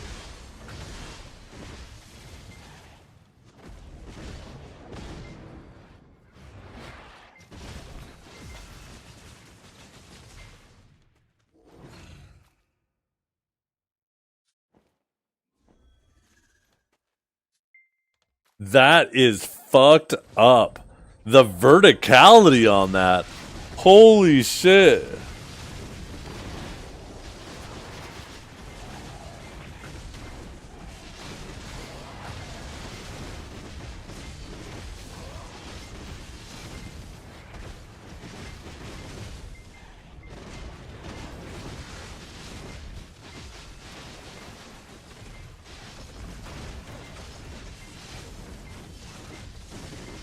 No, I believe it. With Judgment, right? Now that it's SA right there, based on that height there, that looks definitely like a perfectly fine height. It worked? Fantastic. I'm happy it worked out. That is a dirty ass grab though. God damn. Somebody nerf that Kuno class.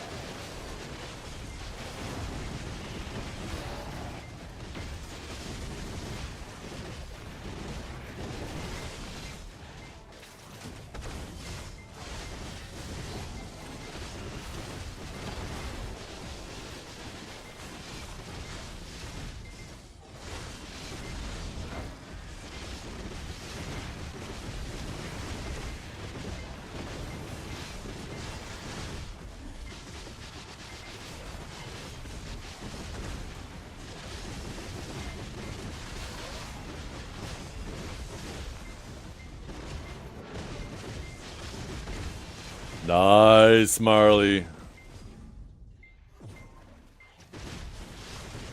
Oh, that person's dropping the price of the obliterating. They're already caving 100 bill off.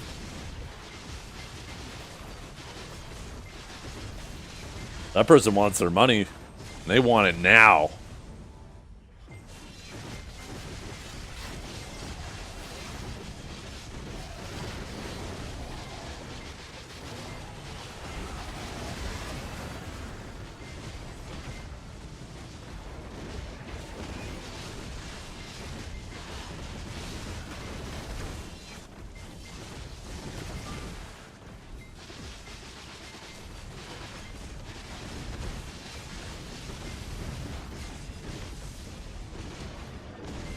No, I have no interest in buying obliterating. Maybe if it was like 800 million or 800 billion, like less than half its price.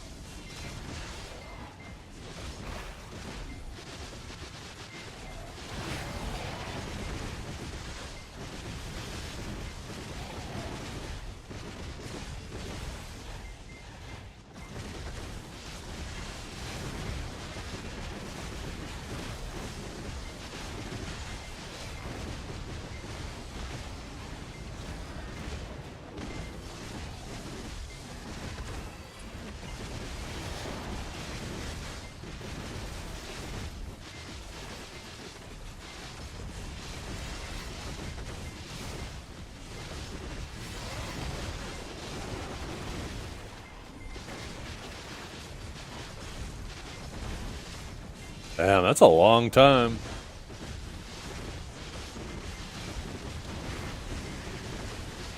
Wait, is the blood moon today?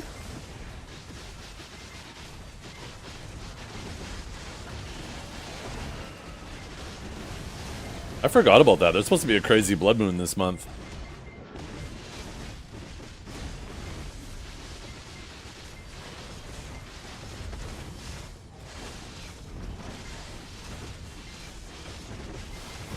In Germany, it's in a bit. Yeah, it's and it'll be for us a little bit later. I think it's a relatively clear day today too. I hope it's clear later. I'd love to see it. I love seeing astronomical events like that.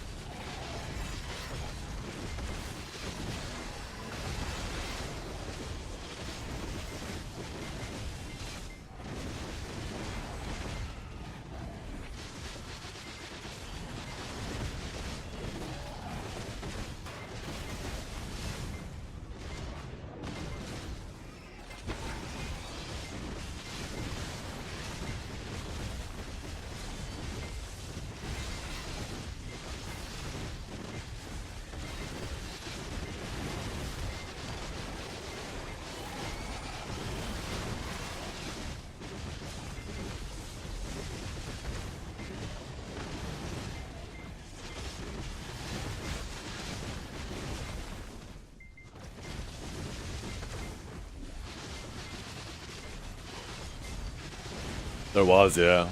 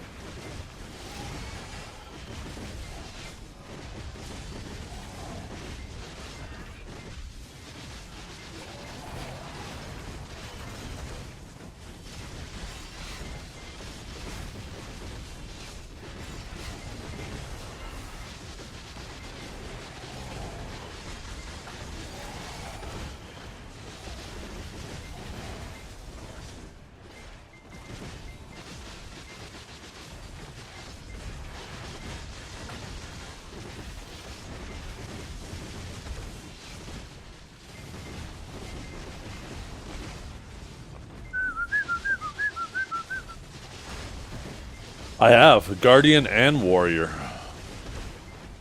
Honestly, I might tag one of them and bring it down here tomorrow just to mess around. I'm leaning more towards Suck Warriors, so I'm thinking do Guardian first. Do Guardian first, do Suck Warrior second, because I feel like the Suck Warrior not only will be both of them will be nostalgic. I spent a good amount of time down here with both Warrior and Guardian, but I think I'm more likely to stick with the Suck Warrior. Oh, but the Guardian too. That thick booty. Oh my goodness.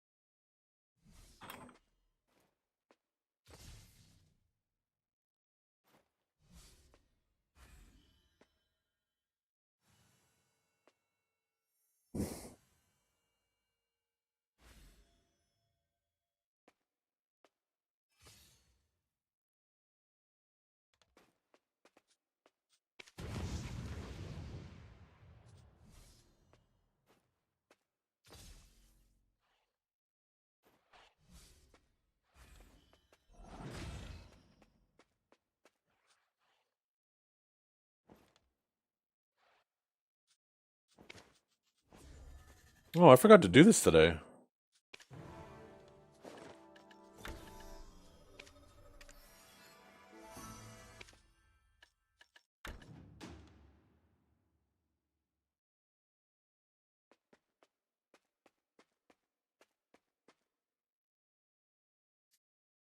Oh, I didn't have trouble playing with one hand. When did I say that? I never said that. I said it's hard to get a CRISPR bag off of your hand while your other hand is playing. I was grinding with one hand and the CRISPR bag was stuck on my other hand. So I had to choose to either stop grinding to take the CRISPR bag off or just sit there grinding with one hand and a CRISPR bag on my hand. That was the dilemma.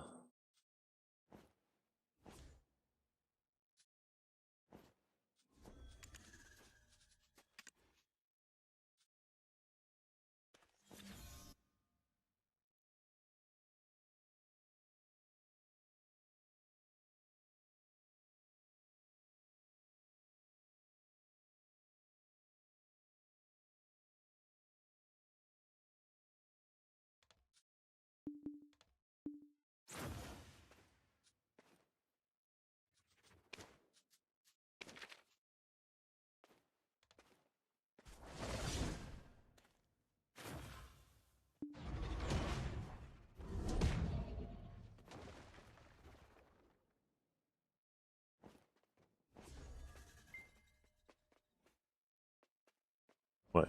So what you do? Your girl this like that when she's so you see till her friend not him cooking properly?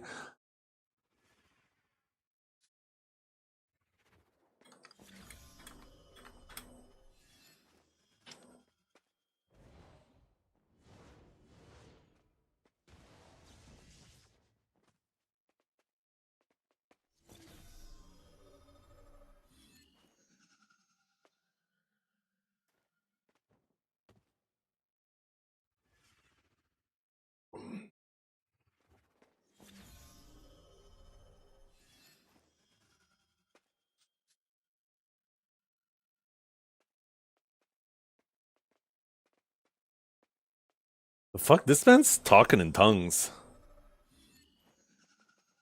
He's lucky he's got a bucket hat on.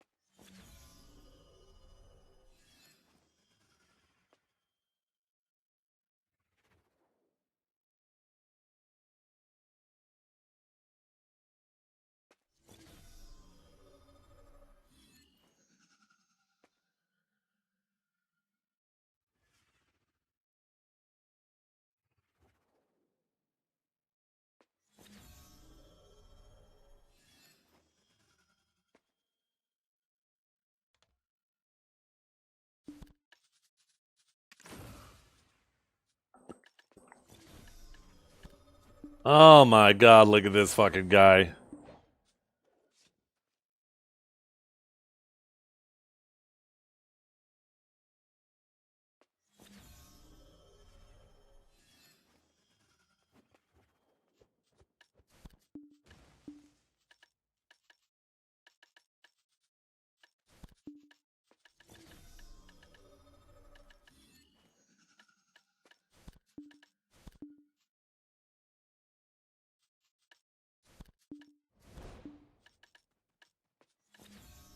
And I got over 500 BMCs today. Holy shit.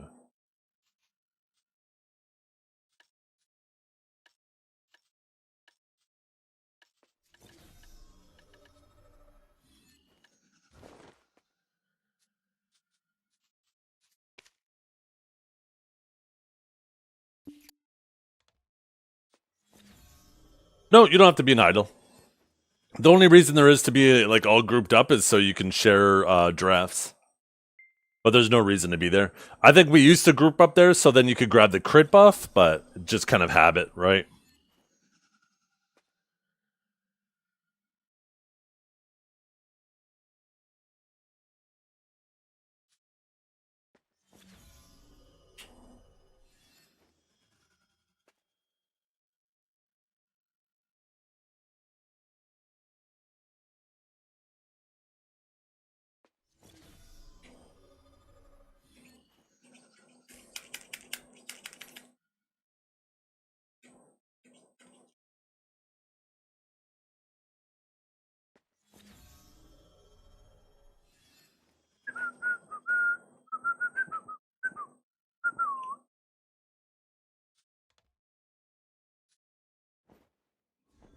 That is a fucking funny gif. A fucking cat. Jesus.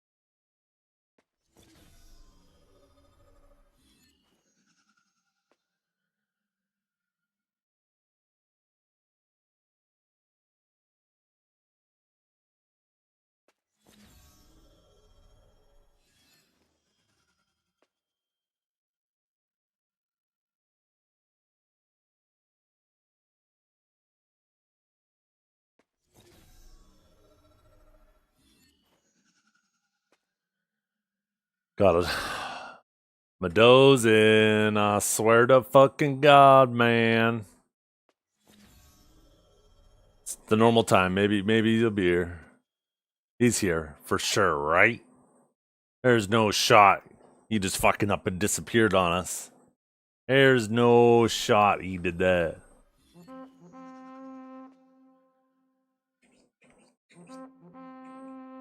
Yo, why is your ranger so tall, though? That's a tall ass ranger. Oh, maybe it's just the train. Now I can't. No, I still look short.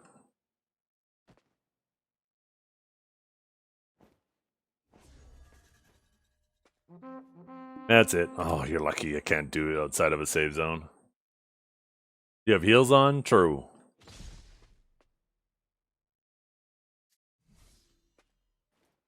Fucking true.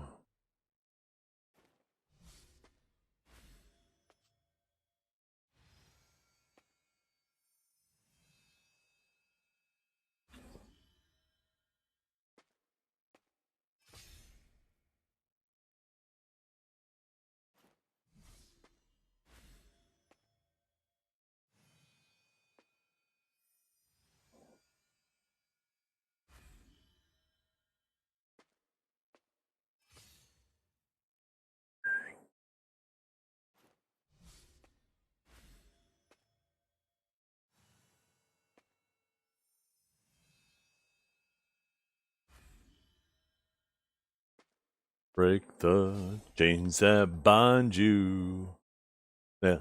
We'll remind you how we touched and went our separate ways.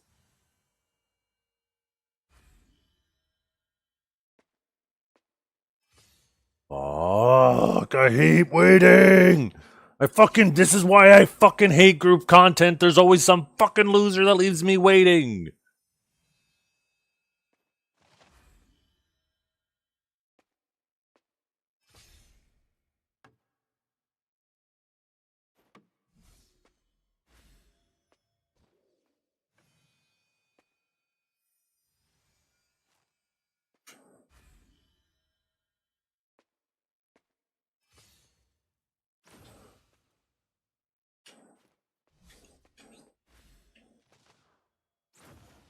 Yeah. If for some reason our fifth doesn't show up, is there anybody in chat here? Calb, yo, where's Calb at? Maybe I can message Calb.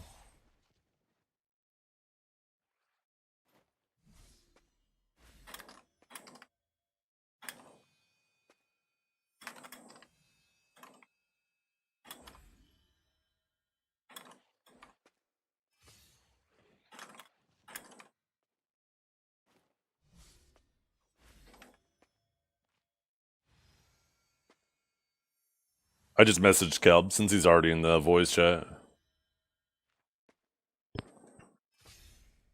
He messaged me like 20 minutes ago, so Calb might be around.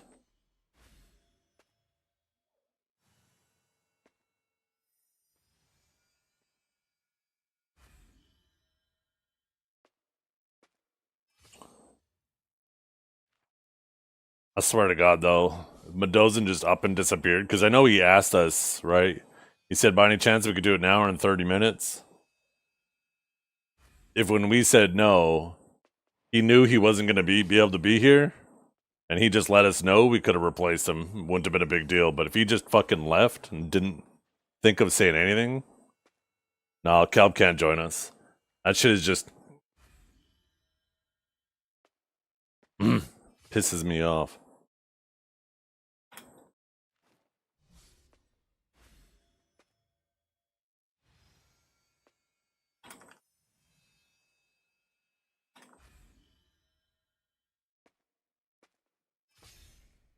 Yeah.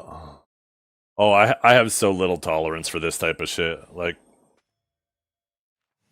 disrespecting other people's time is one of my fucking sore spots. This is why I don't like doing group content.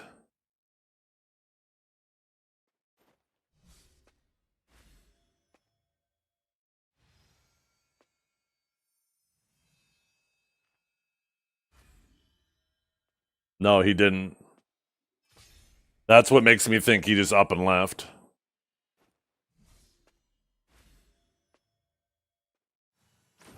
He no-showed another time, too. So, like, fool me once, shame on you. Fool me twice, shame on me type deal. Yeah, 2 more minutes and we find a sub. We could either ask in Pico or I could see if there's somebody in chat here. We'll give him a couple more minutes. You never know. Maybe someone came to the door. Maybe you got a phone call. Yeah. Hey, if Norelio's around too, yeah, we could totally get him in.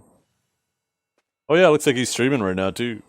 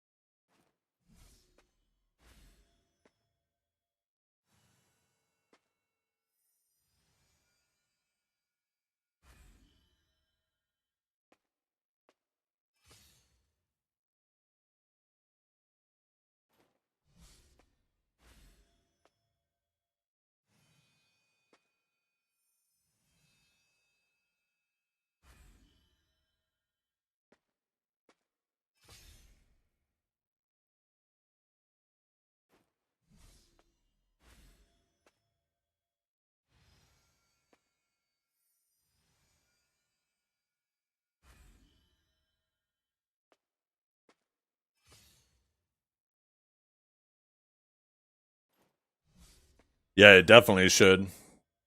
Right? That shit right there? Fuck yeah, that should be purple. Fuck yeah, it should.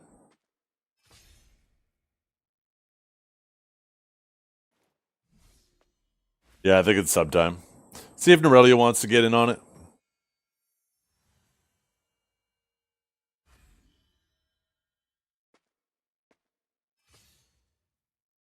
Hey, wait, Norelio's in family and we're at war with family.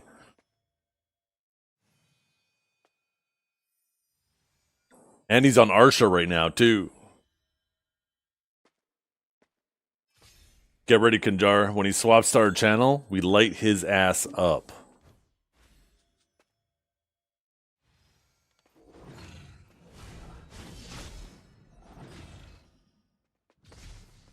He's in the rotation right in front of us, but on Arsha. He's going to have to swap to us? Oh, look at that. There's someone right there.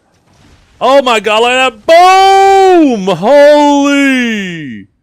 Oh my goodness.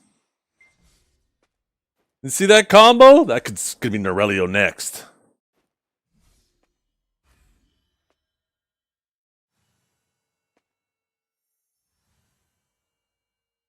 Wait, did they? Oh, never mind. What a fucked up day.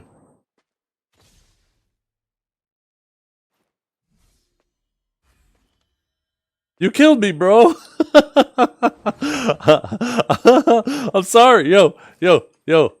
I can't. Wait. Can I not medkit you? 1 second. I'll drop party.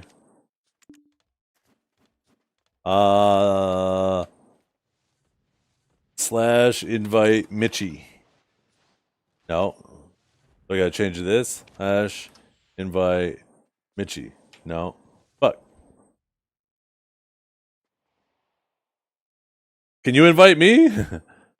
Where's the medkits? I have medkits on me, but I gotta get them in the party. I can't just medkit them.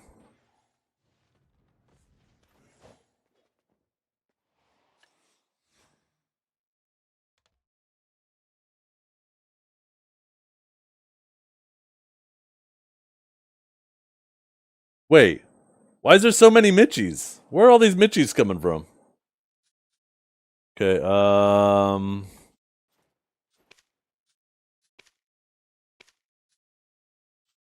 Atreus said he could, maybe? Yeah, I'm down for whoever wants to join us. I can't invite you to medkit you. And I don't think you can invite me either.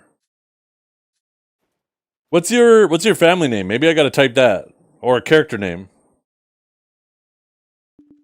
Oh, never mind. I guess that works. Ah! He's got the fire. He's got the fire in his heart.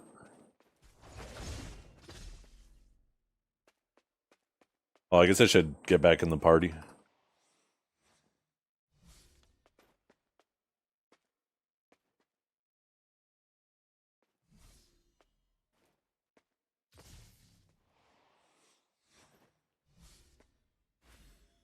Our coffins today.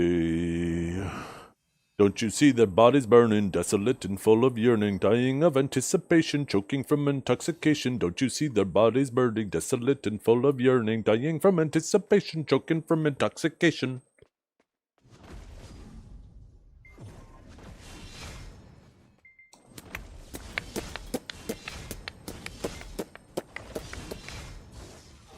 Who's over here anyways? Who is this? In a ghillie. Oh, it's a dosa.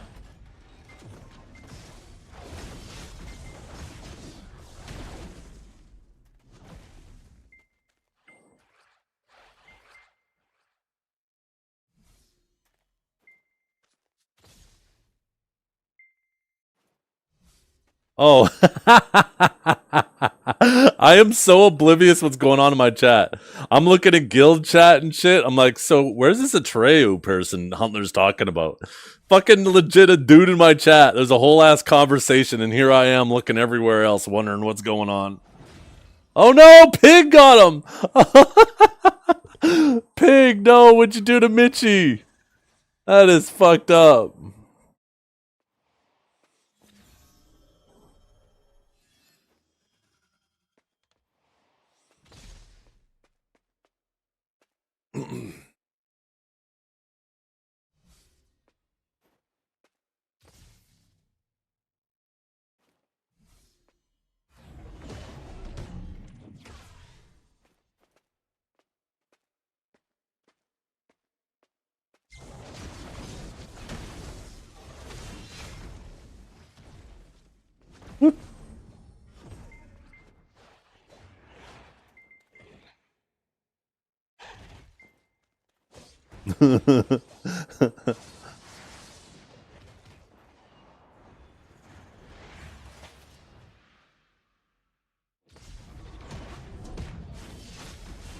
How much faster Ranger is. Sage is so slow.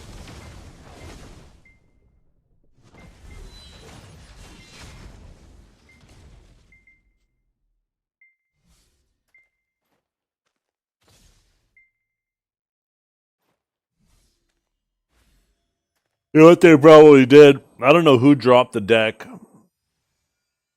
What the fuck?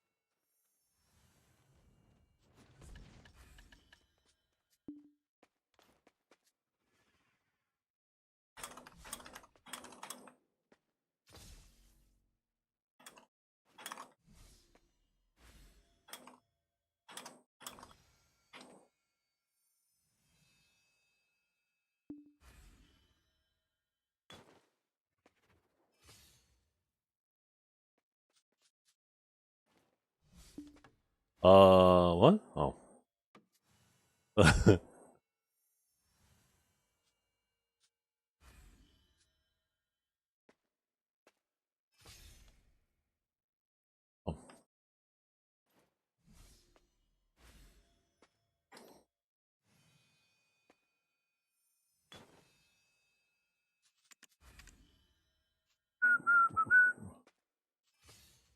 Do do do do do do do do.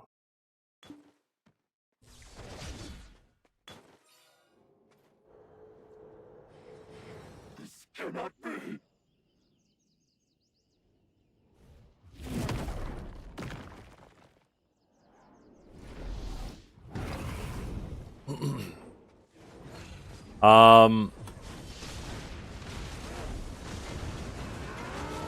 I guess the only boss it really matters on is the last boss we do. We do the little dancing guy with the colors.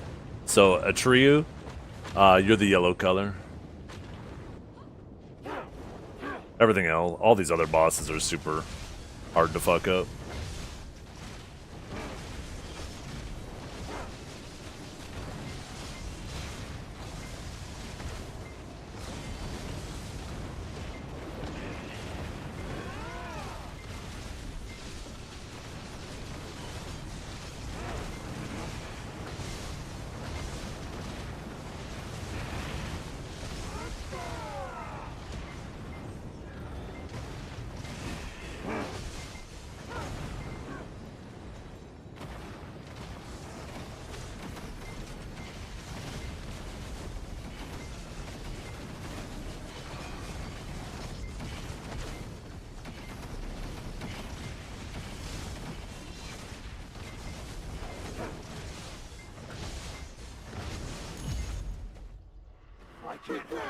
Get jiggy with it? Na na na na na na na.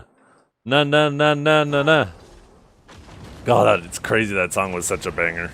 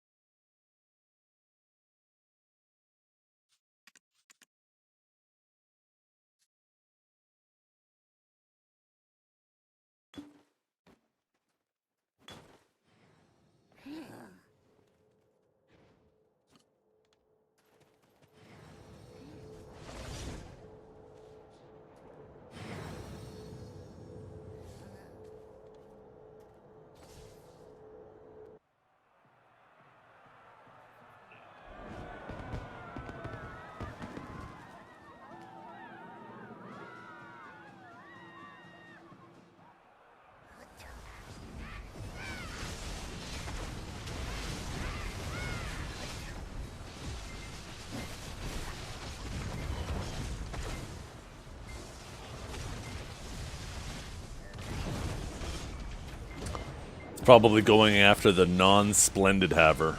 That's my guess.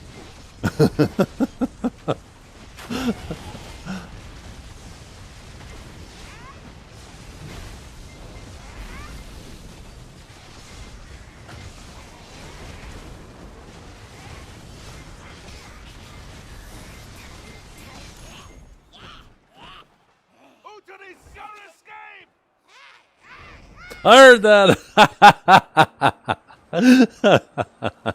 Oh, shit.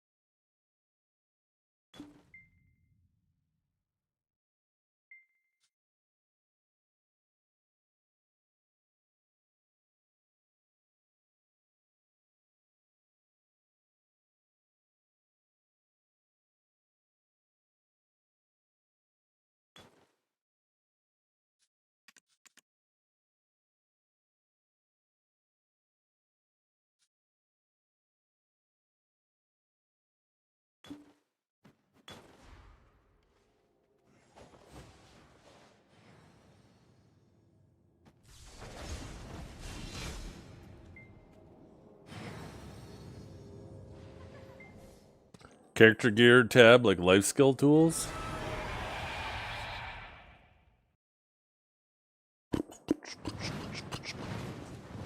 I mean, they need to finish off the life skill window. But yeah, I mean,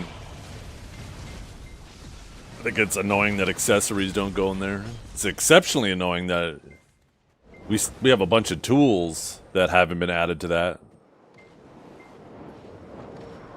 I think they should also unify the life skill and clothes. Just make it one piece of clothing.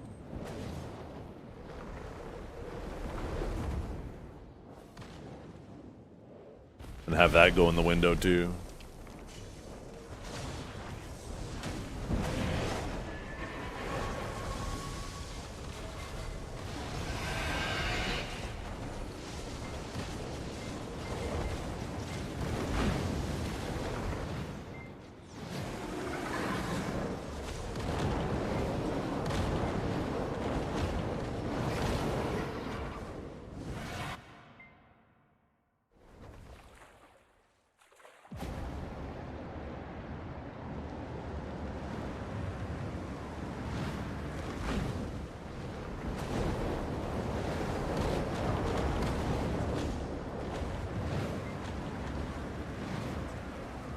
We're short one. 6. Missing somebody. Uh-oh.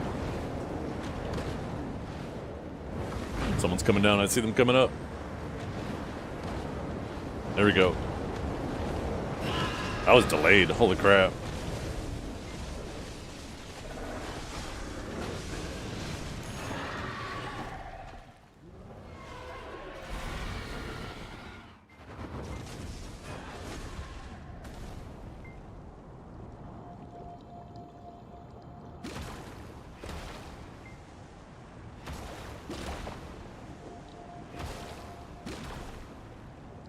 Don't worry, guys. I'll just get them all.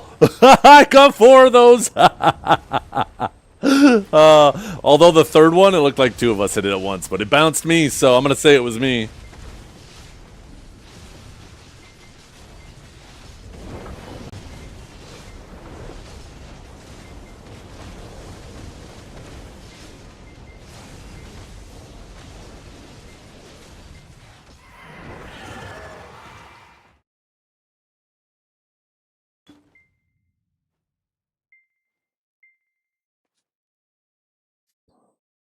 The fuck did Kinjar is right? Oh god damn it, I didn't mean to pop all those buffs, for fuck's sakes.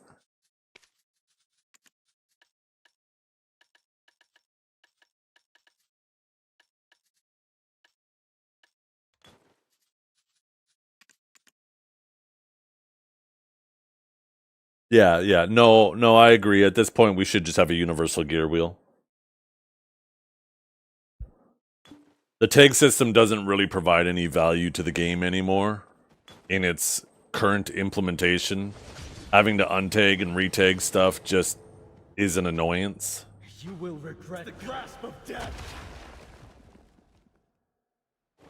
It used to serve the value as being a potential silver sink, but it's such a minuscule, inconsequential amount of silver now that it's more of just an annoying thing.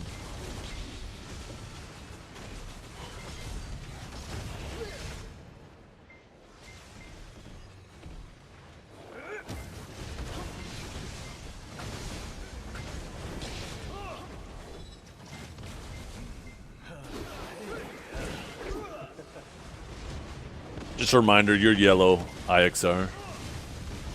Hopefully you know this fight.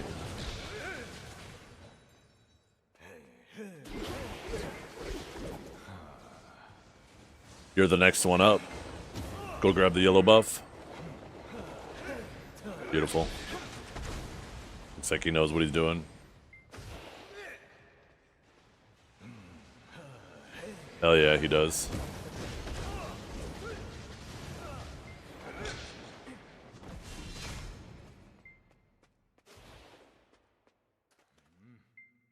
Or the green.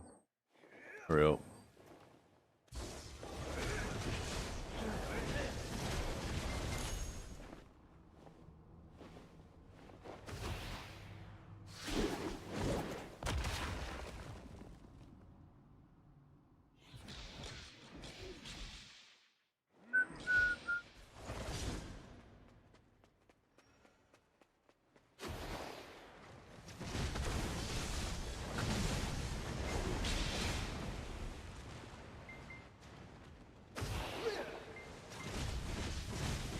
No, still haven't got my red orb.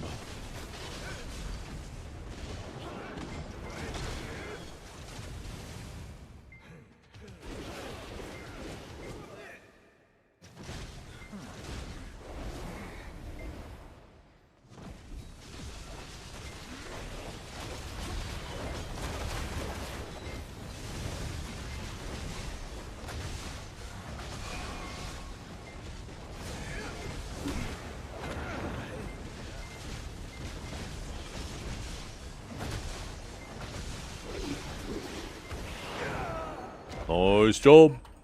Thanks for filling in, Atreyu. Appreciate it tremendously.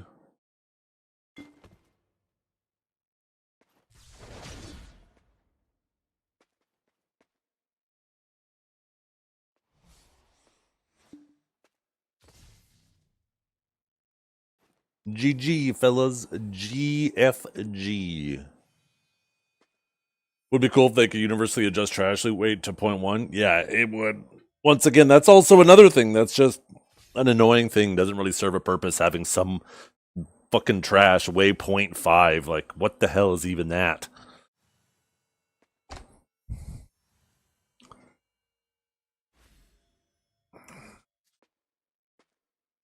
Well, chat. Excuse me. I'm gonna head out. Where do you guys want to go? Divios or Kiwi? Or Norelio? Or Pig? Kiwi? One for Kiwi. Kiwi?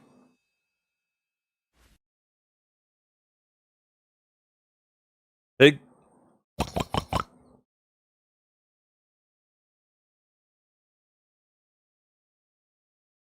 Okay, Kiwi it is. Thanks for hanging out, everybody. I hope you have a wonderful day. We will be back tomorrow. We'll be back to our normal, shorter streams where I'm done like multiple hours ago and starting like 2 hours later than I did this morning.